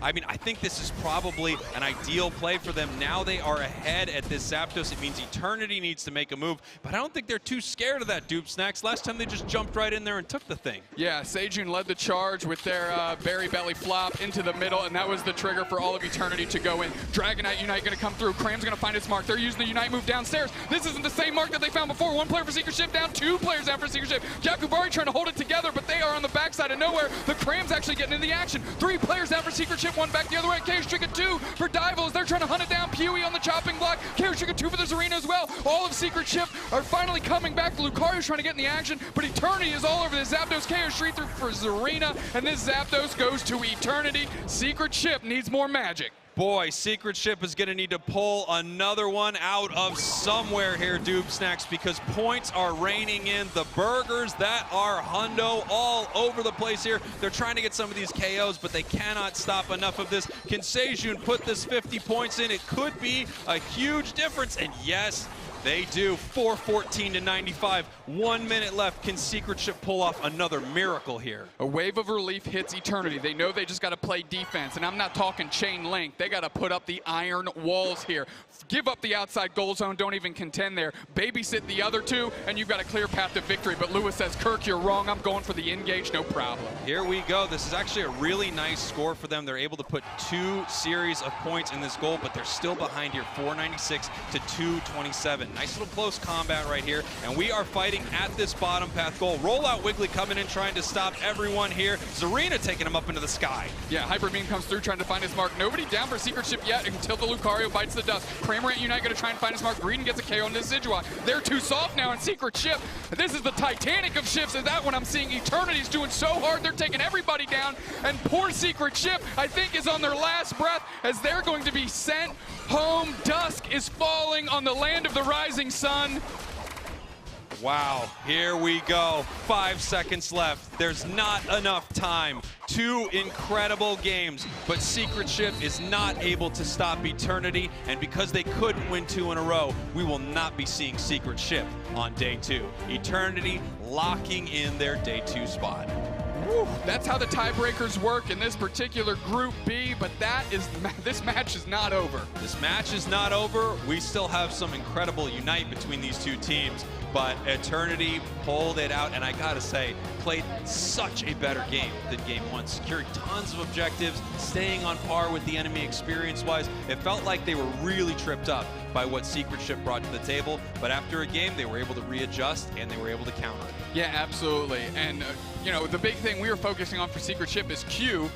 I mean, they were able to get an early start here, but they weren't able to translate that to the same success that they saw game 1. I'm taking a look. Lewis, 8 KOs. Let's go. Yeah, big time moves from Zarina, a Pokemon that we have just seen, you know, rack up MVP after MVP all day at this tournament right here. You can see, look at that Cramorant once again, just putting up some massive numbers for Secret Ship. I mean, Huey, 108,000 damage, and you look across the board, their composition is kind of built up to stun the players down so that Cramorant can really take advantage of its moveset. Yeah, we had some amazing moments for that Cramorant. Right here, you can see Eternity, they only had 14 points until Zapdos was done, but they were able to win that fight in a commanding fashion, wiping Secret Ship off the board and taking the big bird. Absolutely. Let's take a look at game 2 itself here as these teams are trying to find their nerves to settle it in here for this game 2. Dreadnought under fire with the Cramorant Unite,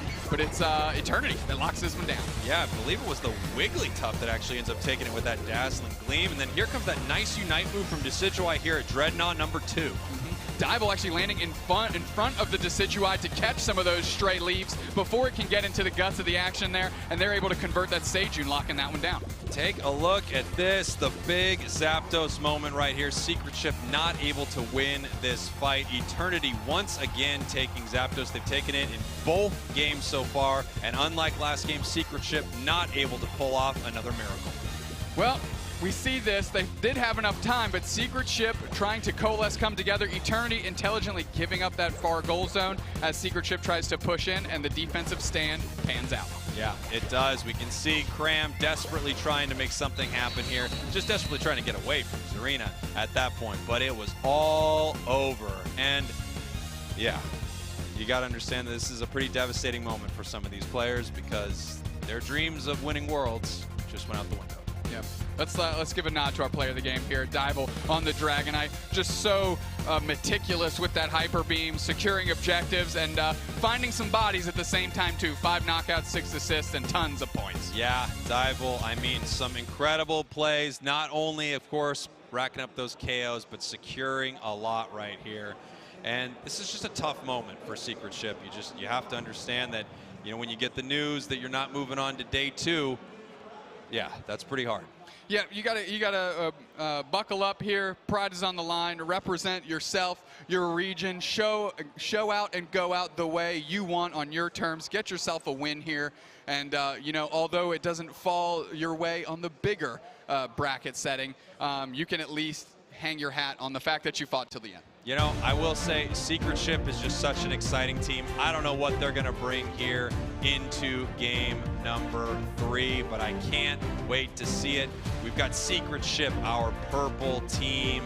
We've got Eternity, our orange team right here. And we've got the same thing happening right here. We've got the same kind of teams running it back here for game number 3. The feeling I get from Secret Ship in this particular composition here is let's choose our favorite Pokemon to play, or ones that we want to play that, like I said, we do this on our own terms. And you know what? They were able to squeak out a miraculous win against Eternity in game 1. That magic's still there. They believe in it. I believe in it. I'm glad to see it. I'm happy to see it too. And you know, something I just noticed over here on Eternity, taking a look at their held items, one of the few teams still running those score shields over there. A relic from the past. Score shield and score comp, something that was huge, especially for Eternity. And you've got 2 score shields right there.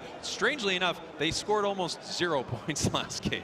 Coincidentally, that does help leverage at least the scores on the back end of the game, right? If they don't happen to clutch out a Zapdos here. But Secret Ship, I can only imagine they're like, let's wash our hands of that one. We're not going to let you anywhere near this thing. We're going to choose a stronger team fight at the end, and we're going to take ourselves. Yeah, Secret Ship coming into this final match, and I think this is the match where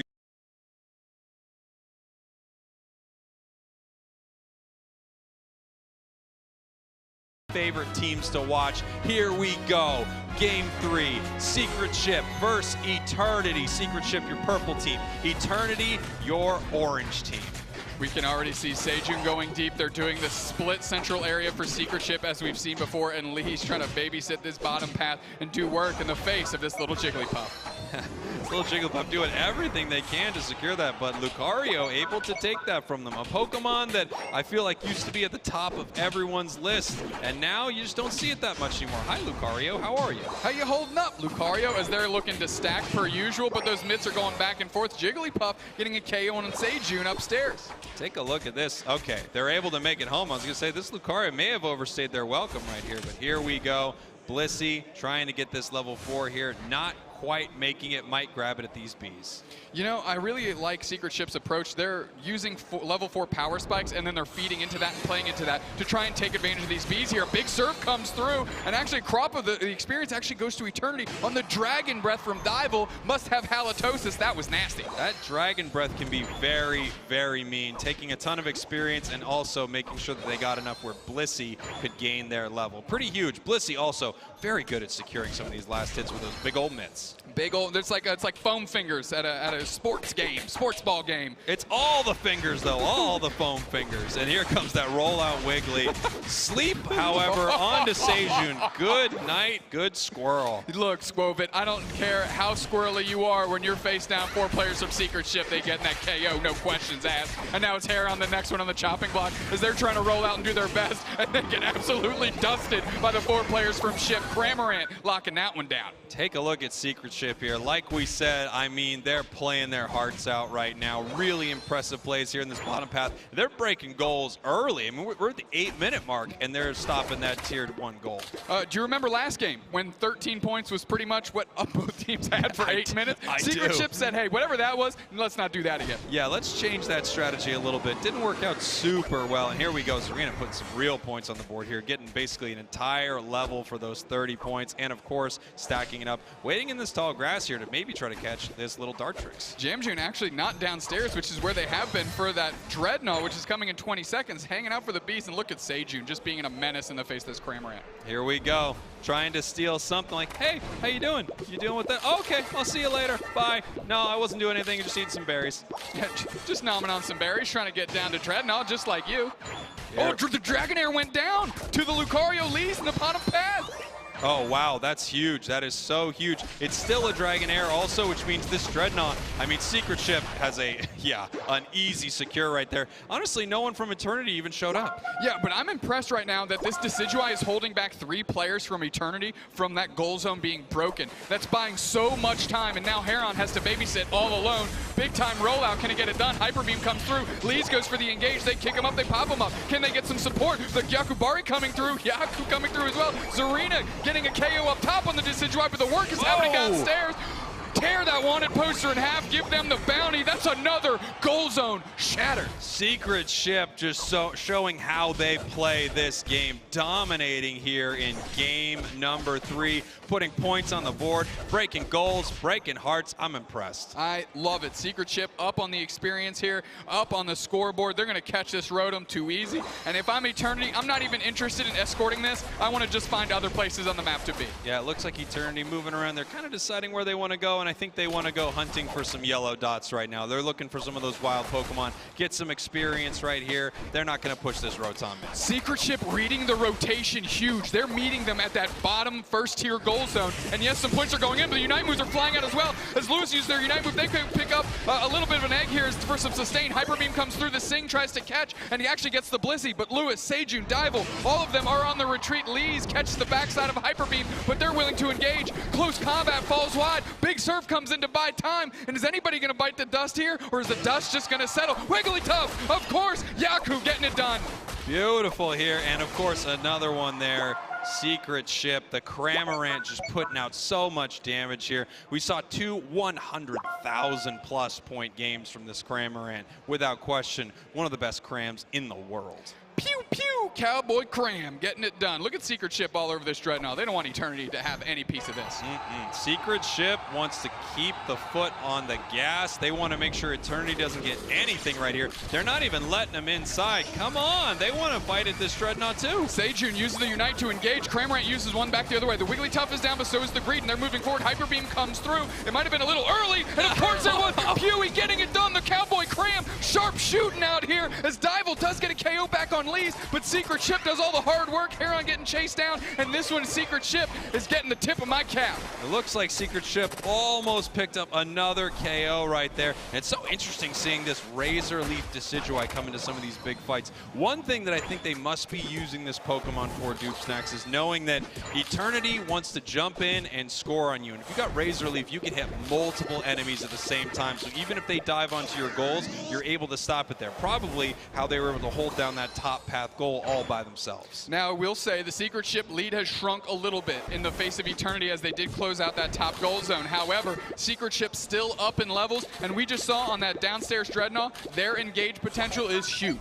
Here we go. This Rotom, it looks like it's going down to Eternity here, but we have members of Secret Ship coming on in. Oh my gosh, is Cramorant scoring 50 in the main? No! They stop him. Come on! Pewee trying to repeat that magic from game 1. I love it. I love to see it. Unfortunately, they're not able to get this Rotom and just barely missed that score. What a play from Secret Ship. Secret Ship absolutely eviscerating this Rotom. They're going to be ready to take over all of the rest of the side of the map. Gyakubari's defense is immaculate. Their scoreline isn't as impressive as others. However, their usefulness on this team is clear. Play defense when the rest of the team is literally doing whatever else they need to be doing. Great work by them. Looks like multiple members of Eternity were just kind of hanging out back at that base, maybe waiting for Pewee to come back in there and try to score. They just wanted to make sure that they were not able to do it. Now we have 4 members of Eternity right here in their central area, so we could have a bit of a fight here if they catch this Cramorant. If they do. Cramorant playing pretty far forward, getting some good vision for the squad, and so is Gyakubari ready to protect that cowboy bird. Here we go. Dreadnought coming up here in this bottom path. They've been ripped down pretty fast here, so this is coming up quite a bit before Zapdos. Secret Ship is taking it without any resistance. And I love, again, where Gyakubari is. Top goal zone protecting that, as Eternity can't even make a counter push somewhere else because they have both axes covered. Give up the Dreadnought, can't score up top. Good look by Secret Ship. And here we go. Zapdos is coming up here in 20 seconds. Every member of Eternity hanging out in the same tall grass. And They're looking for a catch, and they might have got one here on Slowbro. Dragonite comes out, Slowbro bites the dust, and Cramorant Unite comes out as well. They're pushing forward, and please, Secret Ship, can you convert? 2 players down, Eternity's looking to take it. Lee's darts out, Decidueye finally getting a KO back the other way, and they're trying to catch out Seijun. They're trying to find Q. They're finding Q, and they're finding their mark. That Hyper Beam coming through the stump, falling just short. Yes, Secret Ship is in the lead, but that Cramorant and Lee's need to do work on this Zapdos because they're behind. Here we go. Zapdos is at about half health. We've got, Lucario with a huge close combat, but Cramorant goes down right here. This is so incredibly close. Slowbro still hanging out, and that Zapdos is still at half health as we get a double KO on the Dragonite. Big sing from the Wiggly, and this fight is still going. Yeah, we're going to catch a reset here. We're going to get back in the action. Yakubari tries to hit a big serve on the Dragonite, keep them from the Hyper Beam range out of the way. Wigglytuff gets, Wigglytuff takes it! Secret Ship takes it! Wigglytuff, you absolute legend! Stepping in the face of Dival!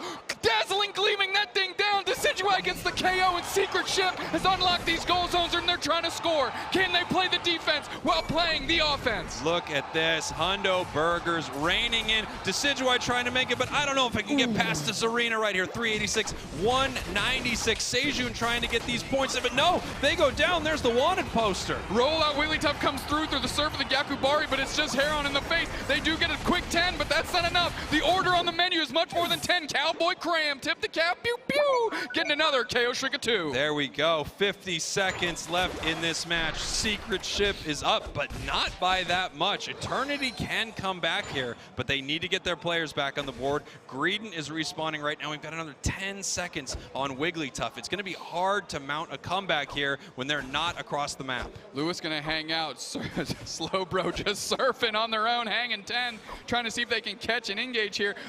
Whoa. Just dancing around Lewis. Yakubari trying to hold it down. Oh, here we go. Big Unite moves here from Secret Ship. Cram, Decidueye. I mean, how do you get in through those 2 Unite moves? It's so incredibly tough right here. We have Eternity running to the bottom path to try to get some points on the board. Big triple KO there from Cram. Seijun will be going down. Secret Ship is going to win game number 3. Game number 3, very impressive by Secret Ship, and they have to be happy, like I said, not laying down, going out on their terms, and playing one heck of a game of Pokemon Unite. They fought so hard for this. Such an incredible team with some incredible players and interesting choices across the board. Not able to beat Eternity without losing a game there, which is what they needed to do to move to day 2. Eternity will be punching their ticket to the next day. Secret Ship, like I said, going out on their own terms with a big-time win. Pewee. Look at this. Yeah, Pewee, 11 KOs. But Yaku right there with the MVP, not surprised. I mean, all those secures taking down that Zapdos. Incredible, incredible work. 4 KOs to boot, really setting up the opportunities for players like Pewee to get those KOs and rack up that massive amount of damage. Q, not far behind, 92K. It's something we've said about Pewee. I mean, the damage on this Cramorant's just been incredible. Secret Ship really taking this game to play and win right here. Above the entire time, wins a nice fight there at Zapdos and is able to win game 3. Secret Ship 386, winning this one. Going out on their turns, like this. I can't stress that enough. Let's take a look at how they got it done here in Game 3. Here we go. Putting points on the board. And this was a story of just scoring, scoring, scoring.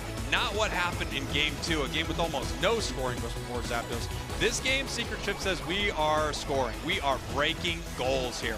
Yeah, and it panned out, right? They just dust both of these goal zones very quickly, open up that home goal zone for that cheeky mid-game Cramorant play, but right now it's Dreadnought number 2, and that thing is getting burned down. But of course, Secret Ship and the Cowboy Cram getting it done for the squad. Yeehaw, indeed. Huge secure from a Wigglytuff. I saw the Hyper Beam. I guess Wiggly still got it. So Wiggly's got it in spades, and especially Yaku's Wigglytuff. This rollout trying to do work here in the final throws of the game, but Secret Ship's defense just too strong as they're able to keep them from doing too much damage. Big match here from Secret Ship, and you can see, you know, there's some celebration to be had. They're still playing a game right there. They're still winning. Yakko on the Wigglytuff. Let's freaking go. Singing them to sleep and dazzling gleaming them to KO'd. Yeah, that sounds good. Sure. Dazzling Gleam looked good. Yaku was the one that looked in the camera and did the I see you, and I see you too, Yaku. Great play, great work. Wigglytuff might be back. Shades of Season 2, and I love it. I love myself a Wigglytuff. I love seeing Wiggly here. We're going to take a look at how things are looking for our group stage. Group A, T2 and No Show moving out of Group A. Group B, Renaissance and Eternity. Whoa! Spraggles. Yes. Group C, iClan getting shuffled from Group B into Group C. What some people called them the underdog. The team from OCE takes down Apprentice Unleashed to go up 1-0, and that's a great place to be when you only got to play 2 games. That's true. I mean, that's huge for iClan right here. I can't wait to see how the rest of this pans out. We know who from Group A and who from Group B is moving forward to day number 2 here and possibly into our grand finals, but we still have a ton more Pokemon Unite action coming your way, and soon we're going to be talking to a player from Eternity. Okay, well, let's talk to a player from Eternity. I actually, wait. You know what? I'm taking a look over here, and I'm seeing. You know what? Both Hoagland and Zoinks are sitting right there. So you know what we're gonna do? We're gonna take a pause for the call. We're gonna take a break. We're gonna wash ourselves from whatever that was, and we'll see you back in a couple minutes. Peace, love, and hugs. Goodbye.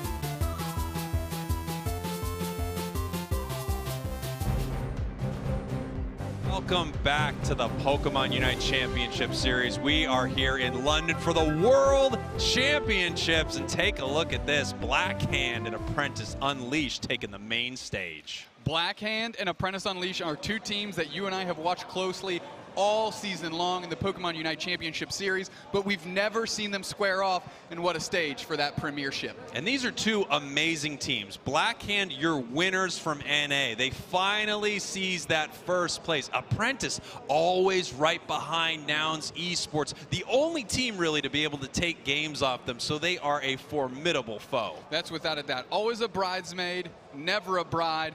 But Apprentice is looking to change that today with their first match on stage. And they need a win here against Blackhand. They went down to Eichlin earlier, so this is an extremely important game for them. Let's take a look here. Blackhand and Apprentice. I mean, if you've been watching, especially our coverage, Doobsnacks, you know a lot of these player names. They're household names at this point. Without a doubt. I'm going to highlight from Blackhand, Jungle Book and Overlord, one of the strongest 1-2 punches, not in just NA, but across the world, using that top path in that central area of Pokemon as well. Apprentice Unleashed, you've got Absolute Mutants. Klaus, also a top path player as well. Take a look at Blackhand right here. They secured that 4th place in AOS Cup, and then finally, boom, regional finals. One win, it counted. A lot of people think this could be the best team in the world. Listen, I will say that I did put my finger on the pulse, and I said I'm a homer. I called Blackhand, so I want to see them do well this weekend. Absolutely. I want to see them win. We've got a tweet here from Blackhand. It says, from Curios, Blackhand is competing in the Pokemon Unite World Championship group stage tomorrow. This was tweeted yesterday. Our team has worked so hard for this. I love my teammates so much, and I know I wouldn't have gotten to this point without them. Let's show the world who we are. Love you, Spriggles. Did I add that last part? Nope, it's there. Nope, I read it. Yep. Not gonna lie. Beautiful. Not gonna lie. You know what? That's the type of positive energy. Also, in the player profile shots, Curios, one of the only ones smiling. They're ready for action. They're happy to be here. I mean, it's an exciting time, isn't it? It's super exciting. Let's take a look at Apprentice right here, getting ready for their match. So many big names here. I feel like Zante is always a huge player to watch here on Apprentice. All those second place finishes. Is this tournament, Worlds, going to be their #1? Well, we thought the same thing about Blackhand in the regional finals. When they're ever going to win there, Apprentice Unleashed looking to repeat that.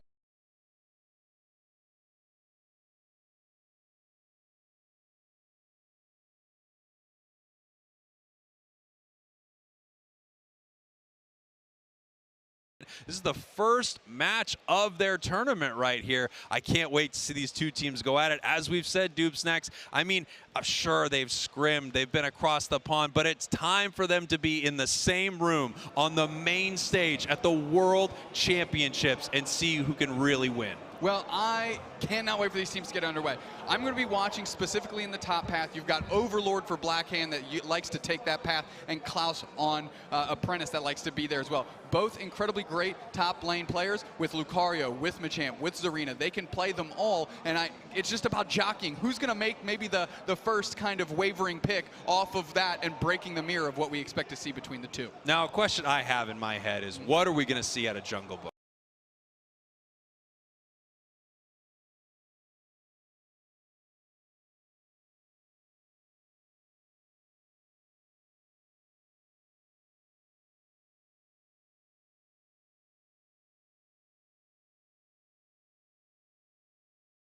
They make it shine like no other can. On the other hand, though, in the other pocket, they like to keep themselves a pretty sturdy Dragonite, and that Hyper Beam is always looking to secure, and they are a phenomenal player on that Pokemon as well. One of the first people to pick it up when that Pokemon was released. So I guess the big question here is, are they looking to win big fights, which is maybe a little easier with Cinderace, or are they looking to secure big objectives, which is maybe a little easier with Dragonite? Obviously, we have seen so much Dragonite here at the World Championships. Everybody is loving the Dragonite. But, ooh, I would love to see a Cinder here on the main stage. Blackhand is one of the teams that will take the body when they can. They will take the Dreadnought after they've dispatched the whole squad. They will take the Rotom after you're respawning. They will take the Zapdos after they sent you packing. This is what they're about. They're about taking the body, and it's off the back of Jungle Book and Overlord, and the other three supporting the back end of that is how they're going to be able to convert onto that strategy. Apprentice knows this. There's no secret in that fact. Yeah, when I was watching some of Apprentice games earlier, I mean, they're playing extremely well, securing objectives very well. So the question is, how does Black Hand want to deal with that? I mean, are we getting down and brawling, or are we looking to secure these objectives as well?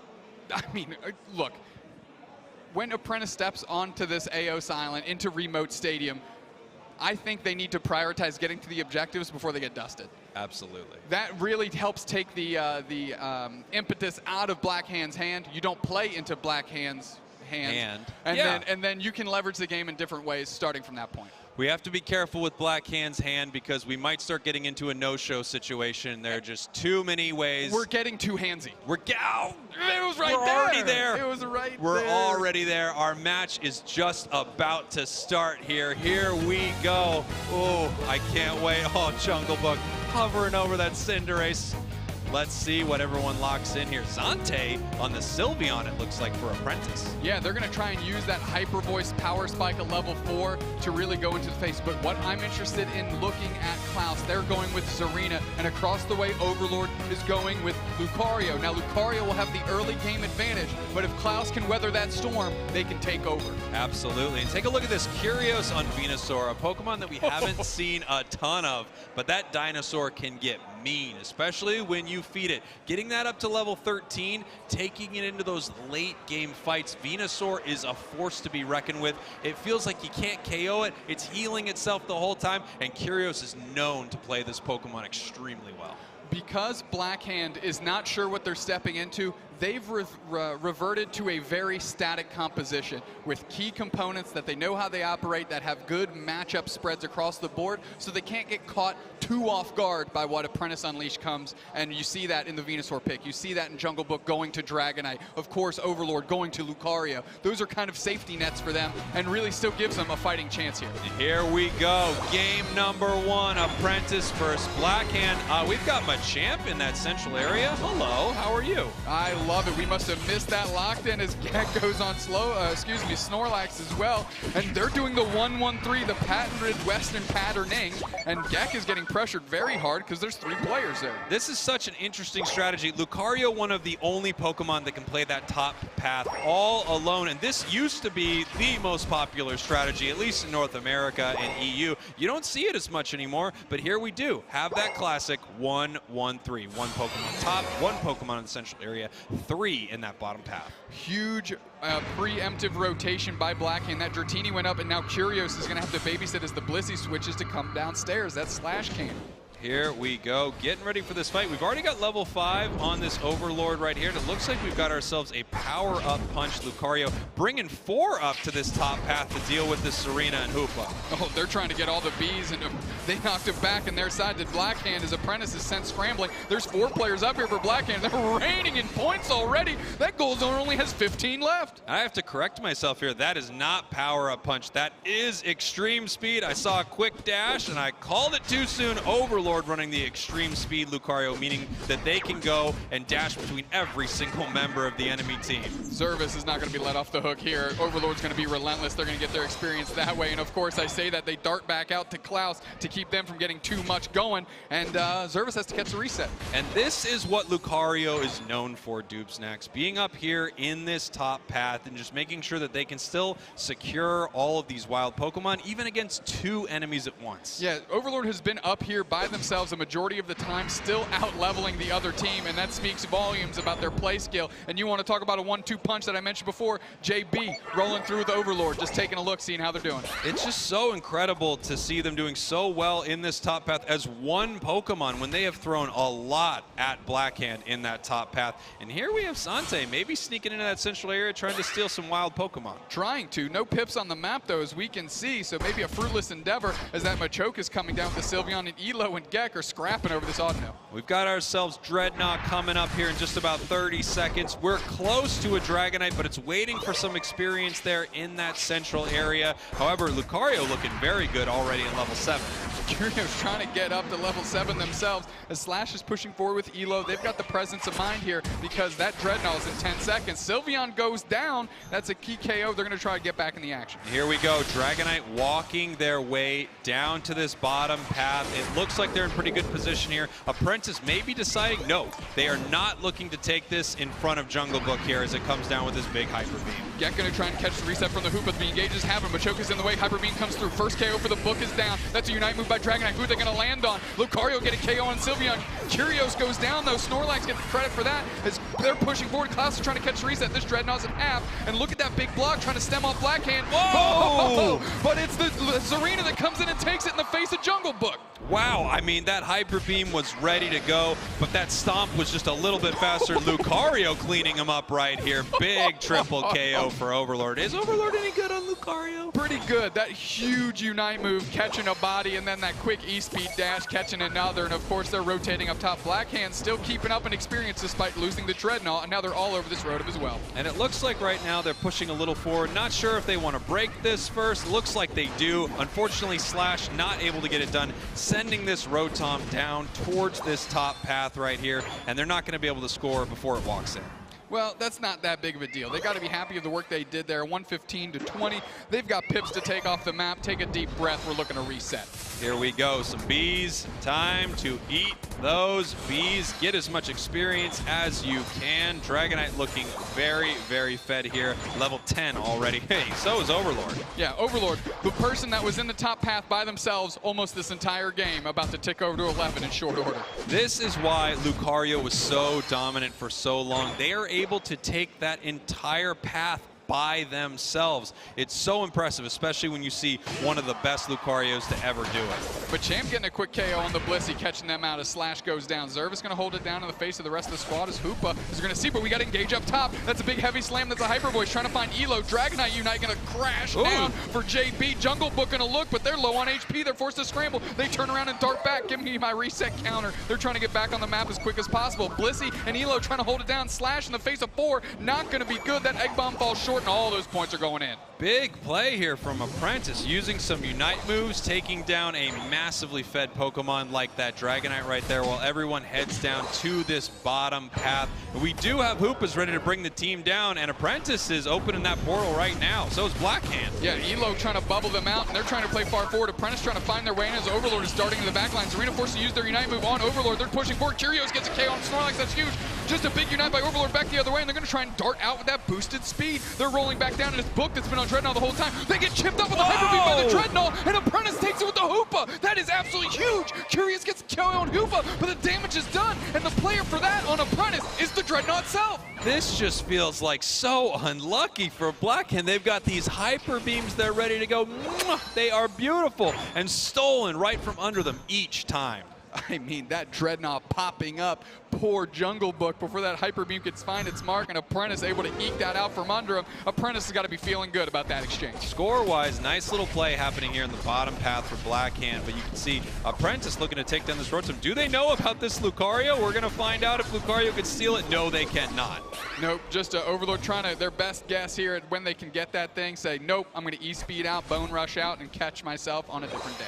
Apprentice really doing well at all these objectives. Something we were talking about earlier is they have just been ripping down these objectives all day, and they're a team that's great at it here, leaving Jungle Book up here, but we've got to fight here at the bottom path. Yeah, they're trying to make it happen on their own goal zone here. Apprentice tried to push, but fortunately just reel and say, this isn't where we want to give up the game. We want to give up too many KOs. Let's just back off. All right, heading back to the map. They are going to go ahead and get as much experience as you can. Looks like they just let that Rotom walk in the top path. Didn't even need to defend against it. Got it down to 8 points and just let it take a little walk. I'm looking at Blackhand's levels here, and they're trying to press that advantage a little bit. They are just slightly above levels at Apprentice, but Apprentice has managed to get almost every objective on this map. Here we go. Big Hyper Beam right there onto Klaus. Egg Bomb finding its mark as well. They're going to have to run. Klaus just backing off. Hoopa Portal comes through, pulls through some Ahas energy. Klaus is like, my pockets are full, Chief. I can't pick those up. Yeah, I would have loved a berry right now, but the Aeos energy, no thanks. all of Apprentice is going to rotate down. This is going to be the last Dreadnought of this particular game as Curios is desperately trying to crank up their levels. They do hit that critical 13 though as Overlord engages deep. Once again, Overlord getting very, very deep in this fight, but it's just such a difficult Pokemon to deal with, especially when it's piloted by such an amazing player like Overlord right there. Snorlax heading home, everyone resetting here. Blackhand gonna take this one for free. That Hyper Beam finds its target right now, and we've got Zapdos here in 5 seconds. The question is, who is gonna start this fight? Machamp with a big Unite move. Jaybu Unite moves in. They're trying to find their mark, but they get stunned down really quick. Machamp gets the KO on Dragonite. Book is down, but so is the Zarina. It's 1-1, and they still got battles left. They're pushing forward, and the Snorlax goes down to the Blissey. That's 2 down. Now they have no defense. Curios, can you find your way in? We're looking. Overlord is still tons of HP, so is Elo and company, and Elo's just sandbagging their Unite to bring the team back through. And here we go, Overlord just tapping this Zapdos a little bit. It looks like Machamp might be resetting. It is. So this fight stalled out, couple KOs on both sides, a lot of Unite moves used, but we are going to have another one here in just a moment. 2 Unite moves for Blackhand, 1 Unite move for Apprentice Unleashed, and they're looking. They're blocking them down, and Zante's coming through. They're trying to bone. But now JV still has their Unite move. They get out of traffic. Zarina gets a KO back on the Blissey. Where does that Dragonite land? They're trying to find their way in. Klaus is getting stomped on, or excuse me, Elo's getting stomped on by Klaus. They get KO'd by the Hyper Boys and Klaus in tandem. Now there's 3 players down for Blackhand and just 1 Lucario Unite move that's used early, and they are on the edge of going down here. Here we go, Blackhand trying to stay alive. Lucario cleaning him up a little bit. This Zapdos is so incredibly low, but it's still anybody's Zapdos secured by the Zarina. Big old stomps. That was the Zarina show. KO streak of 3, getting another KO there, getting the Zapdos. Chelvin gonna hold it down, but now they gotta play some defense as there's a lot of players that are low on HP. Wow, almost taken down by the Blissey there in that bottom path, but they were able to score that Egg Bomb, not quite getting the KO right here. And Apprentice now going up 469 to 223. Blackhand still in this game, but very little time left. Only 2 members of their team on the other side of the map, and I just don't think there's enough here, Doomsnacks. No, Blackhand needs to take a deep breath, reset, use these extra 5 seconds to figure out what they want to do. There we go, Apprentice Unleashed, and we talked about it. They needed to win these games. They already lost the series to Eichlin. Looking great here. Absolutely.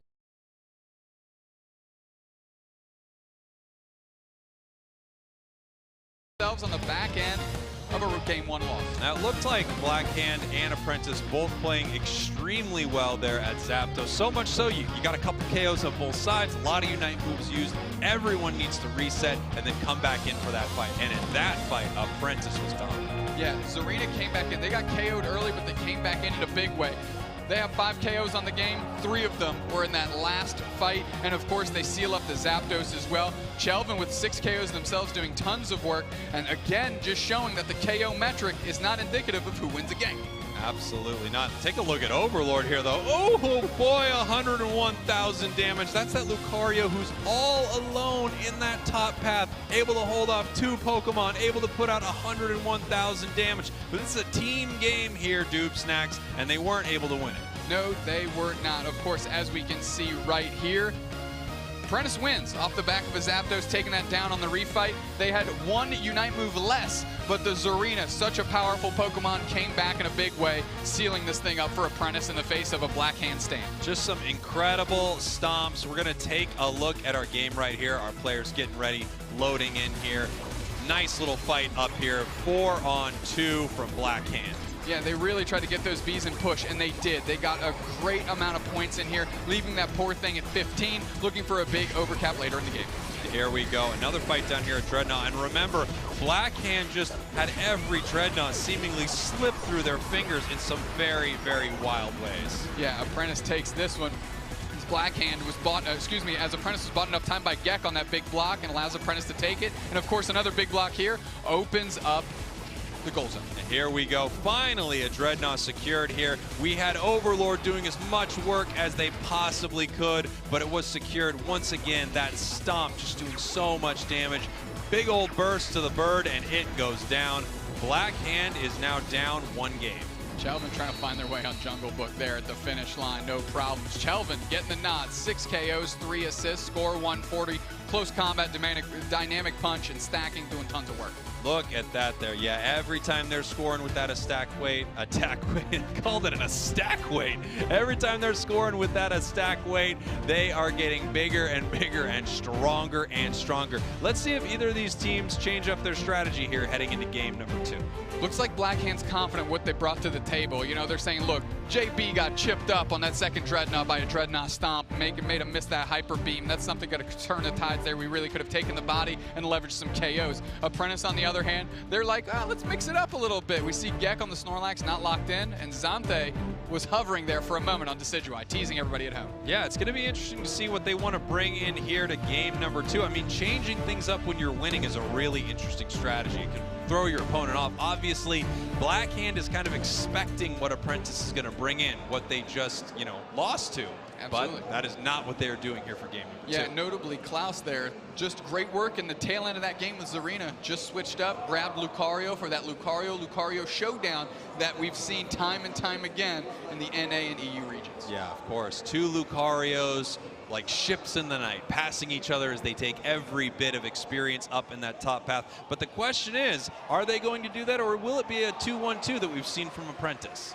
I believe that Lucario coming in is probably just an indication that they're going to try and combat to the 1-1-3. Let the Lucarios power up, stack it past each other, and then try and join in the skirmish and leverage that way. Well, here we go. Game number 2 between Apprentice and Blackhand. Blackhand is down here. They need to win this one to stay in this series. Apprentice, your orange team. Blackhand, your purple team. Well, as we called it, 1-1-3 going through, but an early Hoopa invade in the face of that Dratini is Apprentice unleashed, putting work in early. Yeah, take a look at that from Apprentice. So it's not a typical 1-1-3, I guess, because that Hoopa is just messing with them there in that central area as we have Zarina and Snorlax fighting here in the bottom path. Yeah, it's forcing Blackhand's Hoopa to peel back and try and help out to make sure that the Dratini can get all the experience they need, as Curios and Slash are just taking all the stuff on their side of the board. Here comes Gek, though, trying to get some scoring up top. Ooh, we got a nice little KO here in the top path for Apprentice right here. So their plan of bringing Lucario up and then sending up Dragonite was working, and now they're heading to that central area. They've got a heavy invade strategy going on here, pressuring Blackhand in different ways, maybe in ways that they weren't particularly anticipating. Overlord's good, 1-on-2. Let's see what they can do here. 2-on-3 in tandem with Jungle Book. Overlord, obviously, just such an incredible player here. And we've got 2 different Lucarios we're looking at. Okay, goodbye. I thought we were looking at 2 different Lucarios, but I only see one now. Chelvin absolutely just hyper beamed through the chest of that poor Dratini as they're trying to build up to that point as well. And here we go, a power-up punch Lucario. Yeah, that big Dragonite boosted attack. Dragonair boosted attack. 2 different Lucarios. One on extreme speed, able to dash around the battle. One on power-up punch, able to secure big KOs and big objectives. We're going to have to see which one prevails here.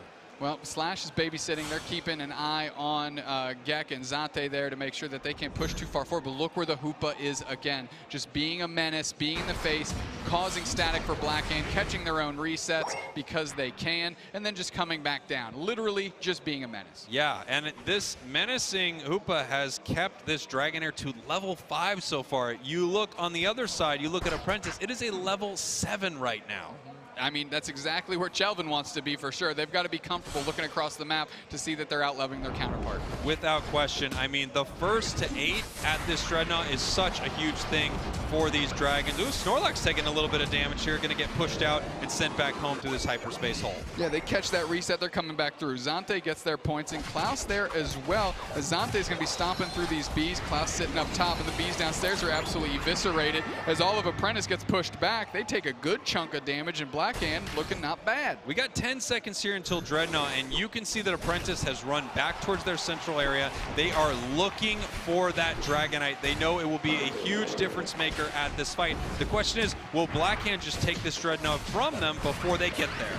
They're trying to take the body, just Overlord in their face. Blissey gets a KO, that Slash Gang getting one for themselves. They're pushing back to the face. That's a Zarina that's down. They're eyeing down Chelvin as well, but it's the Snorlax that bites the dust to Curios. Slash trying to find their way in Zervis as well. Chelvin just going to try and line line up a Hyper Beam. It's a tad bit early. Dragonair gets a KO on Hoopa, and they're pushing in the face as Overlord seals it up. 2 players down for Apprentice, and they're making a push. Jungle Book, we were worried about their levels earlier. Not anymore. Not anymore. I mean, take a look at that. We saw the difference maker was that Lucario. The question I had on my mind, who was going to get the big secures? Would it be the extreme speed, or would it be Overlord coming in and winning a big fight? It's a little bit of both for Overlord. Blackhand trying to dial in another good little Hyper Beam here. Hyper Beam off happens. Zante and Xervis are both chunked on that Hyper Beam. Dragonite Unite move in a safe place so they can use that speed to push forward. They get a KO on Zarina. Jungle Book is absolutely heating up. The library is open. The books are free out here on Eos Island. Jungle Book, 3 KOs in the last 30 seconds. Take a look at this. I mean, they are just doing so much work right now. It felt like Blackhand was quite a bit behind earlier, but not anymore.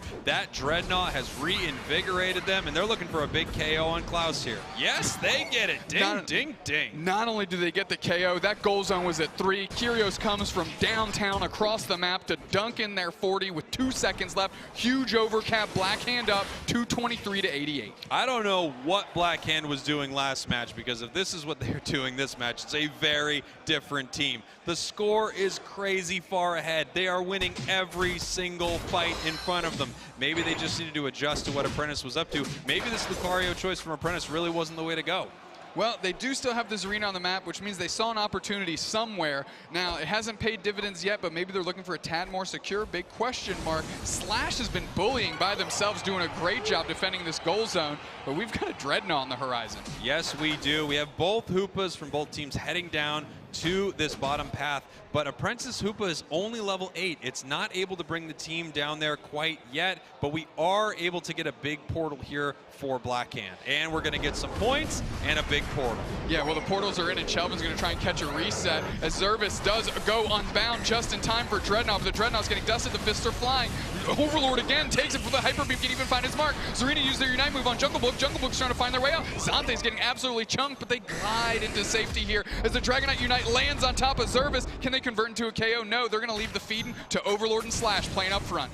Blackhand playing like a team with something to prove right here. This is a very different Blackhand from game 1. They are crushing it right now, and this E-Speed Lucario securing all of these objectives in front of the Power Up Punch Lucario. Yeah, they're gobbling up this Rotom after that great Dreadnought fight, and they're gonna get this thing pushing right in the face of Apprentice. I'm just questioning, are they gonna miss Daisy this thing and drive it in? Yeah, you never know. It looks like they're just leaving it right now just so they can go run around the map, grab as much experience as possible, and let Apprentice deal with this Rotom. Well, they're dealing with it indeed, but what that does for Blackhand is let them go anywhere on the map they want and take whatever it is they want. And that's exactly what they're doing, getting some good levels and wild Pokemon while they're at it. That's right. It just gives Blackhand an amazing amount of time to get experience and get ready for another big fight. Right now, Apprentice is behind, and as we said earlier, they need to win these games against Blackhand. Without a doubt, having dropped one to iClan already, this is kind of a do-or-die match for Apprentice here. They want to seal this thing up and give themselves a clawing and fighting chance into getting into day 2. Blackhand ain't about that action. They don't want to leave it up to chance. They want to take it now. Absolutely. We see Lucario here just possibly waiting for a little bit of a catch coming out of this tall grass, but it seems like no one really wants to commit to a big fight here, because if you give up some of these KOs, you're giving a lot of experience to the other team. Overlord playing very far forward in the face of the third Dreadnought that's about to hit the map here in about 18, and JB rolling down, the book trying to support as well and really deliver on that 1-2 punch we've been talking about. Now here we go, 10 seconds until this Dreadnought, and it looks like Apprentice is just gonna kind of leave this one. They're not too interested in it. In fact, they're mobilizing up here in the top path. I think they're looking for a score right now, and I think they're gonna get something out of it. Hoopa possibly coming back up top to stop them though. Here comes the opposing Dragonite to contest. That's Chelvin trying to find their way in, because Blackhand had to rotate up top to not keep that goal zone, zone intact. They're coming through. Elo comes in with the support. Hyper Beam finds its mark. 18 seconds until Zapdos. Here we go. Apprentice positioning themselves up in this tall grass. It looks like Lucario is a bit of a lookout right here. Snorlax coming out just saying, hey, we're here. We are ready to fight. The question is, who is going to fire this first shot and kick this thing off? Snorlax pushing towards the Zapdos right here. The Hoopas are unbound. The Unite moves are out. They're all over this Zapdos, and they're trying to find their way in. Curios pitches up the Bliss Assistance. They're going to be able to leverage that for heavy damage back on the backside. Klaus is low. They're trying to find it. That's a KO on Klaus as soon as a Black Hand takes it. Chelvin uses their Unite move, and Curios actually locked it up on their way to get a KO, but 2 players are down for Apprentice. They need to go for that back cap, but the goal zones are open. The Ducats are coming in, and Black Hand is stretching out this lead. Black Hand just scoring more and more points, securing that Zapdos with the Venusaur. Might have been a Petal Dance that actually took it down. I saw 2 massive Hyper Beams, but that wasn't the damage that called the fight. The very slim margin and small window that Apprentice had to back cap after Black Hand secured that with a couple players down has completely closed. Black Hand can now frame up and do a big time defense, as it doesn't look like Overlord and Slash are willing to let Apprentice Unleash even get a breath down here in the bottom path. They're all over him. Yeah, taking every little bit of experience, just making sure that they can't get their Unite moves back. They've got a minute left, and they are way up on the scoreboard here. Lucario just trying to get away from this Dragonite right now. It's a level 15 Dragonite. Klaus darting through, though, finds an opening. Let's see if they can get in. There's the Hyper Beam is going to absolutely find its mark. That bell is rung, and that's a big-time KO. There we go. Black Hand just defending here at this bottom point, and it does look like this match is over for Apprentice. Looking for a reset right here, but it's just going to be so hard for them to push through the defenses of Black Hand. Yeah, we see the Zarina maybe picking up some wild Pokemon in the middle, trying to find their way up top.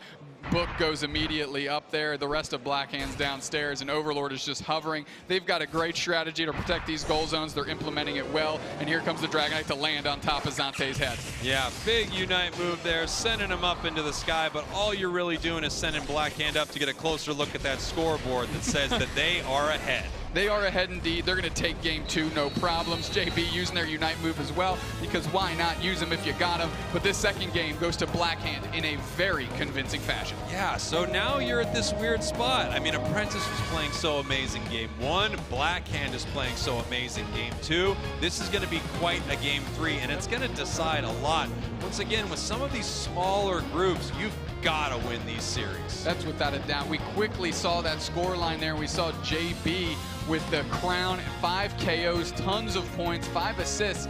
But I was very impressed by the way Slash and Curios were moving across that map. Yeah, I mean, just such incredible plays. I was wondering what was going to happen. I mean, would the power-up punch Lucario be able to overthrow the Overlord? But it did not. Take a look at that, 78,000 damage right there. Looking incredible, and it looks like they held Apprentice back pretty well. An even spread of damage across the board, but you didn't have any standouts like you did on Black Hand. Exactly. Black Hand did have one standout, but that damage was universal across the other 4 players, which to me signifies from game 1 to game 2, they found their rhythm as a team. They're ready to go. That was the first game of the day for them.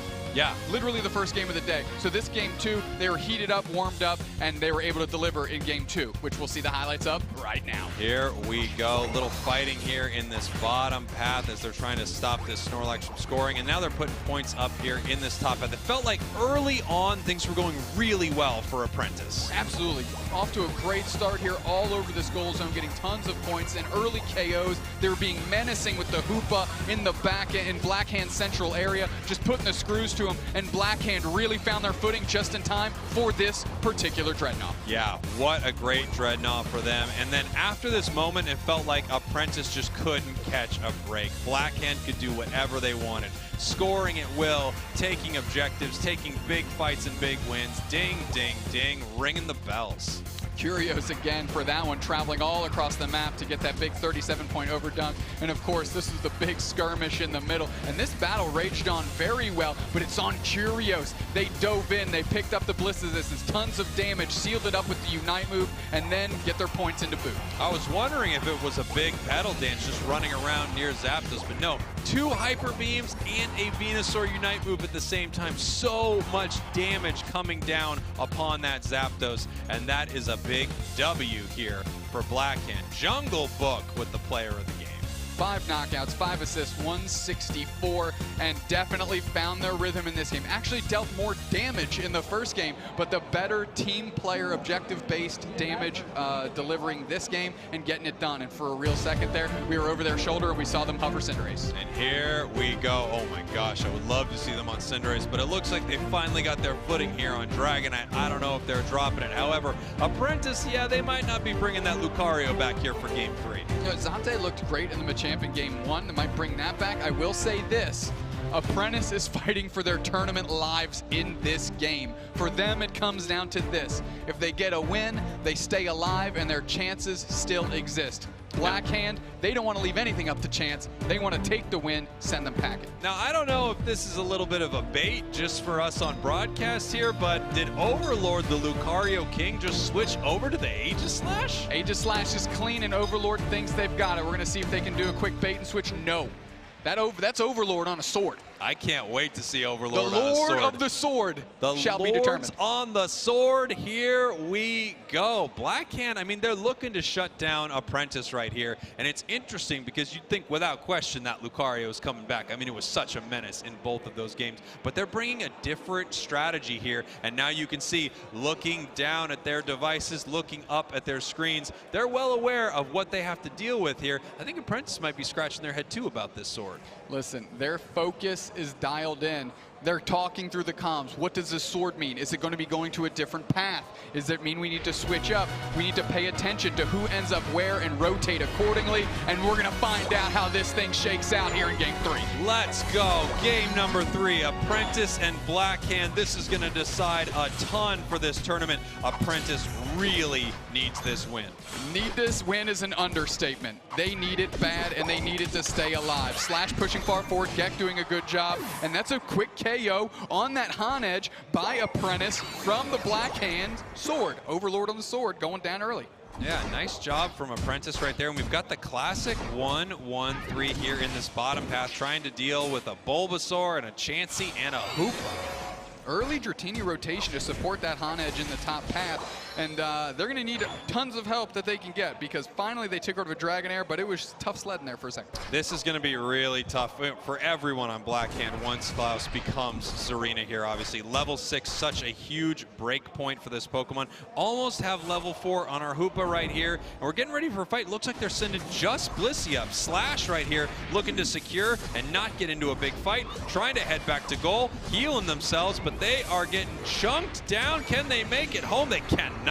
They get KO'd finally by the Hoopa, and you have to give credit to that big-time Astonish by Zervis to stun them down and keep them from being able to retreat and be able to convert on that KO. Elo doing their best, but they're in the face of 3 players, one of them catching a reset. Finally, Curios rolls up top to try and do their best to stem this tide, but Apprentice does get a formidable amount of points in and a couple KOs to boot. Sneaky little play there from Blackhand, sending their Blissey up, but it was not enough, and it got KO'd for its trouble. We see Chansey and still Machop here in this bottom path, looking to maybe take a KO off Overlord, but they are backing. Yeah, they're going to decide who gets their evolution here as they're battling all of this. No, they both hit it in unison. That's a great place to be for Apprentice, because they would have hated to have been any further behind than they are now. A lot of experience in the favor of Overlord here, and that's huge. As soon as it becomes level 7, that Aegislash is on the battlefield, and that is a difference maker.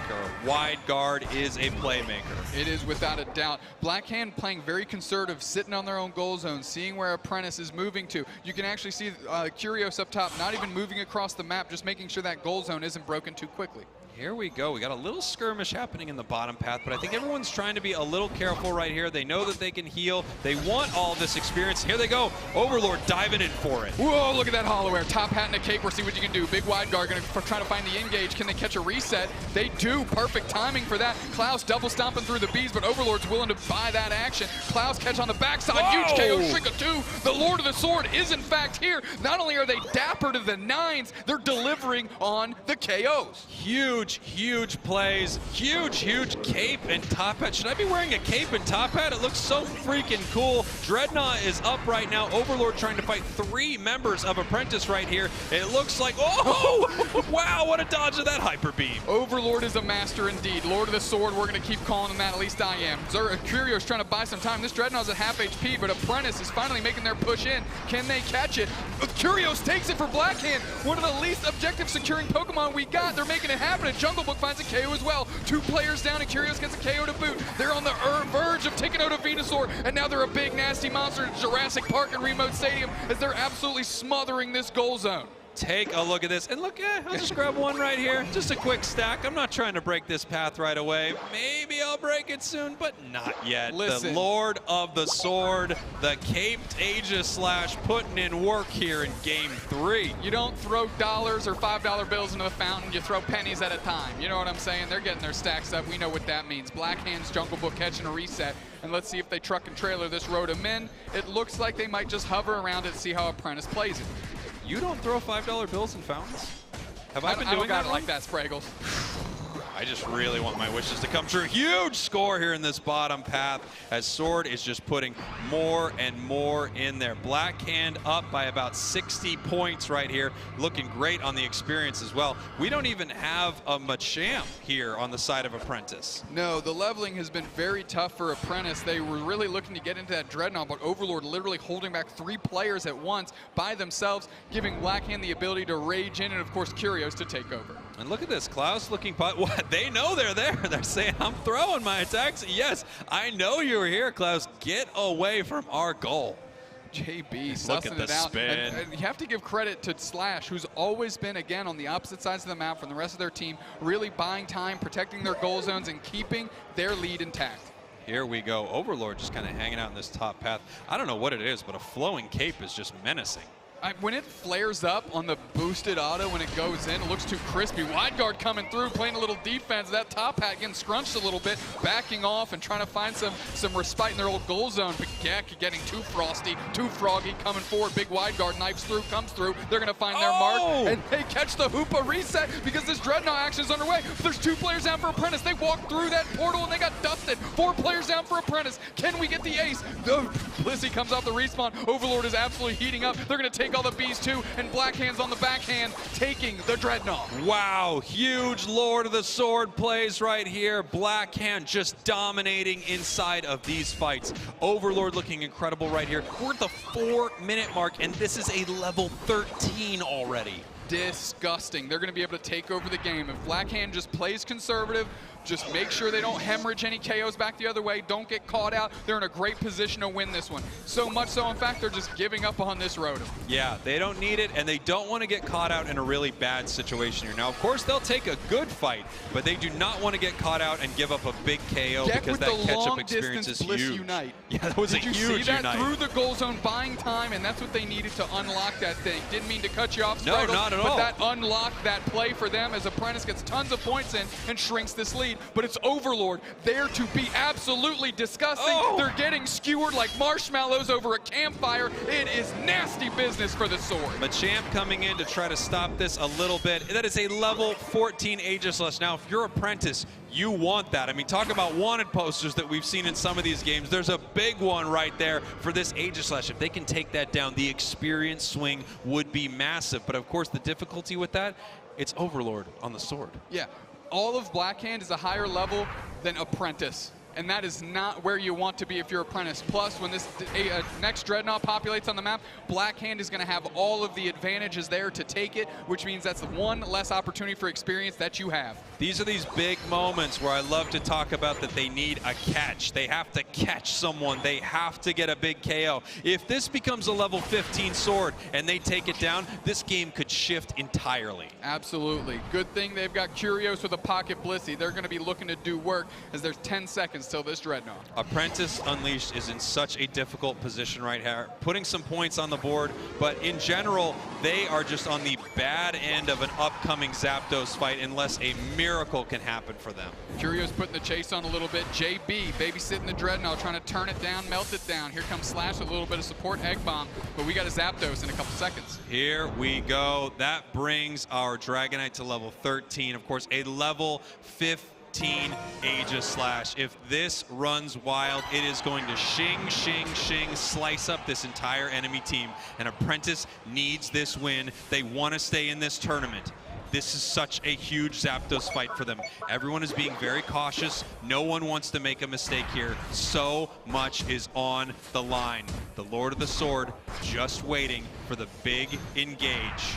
They're going to be going for Overlord or Book to see who can pull them into this. And Overlord is hunting. They are hungry. They want to go. Who are they going to catch out? And it's the Gek. Gek kicks off the action. Overlord finds the KO in tandem with Jungle Book very quickly. Nobody's going to catch a reset. The Machamp does, and so does Jungle Book and Overlord. They're coming back with full HP. Tons of players down. Zervis is getting knifed down very quickly, but still holding on to that Unite move. We only have one member down, two members down for Apprentice, but I think one of the biggest moments of that fight there, Doomstack, that is still going on, was Machamp actually went back to that hyperspace hold mid-Unite. Yeah, they're coming through. Dragonair going to find Dragonair finding a KO on Hoopa, but that's not the target you want. Of course, there's a huge lead for Apprentice because they got that back half action here. Blackhand needs the Zapdos. They're taking the fights. They need to find the body. Zervis knifed through by Overlord, and there are two players down, but it seems like they're so much more static than this as the Machamp Zante is trying to find their way in. Curios is on the chase, and nobody's around Zapdos. Only 44 seconds left right here, and Blackhand is behind on score. They're way ahead in this fight, but they need to put some points on the board. Are they going to be able to secure this? Zapdos is almost at no health, and it does go down. Blackhand with a big secure. And all of Apprentice Unleashed is taking a nap right here in the Pokemon Center. They don't have enough bodies to protect these goal zones, but does Blackhand have enough speed to convert? Duck it time, Hundo Burgers, but you got to get them in. Take a look at this, and then of course the really nice play there from Elo and Curios, letting the Hoopa score first. It didn't have 50 points, so you could get a ton more points inside that goal. Blackhand with a commanding win. The Lord of the Sword. I'm buying a hat and cape. I don't care if it doesn't look good on me. I'll tell you what, Blackhand, like I said, didn't want to leave anything up to chance. The whole team's kind of going off here. At least we got some claps. We got some look down the pike right into the guts of the camera saying, we got this. Let's cheer one time. Blackhand looking good. Apprentice Unleashed not playing in day two. One of the dark horses, or we'll say tier 2 favorites going in, is somebody to make it out of their group stage and find themselves going home. That's right. Apprentice, an incredible team. I mean, we've been watching them all season long, and of course, this is that moment that happens in these tournaments, you know? The incredible win here for Apprentice.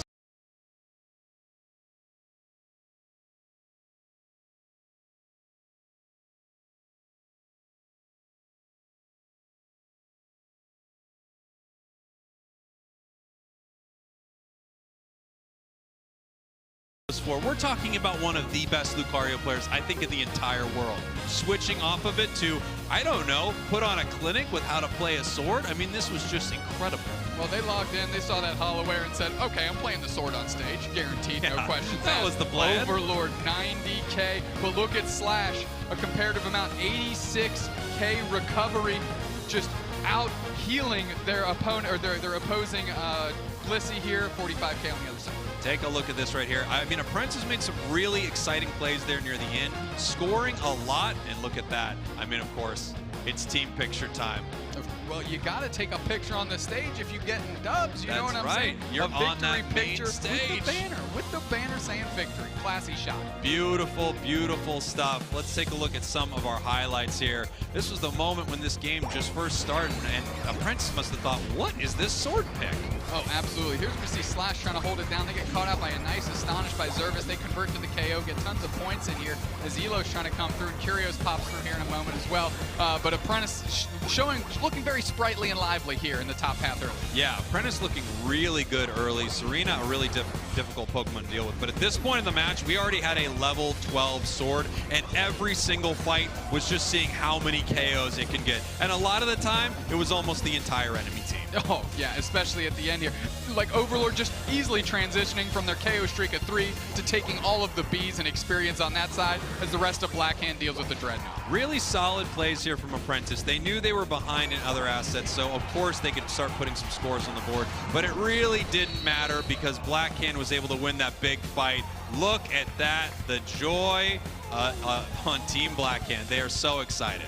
Yeah, you know, there's something to be said about the work that was done, but Overlord gets the nod. 13 knockouts, 4 assists, tons of points. Sacred Sword, wide guard, Lord of the Sword. I think they need to change their gamer tag. I think they absolutely do. I mean, how many Aegis Slashes are we going to see in solo queue after a performance like that? Let's take a look at our groups right here. Again, T2 and No Show coming out of Group A, Renaissance and Eternity here for Group B. We right now are in Group C, Dupesnacks. Yeah, Group C, Blackhand. We just saw them win their first game, but because Apprentice lost both of their games, iClan and Blackhand get the nod. They will be moving on. That's right. What an incredible series so far. We still have a ton of amazing teams here at the World Championships, and we are finding out who is making it to day 2 for that double elimination bracket. Do not go anywhere. We are going to take a quick break. We do not have a player interview with Eternity. We will be right back.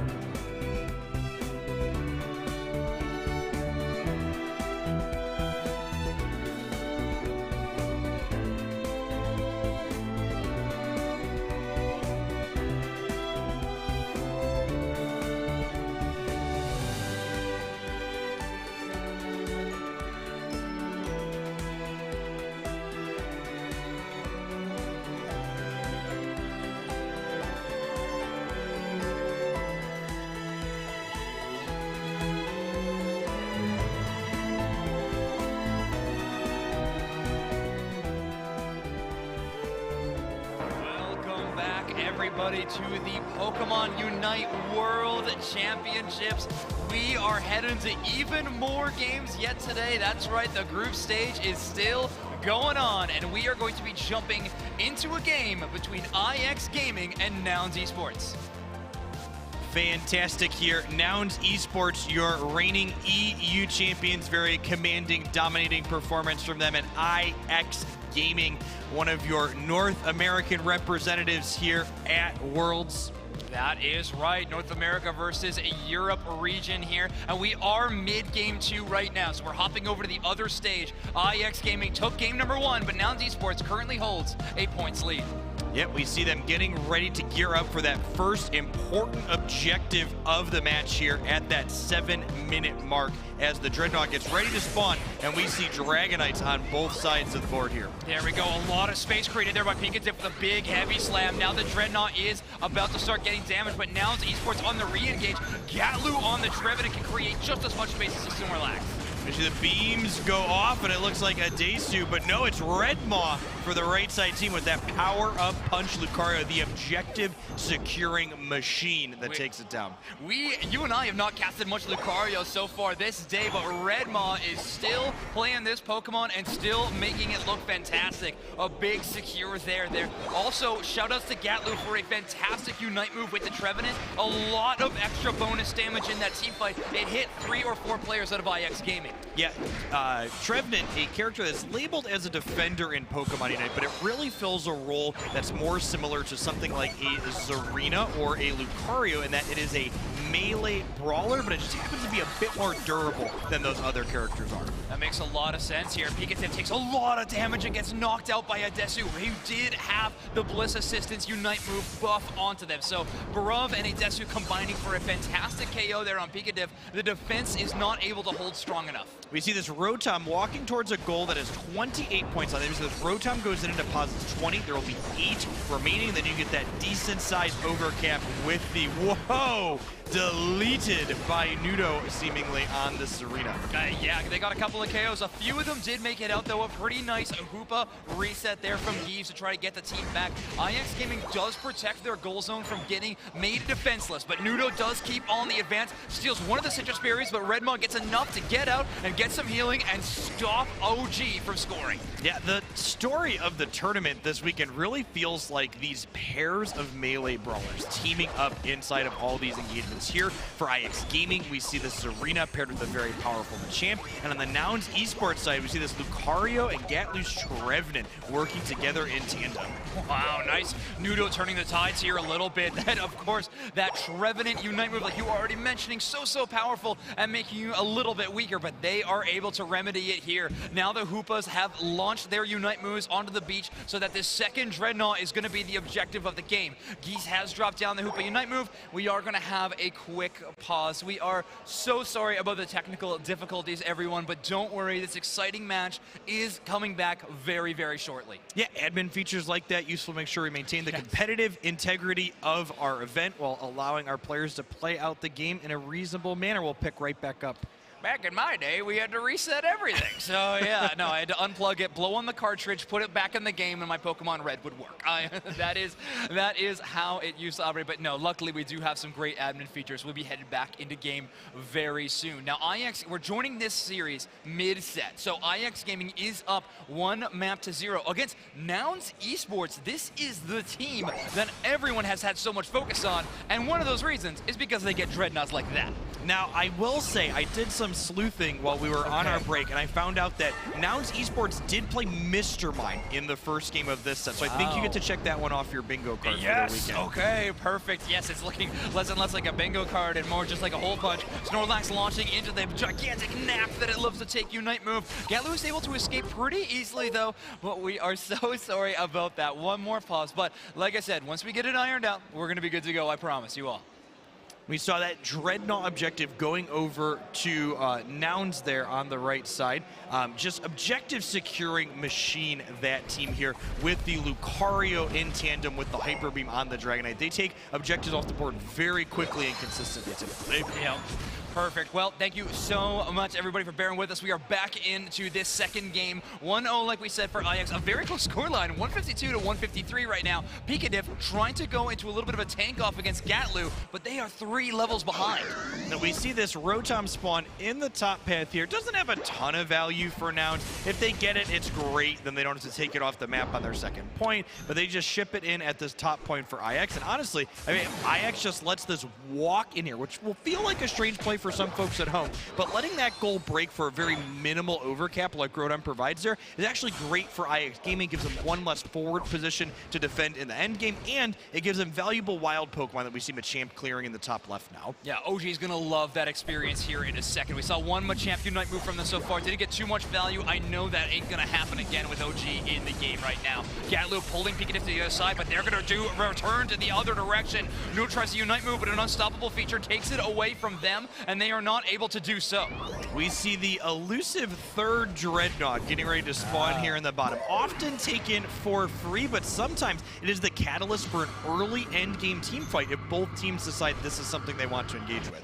Good read there by Redmond and Geese, knowing that OG is not with the rest of IX Gaming and wants to stop any kind of split push shenanigans. A huge engage there by Nudo. They take a lot of them. Pikachu tries to stop any of the resets, but they unfortunately do not grab Gatlu long enough to do so. Dreadnought starts getting hit up by the Dragonite. Pikachu looking for another heavy slam. And we see Dragonites looking to get in position here. We see that Unstoppable applied from Blissey for our right side, giving their Dragonite the mobility to get on in there and Unite, it looks like, at the 2-minute and 30-second mark is a little bit close to the wire here. Extremely short range, though. It's going to probably only take about 50% of their Unite charge rate. Dragonite getting it a little bit back faster if the range isn't super long. So now it's definitely going to be looking to buy that Unite move back, but it shouldn't take too much of an investment. IX Gaming with the early presence. OG lowering a Corphish would love to hit 14, but giving Kratos that last hit with the Hyper Beam will be good enough. Yeah, we see here as we head into the endgame, smallest of point leads for IX Gaming. In fact, as small as it can be as this fight breaks out here and the Bliss assist pops off and Zarina picks Gatlu up. A huge engage by Gatlu and actually has to use Unite to respond in kind and stay up. Geese with a very late Hoopa portal is actually paying off for them now. They're able to engage a little bit later with that Hyperspace Fury. They lock up Nudo in place and they are deleted. Redmaw is able to close combat them back to the respawn zone. We see here dancing around the pit with these dragons. Now it's Esports Dragonite getting low to the wire, but Gatlu coming in with the assist, pushing the enemy chance to back away. It has seemed like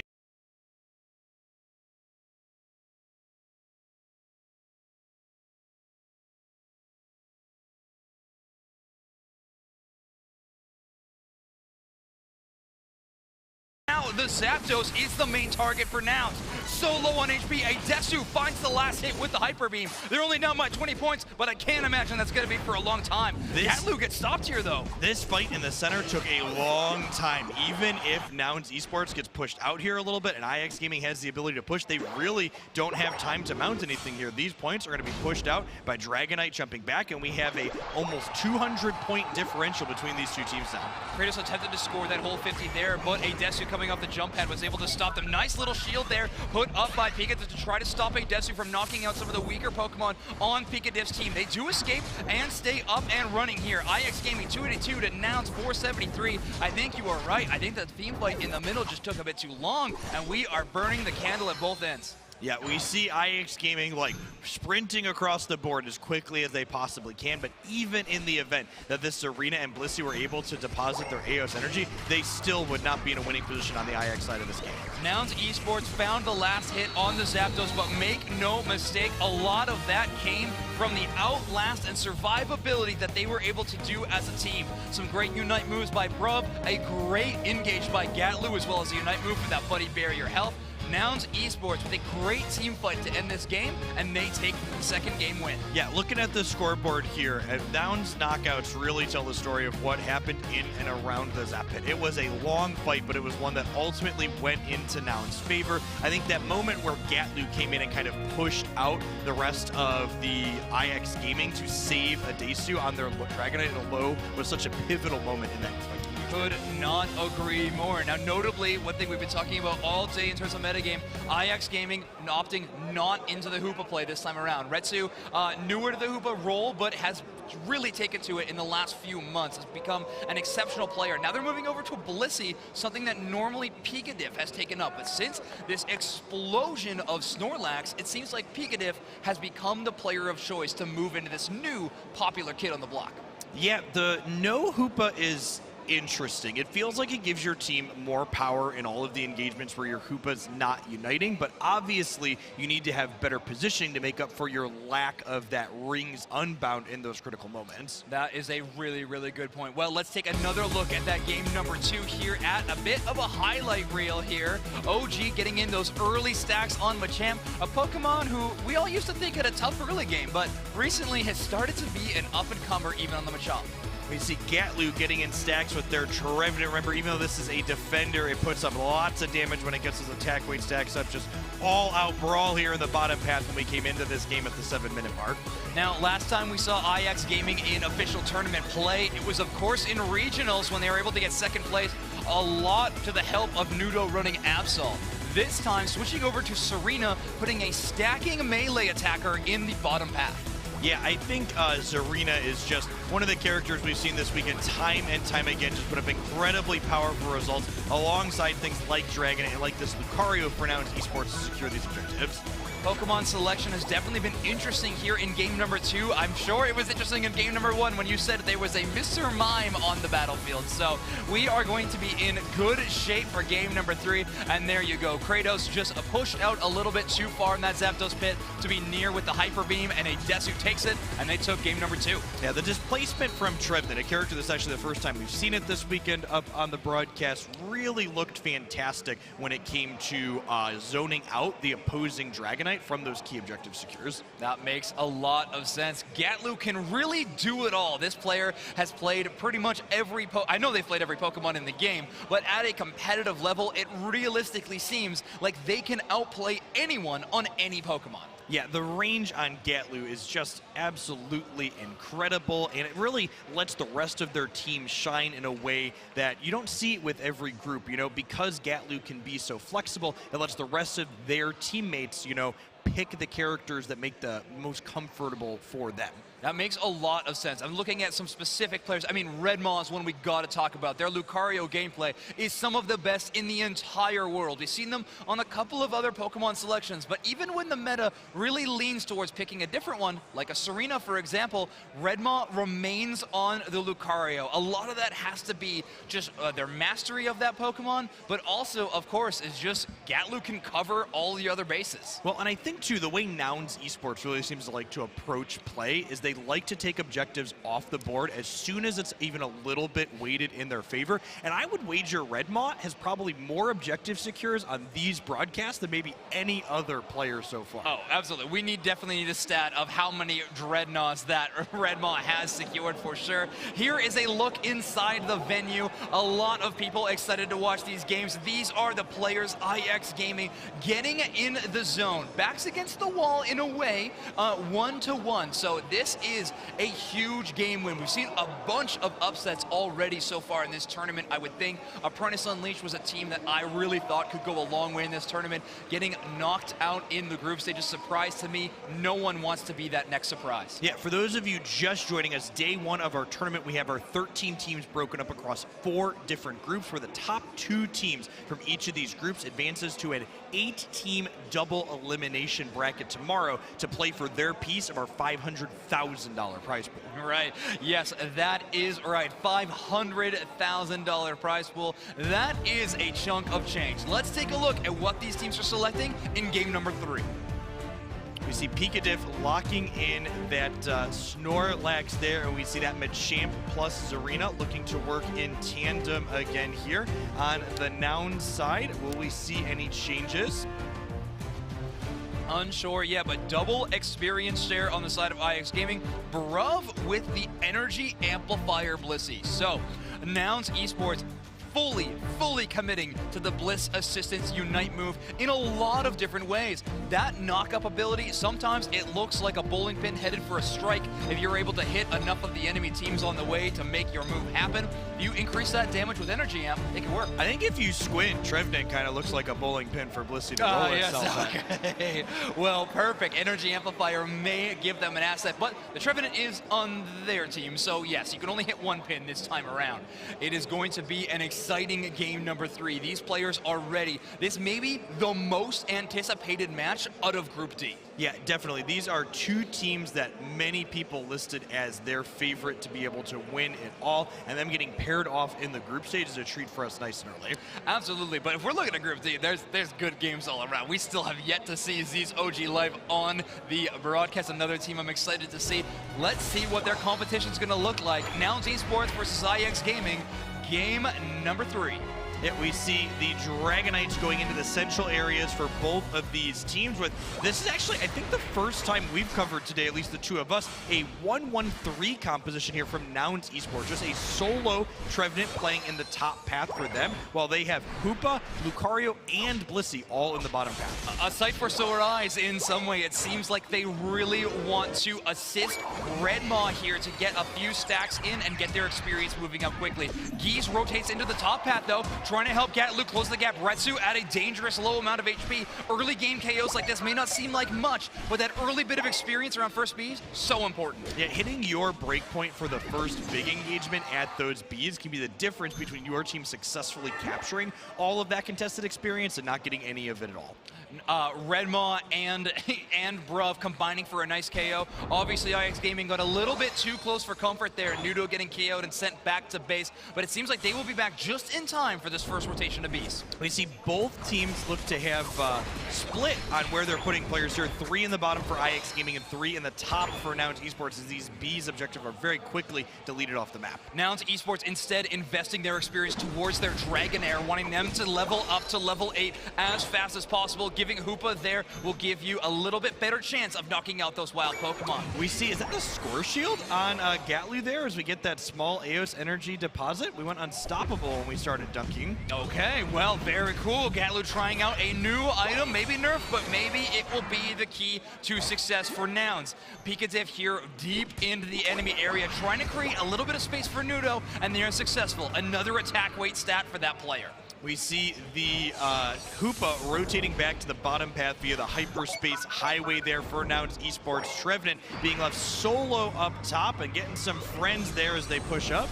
IX Gaming definitely pushed really far ahead to try to find some early scores, get this goal zone down to low HP, but most importantly, get OG online. Level 6 on Machop. They want that level 9 before first Dreadnought possible, if not, very soon after. Yeah, Trevenant is like the perfect character in Pokemon Unite to leave defending a goal zone solo. It has so much durability between its items and its passive, essentially providing you another focus band to survive with. It's very difficult to push off a contested point. There's not many people I would leave a key to my house to protect, but I think Gatlu may be one of them as well. A great defensive player. Pikachu with a big engage here, though. Gets a 3-person heavy slam. They don't use it to push any KOs. They do it to grab some Bs. Nudo gets even more damage onto Redmaw, convincing them that pushing into this camp there was an impossible task. Notable that we see 2 different Blissey movesets here between these two teams. Bruv for Nouns Esports choosing to take that safeguard, giving themselves and a teammate unstoppable periodically, while IX Gaming's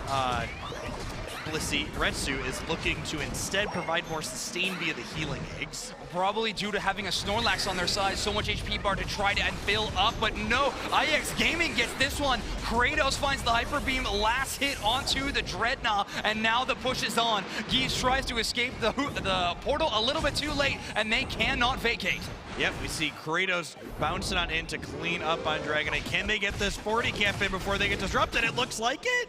IX Gaming has now turned it on here. First Dreadnought succeeded for them. Kratos at level 10, OG at level 9. Unite moves are available if they want to use them to push. They have not even done so yet. They don't need it. A goal zone broken there by Nudo. 16 points is not a large overdunk, but I know Nudo, and I know they like attack weight stacks. That level 9 Machamp just knocked out a level 6 Lucario. Zoinks, there's a little bit of a differential going on between these two teams right now. Fighting type diff. OG Unite moves in here. A Fluffy Tail is put down by Gatlu, but they are now, the investment is not worth it. OG able to secure the Rotom and keeps on pushing. A Unite move there for Serena, launches the Dragonite up into the air. Now Esports is getting absolutely knocked around here. IX Gaming with a great advance. Yep, we see that Rotom walk in, which allows one of their players to potentially get a little bit of an overdunk here. You'll note that they're waiting to break this. This Rotom counter has 13 seconds left, so even if they do break it, they want to break it as close to the limit as possible to delay that catch-up experience. Downs is going to get in the top path. That is true, or Pikadiff is just dancing. I liked those moves that I saw on the goals on a bit of a dance floor, but OG takes the score for a full 40 points. 204 to 25 is an impressive scoreline for IX Gaming in the early game. Yeah, the really good positioning from Pikadiff there on the Starlax. It looked like they really weren't accomplishing much, but their goal there was to make sure when OG came back over at those 40 points, those 40 points were going in. OG going even deeper than the enemy central area. They are going for the Autono that spawns close to base, so impressive play from them. Able to outrun the Hyper Beam there thanks to a little bit of Machampman movement here. Really love the Machamp skill set that OG is showing off here. The cross-chop dynamic punch combo just gives you such an incredible amount of mobility on this character that's already pretty quick. That is true. Fluffy Tail coming in clutch this time around. Barov able to secure that on the Blissey. Lead with a little bit of Egg Bomb action. OG is brought down mid-Unite move. They're going to have that one against us. They didn't launch the actual fist in place. Gatlu able to kidnap the Blissey, and they find the knockout as well. Snorlax getting the block to try to push everybody off. They run, but they get a big Citrus Berry. Gluttony passive coming in absolutely clutch there, but it's only for so long as Nouns Esports gets yet another KO on the board. We're in London, but it's IX Gaming that was falling down inside of that engagement there as Nouns Esports secures not only the objective, but also a number of knockouts to push in that bottom point. I'm sorry, that one got me really good. Okay, OG here trying to get a little bit of wild Pokemon knockouts, getting leveled up as fast as possible. They are sharing a level 11 with Nudo right now, but both of them are on the precipice of 12. On the other hand, Nouns Esports has 2 12s of their own in Gatlu and Adesu. These are going to be gigantic threats for the side of the EU winners, Nouns Esports. Yeah, looking at the timing here, I wonder if we're going to see IX Gaming try and take some type of engagement. We've got a Dragonite, a Blissey, and a Zarina Unite on their side of the board that they could theoretically use here and have back close to, if not exactly at the 2-minute mark. Yeah, it's a bit of a risk, but gamble, it can pay off here in Pokemon Unite. IX Gaming giving a little bit of pressure. Retsu playing around the bottom path for a little bit of information. Now, yes, this advance with Unite moves could work out, but you're also moving into Gatlu and Redmaw, 2 very defensive Pokemon, especially with Power Up Punch. Yep, we see IX Gaming kind of evaluating the positioning of the opposing team and saying, no, this risk isn't worth the potential reward, and they ultimately back off, not risking any KOs here since they are reasonably leveled compared to Nouns. Yeah, that makes a lot of sense. These teams respect each other a lot. They consider each other some of the best in either of their region. Unite moves being spent just for the sake of spending them, definitely neither team are in the business of that here. Adesu finds that last in the Corphish, a hair away from level 13. Third Dreadnaught's next up. Yep, we see Dreadnought going down very quickly. Fluffy Tails and Hyper Beams, oh my, as Nouns Esports secures yet another objective on the back of that Lucario. Nouns Esports better be thanking Redmaw in the comms so much for getting that last hit right there. Both Hyper Beams were about to miss the Dreadnought due to displacements from either team's tank players. So incredible job trying to shut down one threat, but the problem with Nouns is they just have too many. You shut down one, another one raises up in its place. Yeah, Nouns loves to secure them and objectives. That's the best way to win a lot of matches of Pokemon Unite, and having Redmaw working in tandem with Adesu on this Dragonite has proven time and time again to be an excellent way to do this. Take a look at IX Gaming's Pikadiff. They're going to want to engage, but combo with the Machamp Unite if possible. No, OG actually takes their own route there. A max range Bliss Assistance from Bruv all the way onto Gatlu for a little bit of survivability. They don't find any angle to do the damage. IX Gaming spreads in a fantastic way. OG lands a gigantic Unite move in the top left side of your screen. Redmaw tries to fight back, but Pikadiff shuts them down with a block and their own Unite move. They're getting back up and healthy. Yeah, just incredible engagement here back and forth with notably Nouns Hoopa going down before they can unite. The question is going to be, can Nouns get in here and buy themselves some time to get their players back in here that have Unite moves? It does not look like it here.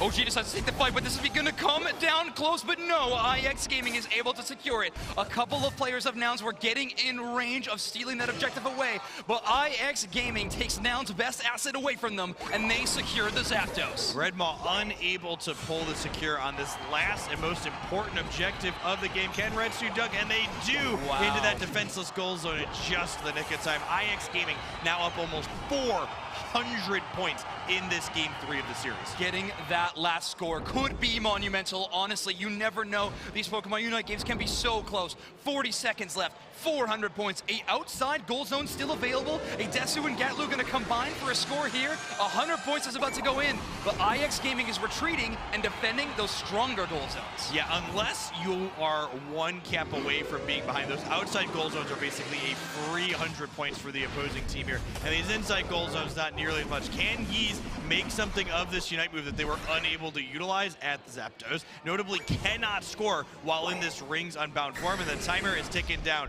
7-6 as we get on in here, and there's some extra points going in, but I do not think it's going to be enough here. Yeah, there was quite a few really small scores. Nouns Esports never giving up until the very end. I'm not going to give up on them either. I want to see that final score line. All right, tally it up. Survey says IX Gaming with an over 200-point lead, 644 to 416 in favor of our NA representatives here on the world stage. IX Gaming gets a game win in the group stage against a lot of people's pick to win the entire tournament. If you wanted to start out your road to the World Championships right, this is the way to do it. IX Gaming win a huge game. Yeah, we see our players there celebrating there a little bit. Let's see why exactly they're celebrating. We take a look at some of the end game data here. Decent amount of knockouts on both teams. A lot of the engagements throughout the course of that were very close. Yes, absolutely. The trades with KOs were very happening almost all the time. However, the KOs themselves weren't a plentiful. But I mean, if you're looking at Gatlu on Trevenant, even Nudo and OG on these very defensive all-arounder Pokemon, not to mention Pikatif, there's going to be a lot of HP and a lot of escapes going to be happening. Yeah, looking at the total damage here, I think it kind of tells what happened in the game in terms of engagement. So both of these teams felt like they played pretty safe overall when it came to how much they were pushing before they were pulling back. And let's take a look at some of that play here now.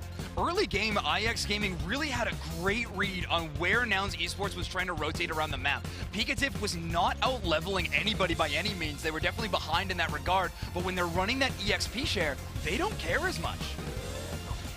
And we see here, you know, these engagements where there were a couple of knockouts, but really outside of that second Dreadnought, I really didn't feel like we had any full team wipes inside of this match. Yeah, definitely, yeah. No full clears on either roster here. This Dreadnought, this was the one that Nouns Esports did not let get away. Grub was able to take that one down. Now, it was a very exciting team fight there. Maybe the most electric team fight we had in the entire match. Yeah, definitely, and it was won decisively by Nouns Esports here.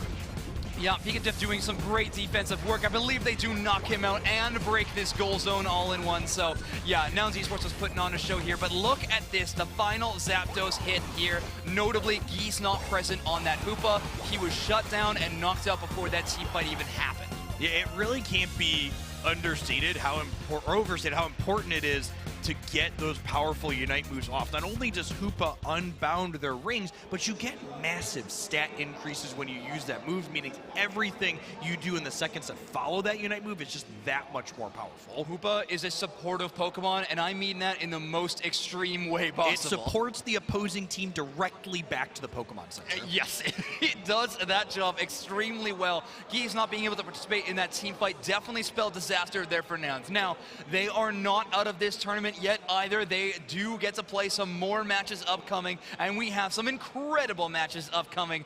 Do not worry. But IX Gaming getting their first win in the group is really going to be amazing. Let's take a look at how the round robin has played out so far.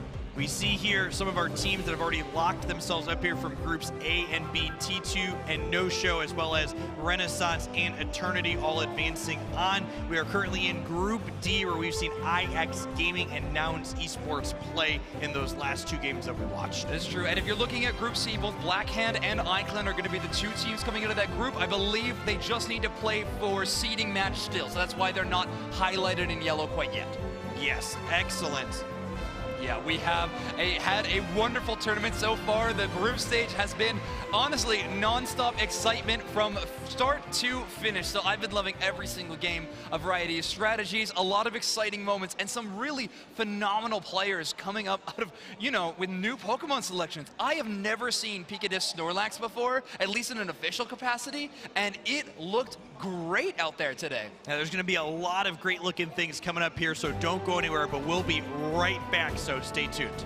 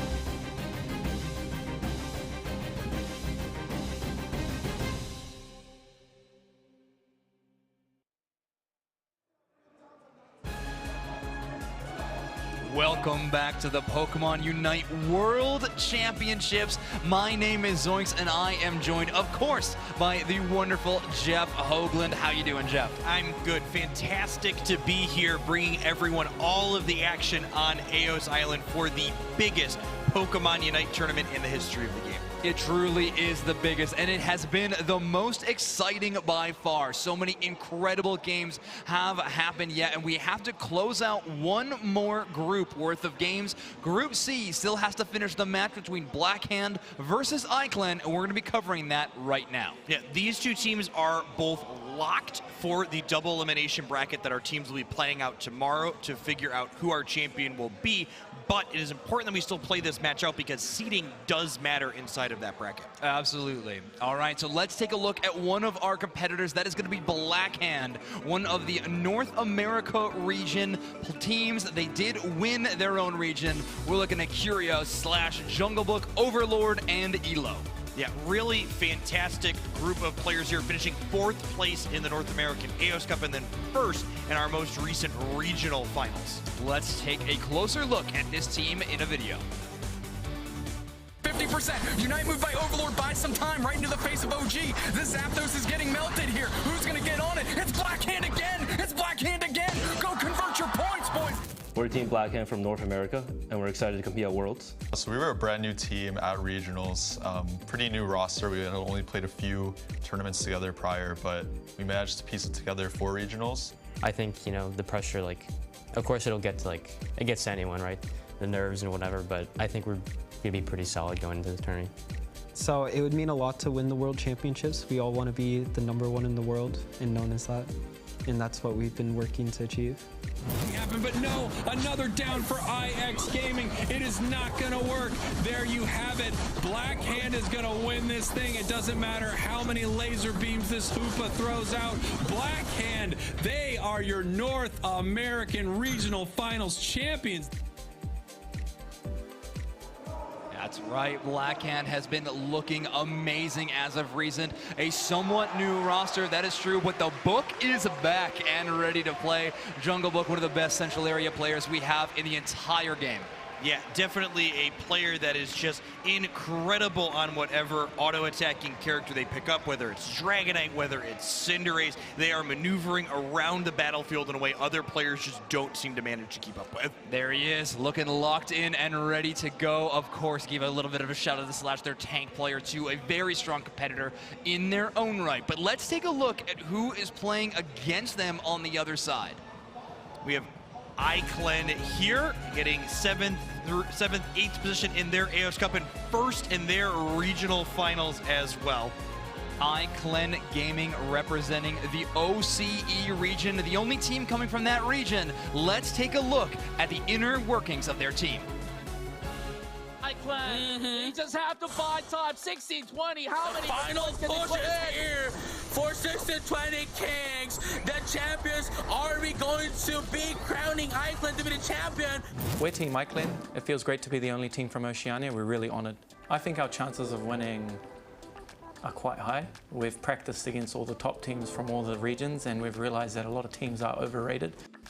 Yeah, winning the World Championships would be great for us. It's all been a dream for us for most of our lives, so we'll be really proud with it. The key to our success in our team has been a long history of friendship. Since we've known each other for such a long time, you know, we can practice together, party together, eat together, and we all live in like a close proximity. If we win World Championships, we'll probably party around Europe, take a second holiday around here. Feels great to be in person, to be playing in person. Nothing's like playing on game day with the crowd. We're excited and hyped, and we're looking forward to it. But I think this is going to be the last one. iClan is now going to be your OCE, Oceania Pokemon Unite Championship Series champions.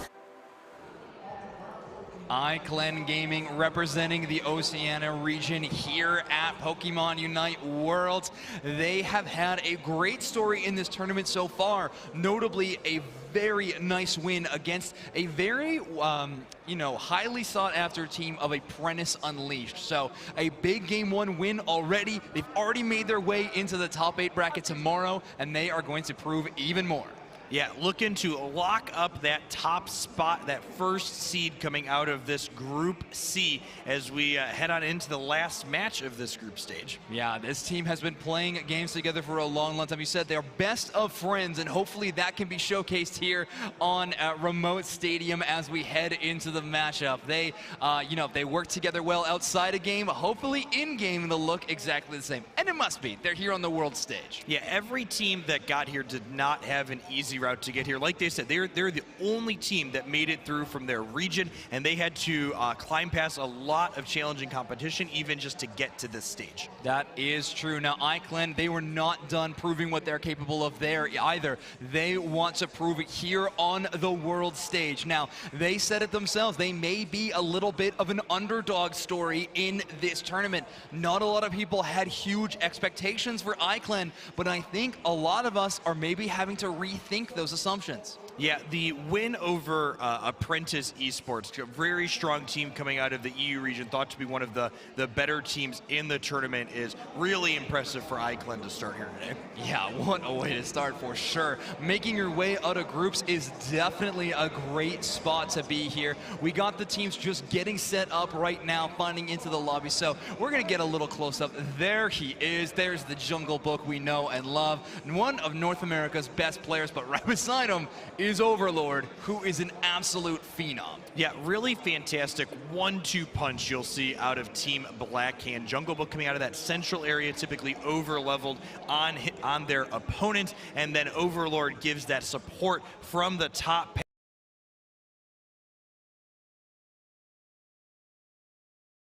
To your other teammates that want to, help out for once finally. But yeah, Overlord has made any top path Pokemon an incredible weapon in their hands. Watching Overlord play is really a mark to me of what Pokemon Unite players are.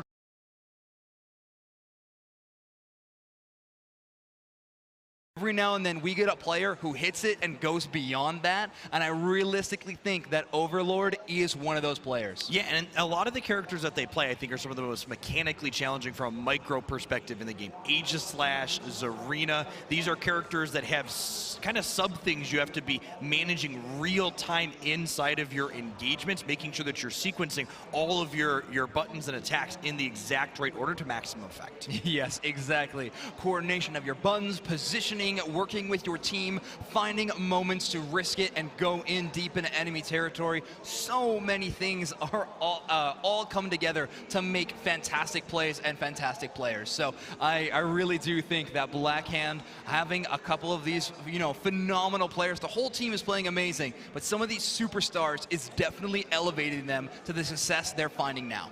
Yeah, and I think from Iclan, you're trying to prove that you can punch with these heavyweights that are here from the regions that are thought to be the stronger teams. They already got past Apprentice, like we said, Blackhand, another one of those teams that everyone was like, which team do you think is favored to win? Blackhand at the top of a lot of folks' lists for this tournament. Yeah, I mean, maybe mine included. I won't say. Now, I'll say after the game when I see the results.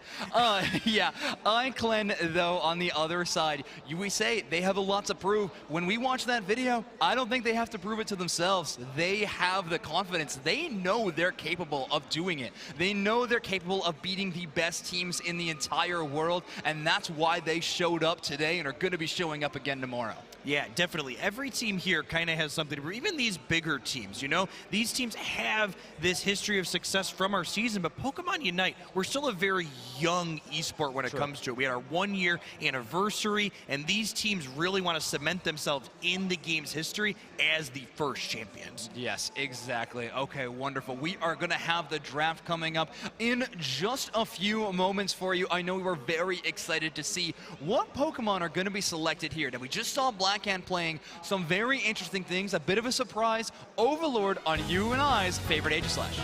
Yep, we see some characters getting locked in here. The Hoopa and the Blissey cannot click in fast enough here. Iclan, I heard this mentioned from their earlier game. They are favored favoring a Slowbro as one of their more durable characters here, which I actually really like in the metagame right now. So Slowbro's Unite move, able to kind of pick up the carry Pokemon on the opposing team and kind of remove them from any engagement, is really good against opposing things like Dragonite that are looking to secure objectives.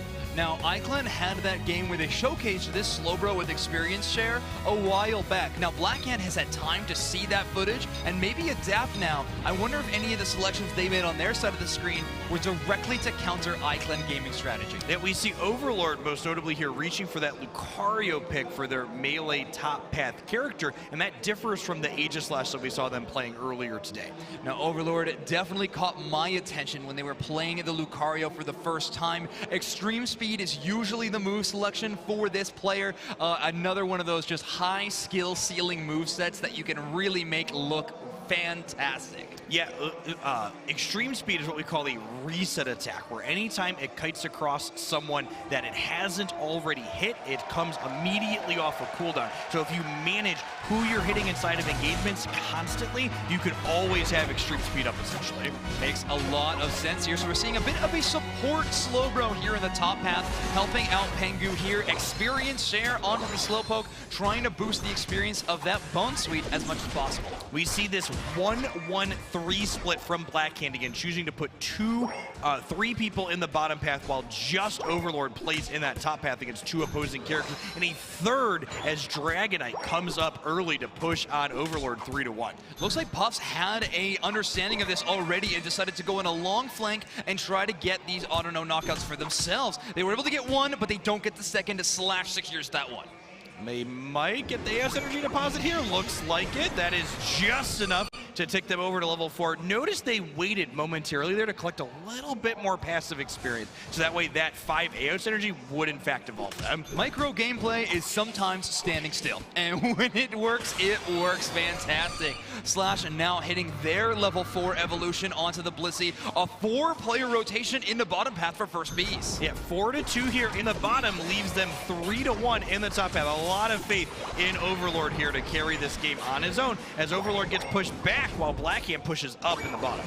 Overlord does get pushed back. Their HP bar absolutely plummeting on my screen right now. They do get knocked out, but notably, Curios on this Venusaur was able to collect a lot of the Combi investment win experience. This means that player is going to be getting a little bit closer to the evolution. Look at iClan's Blissey, though, doing the same thing as Blackhand's Hoopa, a little bit of a central area invade on either side. Yep, we see Hoopa walking away from that with a blue buff here, getting the last hit on that buff Pokemon, getting the experience from it, and putting iClan's Dragonite a little bit behind here.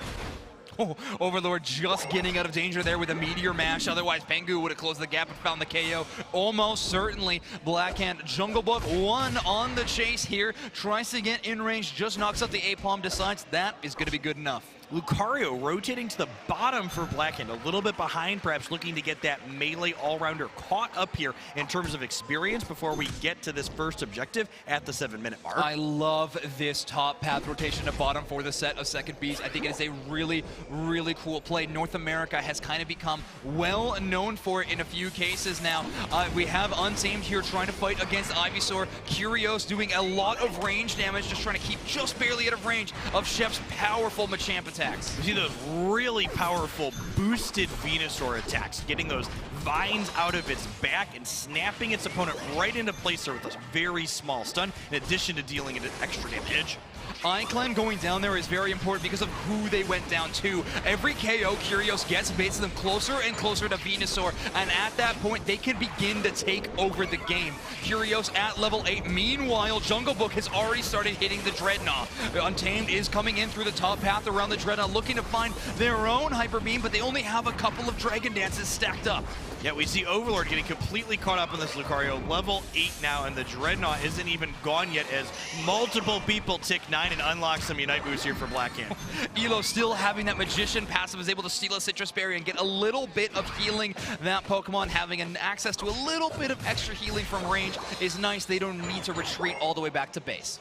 We see Blackhand decline to push this point in the bottom path, instead looking to spread out here and secure this Rotom in the top, while their Venusaur looks to to clear wild Pokemon in their central area. Iclan does allow this Rotom to hit their goal zone. Blackhand is going to move their scoreline up a little bit, now having a commanding points lead there with their Aos energy. We see Venusaur getting a little bit of support from Overlord here, getting to delete the incredibly tanky Slowbro from existence in the center of the map here, just playing a little Pac-Man here, looking to clear all these yellow dots off of the board and collect the valuable experience that they provide.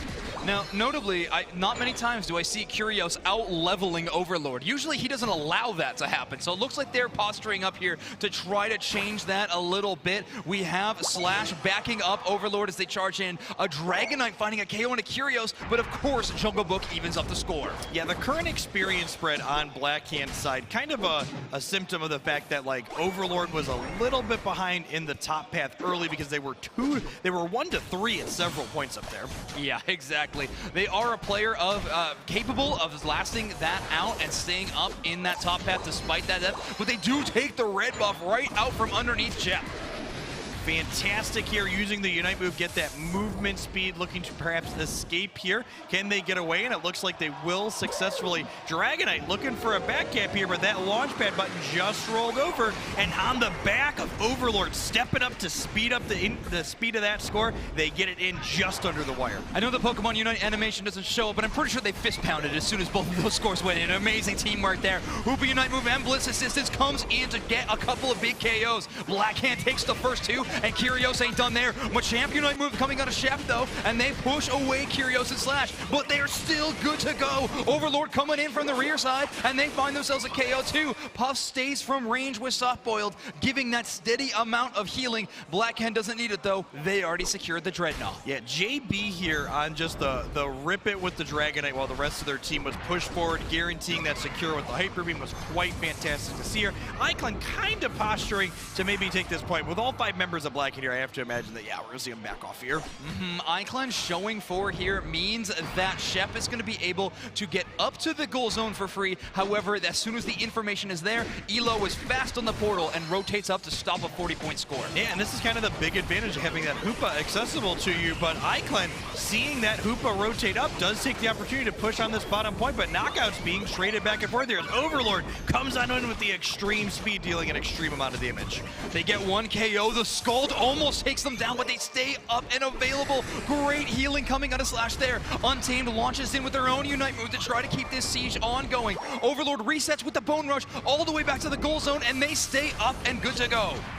Yeah, we see here this fight just lasting forever in the bottom path. Well, there are a ton of wild Pokemon available on Iclan's side of the game board here. Kind of expecting them, yeah, to back off a little bit and try and acquire some of these levels. They're currently a bit under-leveled compared to Blackhand in a couple of these spots, and they need to kind of close the gap on these if they expect to win the Zapdos fight.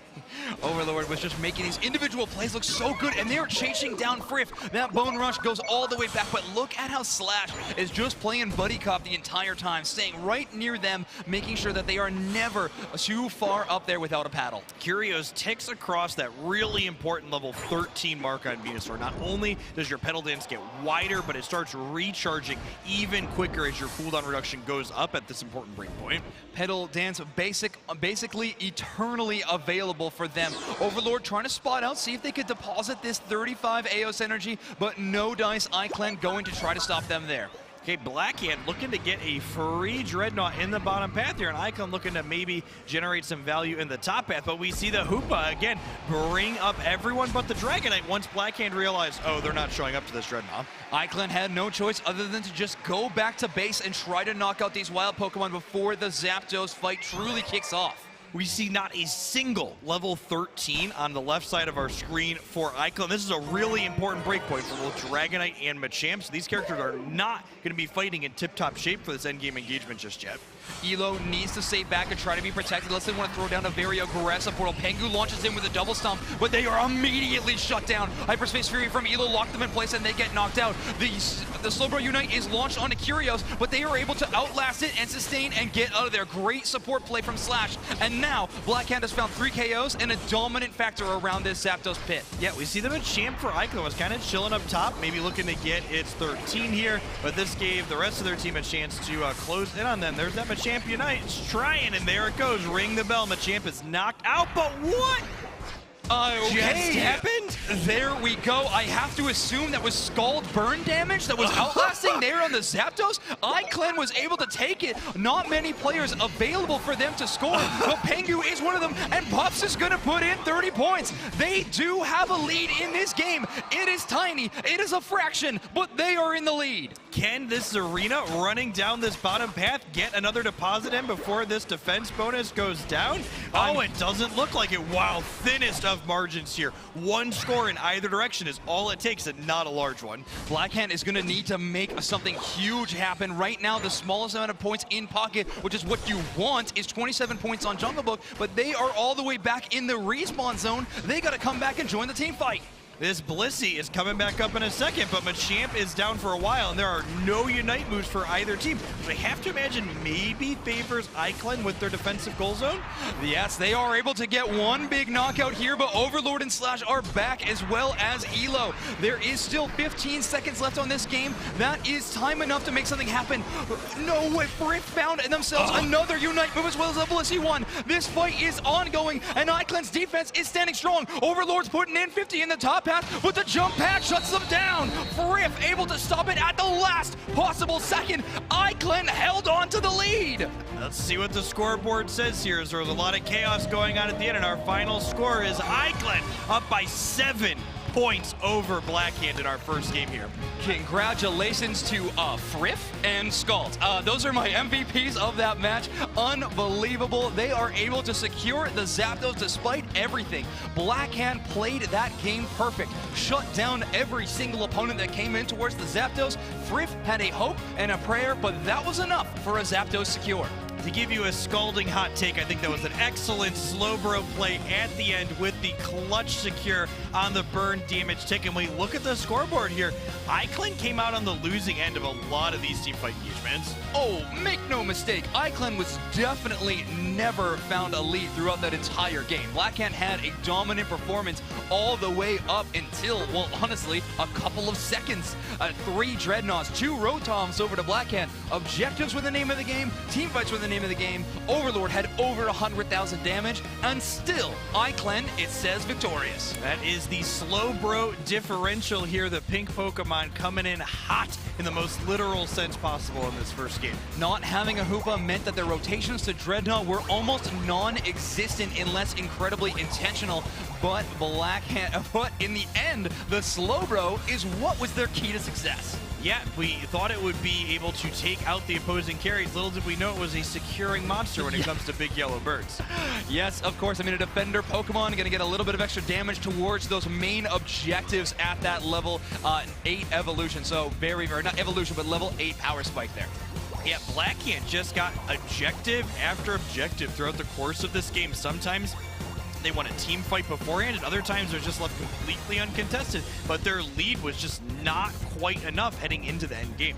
Now, let's not kid anyone here, but let's watch this Zapdos fight. This was all going down, but there we go. The Slowbros effect lives past them being in the team fight whatsoever.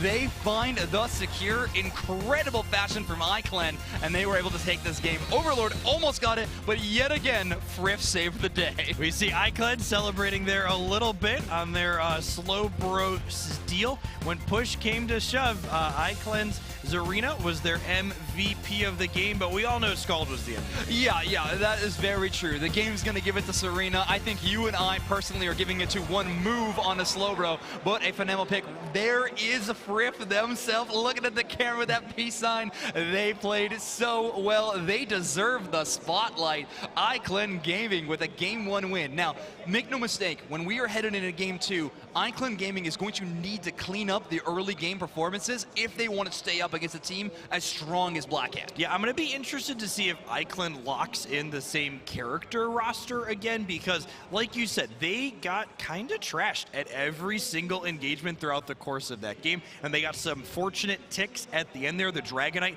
went early on the Hyper Beam, and that allowed the Scald to kind of step in there and say, my bird. That is true. Lightning never strikes twice. How many times can Scald strike? Well, enough to kill a Zapdos, or enough to knock out a Zapdos. So a very important play there for the side of iClan. I am excited to see if they can do it again. I honestly don't think they will switch up any of their Pokemon. From what I know of this team, this sounds like the composition they have put the most practice into out of any other team. So I definitely think that that is going to be their main focus. Well, it's important to note, too, that not just character selection that can change. Perhaps we will see where these characters go at the start. We saw Blackhand, for example, start with a 1-1-3 split. We could perhaps see iClan work to match that or split where they send their two characters after seeing where Blackhand started off in the first game. Yeah, with no Hoopa as well, it seemed like they were giving up on a lot of these Dreadnought fights. Go iClan! It's got to be fun to represent a team that's doing so well here. They got some fans, and they are close by. But with those Dreadnought fights going in the way of Blackhand so decidedly, it really seemed it was because iClan was trying to invest some experience towards Shep on the Machamp. They were doing a lot of split pushes, trying to get in some scores, but almost at every time, Elo was reading them.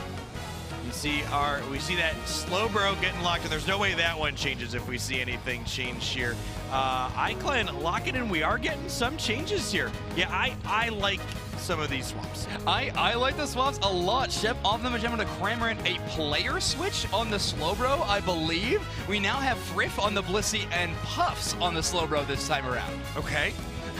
For some reason, Puffs thought that Friff didn't save the game enough, so they are going to take over the role. Big changes on the Blackhand side here as well. Is this our first Greninja sighting here this weekend? It is our first Greninja sighting. Overlord is going to be playing the Greninja, another Pokemon with resets added to it, and it is running Attack Weight, Scope Lens, Muscle Band. We are full damage gamers today. This is a Glass Cannon Greninja, and one thing I'm going to be curious to see here, is Greninja playing in the central area, or is it a top path character with the stacking? Maybe we could see a split. We also saw JB, their center from the previous game, lock in that Greedent, which is commonly a top path character. Yeah, I have to imagine that the Greninja is going to be headed to the central area. Overlord usually wants to try to take over games. Giving Greninja access to their final evolution as quick as possible is going to be what's going to happen, but everything will be answered as we head into game number 2. iClan versus Blackhand. iClan with a 1-game lead. Yeah, we see again a 2-1-2 split from iClan with the Cramorant plus Serena going into the top path. We see that Greedent as predicted in the top path for Blackhand, with Overlord playing the Greninja in the central area for their team. Yeah, Untamed here on the Dragonite is going to do a rather slow clear. Dratini not the best at knocking out central area Pokemon. Shep under a decent amount of fire here. Curios's Razor Leaf does a good amount of early game damage. Puffs and Shep are just trying to fight over whatever experience they can get. Yeah, we see Brawl breaking out in the bottom path. Blackhand kind of pushing the advantage that they have by having 3 people in the bottom here to collect a little bit of additional experience. And it looks like our character positioning changed a little bit. We've got Blissey up top with the Zarina. Yeah, this time around, yes, we're going to have that adaptation and try to shut down maybe some of Greedent's early scoring potential that it has access to. Now, Jungle Book, a player that we have often known as a attack damage player from range, but this time opting into a melee attacker of Greedent. Yeah, interesting pivot for them. The Greedent play into the Dragonite on the iClan side is going to be interesting to me to see how these objectives play out with a little bit less secure from Blackhand. Yeah, it seems that Blackhand wants to finish these fights a little bit faster than they were doing before. Greninja going to do great, especially against a Pokemon like Cramorant. That being said, this full damage build, they're going to have nobody barrier when they engage onto a Cramorant. Yeah, it's going to be really important that Blackhand's Blissey kind of babysit the Greedent as babysit the Frog as the Greedent, he steals this buff in the central area from iClan. Great work there by Jungle Book, securing that blue buff and making it out with Covet. Greedent, as a lot of people say, one of the most annoying Pokemon technically, but maybe one of the most fun to cast, in my personal opinion. It moves around the battlefield and is very difficult to stop with that hindrance resistance that it has, while also healing itself with the berries that it pops out in front while it waddles. That is very true. Puff's trying to launch in his Scald to slow down the advance of Black Hand if they ever can. Overlord has hit that final evolution. The Scald is going to bring their attack damage down by quite a bit, but they're going to take this time to score. Great heads-up play knowing Puffs was going to slack off. Yeah, and that was fantastic. You know, those scores, our Greninja on the left side is playing the attack weight stacks, which means every time they deposit that Aeos energy up to 6 times, they gain permanent attack boost for the rest of the match. Not to mention Scope Lens also in that arsenal of held items. Huge critical hit damage is on the menu for sure. Jungle Book able to just sweep up one Combi out of the pack. Otherwise, Serena taking all of that experience right now. Elo getting a little bit of damage from range. Slash with that Egg Bomb trying to get as much displacement as they can. Just giving opportunities over to Curios on the Ivysaur. We see Overlord hitting that level 9 on their Greninja, meaning that Unite move is ready to go for them. Are they going to jump in on this Cramorant or Dragonite here is the question. Do they even need to with their Unite move at this point? They got a KO streak of 2 without using it at all. Elo puts down a great reset, but Overlord, after getting the healing from the knockout, doesn't even really need it. Puffs gets chased down by Curios, another knockout. Pengu, the only one left up around this Dreadnought. It does get its HP bar reset, but Overlord is looking for more members of iClan. Yeah, iClan is kind of saying, hey, this objective is gone. Maybe we could steal it with an egg. Dragonite pivoting into the center, while Jungle Book on the green and the top path push that Rotom objective in here to build up their attack weight stacks.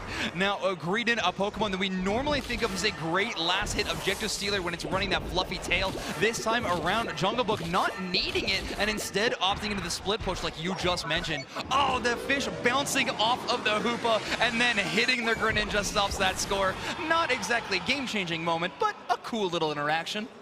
Yeah, we see Venusaur grabbing one of those buffs in the central area for Black Hand here. Another one of those characters that scales up really well.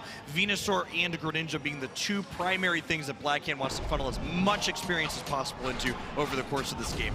Now we're sitting at about 5 minutes and 40 seconds or so. Black Hand has a full roster of, well, 3 Unite moves here to utilize if they so choose. Want to take a team fight. Shep gets knocked back with an Egg Bomb. Slash looking for a little bit more, but that dive keeps them out of danger for now. But no, they get rushed down. Overlord finds the KO, and then Smokescreen stealths away. Love the Shadow Ball coming out of Elo's Hoopa here, providing a little bit of extra suppression with the stuns that it lines up when Overlord wants to dive in on this Greninja. That is really true. We've seen a lot of players opt into the Phantom Force for a little bit of surprise plays, but yes, sometimes the Shadow Ball stun is just too much to give up in that situation. Friff is just getting auto-attacked all the way back to respawn here by Overlord. Pengu gets away thanks to a dropkick shield, and Untamed decides they don't want any part of that, and they are going to retreat back to their own central area. Hoopa and Blissey just so good at making sure even squishy characters like Greninja can sustain inside of these fights here. Yeah, definitely. So much sustained. A portal all the way back to base is going to heal you very quickly, and of course there's a pretty short cooldown on that reset. So you're going to be going back and forth quite a bit. Elo has launched down the Hoopa portal here at a pretty safe location about midway through, so now Black Hand can engage on their own pace. We see 5 Unite moves here for iClan. I assume all of these buttons are about to get pushed as the Gatling Gulp missile sets up there for Cramorant, blasting off those missiles again and again and again. There we go. Untamed just used the Dragonite move to get away. Friff unites them with a Blitz assistance as this keeps on moving. Pengu finds a big KO as well as a Unite move shut down onto Curios. I believe the Slowbro also launched in there. No, they did not use theirs yet. iClan Gaming is going to be able to keep fighting this, but Overlord is the reckoning. They get a surf reset. They move through the entire other team and the Dreadnought. Overlord takes this one. Level 14 at 4 minutes. You're kidding me. 4 KOs, a 5th KO with the Dreadnought, 5, 6 with the Dreadnought. They all go down to those surf resets, and we can see exactly why Black Hand pivoted into this pick for this game. A Penta KO, I'm marking off my bingo board, absolutely. Fluffy tail there to try to make sure that is secured up. Rotom secured by Black Hand. Every objective in the game has a purple circle next to it. Black Hand is making this objective game look easy against the iClan. This is on the comms right now. Overlord has said, nah, I'm going to be 15. You can take the center. Go ahead and scale up on Venusaur. 14 is the benchmark. Otherwise, they are not giving it up at all. Kyrios at that level 12, like you were mentioning, that 13 is a break point. Overlord hanging out here in case any iClan members get a little courageous in the central area. They're going to have to 1v1 one of the best players in the game. Yeah, you know when you're going to be passively 15, you get to basically just play this sneaky ninja game between now and the 2 minutes. Like somebody's going to walk into my bush and they're not going to be ready. We're going to delete them off the face of the map. Now, one Pokemon that Overlord may have to look out for is going to be the Slowbro. Now, the Slowbro could really shut them down. Kyrios takes a 2-on-2 with the help of Jungle Book. Shep goes down, and Friff does escape with the Soft Boiled. Not going on to Shep doesn't means that they're not healed up, but they do escape themselves. Yeah, this is another big engagement for Kyrios here, you know, with another round of Dinos and possibly the Senna here, I would assume is what they're walking back towards. They could easily be 14 for this endgame engagement. Every additional level in Pokemon Unite gives you more stats, but those last two levels, 14 and 15, they give you a bigger increase than the rest. Yeah, the bell curve definitely starts looking good at that point of the game. Now, Shep coming in here to try to get some levels as well. 13 needed on this Cramorant to be a force. Look out for Friff and Shep to combine their Unite moves. Gulping Gatling Missile looks even better when it has a Bliss Assistance to back it up. Level 15 Greninja, level 14 Venusaur, 13 and 12 on the rest of Team Blackhand. They are looking to take a fight here and win it in impressive fashion. I've been here once before, but this time Jungle Book is on the covet, trying to get a little bit of an engage. Kyrios is up next. They are trying to attack Puffs one by one to bait out that Slowbro Unite move. No such luck yet. There's the Berry Belly flop from Jungle Book, but they are launched up into the air by Serena. This fight is ongoing, and Cramorant has barely been touched. Venusaur does find a KO onto the Slowbro, but Cramorant knocks out Jungle Book. Overlord goes down on the Greninja without using its Unite move here. It's going to be up to Kyrios on this Venusaur. Can they get in here and buy time for their teammates to get back up? Slashcan as well hovering around the top area of this Zapdos pit. iClan has now turned their focus onto the Zapdos itself. Kyrios starts fighting. Friff keeps throwing in a little bit of support. They eventually go down. Pengu is getting shut down, but a Slowbro Unite has locked Kyrios in place. Greedent is now back to fight. Giga Drain's just an incredible amount of sustain here, keeping Venusaur in it, which bought enough time for their teammates to get back like they needed. That's true. Now Blackhand is in a great position again to take this refight, but Untamed Dragonite is a triple Dragon Dance stack up with Hyper Beam, and they secure it. The Greninja Unite moves a hair too late, and iClan is able to secure the Zapdos for a second time in this match. Overlord is absolutely dominating Puffs here in this fight. They get a KO Rika 2, stopping 2 scores from going in, and they are going to clear off even more wild Pokemon as they look to score themselves. Yeah, they're looking to run over here. They know they can't prevent all of this Eos energy from going in, so they need to counter score themselves as iClan gets up, but not quite over the top here. 188 to 211 in favor of Blackhand. Shep is going to be able to throw in 12 more points, bringing it extremely close, and they are being left completely alone to knock out Audino's and slowly score these little chip damages. They just took the lead. There is 10 seconds left in the game, and they have the lead right now. Blackhand needs to get Eos energy in the goal zone right now. There's 22 points. I don't know if it's enough. iClan's Cramorant put in points again for a second time. This is unbelievable. Again, I need to see the stat lines at the end of the game as they are rising up. It looks like Blackhand by 5 points. Blackhand lets out the biggest sigh of relief I have ever seen from their entire team. Jungle Book giving them the sign that I knew we had it the whole time. No stress. Calculated. Yes, unfortunately, therefore, iClan, they did get the Zapdos secure and a ton of points in, but not enough to tie up this series. Sorry, not enough to win this series. We are now tied up, Blackhand and iClan. iClan 1-1. Wow, we had, what, a 7-point differential in the first game, and now we have 5 in the other direction. This one, we've had a lot of close matches during this tournament, but we absolutely have. Now, we talked about how Overlord was going those triple damage items there, but they got knocked out so quickly they weren't able to use that Unite move. I think that's where it really got dangerous in the late stages of this game. But overall, though, the damage numbers were looking good. Overlord at 91, Kyrios at 95,000 damage apiece. Yeah, and this game definitely felt a lot closer than the first one. Like, I know iClan kind of clutched it out in the first game, but there composition felt much cleaner into what Blackhand was doing this time around. That is true. This game was much closer. Blackhand, honestly, Overlord was taking over the game at a few moments. That really seemed to be the shining light for them here. This was, I believe, the start of their 5 KO streak. At the same time, Jungle Book just having fun in the top half. Yeah, really fantastic to see these teams flex not only the different Pokemon, but different roles too, right? Like Overlord and Jungle, we talked about how they work so well in tandem, swapping their positions here and giving incredible engages on this Greninja like we saw here with the 5 Surf KOs and ultimately the Dreadnought secure on this Greninja. That is true. You know the way to not lose the game when Zapdos gets knocked out. Sometimes that is having a good enough point lead headed into these final moments. Overlord on that Greedent getting sneaky back caps the entire time with their Eos energy seemed to give them just barely the lead they needed to get points in, and Kyrios was able to dunk in 22 to save the game. Yeah, those 11 points going in while under heavy fire there on the back of their teammates standing on the point was exactly what they needed by the slimmest of margins. Yes, exactly. Now, we are going to be getting into the next game very shortly. I cannot wait. What an amazing game from both of these teams. Blackhand showcasing why their macro gameplay really sets them apart in a lot of our minds and why we have them ranked so highly personally. But Iclan showing up and proving that they are better than people's opinions of them, being the underdog story in this tournament. I'm interested to see here how this draft goes for Game 3, because I feel like we're in a position where we could see both teams readjust what they're doing, because now they kind of got to counter pick. Well, there was your Game 1 composition and your Game 2 composition, and well, what if you go for a mix of the two even? They're both kind of just guessing when it comes to what they want to line up for this third game. That is true. Now, Jungle Book was on Greedent, right? A pick we do not expect from them very much, unless you're sitting in their scrims or something like that. From what I have heard, the Greedent pick is a direct counter towards a Cramorant.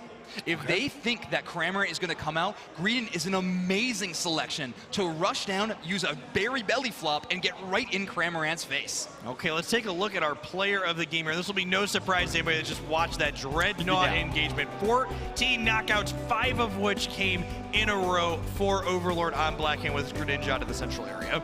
Overlord gets a Penta KO. I'm a fan. It happens. I feel like it happens every time I get to cast this player. Really a phenomenal one. Muscleman attack weight scope lens, that full damage build. No fear in this player, even in the item loadout. Yeah, fantastic. Scope lens especially is such a powerful item on Greninja. One of the highest base critical hit rates in the game when you hit that level 9 mark, and Scope lens just puts it into overdrive, giving you a little bit more chance and hitting even harder with it. We get it, Jeff. We get it. Jungle. Oh, nope. Nope. Never mind. I really wanted to see it. I wanted to see the Jungle Book Cinderace, but it looks like they haven't quite made their selection. On the other side, Iclan returning to Shep on the Machamp, retreating from the Cramorant pick. Yeah, I like this change from Iclan. I think the Cramorant maybe felt like, hey, we're looking to dive a Dragonite on the opposing team, and then Dragonite wasn't present, so it wasn't really what they were looking to do with their composition. Yeah, they really tried to dominate some early positioning whenever they could, it seemed like, right? Get Cramorant in teed up position and get them to fire on the masses of Pokemon running after them. But in this case, yeah, you're right, it didn't work. Machamp, though, gives them yet another engage tool. Overlord stealing that Greninja. A very fragile Pokemon, a lot of movement abilities, a lot of escape potential, but still a Pokemon that if it is dove and it does not have a retreat option, it's probably getting knocked out. Yeah, and one of the things that's really interesting about Machamp into Greninja specifically is if you're playing the cross chop and the dynamic punch skill set, or even close combat, you just kind of fire it off in the direction they probably smoke screened into and catch them even though you can't see the sneaky ninja.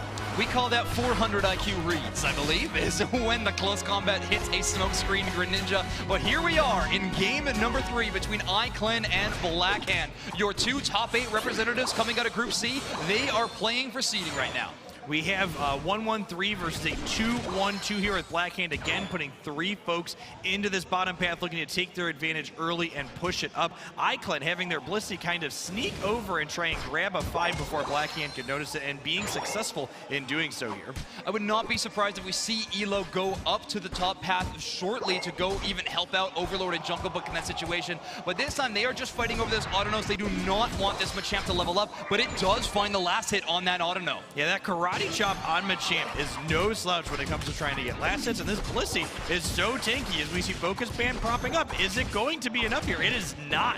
First knockout going over to Blackhand here in the bottom path. And you mentioned it, they got the knockout, but also that Focus Band cooldown, a held item that does have a long one, so that Focus Band will mean that Puffs has to hang out a little bit safer on any of these engages, notably this first Beast. I absolutely love these rotations from Blackhand at these Bees. The Hoopa portal typically is signaling, hey, I'm going up, but they took Greninja and brought it down to the bottom path here, getting a bunch of Aeos energy deposited in addition to securing all of these Bees. That is true. I mean, one negative, Overlord is already at level 6, so the game plan is definitely coming together, but maybe not for Jungle Book quite yet. Only level 4, and that Untamed is actually starting to invade their central area along with Friff.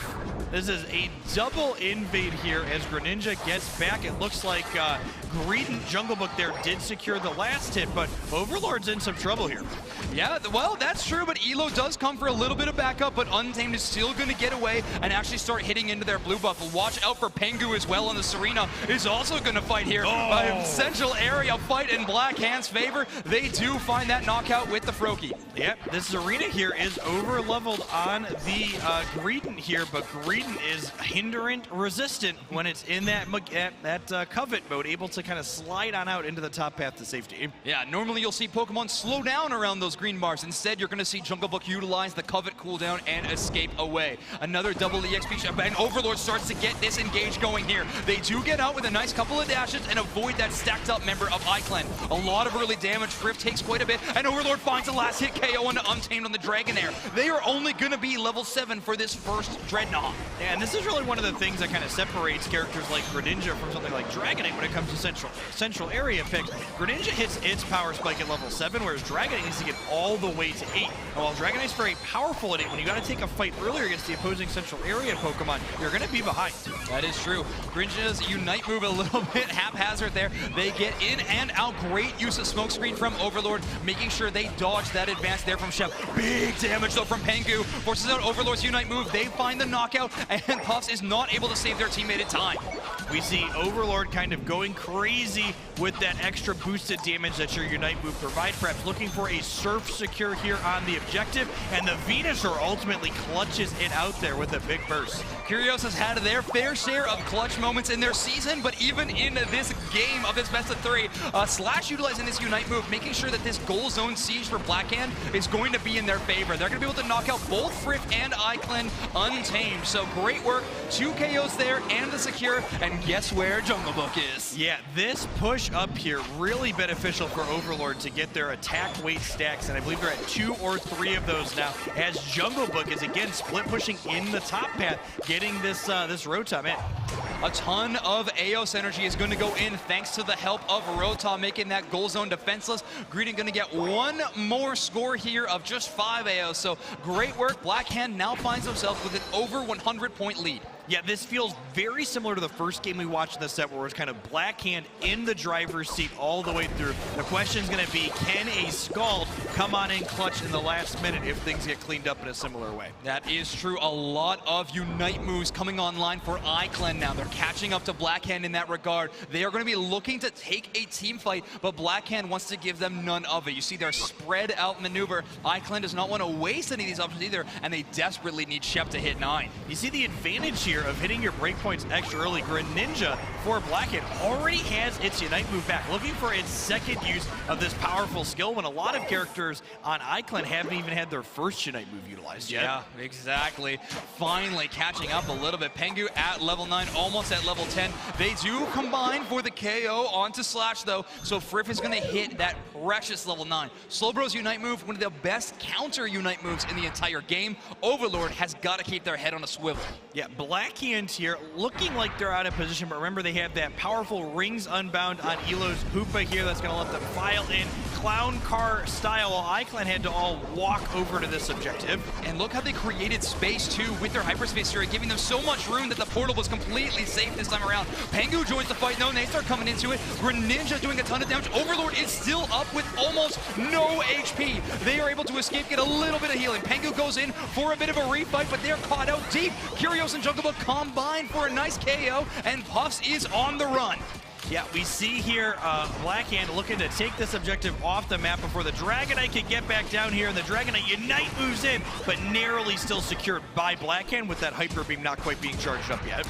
Has iClan's luck for last objective secures run out? Who knows? They did not get that Dreadnought. Blackhand looking like their dominant performance so far in the early game that we know them and love them for. Maybe even a little bit more right now. Jungle Book at a mighty level 12 on the Greedents. Yeah, not quite the same level 14.5 we saw at the 4-minute mark for Blackhand on the Greninja, but still nothing to scoff at, and we're almost at 14 at the 3:30 mark for them. Right, yeah, they finally tick over to level 14. I believe it's called a Caster Blessing instead of a Caster Curse, so well done there. iClan does net themselves a Rotom that's headed down that path a little bit late. That 3:30-minute mark, Curios is going to be the last one left up to defend it. It seems like Jungle Book is going to go help out the bro. Yeah, and if you're on the iClan side of the board here, the level differential between these teams is kind of increasing as the game goes on. We've got Greninja at 14 for Blackhand, we've got Venusaur at 12, while just a single character for iClan has broken level 11. Yeah, great use of that hyperspace portal there by Elo to make sure that the engage from iClan was warded off by that danger of the backup of both Curios and Jungle Book could provide. You see, both teams doing an excellent job of keeping all the wild Pokemon off of the map. These players are excellent at Pokemon Unite, and they know the best way for them to try and secure a victory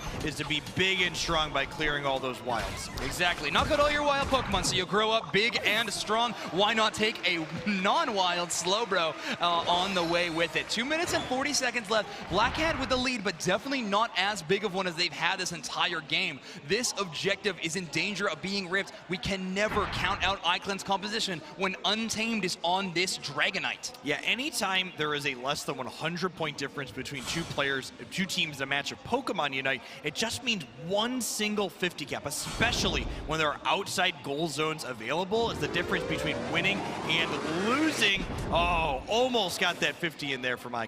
Jungle Book with the 400 IQ plays we were mentioning there, waiting out that score, hiding in that bush to waste as much time as possible so that iClan wouldn't be in good position for the Zapdos. Maybe a little bit foolish though, iClan is here and ready to go. We have level 15 Greninja and level 14 Venusaur again for Blackhand heading into this endgame engagement. I gotta imagine if you're on Blackhand's side, you would love to take this fight before iClan can gain more experience. It's so tough to take this fight though, we're not knowing where the Machamp is. Machamp can completely sweep this game in a direction if they need to, if they want to use that Unite to push them all the way. Blackhand does take this team fight though around the top side of the pit of Zapdos. Elo launching out a Hyperspace Fury, trying to lock him in place. Pengu takes a lot of damage. They force the Unite move out of them. They still do Bliss Assistance, and they launch it onto Pengu. Great placement, and they are trying to get enough damage to shut them down. Curios gets a KO onto Fripp, and the battle on the other side is Shep and Pengu working in tandem, but Overlord is the difference maker. They're on a KO streak of 2. They're looking for more. Overlord did not get caught early in this engagement, and they are looking to clean things up here as we see the Fluffy Tail go up and the Zapdos go down secured for Blackhand here. All 5 members of their teams up and looking to drop in 100-point scores here. Blackhand with incredible patience, but incredible payoff there in that team fight. Slash is going to dunk in 50 Aos energy here as well. This lead is getting monumental for Blackhand here. They are moving on to day 2, of course, and they are going to do it with a 2-0 record. They have fantastic being the undefeated member of your pod here on the Blackhand side. There's still some time burning on the scoreboard here, but if every member of iClan emptied every amount of their pockets here, they would still be behind by several hundred points in this game of Pokemon Unite. That is true. However, iClan's still going to be pushing towards this final goal zone. A few seconds left in this game, and Blackhand has really showed off why they are so many people's pick for the best team in the world right now. Amazing pop-off plays from Curios, Overlord, even Slashcan, and look at the celebration there. Jungle Book can't contain it. They go on to day 2, 2-0. Yeah, these players have worked really hard to get to this point and prove that they are the best like no one ever was, and they are looking forward to showing us that tomorrow in our double elimination bracket to play for the trophy.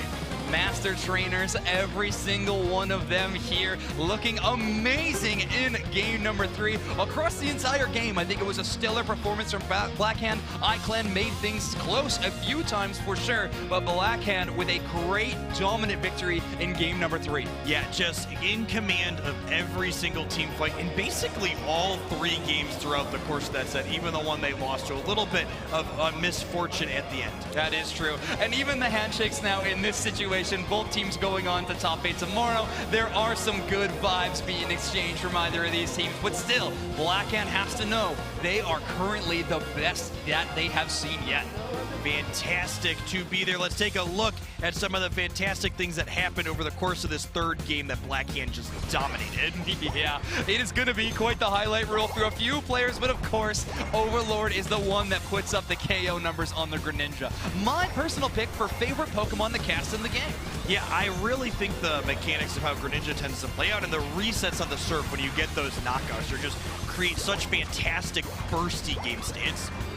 Yeah, no kidding. And of course, the player and Pokemon in tandem is what makes it spectacular. Speaking of which, Jungle Book's Greedent. Now, this pick, I will say, I heard rumors of, but even so, it still blindsided me when I saw it. Yeah, it's really fantastic. See just the incredible range of these melee brawlers in this game. We've seen so many of them this weekend, and they've all looked competitive in combination with different things. That is true. Now, Jungle Book, like they said, this roster is a little bit newer, but Overlord has stuck around for quite some time. That's right. They don't have to go to prom. They're here. 12 knockouts in this game.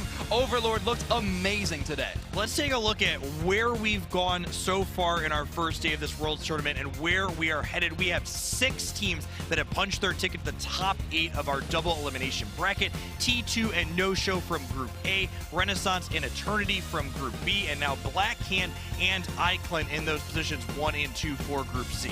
Yes, only thing left to answer is who is going to make it out of Group B. I am very excited to watch, but it is going to be a great day of games yet to come. We are nearing the end, but we got a whole nother day coming up tomorrow. Let's take a quick pause for the cause as we head on into our Group D matches and our last 2 of day 1 here at the Pokemon Unite World Championships.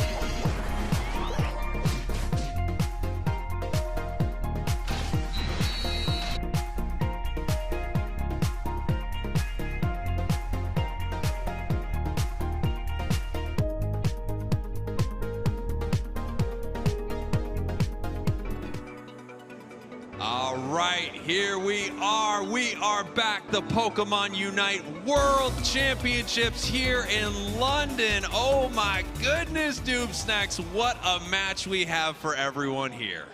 We certainly do. Cease versus Nouns Esports. Never thought I'd say this. Nouns Esports tournament lives are up for grabs right now. They have their destiny in their hands. Let's take a look at Cease and Nouns Esports right now. Cease, Nouns Esports, two champions from their region. Hey, fun fact about Cease, they've never been beaten. That's a good place to be for their first games that they're hitting here in the event. Bazo, kind of the core of their squad, sitting right there in the middle. Great content creator as well. Look at the facial hair game on this squad. Yeah, I was just about to say, facial hair, top tier without question. Maybe the top tier team in this tournament. And Nouns is in trouble. If they cannot beat Cease here, Nouns, one of the favorite teams, is heading home. Well, let's take a look at Cease and a little bit of their team profile video right here. Camisa baixíssima, ganhou um pouco de status adicional. Os rápidos vai ficar na equipe da X.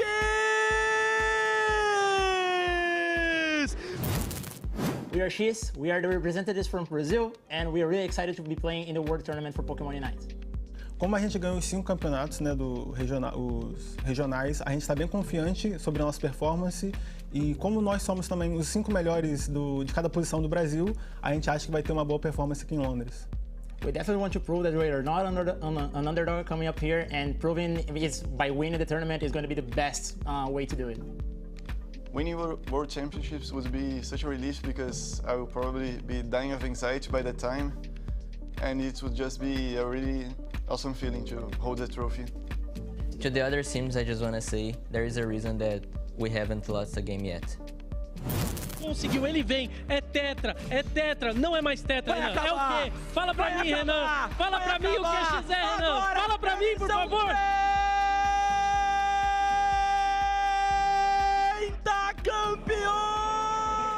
What a team, what a team, the undefeated Cease. Doomsnacks, I mean, what an incredible squad getting to play here on the world stage. Can anybody beat them? We're gonna find out very soon because they're up against the Titan. Absolutely. On the other side, we have Nouns Esports. Gotta be hungry for a little bit of revenge shot after taking an early L here. Looking across the way, AOS Cup first, regional finals first. Not very familiar to losing, but we see in that far right column, 1L. There we go, 1L. Let's take a closer look here at Nouns Esports. The threat from Nouns Esports will always be real, no matter what point it is in the game. We're not. Water, please. Thank you, water guy. Nouns Esports, and we are here to fight to compete at Worlds. We're going to do our best. I'm pretty excited to play in the World Tournament with my team because we have been competing for 7 months straight. I think I'm looking forward to the most is mainly just playing against all the teams we haven't had the opportunity to, mainly an even playing field for everyone. In the European region, we create our own meta that came to other regions like NA. We started playing, for example, in the AOS Cup 1 comp. North American region saw it, and they won the North American region with our composition. So I think that we are like the West developers. What we also do as a team is we adapt to the things other teams are throwing at us, how we play in the late game, what we should do, and this is what makes us, I think, unique from other teams. To be the first ever champion to lift the trophy would be absolutely amazing, especially since it's the first ever Pokemon Unite Championship. In a point of way, like setting the cornerstone for the Unite Championship would be absolutely amazing. Our message to the other team is, good luck. Look at them. Here we are. Nouns Esports, one of the titans of Pokemon Unite, up against the undefeated Cease. I mean, this is going to be an incredible match. Absolute slobber knocker. Haven't busted that one out yet. The great time to do it. Cease and Nouns are both sitting on top of their regions, not only with just a regional win, but dominant performances all season long. And this is truly the best of each region, pitting it out to see really who's going to get the upper hand. And like I said before, like you said before, Nouns Esports, if they don't win this, their tournament run is over. So you can scrap the rest of the season, their world championships, and today.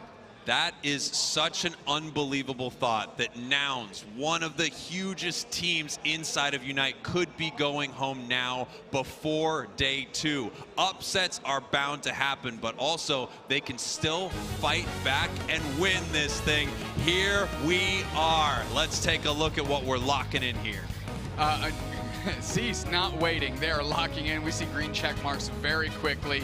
And of course, Hoopa, Blissey, Lucario, Dragonite. These are all things that Nouns Esports are used to seeing. Mazo maybe chucking a little spice with the Cramorant. Got a beautiful little Cramorant coming here. We've got, take a look at that Blissey here from Cease with the special attack specs. We're looking to stack up on our Blissey here, and over on Nouns side, Gotlu, one of the best players in Unite on the Greedent, exactly where you want them to be. I love seeing Gotlu going back to this pick. We saw them when they fell to IX. They were playing the Tree, the Trevenant, but Gotlu feels at home with the Greedent. I know they do, they know they do, and on the do-or-die game that they need, this is what they want to queue up. Yeah, you want to take Look at that best support. of the best. Yeah, here we go. Beautiful. Everyone loading in, getting ready. One of the biggest moments of Pokemon Unite is happening right now. Your purple team, Cease. Your orange team, Nouns Esports. Let's go. Yuuzin going in, they're gonna get the Lillipup. Mazo rolling downstairs with Soto, gonna go ahead and work each other in the pocket here. Nothing like a Cramorant with the Blissey pocket. Beautiful Cramorant with a Blissey pocket. It's gorgeous, and look at that, getting as much experience as they can. Mazo with the big secure there. Mazo's going to be using that to leverage early, because if they can scale quickly outside of Nouns Esports range, they're going to be able to take over the game. Lel holding it down in the face of Redmaw, one of the best top path players we've seen. That's right. I wanted to point out Redmaw. I mean, there's so many players to talk about. Ooh, little fight happening right here. Are they able to get this KO? It looks like Falb going down there to Redmaw. Redmaw, a Lucario player known for their power-up punch, and they are so incredibly good at securing on this Pokemon. And that's exactly what they need to do. They need to know how to get the attack weights. They need to know how to dart around the map, of course. And Nouns Esports might be behind on the scoreboard, but everything experience-wise is kind of a parity right now. Yeah, everything is looking pretty similar here. Some nice scores early from Cease, and now we've got the fight over these 850Bs. We've got 2 different Lucarios up in this top path. Looks like a level 5 here for Nouns. Here's that big power-up punch, and no, not able to secure. Valve finds out. Giz is pushing forward with Redmaw. They're trying to catch Lel real quick. Lel's going to catch their own reset here as Redmaw goes back to their own goal zone. Redmaw needs to score right now. I mean, without scoring, they're not able to stack up and become really, really powerful. But look at Mazo right here. Bruv in the face of all of them with a big old slap to get the secure. Bruv, no stranger, playing some defense. And they got 2 in their face right now. That Whirlpool's right around, going to try and stun them down. But Bruv is still working hard with Sora, Mazo, and Soto. They're going to look to try and get the positional advantage on that Audino. And look at Gotlu, exactly where they expect them, being an absolute nuisance in the face of Lel, trying to play some defense and just taking the other team's buffs. Look at the finesse there of that fluffy tail into that secure. Really impressive right here. And we can see Guizin going down here to Adesu and Redmaw inside the central area of Nouns. However, the experience lead kind of stays at parity as Bruv does get a couple points in. Nouns Esports behind on the board, again, as I've mentioned, but the experience not too off kilter just yet. Taking a look here, Falb also looking to get some scores in at some point. They need to stack up these Lucarios. Every single part of Lucario's kit is made better with attack, so those attack weight stacks are massive on this Pokemon. Look at Mazo just chunking them down with those big fish. Absolutely. Level 6 is Mazo, but Gotlu level 7, getting a lot of their experience from actually Z's side of the board, believe it or not. And they're going to try and leverage that here into these Bs here at 720. Big fight at the Bs. E-Speed Lucario taking a lot of them there, but a nice fight. Ooh! Valve converting hard onto Bruv. The Blissey goes down quick. They dart right through, get the clean KO, and now they'll be able to take some of the wild Pokemon and set up for this Dreadnought. And if you take a look here, we do not have a Dragonite yet on either side of the board, so it could be up to our Lucarios, maybe our Greedents, to get the big secure here on Dreadnought, and they are going for it. Nouns is pushing now. They're absolutely smothering it. They're getting all over. They're going to go for a big belt, see if they can close it out. Cramorant Mazo gets a KO. It's the Dragonair that gets it for Nouns Esports, however. KO streak of 2 for Mazo. They're heating up, and they say, we didn't get the Dreadnought, but we can certainly take the other Pokemon on the map, and that's the opposing team, Nouns Esports. Feels like every fight that's been happening on every point of the map is a little for Nouns, a little for Cease, a little for Nouns, a little for Cease. Cease. I mean, these two teams are just going back and forth so well. Valve just getting caught out there. They get KO before they can reset. Not a bad look for Nouns Esports. They pour back through and they're on the chase. Lel gets chipped up, so does the Blissey, and just Redmaw stuck up here with Rotom. They're trying to get this thing cleared out before that Dragonite, who's trying to dart up in tandem with Mazo, can take it out from under. Here comes that Dragonite. Wow, what a secure Unite move right into the Hyper Beam. Combo breaker done. Nouns Esports, that Rotom ain't yours. We're moving forward as Redmaw's low on HP, but they're using this opportunity to score while they've got it, as both the Cramorant and the Dragonite go down for Z's. Great opportunity for them to get the points in, and they did. You know, they didn't need that Rotom, it looks like. They just need to KO that Dragonite, run those points in themselves. Exactly. Why do it the easy way? We can take the body doing the hard way. You know what I'm saying? We're hyper beaming through these Bs, and of course, that E-Speed Lucario taking a good chunk of them out from under at Desu hasn't quite hit that level 9. Valve is really fighting well. I mean, just in the face of Nouns all the time, but you know, eventually you're gonna get caught for it, and that's what just happened. Just a bit of an overextension, gets a KO streak of 2 for the Dragonite. Adesu, they catch the reset. Are they gonna go back through? They do. They're trying to get in the face of Guizin. They're opposing Dragonite here as the Hyper Beams are being exchanged, but Adesu's getting the raw end of that one as Mazo comes back through and they're trying to get the KO. They do. That's a Cowboy Cramorant with a KO streak of 2. Let's go. Here comes Redmaw trying to stop this score. Ooh, almost a close combat that takes down Guizin there, but a nice Dragon Dance gets them out of the way. Love the Unite move there from Mazu, but that means they're not going to have it here at Dreadnought. Nouns can mobilize, they might have an advantage. I'm looking at the Dragonite here to jump on top and land big butt on Mazo. Actually, they decided to do the the Dreadnought as they're trying to push forward and they're trying to catch somebody out. And of course, they get the KO on the Dragonite early. That's a great target here. Nobody's secure. Mazo's playing back, but they're getting caught out by Geese as they're getting targeted down by Gatlu. Everybody's trying to focus down Mazo as they know they're a clutch player. And Nouns Esports comes through in tandem with Gatlu. They secure that Dreadnought, and now Adesu's taking over with this Dragonite. Huge secure here from Nouns, but this fight is still going on back and forth. Wow, the Dragonite goes down, the Cramorant goes down, everyone's going down, Hyper Beams flying everywhere. Huge double KO here for Guizin, and it looks like they might get Bruv as well. Bye-bye, Bruv. That's going to be a 4 KO for the Dragon. 4 for 4 Wendy's, baby. Guizin taking out that order. Not Hundo burgers, different kind of burgers out here. We sear them down, fresh, never frozen. Beautiful scoring in this bottom path, breaking that goal. Cramorant up here in this top path, and they do want to stop Nouns from taking this here. They were able to do it once and see if they can do it again.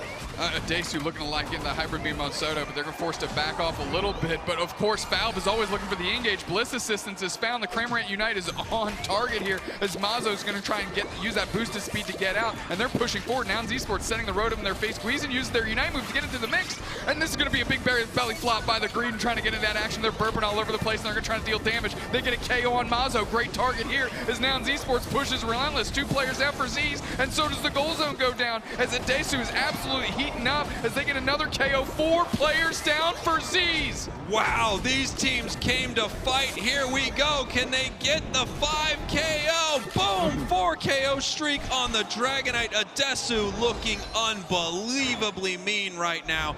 Nouns and Cease, I mean, they're just trading blows back and forth. It's like 2 heavyweight boxers and no one's going down. Yeah, nobody's pulling a punch on this one, and nobody's rope-a-doping either. They're chucking absolute hammers into each other's faces, and this is the type of Pokemon Unite I like to watch as Bruv is going to keep hitting that X to try and get those 40 points in. Finally, Guizin comes in to get the KO in tandem with Foul. Saying, you're going to have to KO me. I'm not leaving. Here we are, Dreadnought. Nouns in a great position to take this. Looks like Cease might be looking for a steal, possibly with an egg or possibly with Hoopa here, but no, Nouns able to secure that with their Dragonite, and we've got Zapdos coming up here in 30 seconds. Scoring happening in the top path. It looks like we might have a break here. No, they just don't have enough AOS energy. Nouns Esports, Blissey needs to get to their Unite move. They're the only one on the map that doesn't quite have it yet, and they only got 13 seconds to sort that out. The Dragonite uses the Unite move to chase down. They want Valve, and they want to get them out of this fight early. Wow, it looks like a huge Unite early from Dragonite. We don't have Zapdos yet for 5 seconds, so that could be a great play, or it could have been something that they wanted to save here for a moment. Now it looks like they're starting Zapdos as Cease brings in a portal, and here come the fists flying from space. These pour in but Valve gets chunked low. They're trying to find them and take them out and make sure they can't secure. Dragon Knight lands on top of a Desu. Guizen's pushed back the other way. Hyper Beam might be able to take care of it, but the Blitz sorts them out. They're going to be able to push back the other way. The Hyper Beam falls wide of Guizen. Only Valve is down, and now Nouns Esports turning on top of Zapdos. Is anybody else going to, Z's going to be able to pull in and help? Big Hyper Beam comes through. Nouns Esports seals it up, and the floodgates are open in the face of Z's as Nouns Esports is looking to score in some points. Nouns Esports, what incredible plays right there, and you can see they're raining the points in.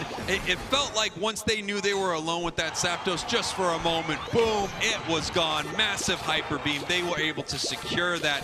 Huge plays from Nouns, and the points, like we said, raining in.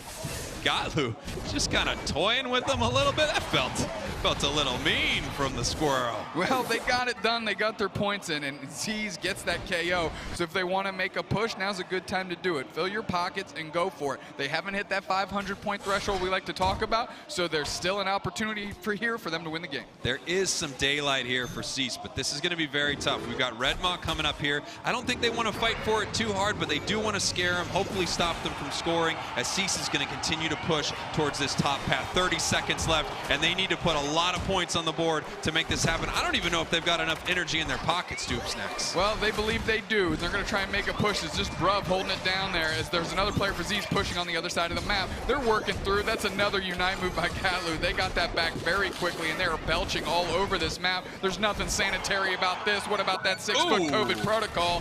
Not going to happen today. There we go. Nouns with a commanding game one here. I mean, the question was, could anyone beat Cease?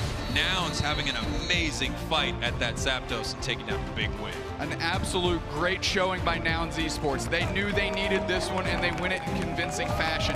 Down, certainly not out, is Z's, as they still have tons of game to play. This is a best of 3, nothing settled out yet. A Desu, 200 clean points. Yeah, looking great here from Nouns. You know, I was watching some of their matches earlier, and they were struggling a little bit with a different Pokemon composition, but this feels like they're right at home.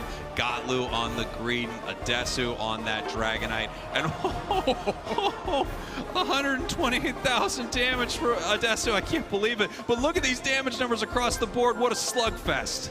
Slugfest is an understatement, only made possible by our two Blissies, both eclipsing the 110,000 damage healed mark. Let's take a look at some highlights from game one. Here we have Redmaw with that big catch earlier on Valve, able to get a nice KO right here. That was big for them.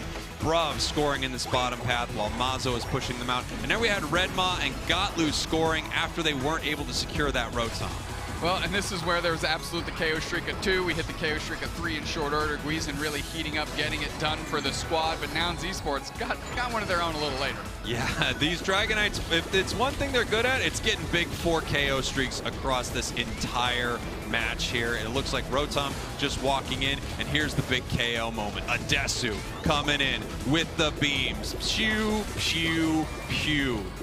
Is that the sound a Hyper Beam makes? I would have assumed it was a little bit more intimidating, but hey, whatever gets it done for a Desu. That Hyper Beam was finding its mark all over the map. That's right, it is a pew. Yeah, there's another one. I heard it again. We heard it from the game. That wasn't for me. Wow, huge moment there from Nouns Esports. The points, again, rain in after that Zapdos. They were able to just zone them out so well in that final fight and secure that. And that's something Nouns is known for. If you leave them alone with a Zapdos, it's their Zapdos. And all courtesy of that to the Lucario and, of course, the Desu on the Dragonite. 10 KOs, 8 assists, 200 points, clean numbers across the board, and, of course, great secure with that Dragonite. Without question, I mean, the player of the game. But there were so many amazing players inside of this match. And there it is. Yeah, you got the chuckle, you got the wave. They're feeling pretty good after that game, and they needed it, Doopsnacks. They need wins right here because they went down earlier. Yeah, absolutely. For them, they don't want to leave anything up to chance. They want to win this game too, improve their tiebreaker opportunities here, and hope that Cease can get it done in their matchup later on. But right now, Nouns Esports has another game straight ahead of them. That's right. Nouns and Cease are going back at it right now. And as you said, Nouns really wants to close this out 2-0. With only 3 teams inside of this group, tiebreakers can happen, and you don't want to be on the wrong end of that one. They want to close this out in 2 games for sure. But Cease, one of the best teams in the world. I think they're going to bring something for this next match. I definitely think they are.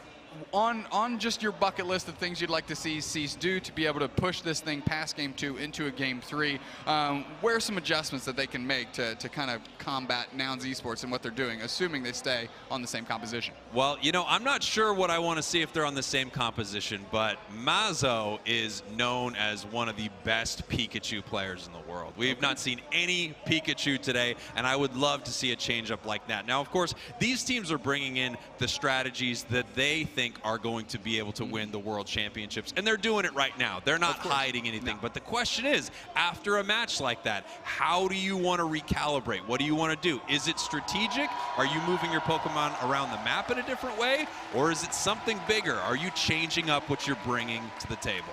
I'll tell you what, Spraggles, I'm a gut and heart type guy. I go with what my body's telling me, and if any time I feel like I'm on the brink of elimination, I'm back against the wall and I need to do something drastic, I throw away the strategies and I go with a comfort pick, something I know I can move around the map on, something I can play confidently, and I leverage that hopefully to success here. So if you're saying Mazo's known for a great Pikachu, I wouldn't be surprised to see it pulled out. Why not now? If you cannot get eliminated from day one, if you want a shot at that top prize of $100,000 for first. Yeah, I mean, these games, so much is riding on each individual game inside these series. So you also have to weigh that with the fact that if you don't think it was your best strategy coming in and you switch off to it, you could be really disappointed that you may have made the wrong decision. But you're right, it might be time to lean on that old faithful, your best Pokemon, bring it out, and let's see what happens. Loading into game number 2 here.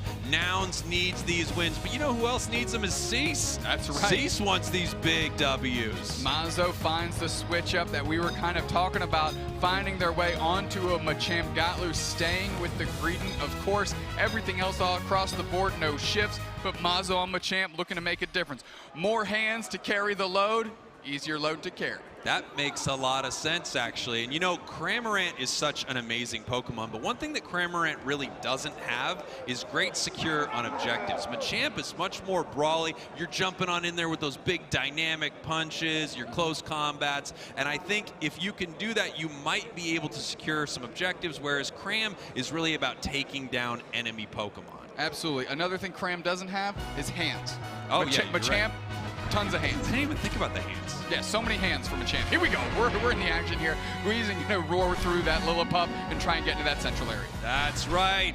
Cease, your orange team. Nouns, your purple team. Like we said, Nouns is trying to put this to bed right now. They want a 2-0 this series and help secure their way towards that grand finals tomorrow. Bruv getting that with a big mitt here, working through. Mazo forced to retreat as Gatlo's being a menace, scoring 11 points on the backside. Gatlo's just, you know, being Greedent, stealing Pokemon, breaking hearts, being everywhere on the map that they're not supposed to be. Mean Greedent's in full effect here today. Valve getting a quick score of points in Redmaw's face. Redmaw holding 12 points. Valve was like, I only had 5. I can get that in real quick. Yeah. Look, I don't know if you saw the quick Nouns Esports Greedent invade, of course. Oh, of course. You've got to get that Greedent in there. I mean, that is their job. Their job is to head into the enemy central area and take everything from them. Redmaw looking for that big level 5. Uh-oh, Mazo getting caught out here. Probably just got a stack and now going down. Yeah, that's kind of a worthy exchange in the early stages of the game, most would say. And of course, another KO on to them as Nouns Esports is looking pretty good. Ooh, Redmaw! Oh, just barely making it out there as Cease is pushing on to this top point. Hoopa getting sent home, maybe coming back for a quick score and then heading out. Nope, just heading out into the central area of Nouns. Look where Cease is, though. They're all over Nouns' half of the map here as Gatlu still trying to be troublesome. Mazo unrelenting, trying to chase them down. Hoopa gets a KO on the other side of the map on Dragonair, and Gatlu trying to get out in the face of Mazo. And I think Mazo's going to let them off the hook as Gatlu, in that little cowboy fit, going to try and make their way. Yeah, I don't know. It's so close. One wrong move and either one of them could go down. Back up here to Falb and Redmaw, pushing them out a little bit. Oh, it looks like we're all heading down here for this big fight. Everyone's coming. They're trying to catch them out. Mazo's low, so is Falb. Gatlu catches a reset. But something Gatlu just did there is they took away so much of Mazo's attention that they couldn't farm up, and now they're a little bit lower level than they prefer. Take a look at Adesu here, by the way. Almost level 8, almost Dragonite. We've got a level 7 Dragonair from Cease as well. You know, something to notice, Cease is down here. And if they lose this Dupes next, this will be the first series that they have lost in the Pokemon Unite Championship Series. So I wouldn't count them out. I would never count out Z's. Are you kidding me? Adesu working through, getting some experience, but they've got the Hyper Beam ready to go for this Dreadnought and these bees. Oh, where are the bees? Where are the Lucarios? Adesu, you're so incredibly cruel.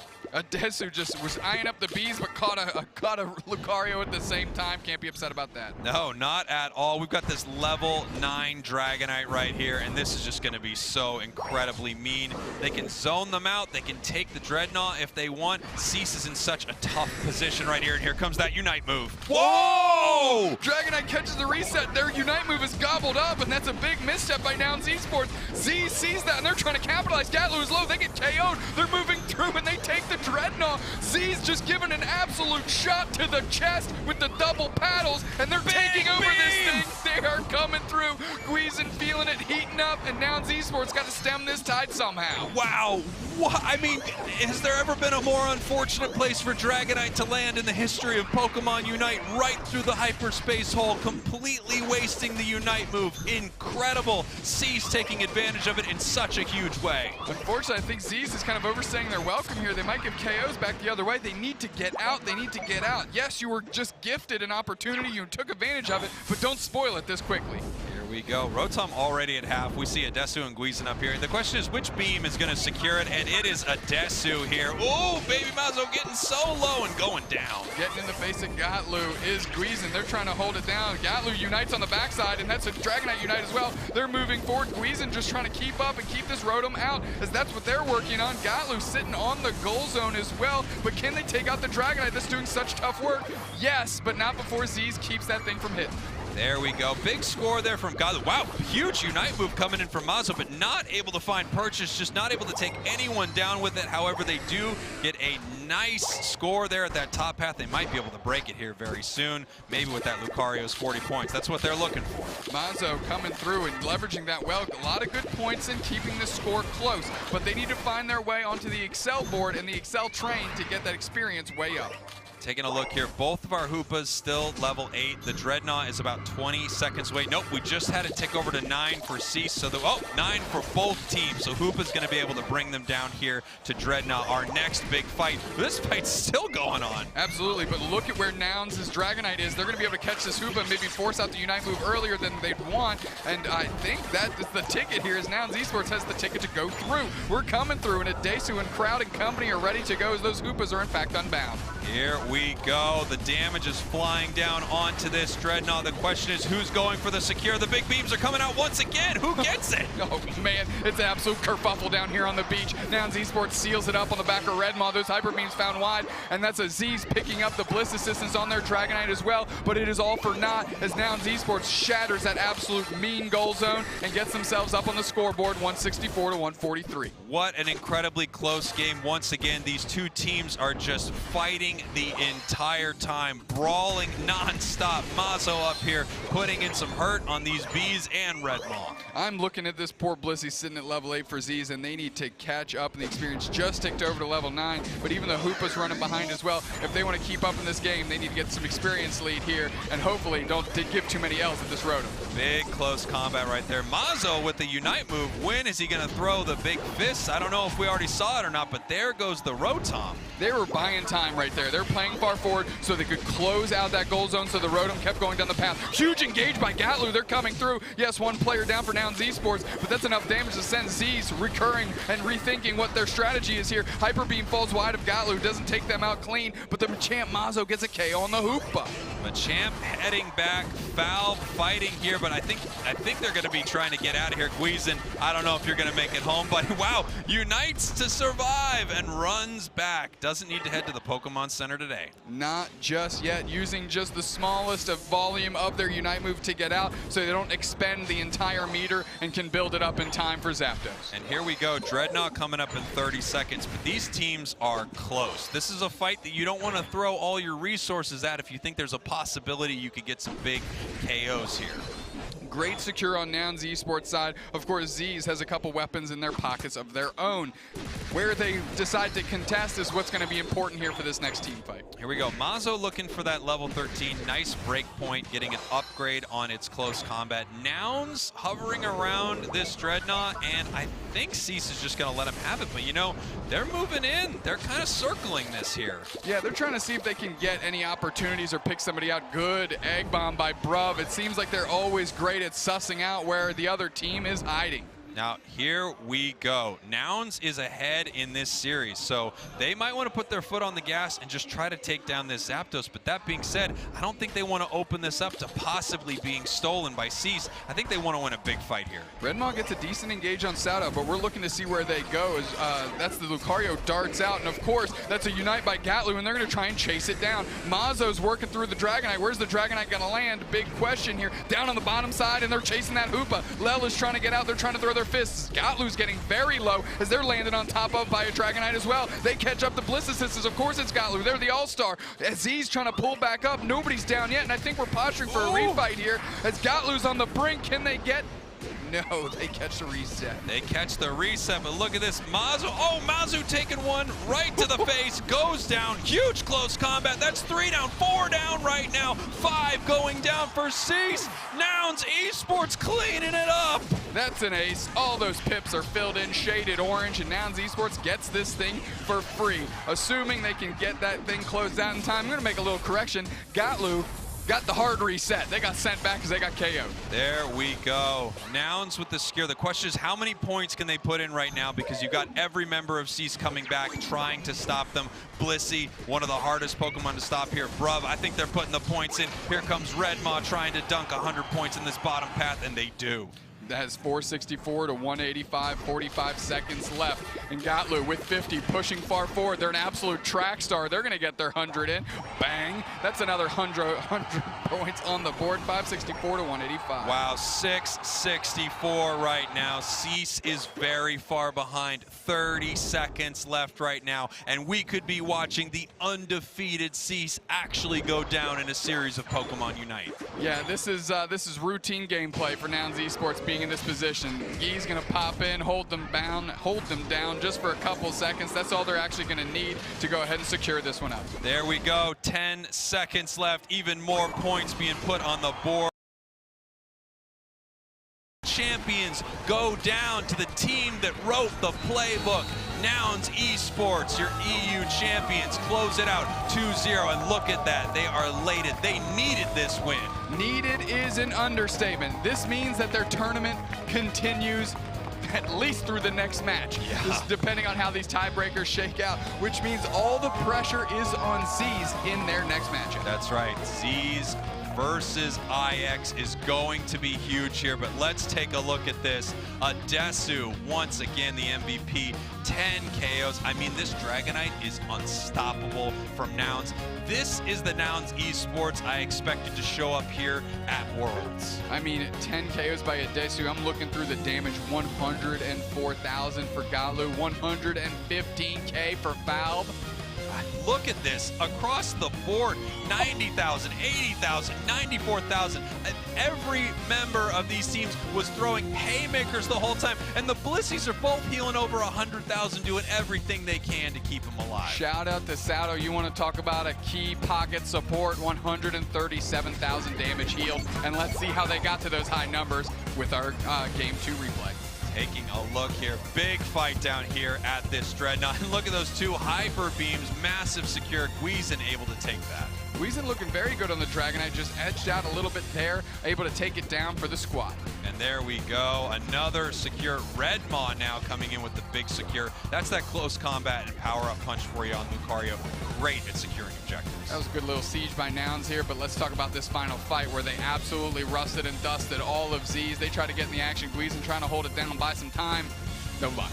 There we go. Zapdos goes down, and Nouns is able to score on every point that they're looking for. Even putting some more points on the board when Cease is running in, trying to somehow get themselves back into this series. Yeah, that final score by Adesu, that was a build the confidence score. Yeah. That was we need that score so we can keep our energy up, because we know that our fate actually rests in this next game where the controllers aren't in our hands. Huge moment, and you can see it on every single member of Nouns, everyone in the audience. They're well aware of how important that match was, and wow, how important Adesu was to Nouns once again, just ripping everything apart.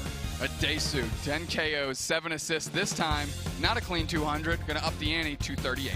I mean, what an incredible match right here. And take a look here. We've got the winners. We've got the GGs happening on both sides. Obviously, Cease recognizes they're in a tough position right here, but that doesn't mean that Nouns is safe moving forward. The way these tiebreakers can work, especially with 3 teams in this bracket, anything goes. Listen, they did what they needed to do. They lost one, okay.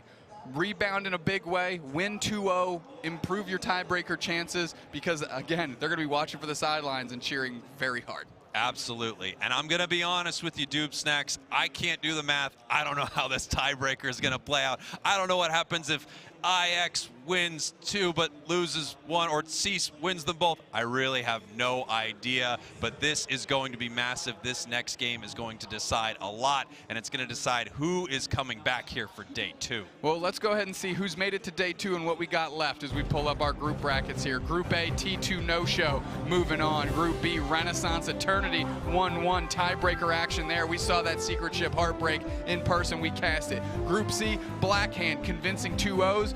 Iclan 1-1 after upsetting Apprentice and taking Blackhand to the wire. Yeah. Group D, 1-0 is IX Gaming. Nouns Esports 1-1, Z's 0-1, and they are fighting for their tournament lives now. That's right. Z's is now fighting for their tournament life. It took the EU champions to take down the undefeated C's, but can IX do the same thing, or is C's able to shut that one down? It is going to be an incredible game. Do not go anywhere, because when we come back, you are going to see who will be joining us here on day 2 of the Pokemon Unite World Championships.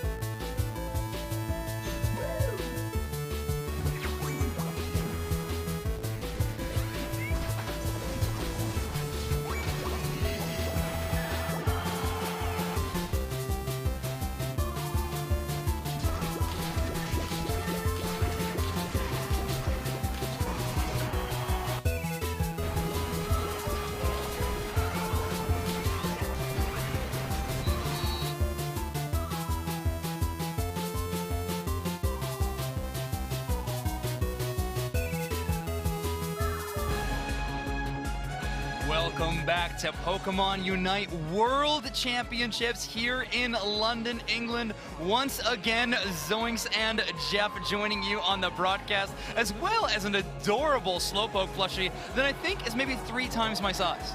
And definitely too big to be a carry-on.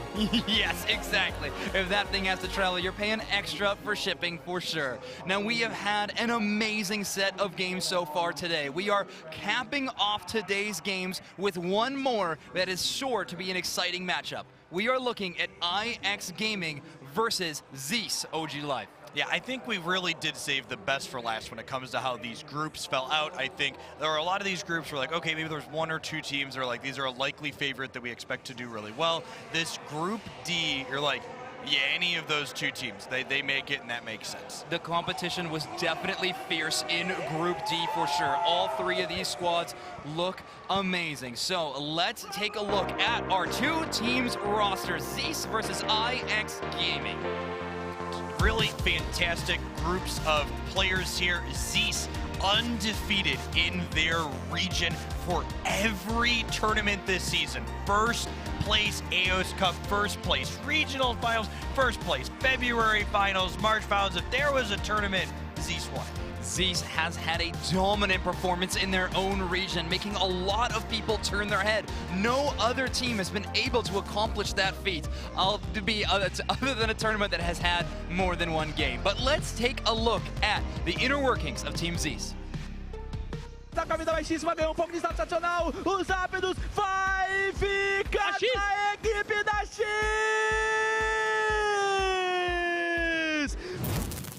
We are X, we are the representatives from Brazil, and we are really excited to be playing in the World Tournament for Pokemon Unite. Como a gente ganhou os 5 campeonatos, né, os regionais, a gente está bem confiante sobre a nossa performance e como nós somos também os 5 melhores de cada posição do Brasil, a gente acha que vai ter uma boa performance aqui em Londres. We definitely want to prove that we are not an underdog coming up here, and proving by winning the tournament is going to be the best way to do it. Winning World Championships would be such a relief because I will probably be dying of anxiety by that time, and it would just be a really awesome feeling to hold the trophy. To the other teams, I just want to say there is a reason that we haven't lost a game yet. Conseguiu, ele vem, é tetra, não é mais tetra, Renan, é o quê? Fala pra mim, Renan, fala pra mim o que é XZ, Renan, fala pra mim, por favor.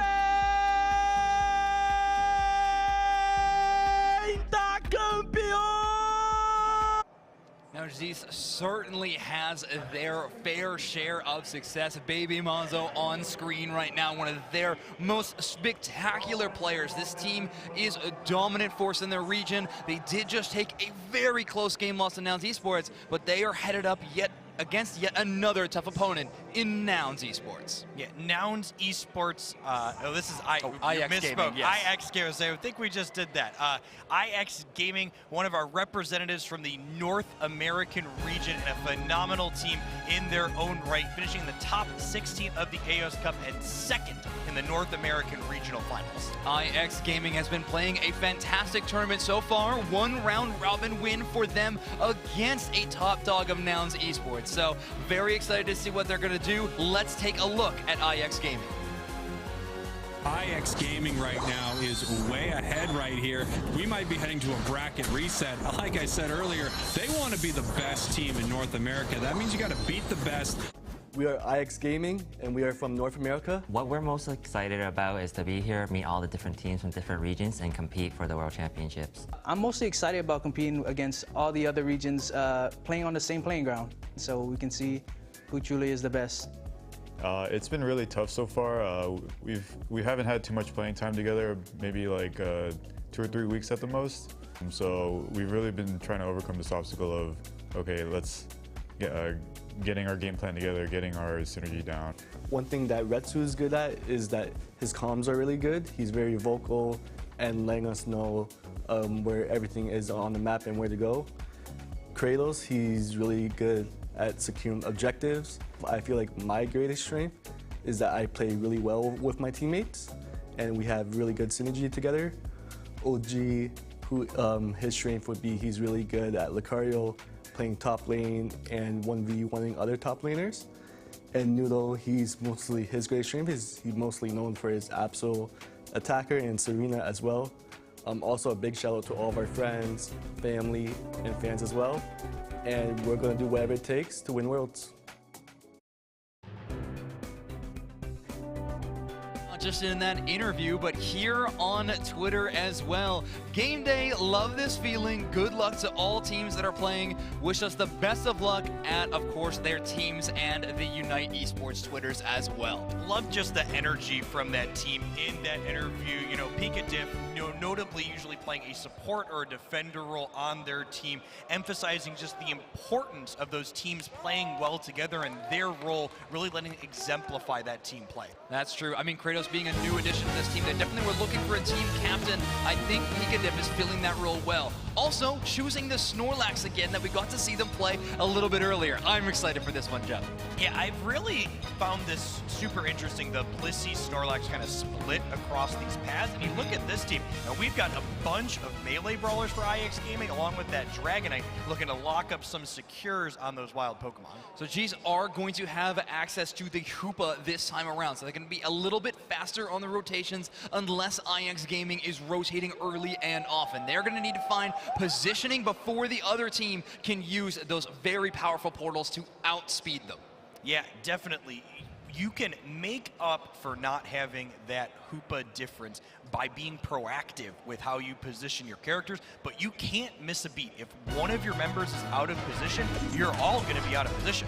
And make no mistake, when Picadiff is on the field, a Hoopa reset is not a freebie. They will be trying to displace you from that portal, knock you up in the air, and stop your resets every single time. We see the Dragonites going into the central area for both of our teams here, and then we see 2-1-2 splits with 2 in the top and 2 in the bottom path for both of these sides. Snorlax doing it in the top path for IX Gaming and getting some attack weight stacks for both of these arena players in the bottom path. Also on the Cramorant this time around, so going off of the Machamp that we saw them just play a few moments ago, and of course going towards this energy amplifier Cramorant, who is going to pair well with their Blissey. For those of you that are newer to Pokemon Unite, these stacking items mean that these characters gain permanent bonuses for the rest of the game every time they get those Eos energies deposited, which is why you'll see this forward positioning that can result in you getting knocked out like this, but the risk is worth the reward that you're getting when you get those dunks in. And Nudo is very well known for actually perfecting this strategy even. Attack weight stacks has definitely found IX Gaming a lot of success, and Nudo has proved themselves to be a phenomenal attacker player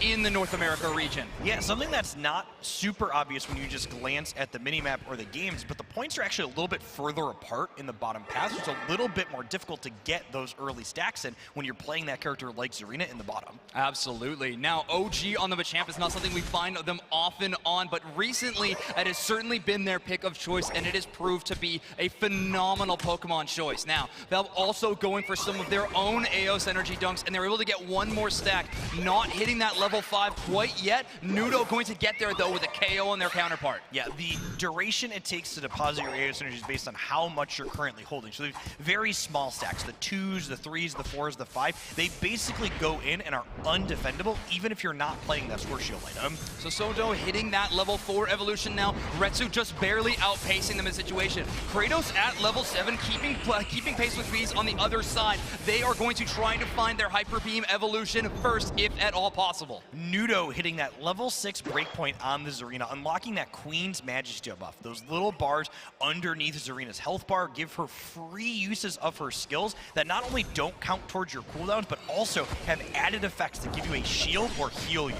Nudo kicks off this fight, 1v4 in that situation, but Soto's caught out. Retsu finds the last hit on them for a nice KO. Kratos is at that level 8 breakpoint and double buffed up, is waiting for this Dreadnought to spawn in just 20 seconds. Yeah, the kind of question before this objective is can Zeus get their Dragonite to level 8 and get it to the Dreadnought in the 12 seconds before it spawns here? Otherwise, I bet IX Gaming is going to rip this off the board while Picadiff on Snorlax tries to box out the opposing team. Yeah, it doesn't look like Zeus. They do hit the Dragonite evolution, but they are going to start ripping the Dreadnought for IX Gaming. They start dealing damage to a point where it's already down to half HP. Kratos lines up a Hyper Beam, but no! Soto's able to steal it away with the Blissey. The last hit goes to them, and so do the shields and experience that Dreadnought give.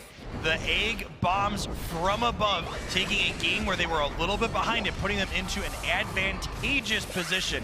It's gotta feel bad when you're the Dragonite on IX Gaming side. IX Gaming not done quite yet, though. They're trying to keep this advanced, and they do get quite a few goal scores on this Tier 1 goal zone. The points are quite even, but Zeus has that little bit of an experience buff that, if I'm being honest, they sorely needed.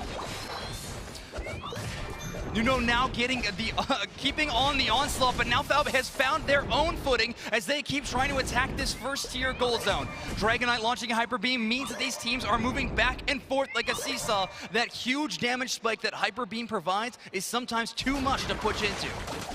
As we see this fight breaking out here in the bottom path with the mobility from the Dragonite, getting it out of that Gatling Gulp missile from the Cramorant here. We see players looking to push in and get that Eos Energy Unite move now unlocked for Zarina on Zeus. Now Monzo is going to use that as much as they possibly can. They do run that energy amplifier, and the cooldown rate of it is already so. OG launches into the chance Unite move and gets Blitz assistance, but they're brought up into the air by Falb. They get placed completely out of the way. OG rushes in, finally is able to find it, but does not get a single KO. We see nothing really spawning on the board here, but these players are still brawling in the bottom path, perhaps looking to break this bottom point out ahead of the second Dreadnought that's now going to be coming in 25 seconds. OG with that cross chomp and dynamic punch going to be leaping all over the map. High mobility, but of course also high spikes of damage. You are seeing that right there. Zeus has to give so much respect to that player. They cannot get too close or OG is going to find a KO.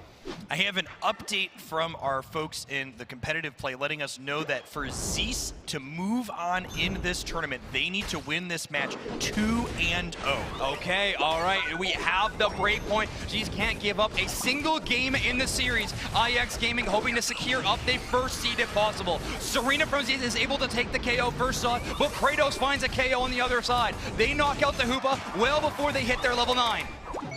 Huge engagement here for Zeus, dominating not only the team fight, but also looks to be securing the objective with the powerful Hyper Beam from their Dragonite. An ambitious heavy slam there from Pikatif. They're actually going to throw out the Unite move here for a little bit sustained. Do not want to go down and see if they can get there in time to block away these scores. But Zeus is actually able to break this bottom tier goal zone. On the other side, Nudo is finding some more attack weight stacks. However, for that third and final Dreadnought, if it does become available, they are not going to have that speed flux zone to accelerate them. We can see Rotom very lonely in the top path here. These teams are full of excellent players. They know this objective doesn't have a lot of value through the early and mid game. Now that a point is broken in the top path for IX Gaming, Zeus will likely try to prioritize this lesser favored objective. Zeus is playing this strategy of overwhelm at every turn. The Blissey finds themselves a KO as the Serena just makes space and slows the ascent of IX Gaming. Stops them in place. Dragonite taking this one all by themselves, but now Nudo has joined the battle, and OG rips a Unite move to find themselves one as well. Pikatif with a big heavy slam, trying to trap the Dragonite in place, but only finds the Blissey. They have too much HP, and soft-boiled healing's keeping them up until a block sends them back. We see Rotom here kind of buying time for Zeus. They get to fan out and clear some of these contested wild Pokemon off of the map with Dragonite munching on some crabs in the central area while the rest of Zeus gets to respawn here and kind of catch their breath before Zapdos spawns in the center. IX Gaming winning that defensive fight is a pretty huge momentum shift for them. Zeus was starting to take over this game in every aspect. IX Gaming needed a win, and they found it right there. We see the central area being cleared for Zeus, looking to hit those important power spikes on some of their characters here. We know Cramorant not quite level 13, which is ideally where it would like to be as we head into the final stretch of this match. Of course, but so is Nudo and OG wanting to hit those power levels, but it seems that Dreadnought is not going to be their way to do so. Pikatif, the only player from IX Gaming showing any presence there, but instead they are retreating towards the Zapdos pit to try to play a little bit of defense. Yeah, and this is the power of having Hoop on your team, right? IX Gaming tried to position up to that top goal saying, okay, they're ripping the Dreadnought, maybe we can get some value here. And Zeus was like, no, no, no, I've got a hyperspace highway that's sending the rest of our squad up top, and you're not getting any value while we get this Dreadnought. A great stop. IX Gaming's composition is built to engage, and Nudo and OG are going to do just that. They get a great Bliss assistance from Retsu onto the top of them, but Retsu goes down to pretty low HP. Zeus is looking topped up, and now it's their turn to get it engaged. Serena lifts him up, Nudo goes down, and Retsu goes down to the Cramorant. That dive. It's a huge burst damage, and they knock them out as well. Now it's just OG and Pikachu left, and a 2 for 1.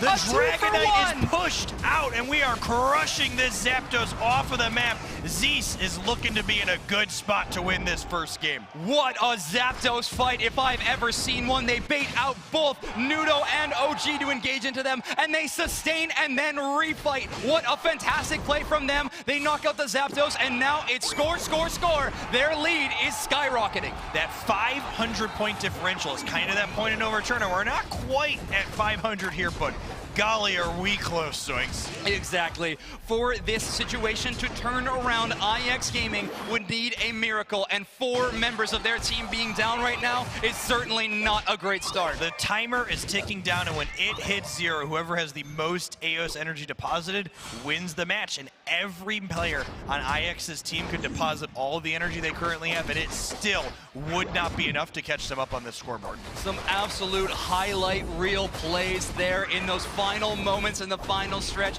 We're continuing to try to pad the stats here with a little bit of scoring, but with only 30 seconds left in the match, this game is a foregone conclusion. Cram almost dying, dude, almost getting KO'd by an Ardino. Mazo just giving us a clinic in how mobile the dive air slash build of this character is, as they are finally chased down here on the right side of our board. There we go, Dragonite finding yet another KO onto OG. A big Unite move there from Retsu. They're turning the tables here a little bit. The stat line is gonna look much better now that we hit the 10 seconds, but Cheese will be taking game number 1 in your Group D Round 3 series. What an incredible fight surrounding that Zapdos. Just huge hyper beams from the Dragonite on Zeus's side, showing us that not only is it capable of securing objectives, but it can secure a lot of knockouts. If you are in the path of destruction, the hyper beam can leave. You are certainly knocked out. An impressive list there. Mazo with a 225 points scored in this game. They got the crown next to their name for a reason. What a performance from them. Honestly, pretty even engagements throughout a lot of this game, but Zeus came out ahead in the most important engagement, knocking out 4 of the 5 members of IX Gaming in that Zap Pit after the 2-minute mark and chasing the 5th one all the way out.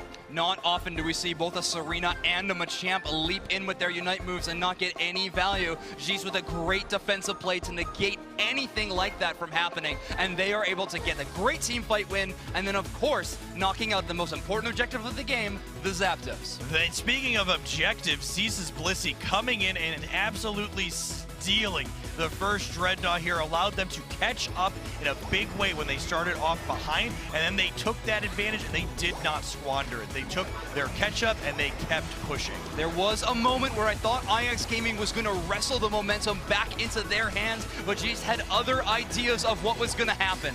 They pushed forward with this lead all the way to a Game 1 victory in impressive fashion. This is the moment that I was just talking about, but unfortunately, this is what followed. Yeah, you see only a single member of Zeus was KO'd, while 4.5 basically members of IX Gaming went down, with Kratos being pushed all the way out on that Dragonite. Yeah, with a Dragonite and no backup, you're not in a great situation around that Zapdos pit. So, as we head into Game 2, we got to follow up that exciting match of Game number 1. What would you like to see changes from IX to try to put up a little bit better of a fight in those final moments? Gosh, I feel like that end fight, I could even see these teams just running back these compositions. The fights were so evenly matched throughout the course of that game that the micro play could just be adjusted slightly at the end. Specifically, you called out the Zarina and the Machampionite just did not have the impact you usually expect those characters to have with their Unite moves. And if they just line up slightly different or tag slightly different characters, that fight can end very differently. Yeah, I could not agree more. The defensive play was really impressive, but those Pokemon selection, I think, is still a good option for them. Yeah. So running it back, I think, would be a great strategy. Now, important tiebreaker rules that we were just talking about, Jeez, are still in this tournament, up 1-0. If they drop a single game in this series, they are eliminated from the tournament. So they need this next one. Now, and not only that, but if Zeus wins this next game, they're eliminating IX the way the breakers work out. So IX and Zeus both have their destiny in their own hands here. This game decides which of these two teams is moving on to our double elimination bracket to play for the championship tomorrow. This is going to be very impressive. A lot of that gameplay, of course, going to be on the back of our player of the game from game number 1. It's Mazo. Who else could we give it to? A fan favorite, and the Cramorant was looking great today. Cramorant, such a slippery character, right? Like, it's kind of this squishier character, but based on the back of its mobility and phenomenal micro play, it can get in, get bursty, and get back out successfully. Cramorant having a bit of a redemption story in the metagame, coming back here to show its face at Worlds.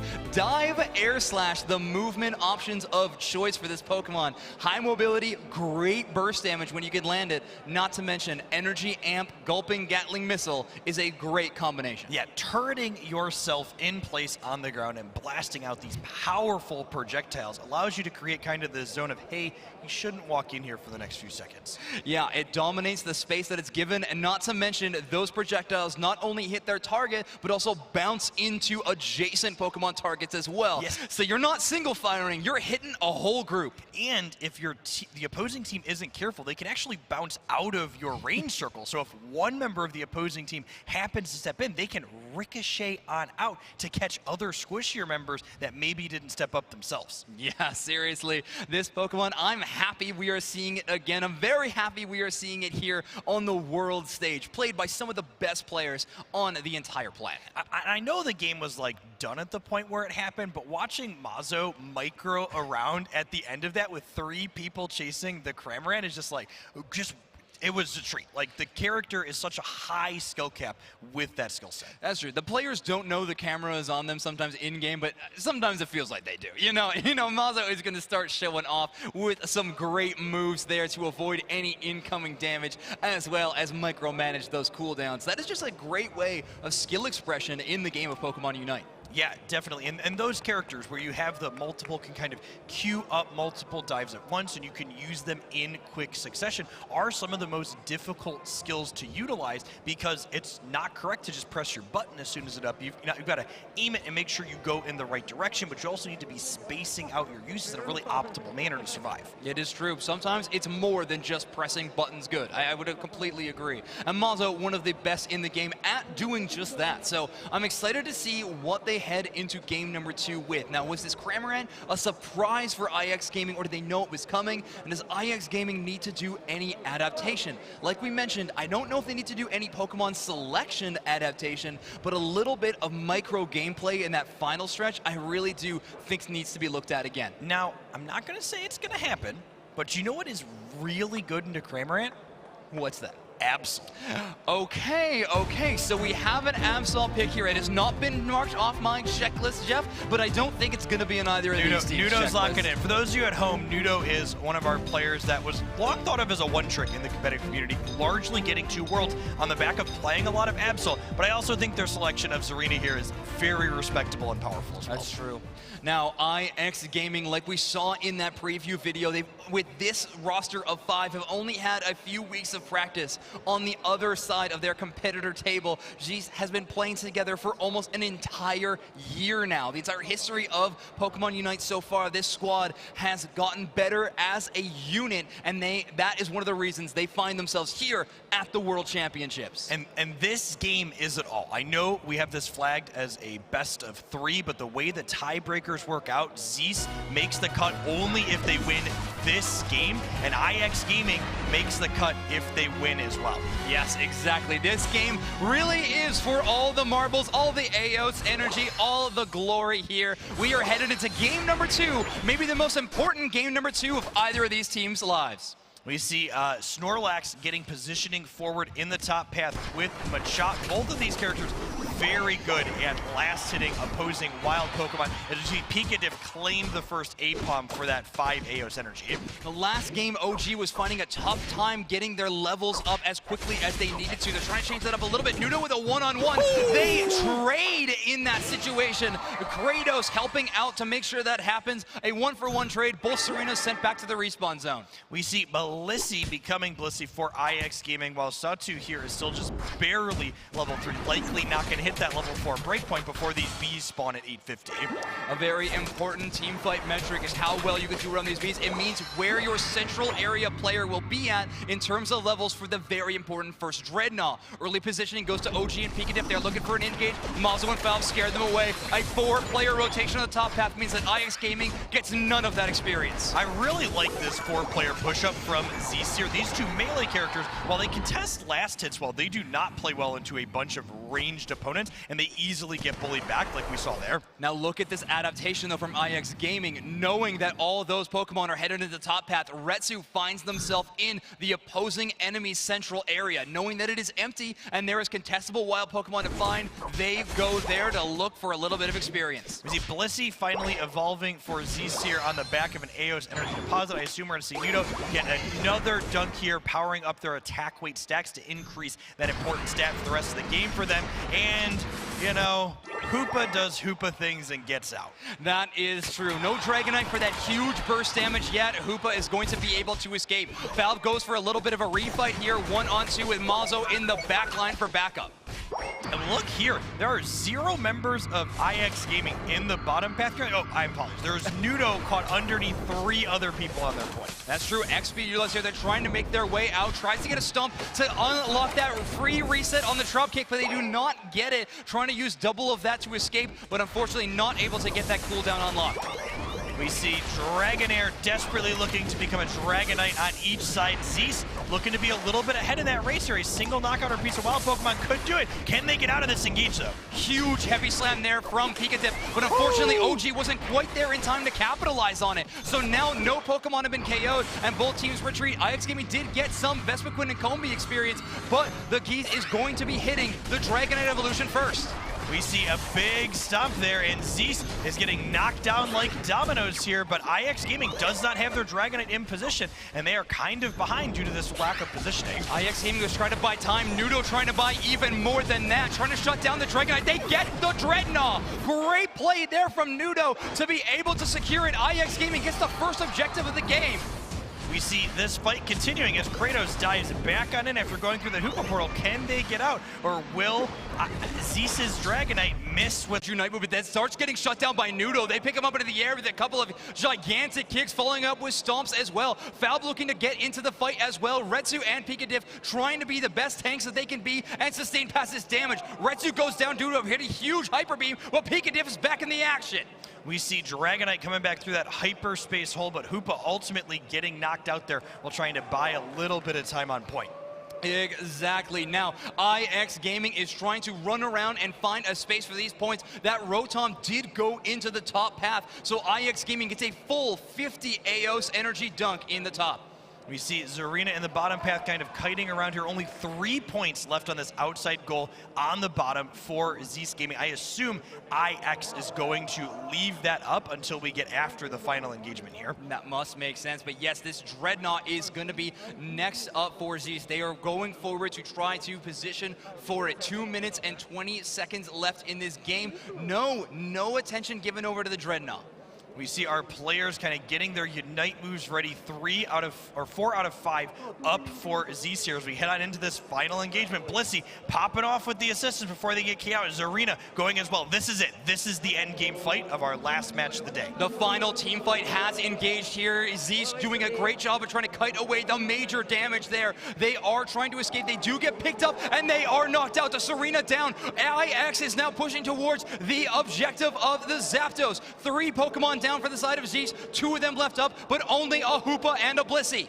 Blissey known for stealing with those secures. Can the Dragon get it? The Dragon gets the Zapdos as we see IX Gaming push across the map and look to get these Aeos energy deposits. 100 goes in, another 100 goes in. Kratos and OG combining for some great KOs around that Zapdos, and of course the secure. IX Gaming looking in this position like they may knock out Zeus from this tournament. This is it. this game decides which of these two teams moves on to day 2 and plays for the championship crown and their $100,000 share of our $500,000 prize pool. Yeah, like I said, Aziz cannot lose a game at all. We are headed back into game for the final minutes to take a look at it. But IX Gaming with a 715 points to 263. I don't know if Ziz can get any more EOS energy in. This is almost insurmountable. 500 is the line where I'd often say let's throw in the towel, and they're not quite there. One big push could do it. We have 4 Unite moves for Aziz, but they got to go now. They are running out of time. Picadiff has that block too. Make sure to look forward to that to try to push them away. Malzo with a Unite move from across the wall. They are out of danger and providing some danger for the side of Ziz. Picadiff gets a KO onto the Hoopa now, and OG is next up. Cross chop in with the Unite move. They are trying to find where the Dragon Knight's going to land and punch him a ton of times. We see a small deposit get made in there, but 8 points is not going to make up the almost 800 difference. There's 100, there's 50. That's almost 200 extra points, but still very, very shy of the almost 500-point differential between these teams. A very, very close game around Zapdos up until the final moments. But IX Gaming are going to tie up this series 1-1, but they are going to move on to tomorrow's top 8 bracket. Take a look at our stats here from this game. Just incredibly dominating team fights from IX Gaming here. Knockout after knockout after knockout going in their favor at each of the engagements. Now that's a stat line I am familiar with from OG, but look at that one from Nudo. 128,000 damage, almost 40% of their 5-person team's damage. Yeah, just the stomps from Zarina when she gets scaled up with that attack weight item, just burst and burst and burst, especially when you're into more durable opponents. Let's take a look at the highlights here from game number 2. Ziz here trying to get a few scores in and even up the playing field a little bit, but these are the final moments here. IX Gaming put on a show in game number 2, and they eliminated a lot of people's pick to win this entire tournament. Yeah, the block from Snorlax has just looked so unstoppable at defending these goal zones all day. And we have seen it from a North American team now as well, not just any of the Eastern teams that have made it popular. Picadiff has shown that they have a great mastery of this Pokemon as well, and now they have tied this series up 1-1. If you're IX Gaming, you got to be breathing a huge sigh of relief. We Absolutely. got another game in this series, but that was for the tournament position. That was for we are moving on and we are playing for it all tomorrow. That is a ticket to day 2, earned in large part by this player. Your player of the game is going to be Nudo. Hey, that attack weight stack on this arena, letting her scale up nice and large, paired with weakness policy and focus band for a little bit of extra sustain inside of those brawling fights. Nudo was huge in this game. We saw in this one a lot of early stacks coming out of them to make sure their damage was scaling through the roof like you were mentioning. And that helps them get up to that 11 KO mark. See our players in the player area here, getting set up for our 3rd game, I would imagine. Absolutely, the man of the hour right there on your screen. That is Nudo, who had an amazing game number 2, over 100,000 damage, over the 120K mark, which I really do think is a benchmark for a fabulous game. Yeah, Blissey, you know, quite annoying on the opposing team, but quite excellent for letting you get those big damage numbers that lets you feel really impressive and impactful. And let's talk about the Blissey on IX Gaming. That is on Retsu. Now, Retsu has known to be historically a top path player until the most recent months. I'm saying the last 3 or 4, right? Has adapted into this supporter position and recently has adapted again onto the Blissey, normally a spot held by your tank player. So Retsu adapting time and time again and finding so much success, that is a mark of an amazing player. Yeah, I think the big thing that stands out in my mind is just this is yet another time over the course of this tournament where the team that didn't register Hoopa is coming out on top. Maybe we need to start rethinking from the competitive perspective. Is Hoopa a must pick, or are you limiting yourself in other ways with that selection? Starting, I definitely think we have met that conclusion today. A lot of proof has been showcased here on the world stage that Pokemon selection is not locked in stone all of the time. I mean, Hoopa we definitely thought was the, eternal pick, but now I'm interested to see the percent rates after day one.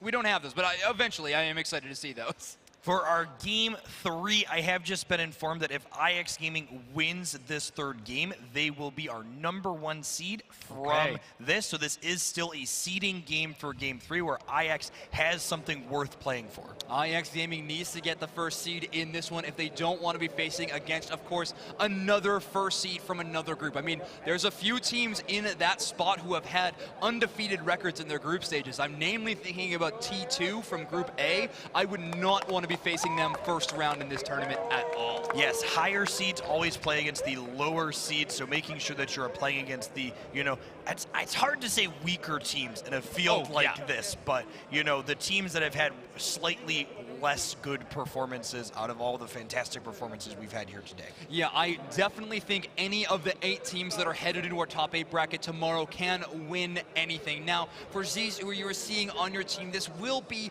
the last game of their tournament, but I know that they are going to be giving it their all as well. They traveled a long way. They had such a successful season. So many victories under their belt. I know they would love to take at least one victory before they go home.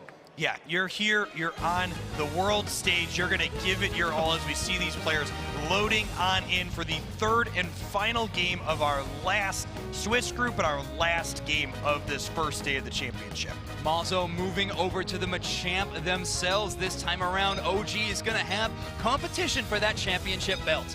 Yep, we see that powerful melee character being played in tandem on both sides with an additional melee brawler, one side being Zarina, the other being Lucario. Yes, it's going to be a very exciting matchup between those two. I'm interested to see what path they find themselves in. Nuno has almost permanently been in that bottom path. Does the Lucario on the side of Cheese follow that same route? Yeah, it's going to be interesting to see where they open their positioning at, right? But these teams seem to be favoring the 2-1-2 split, a little bit more balanced in the top and the bottom. Will their change in character selection perhaps change how they start there? All right, game number 3 between Aziz OG Life and IX Gaming. This one's for the highlight reel and IX Gaming's first seed. We see Machamp and Snorlax heading into the top path for IX Gaming. Again, the Dragonites playing into the central area, and the Blisseys facing off in the bottom path, where Zarina and Machamp will both be walking past each other to deposit some Eos energy. Yes, that is true, but look at Pikatif blocking both the Hoopa and the Lucario to allow the Machop to be able to go in and get some scores. Great coordination in this early game micro game. Yeah, we see Dragonite actually popping up out of the central area for Z's and clearing that bottom 8-pon, kind of denying it to IX Gaming that would otherwise like to secure it. Yeah, only a half clear, taking one buff and then coming up immediately. That is going to mean that IX Gaming is getting a lot of stacks in and an early level 5 there for Kratos. Yeah, we see Kratos not doing either of the crabs in their central area, but still hitting 5 easily here before the bees spawn by depositing that Eos energy with the push-up that they secured. Kratos on track for level 8 for sure. Now, Falb, on the other hand, almost ticking over to level 5, is looking for an engagement on the bees. Zeus moves forward, Pikatif tries to create some space, but OG finds their evolution with a couple of knockouts on wild Pokemon. We see our first extreme speed of the day, I believe, on Lucario, zipping back and forth, but not quite enough to pick up a knockout there for Zeus before they are slain. Oh, Pikatif jumping in and stealing that Citrus Berry there, denying any healing to the Dragonair or the Hoopa. They do rest to try to top themselves up, but the Hoopa finds the KO. We see Dragonite running back into the central area for Zeus, looking to try and work towards that important level 8 before Dreadnought spawns here in about a minute. Foul pushing off the enemies there, does get the reset portal. They are going to head right on back, it looks like, to that top path to go up against OG yet again. Now, Nudo chasing down Soto here, trying to push them all the way back to the goal zone. Retsu has other things on their mind. It's the wild Pokemon. Yeah, Zarina almost a full 2 levels up. I'm a champ here in the bottom. bottom path. Honestly, IX Gaming just up across the board here in our third and final game. A pretty phenomenal level lead here they have headed into the 7-minute and 40-second mark. OG trying to get every last bit of last hit stolen away from Valve to make sure that they have the level lead. Now it seems like we're evened up 6-6 in the top path. Yeah, OG kind of being left alone up there with 3 members of Z's, perhaps Dragonair looking to come down. B's going to be spawning here in just 5 seconds, the next contested wild Pokemon on the board. There we go. Yes, of course, an important source of experience. Z's instead going to be rotating up for those top Bs, whereas IX Gaming is going to take every single bottom path B. Kratos at level 8.5, almost hitting their Unite move before the 7-minute mark. Yeah, big advantage of having the Hoopa on Z's side. They can leave a number of characters on top, clear the Bs there in a dominant fashion, then still get down in time for this objective. But IX Gaming getting the forward position on the beach here and kind of boxing out Zeus. 3-person heavy slam there for Pikachu to start things off. Nobody on that second heavy slam, but they're going to get one more before this is over. Kratos finds a KO onto the enemy Dragonite, and Nudo cleans up the rest of the team. Soto's hanging out on the beach, but I don't think it's for a vacation. They're going to be headed all the way home. Kratos saying, I can use a Cypher Beam to secure a knockout or 2 before this Dreadnought goes down. Exactly, baiting out their team a little bit there. We're going to see a couple of scores here. If both do go in, we are going to see a 26-point overdub. See Zarina popping off with that Unite move. Is IX Gaming interested in pushing the second gold? And it looks like they might be with their incredible level advantage they currently have. IX Gaming wanting to leverage this huge level advantage as well as the Unite moves that they are able to spend, knowing that Zeus has none to throw at them in terms of defense. Yeah, remember those launch pads that come out from the home base, they don't start happening until the 5-minute mark as Zeus here secures this Rotom in the top path, sending it at IX Gaming's second point. Their Dragonite dedicating the time up there is worth to actually be able to knock out the Rotom. You are right, headed all the way down to the second point, and it seems like this Dragonite's going to be Rotom's only escort on the way there. You see Dragonite backing off quickly here for Z's, kind of acknowledging, hey, they have a presence here. It's kind of a fool's errand to try and push this in. And Kratos very quickly taking the annoying Rotom objective off the board. A pretty gigantic lead for IX Gaming. Now, their win condition, they need to hold on to this with everything they have. If Zeus is able to find a big knockout, the experience all of a sudden starts flooding the other direction. IX Gaming can give them nothing, even though they have this huge lead. We see Zeus and IX farming out pretty efficiently here across the map, clearing all those yellow dots and wild Pokemon, as Lucario kind of runs around here in the bottom path, perhaps looking to finish off its attack weight stacks. It's not quite done with yet. It's true, throwing out that Bone Rush, taunting IX Gaming, saying maybe I will retreat to here, but Nudo is going to find them in the end, whether it's on their side of Remote Stadium or on their own.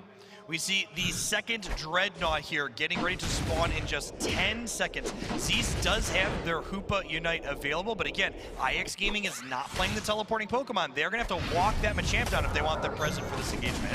Pikachu with a big engagement doesn't knock up anybody with that heavy slam. Now the Hoopa has pushed all the way forward. A Dragonite Unite move there from Zeus as well. And Machamp finds a big KO. Baby Mazo finding a time to pop off. They knock out Nudo. Now this Quizman is locked up in place. OG launches the Unite move, grab 3 or 4 of them, and a cross chop is going to throw in as well. The Hoopa takes it. Zeus OG Life finds the second Dreadnought of the game. They see almost every Unite move in the game popping off there as Zeus wins this team fight in a dominating fashion. A huge team fight win there. OG got a massive Unite move. I really thought that was going to be a swing moment of the team fight, but Zeus is able to outlast and keep on fighting. That being said, Nudo going all the way in, very, very deep, chasing down the enemy Hoopa, but they finally get the wiser decision and retreat a little bit. Hoopa pushing up here a little, trying to contest these Vespa Queen and her Combees, but Nudo stopping through for those big bursts of damages. OG trying to clean out this Rotom before the rest of Zeus can get here, but that Hyperspace Highway letting them come right on up. Pikachu now bringing the Rotom back all the way over to their side and stunning up anybody who's going to be trying to secure it. There we go. IX Gaming is able to secure the Rotom and send it away, but most importantly, it's not headed towards them.